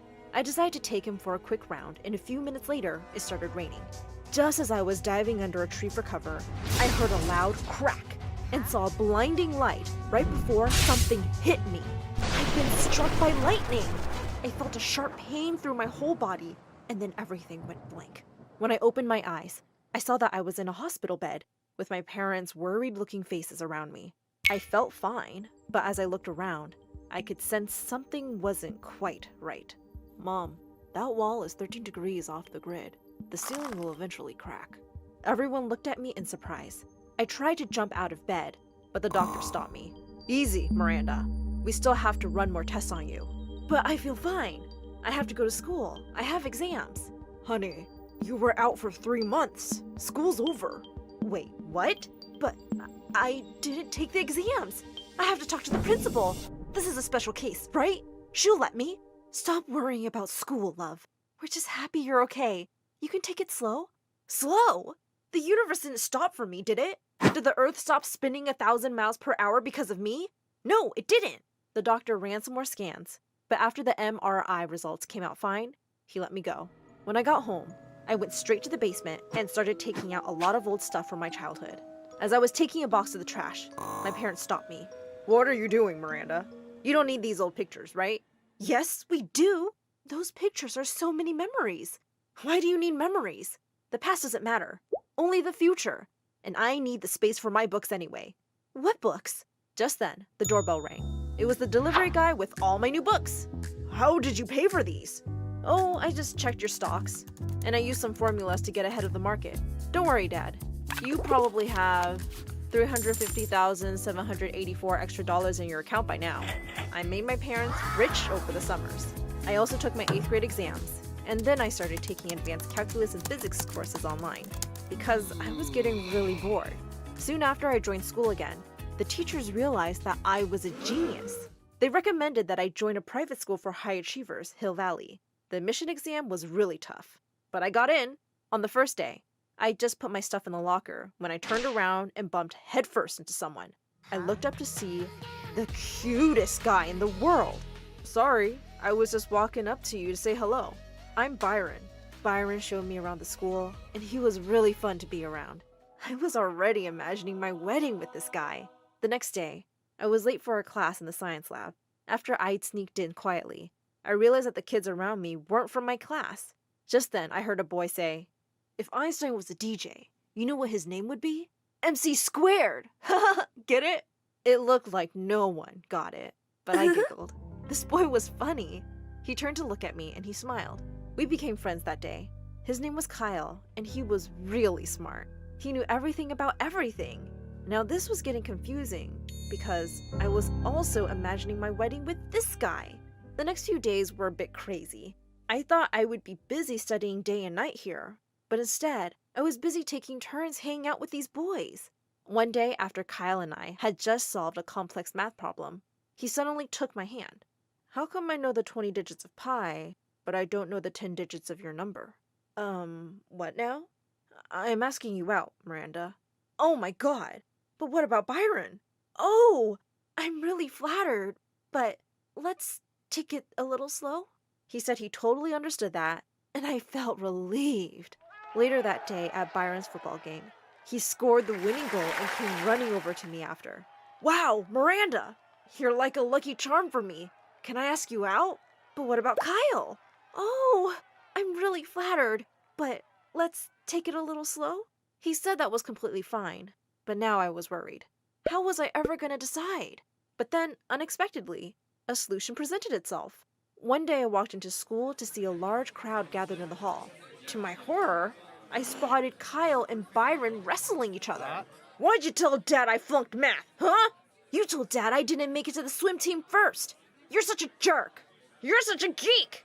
Wait, they had the same dad? Just then, a teacher walked in and took them both away. I turned to Bertha, a girl in my class, who was the biggest gossip ever. She was the ears and eyes of the school hallways.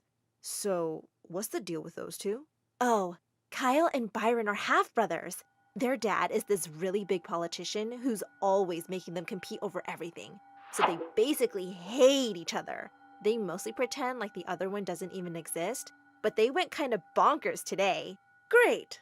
I liked two half-brothers who were arch enemies. But then, it struck me. This was kind of convenient. If they didn't cross paths much, I could date both of them without the other finding out. Obviously, I had to keep it a secret from Snoopy Bertha, which was even harder because she was super chummy with me. I told both Kyle and Byron that I'd love to go out with them, and they were so happy. But I said my parents were very strict and wouldn't let me date. So we had to keep a very low profile. Kyle had classes in an entirely different building, and I started to wear running shoes because I was literally sprinting all the time. And I was lying. A lot. I'd be running across campus every day for my 11 o'clock date with Kyle in the janitor's closet. I really wish we could spend more time together, babe.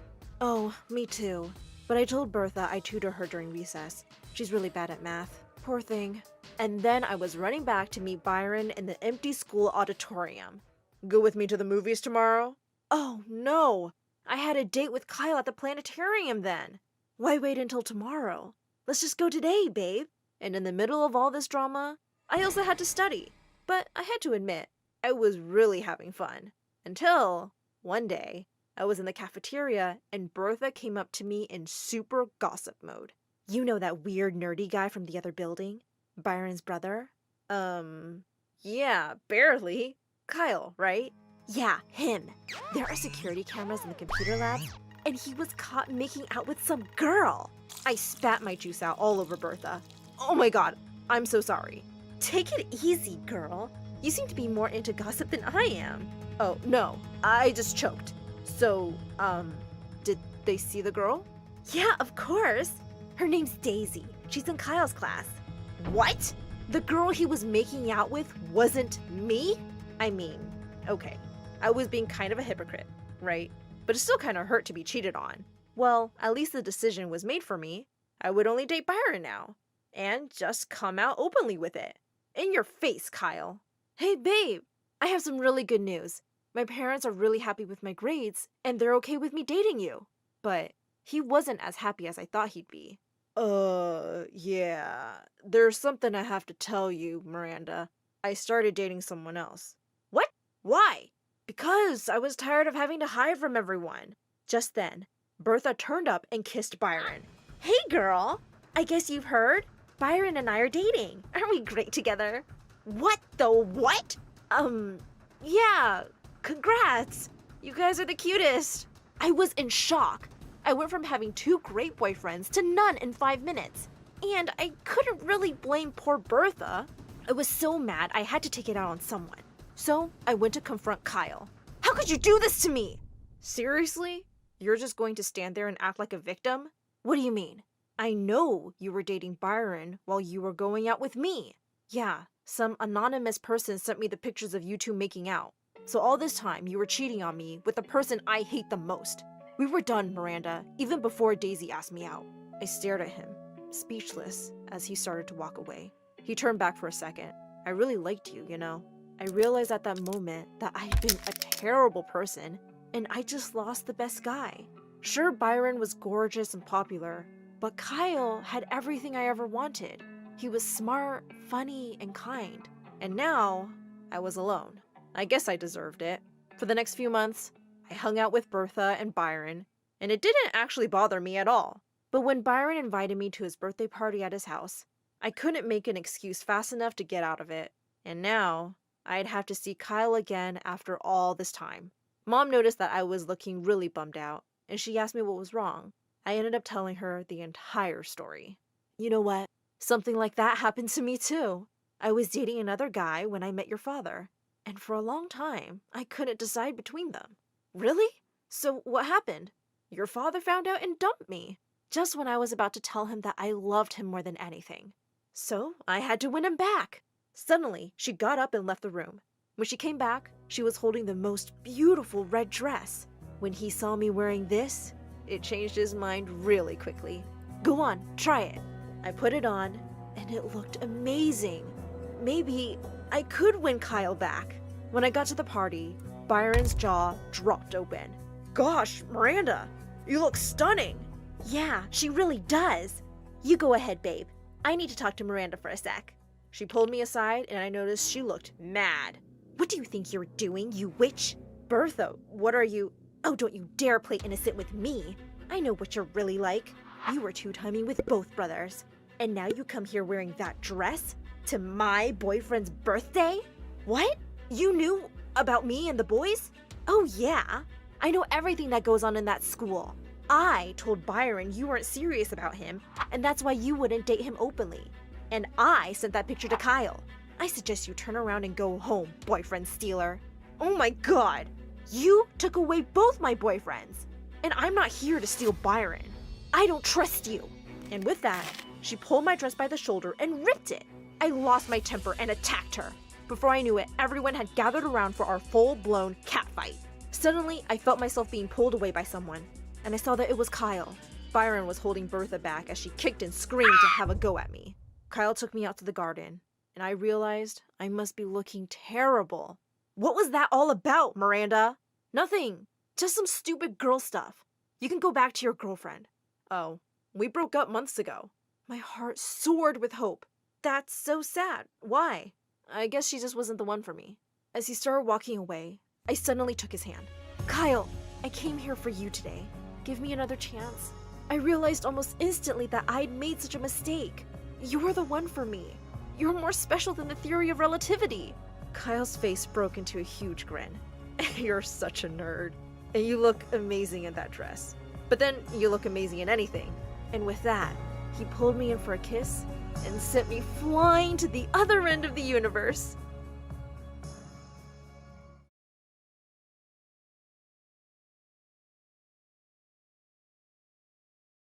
I looked over my shoulder, making sure no one was around. Then I grabbed 3 of my shirts and stuffed them into my bag. I had to run away tonight. It was now or never. Just then my mom barged into the room and yelled, "Why are you still here?" I was studying. Studying? Go milk the cows. Books are not for you, stupid girl. I rolled my eyes and grabbed the milk bucket. Hi, I'm Amara from Greece. I was all set up to run away from my village to escape a terrible fate, when I suddenly got an opportunity that changed my life forever. But before I continue, click like and subscribe. The next day in class, our teacher barged in and wrote a question on the board. Now who can solve this? I looked around and then raised my hand. No sweat! As soon as I was done solving the question, I saw everyone staring at a tall woman walking towards me to the front of the classroom. So, you're the famous Amara. Your teachers did say you were a genius. Signomi, who are you? She's Miss Mercedes, the vice principal of a huge school in the city. She's come here to offer a scholarship to the smartest kid in class. I just stood staring at her, my mouth open. Was this for real? I don't have all day, child. Will you accept it? Yes, absolutely. Just the day I had planned to run away, I'd been given a scholarship? I was being saved by God. 20 minutes later, my teacher was at my house, trying to convince Mama to let me go, but she kept shaking her head stubbornly. Mama, I'm not doing this for myself. I want to be a doctor so I can take care of you. For a minute, I thought she might actually give in, but then she started to scream. I've told you! Your place is here! What will you do at a school? Then Miss Mercedes took out 50 euros and handed them to Mama.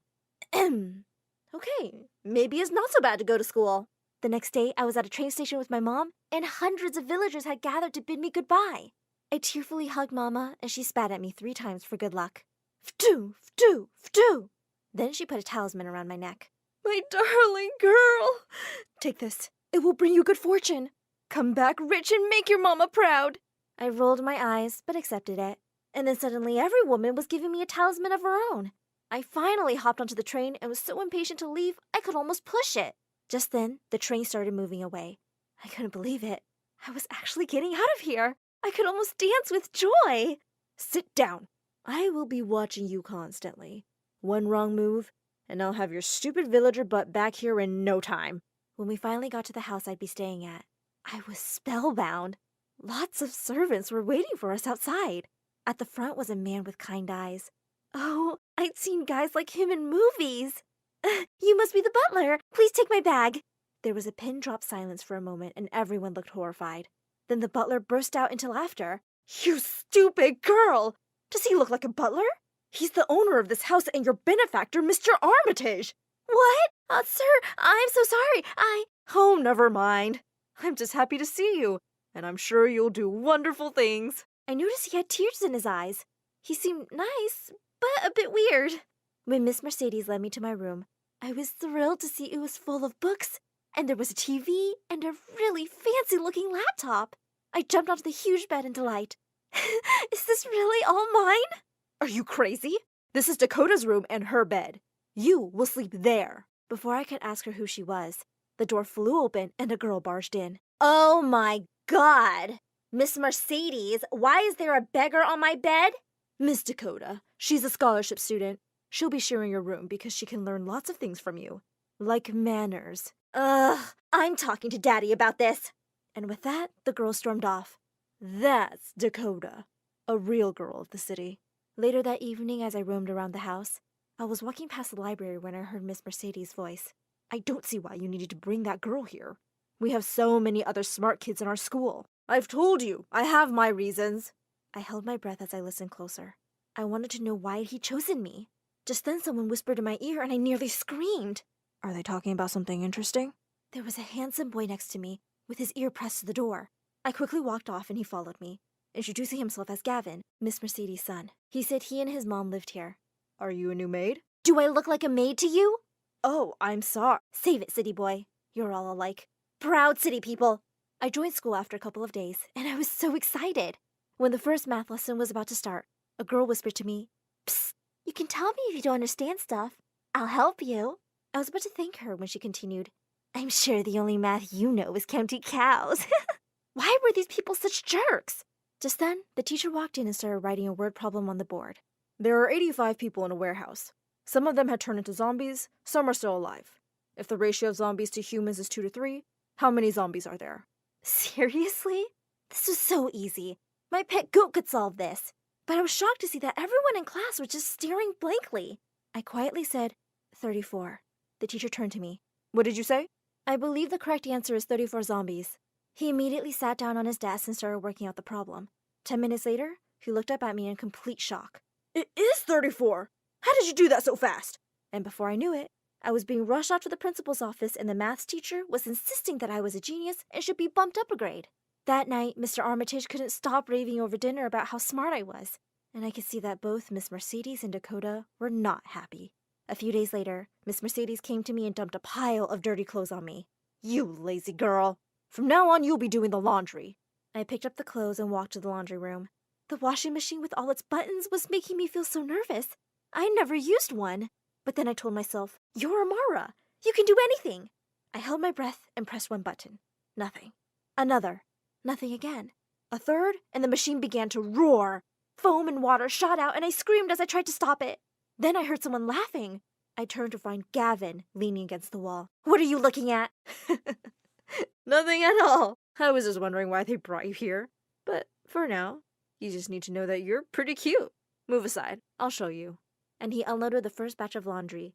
As he unloaded the first batch of laundry, he said, and that's how it's done. He wiped a soap bubble off my nose, and my heart skipped a beat. He was looking right into my eyes. Wait, was he about to kiss me? Just when his face was just inches away from mine, Dakota burst into the room, and she looked crazy mad. What do you think you're doing, village witch? You live under my roof, and this is how you repay me? By stealing my boyfriend? Dakota, we're not dating. Oh, are you dating her then? Maybe I am. It's none of your business. She screamed and stomped out of the room. Before Gavin could say anything else, I ran out of there. I really didn't need all this drama. The next few days, I tried to avoid Gavin, and Dakota pretended like I didn't even exist. But then one morning, as I was getting ready for school, she threw something on my bed. It was an iPhone. Daddy wanted you to have my old one, so whatever. If you have questions, ask Siri. Who's Siri? A girl at school? Dakota turned to me. No, but she's a nerd like you, and you guys will get along really well. Here's her address. You can meet her there. After school that day, I decided to pay Siri a visit. I followed the directions and was confused when I ended up in the creepy parking garage of an abandoned mall. I immediately decided to leave, but just then, someone put a hand on my shoulder. What you doing here, kid? Did the cops send you? I turned around in horror to see 3 huge men behind me. I tried to make a dash for it, but I tripped over something and fell. Ow! Are you hurt, little girl? You will be if you don't step away from her this minute.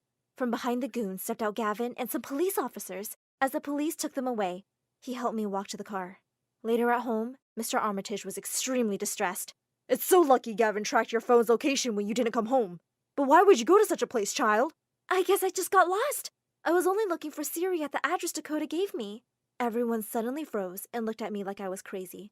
Then Mr. Armitage turned to Dakota and started shouting at her. I can't believe you would play such a horrible prank. You put Amara's life in danger. But Dad, I didn't think she was stupid enough to actually go. Not another word. I'm really disappointed in you. Just go to your room. Dakota burst into tears and ran away. Gavin helped me to the guest bedroom and gave me a goodnight kiss on the cheek. Just as I was drifting off to sleep, I suddenly sat up in bed, startled. There was a shadowy figure standing in the doorway. It was Miss Mercedes, staring right at me. Amara, you listen to me very carefully. Stay away from my Gavin. He's supposed to be with a rich girl like Dakota. If you want to keep your little secret, you won't mess with me. And with that, she walked away. I was horrified. Could she really know? I couldn't sleep. Later that night, I got up to get water when I saw a light coming from the study. I peeked in to see Mr. Armitage at his desk, looking worried. He spotted me at the door and told me to come in. When I asked him if something was wrong, he sighed. I don't know why we're making losses. It's just all a mess. Mind if I take a look? He looked really surprised, but nodded. As I started to go through the accounts, I began spotting some problems and gave him a few suggestions to fix them. He looked stunned. Wow, what a gifted young girl you are. I can't wait for you to be part of my company one day. Wait, me? A part of his company? That would be such a dream. Listen, Amara, I'm going away on a business trip, but once I'm back, there's something really important I have to talk to you about. You should go to bed now. But I woke up the next morning to the most horrible news. We found out that Mr. Armitage had been in a bad car accident on his way to the airport. We rushed to the hospital and waited for hours for the doctors to give us some news. Dakota couldn't stop crying, and I put my arm around her. The doctors finally told us that he'd suffered head trauma, but was conscious now. Dakota went rushing to him. Daddy! And she hugged him and cried on his chest. He stroked her hair and said he was just fine. He smiled at everyone, and then his gaze fell on me. And who was this young lady? We all looked at him in shock. It's me, Mr. Armitage. Amara. He looked confused. I'm so sorry, but you're not familiar to me at all. When we told this to the doctor, he said that it was possible the head trauma had made him lose his short-term memory. and he couldn't remember recent events. There was no way to know for sure if it would come back. I was devastated that he didn't even remember me anymore, and now I would never even know what he wanted to talk to me about. A few days after Mr. Armitage had been moved back home, Miss Mercedes walked into the dining room and dumped a bag on the floor. It was my bag. I've made a decision. I'm sending you back to your village, Amara. Mr. Armitage doesn't even know who you are anymore, so I don't see any point of keeping you here. I stared at her in horror. Oh my god, I couldn't go back. Suddenly, Dakota got up from the table. She's not going anywhere. I don't exactly love her, but my dad wanted her here, so she'll stay. Yeah, Mama. Why would she go now? Besides, we really like having her here. The vein on Miss Mercedes' head looked like it was gonna pop, but she just pursed her lips and walked out of the room. A few weeks passed peacefully. Mr. Armitage was recovering well, but still didn't remember me. I was doing really well at school, though, and Gavin and I had started going out. Little did I know that this was the calm before the storm. One night at dinner, there were 2 extra plates at the table. When Gavin asked his mom who was coming, she just said excitedly, "Oh, you'll see. There are some very special guests." A few minutes later, the butler came into the room, followed by someone. When I looked up, I nearly fainted. The whole reason I'd run away from the village was standing in front of me, my fiancé Dimitri, and there was Mama right behind him. "Oh, Amara, my love. I came back to the village when you stopped writing to me, and I found out you were gone." Gavin spat out his food. "What is going on here?" "Oh, this is Amara's fiancé. She just forgot to tell us about him." I rose from my chair. "No, I can explain. I was forced into this engagement because Mama owes his father money. I don't love him. Gavin, you have to believe me." Gavin just looked at me and walked away. I was about to run after him when Dimitri grabbed my arm. "Can you please pay some attention to me, your future husband?" There was complete silence in the room. "You and your family will pay for this, Amara." And with that, he stormed off. Mama burst into tears and said I had to come home and fix things with Dimitri, or she and my siblings would be kicked out of our house. She looked so much weaker, and it broke my heart to see her cry. I said I would leave with her the next day. The next morning, as we were leaving, I told Mama that I wanted to say goodbye to Mr. Armitage. "Mr. Armitage, you don't remember everything you've done for me, but I wanted to thank you." "What do you mean I don't remember, Amara? I know exactly why I brought you here." I looked at him in shock. "Wait, your memory's back?" Just then, Mama came running, saying Dimitri was waiting for us, but she suddenly froze. She and Mr. Armitage were staring at each other like they'd seen ghosts. You, how dare you trick my child and take her away from me? Amara, we're going, now!" She dragged me towards the door and I kept yelling at her to let me go. "Please, just stop. I was going to tell her everything. I'm really sorry I didn't take a stand for you all those years ago, but I'm trying to fix all that now with our daughter." Dakota and I shrieked together. "Daughter?" Dimitri put an arm around each of our shoulders. "Huh, you're sisters? That's so cute. I can't wait to get married to Amara and have daughters of my own." "Get your filthy hands off my daughters!" After he and Gavin kicked Dimitri out, Mr. Armitage walked over to Mom. "Please, give me another chance. For our daughter's sake. She's not your daughter. Her father left us a few years ago. You men are all the same." Mr. Armitage looked stunned. Then he looked at me and said, "Oh, she's not? Well, yeah, okay. Actually, that doesn't matter. I think she's an amazing girl, and I would like her to stay. I can send her to the best school and university, and pay for your treatments. I'll even pay off your debts." For a second, Mom looked shocked, and then she jumped at him and hugged him. "My darling, I missed you so much." Well, long story short, Mom did give him another chance. He paid off our debt, and Mama and my siblings moved to the city too for her treatment. Dakota and I are kind of friends now, although she did kick me out of her room. And most importantly, Mr. Armitage fired Miss Mercedes after he found out she'd try to get rid of me. She and Gavin moved out, but he refused to stop seeing me. So he's still my boyfriend. Who'd have thought things would turn around so much for a poor village girl? I was racing through the hallway. I knew I had to run for my life. I pounded on the first door I saw.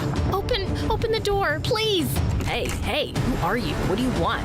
He's after me. What? Who? Help me! No, don't go outside! Okay, hold on. Let's get some context here. I'm Luna, and I was born in a small town in Switzerland. Before we go any further, like and subscribe to hear my story. Thank you! It took my mom hours to give birth to me. So much so that doctors and nurses figured it would be okay to take a lunch break since they'd be there forever. Maybe it's cause I was scared with everyone there, but as soon as the room was empty and my dad took a bite of a sandwich, I decided to come through. My mom gave birth to me pretty much by herself. What a hero. We should name her Heidi. Really? The most ridiculous Swiss name you could think of? We might as well have named her Cheese Fondue or Swiss Army Knife. After arguing over it, they agreed on Luna. Luna means moon in Italian. It's no wonder that I grew up to be a dreamer. When my parents split, I was a little upset. Pack your suitcase. We're leaving. In order to keep me from destroying our house, Mom decided to take me on a trip and explore the world. Life was amazing.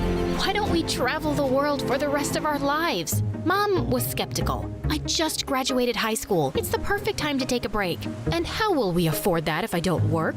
Ugh, see, the Lunas of this world, the dreamers, we aren't made for sitting in classrooms for hours. So we're not gonna travel the world? I'm not saying we won't. I'm saying I won't. And with that, she just gave me a wink that could have meant two things. Either she was giving me the green light to go on this trip alone, or she had something in her eye. Either way, I was left feeling confused and a little nervous. I had never traveled without her before. I mean, she was the one who packed my bags and reminded me to put on clean undies. But there was no turning back now. I ran out of things to break in the house, and Mom was starting to look at me like a caged animal. I needed to get out of there before I started gnawing on the furniture. When I told my mom I planned to go to Australia, she looked at me like I had announced I was joining the circus. Australia? That's on the other side of the world. Yes, because I got the best deal. I used my student card to get the cheapest package to Australia during peak season, and there were no other countries available. So I had to act fast since there was only one spot left. Do you know how big the spiders are in Australia? Of course I knew, but I had refused to Google anything about Australia out of fear I'd get too afraid to go. I had to do this.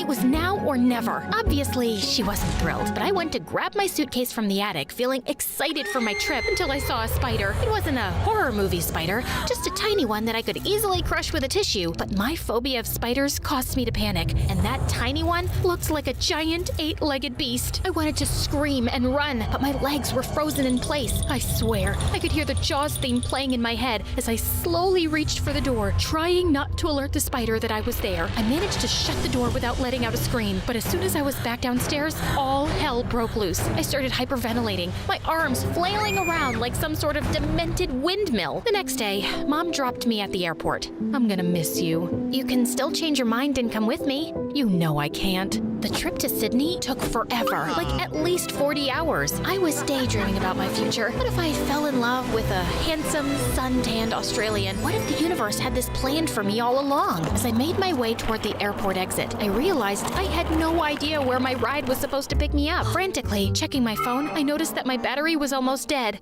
Luna, Miss Luna? He looked like a driver, but what if he was a stranger trying to trick me? My heart was racing as I hesitantly made my way towards him. As I got closer, I realized he was indeed my ride. I let out a sigh of relief, but it was short-lived. As soon as we got into the car, the driver started blasting music that was way too loud. I tried to ask him to turn it down, but he couldn't hear me over the noise. Just when I thought things couldn't get any worse, I realized I'd forgotten to convert my currency. How was I supposed to pay for anything without any Australian dollars? I started to panic when we pulled up to my apartment. As I made my way out of the car, I heard a loud crash behind me. Turning around, I saw that my massive suitcase had fallen out of the trunk and was now spilling its contents all over the pavement. Oh no. Let me help you. Here, let me get that for you. Don't worry about it. This ride is on me. He drove away, and I was stunned by how nice Australians were. As I reached for my wallet to check my funds, I realized with horror that it was missing. That sneaky driver must have swiped it while I was distracted by the chaos of my spilled suitcase. I couldn't believe it. I had just been robbed by the same guy who pretended to help me. I had only a little food left and chump change in my bag. I had to find my thief immediately, or I would starve. That day had been a total dumpster fire, but then I saw something that caught my eye outside my apartment window. There was the driver, standing by the beach with a surfboard. I immediately ran downstairs and headed towards the beach. I looked around frantically, trying to spot my driver. After a few moments, I saw him in the water riding a wave. Without a second thought, I decided to steal a surfboard and join him in the water. As I made my way into the ocean, ready to catch my thief, wham! What the heck just happened? Is she okay? That must have hurt. As I opened my eyes, I saw a bunch of people surrounding me. Ouch. My face was hurting. So after I got up, the lifeguards told me that you should never enter the water holding your surfboard in front of you. Waves will hit the board and slam it right into your face. But I didn't care about any of that. My thief was gone, and I still had this board that I had borrowed and wasn't sure where to return it. That's Adam's board. Huh? Adam? He lives in that building. The girl was pointing at my apartment complex. Great. I grabbed the surfboard and headed back to my building. If I mentioned that my apartment was located on the 40th floor, the surfboard didn't even fit in the elevator. So I walked up 40 floors with the heavy board to make it back home. The next day, I woke up sore, but ready to find my thief and, well, give this Adam guy his surfboard back. I grabbed the board and headed for the elevator. I wasn't going near those stairs again. The surfboard would most certainly survive the fall, right? I shoved the board through the window and let it fall. I mean, who was gonna notice? Ouch! I scanned the beach like a hawk trying to spot my thief, but I couldn't see beyond the waves. I needed to get everyone out of the water to identify the culprit. Shark! Shark! Everyone came running out of the water in a frenzy, but as soon as they realized there was no danger, they looked at me like I was the crazy one. And the worst part, the thief was nowhere to be seen. That night, I decided to make myself a fondue. Yeah, kinda gross to have melted cheese in the summer, but I was missing home. As I was about to finish melting the cheese on the stove, my fire alarm started screaming at me. I immediately grabbed a towel and hurriedly waved it under the fire alarm. It was useless. This thing wouldn't stop. Suddenly, there was a loud thud. Was someone here with me? I was racing through the hallway. I knew I had to run for my life. I opened the first door I saw. Hey, who are you and what are you doing in my apartment? He's after me. What? Who? Help me! No, don't go outside. Wow, he was so cute that I almost forgot about my fire alarm that was blasting in the background and the fact that someone was after me. Fire, alarm, stranger, apartment. My neighbor was kind enough to check every closet and corner. No one was there. He also fixed my fire alarm. And by helping me fix it, I mean that he literally tore it off my ceiling. I just hoped that the building wouldn't catch on fire while I was asleep because I no longer had a fire alarm. Thank you so much. You saved me. Happy to help. I'm here for anything you need. I'm Adam, by the way. Luna, like the moon. I love it.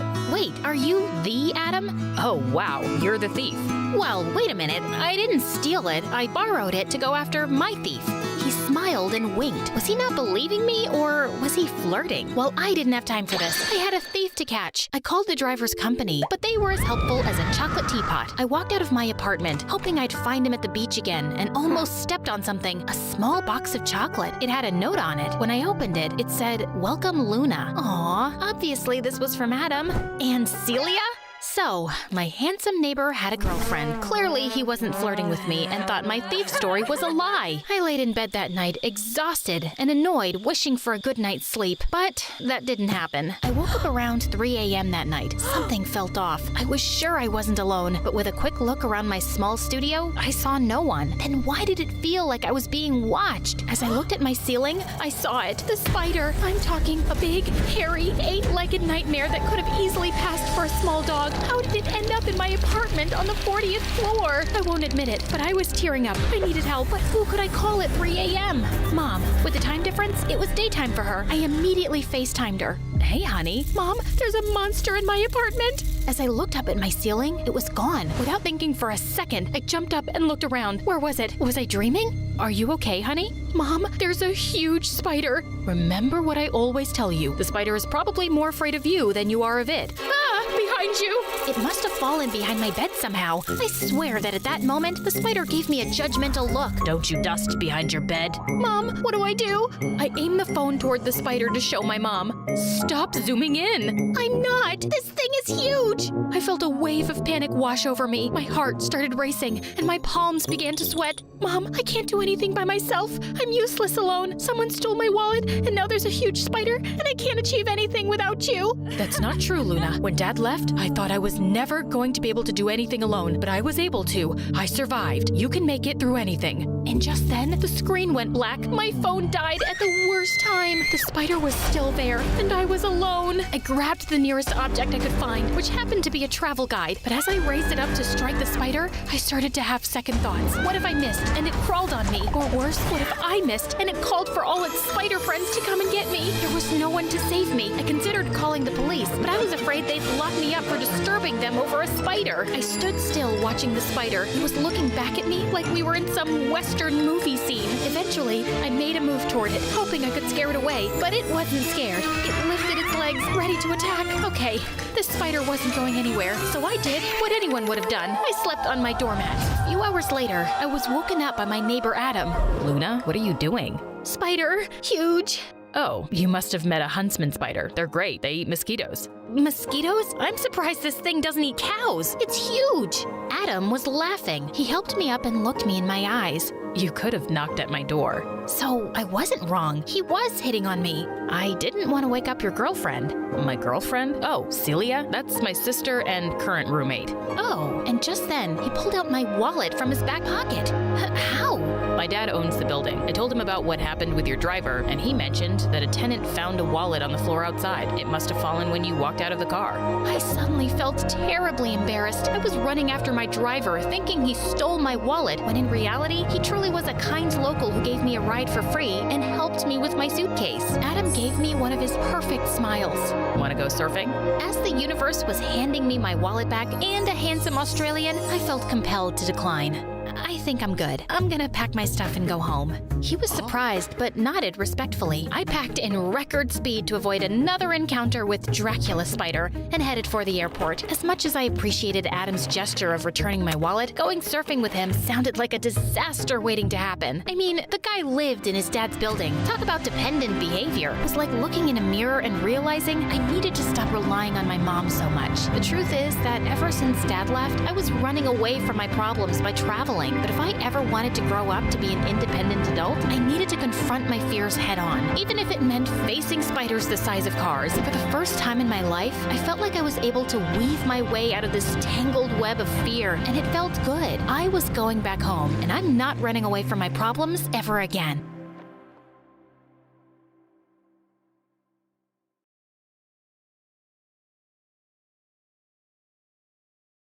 Hi, my name is Arella, and you won't believe my story. But before I continue, my story animated will give $1,000 to one lucky person who subscribes in the next 7 days. Tell your friends, your sister, brother, and mom to subscribe now. When I was born, Mom and Dad swore they had the most beautiful daughter in the world. Look at her eyes, they're gray. No other kids have such beautiful eyes.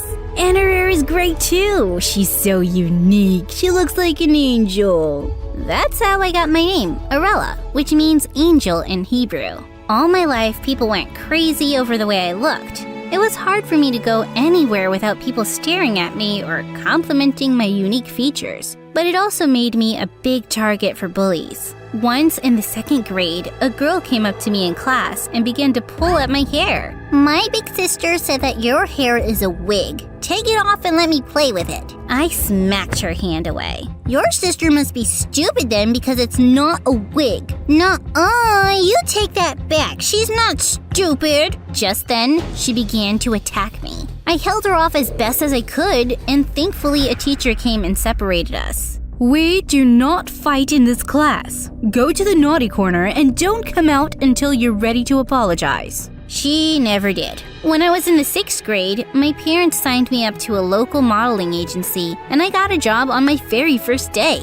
The recruiters freaked out over my look and said that I would be a big star. The only problem was that I had absolutely no desire to be a model. I hated that people always stared at me for looking so different. Heck, even I didn't understand why I looked the way I did. One afternoon, we were doing a shoot outside for a new water toy, and after 30 minutes, my skin turned as red as a tomato. Within an hour, I had very bad sunburns all over my face and neck, so my parents rushed me to the emergency room. Oh, please, you have to save her beautiful face. The hospital staff helped me, and soon I was feeling a lot better. But my doctor insisted on doing some small tests on me. And that's when we learned that I had a condition called achromasia. It was a genetic disorder that caused my body not to make any color pigments. That's why my eyes and hair color were gray. This condition also made me super sensitive to the sun, so I needed to be extra careful. Life went on normally enough, but Mom and Dad didn't stop with the whole modeling thing. They had me doing so many different shoots and campaigns that I had almost no time for school anymore. My grades were so bad, and whenever I tried to study, they'd tell me not to worry about it because my beauty would get me through life.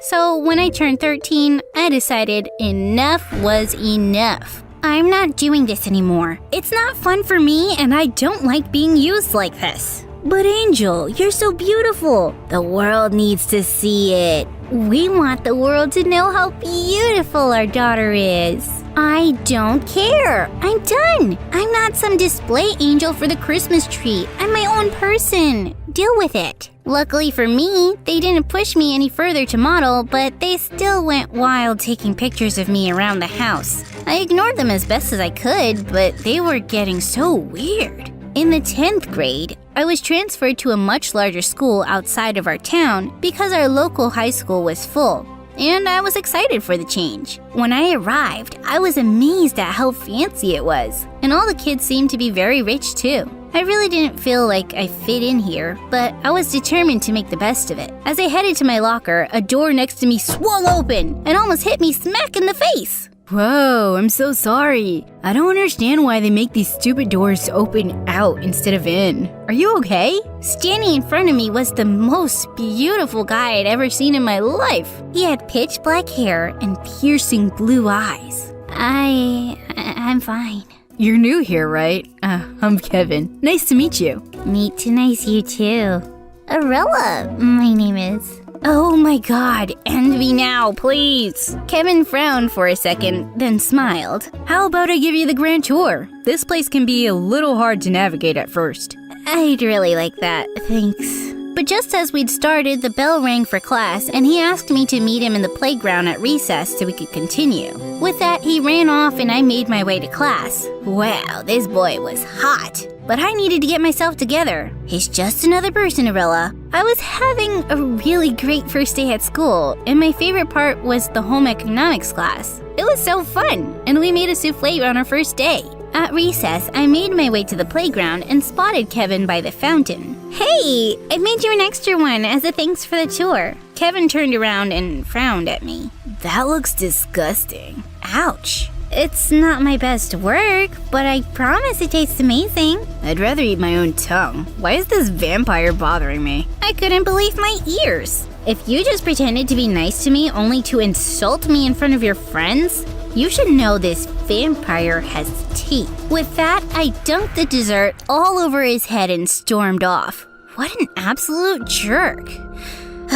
The next day, I tried my best to keep my head down. Most of the students were very nice, but some just stared at me the whole time. People in my old school had gotten used to how I looked by now, so this felt really awkward. I headed to math class when suddenly I bumped into Kevin. He grabbed me by the shoulders to steady me, but I pulled away from him, angry all over again. Easy there. I've been looking for you. Well, you found me. Now get lost. Wait, what? What's wrong? Did I do something? Did I hit you so hard with my souffle that you lost your memory now? Just leave me alone. I rushed into class and angrily slammed my book on the desk. What a total nutcase. The class went on as normal until the announcement box went off. This is a message for Arella from the senior class president, Kevin. Arella, I know you're upset with me, but I can explain. Ask anyone around school about me. I'm not some jerk. What the freaking turkey was happening right now? Okay, this is going to sound crazy, but that wasn't me yesterday. I have a twin brother, Sean. That's who you spoke to yesterday. Sean, if you're listening, I hate you. Arella, please forgive me. How about that tour? The kids in class began to cheer and I wanted to throw myself out the window. Even though I was so embarrassed, it was pretty cute too. After class was over, Kevin waited for me outside and I felt my skin burn again. I can't believe you did that! You're crazy! I had to do something to convince you. Just then, a total copy of Kevin strolled toward us. He winked at me. Hey, Snowflake. I see Kevin here let the cat out of the bag. Too bad. I had such fun planned for us. Stop being a moron, Sean. I'm just introducing myself to our friend here, bro. Chill. I'm his friend. Meow. Sean winked at me again and walked away. Your brother is something. Are you sure he's not adopted? Kevin burst out laughing and took me on the tour he promised. He was sweet and charming, and I liked spending time with him, especially since I discovered he was as obsessed with MSA as I was. We could discuss the latest episode we watched on YouTube for hours. I thought things were going nicely. But then in a few days, he kinda got extreme. On Monday, he bought me flowers. On Tuesday, he had the school's choir sing me a song in front of the entire student body. By Wednesday, he'd somehow gotten into my locker and left me a dozen soufflés. Thursday, he had freshmen follow me around the entire day to carry my books. By Friday, I was exhausted. I couldn't understand what on earth was going on. The girls around me seemed to go crazy all over him, but I just found it weird. One afternoon, I saw Kevin looking for me by the gate, so I quickly ducked into the bushes to hide. Got caught in the sun again, eh, Twilight? Great, just what I needed.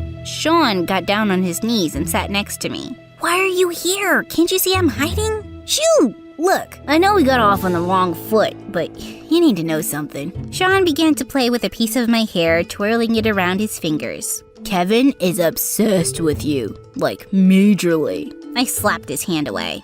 No kidding. Have you seen him this week? You don't get it. The guy's been in love with you since we were like 10. But I just got here.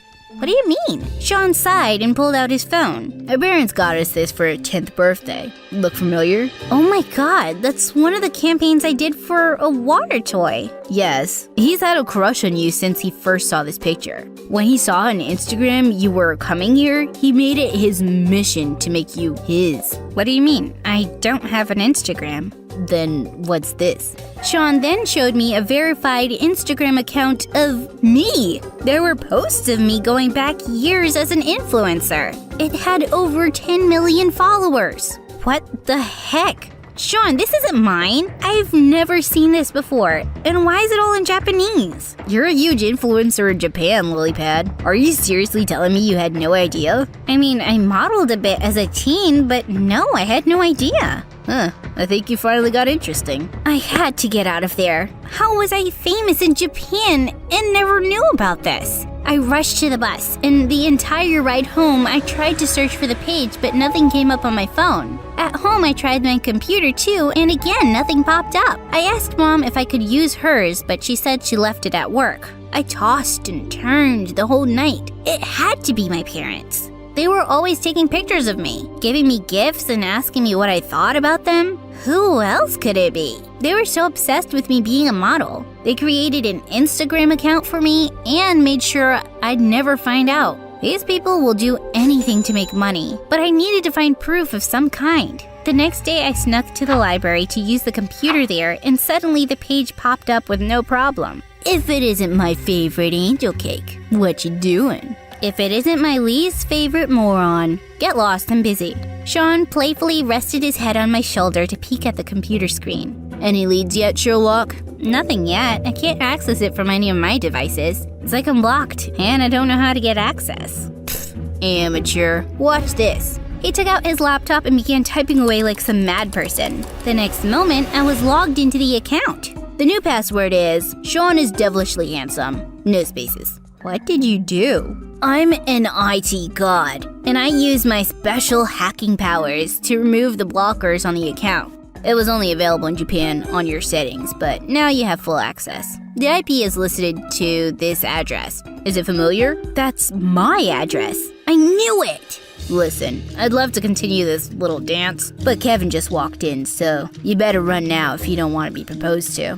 Don't be crazy. Wait, you don't think he'd actually propose? But before I could say anything, Kevin spotted me and began to run to me. Sean jumped up and distracted him long enough for me to get away. When I got home, Mom and Dad looked like someone had died. They were panicking, throwing things around as they were looking for something. What's going on? What? Nothing. We're just looking for something. Arella, have you seen my black address book? I can't find it anywhere. It's in the kitchen junk drawer. Mom sighed in relief and rushed over. But the password won't work either way. I changed it. Both my parents stopped dead in their tracks. What? What do you mean, Angel? I changed the password to my Instagram account. You two are locked out. What? How? How did I know? Oh, I just found out. Since you guys had all my devices blocked, how could you do this? Why did you do this? Honey, when you quit modeling, everyone still wanted to work with you. The world needed to see your beauty, Angel, so this way you could be a model and still be happy. You mean by keeping me in the dark? Making money off of my condition on Instagram and not telling me? You make it sound like such a bad thing. That's because it is. I can't believe you. My parents began to talk together, but I held up my hand to stop them. Here's what's going to happen. You two are going to donate every single cent to a charity for achromasia, and then we're going to shut the page down. I will not let this go on. You can't make us do that. Yes, I can. Unless you want me to tell the world about your lie. How will you explain that away? They both grew pale and agreed to do it. I watched them donate the money, and then I made a final post where I announced my retirement. I was surprised that people didn't want me to leave, but they didn't know me to begin with. I shut the account down and put all that nonsense behind me.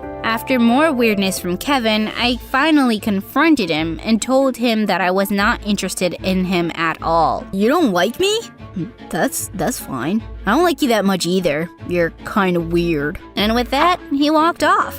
Yeah, I was the weird one. Later, as I was walking down the hallway, Sean popped up out of nowhere. Arella, my beautiful snow princess. Please love me. Love me. Nice try, idiot. I can tell you two apart now. Dang. And I was looking forward to creeping you out some more. You know, you act all tough, but I think you might like me. Why else would you be so helpful and kind to me? You take that back. I'm a horrible, yet incredibly handsome jerk. No lovey-dovey nonsense from me. No, sir. Then why are you standing so close right now? You're not exactly moving away either. Yeah, just making it easier for you to kiss me. You know you want to. You didn't kiss my brother, did you? Gosh, no.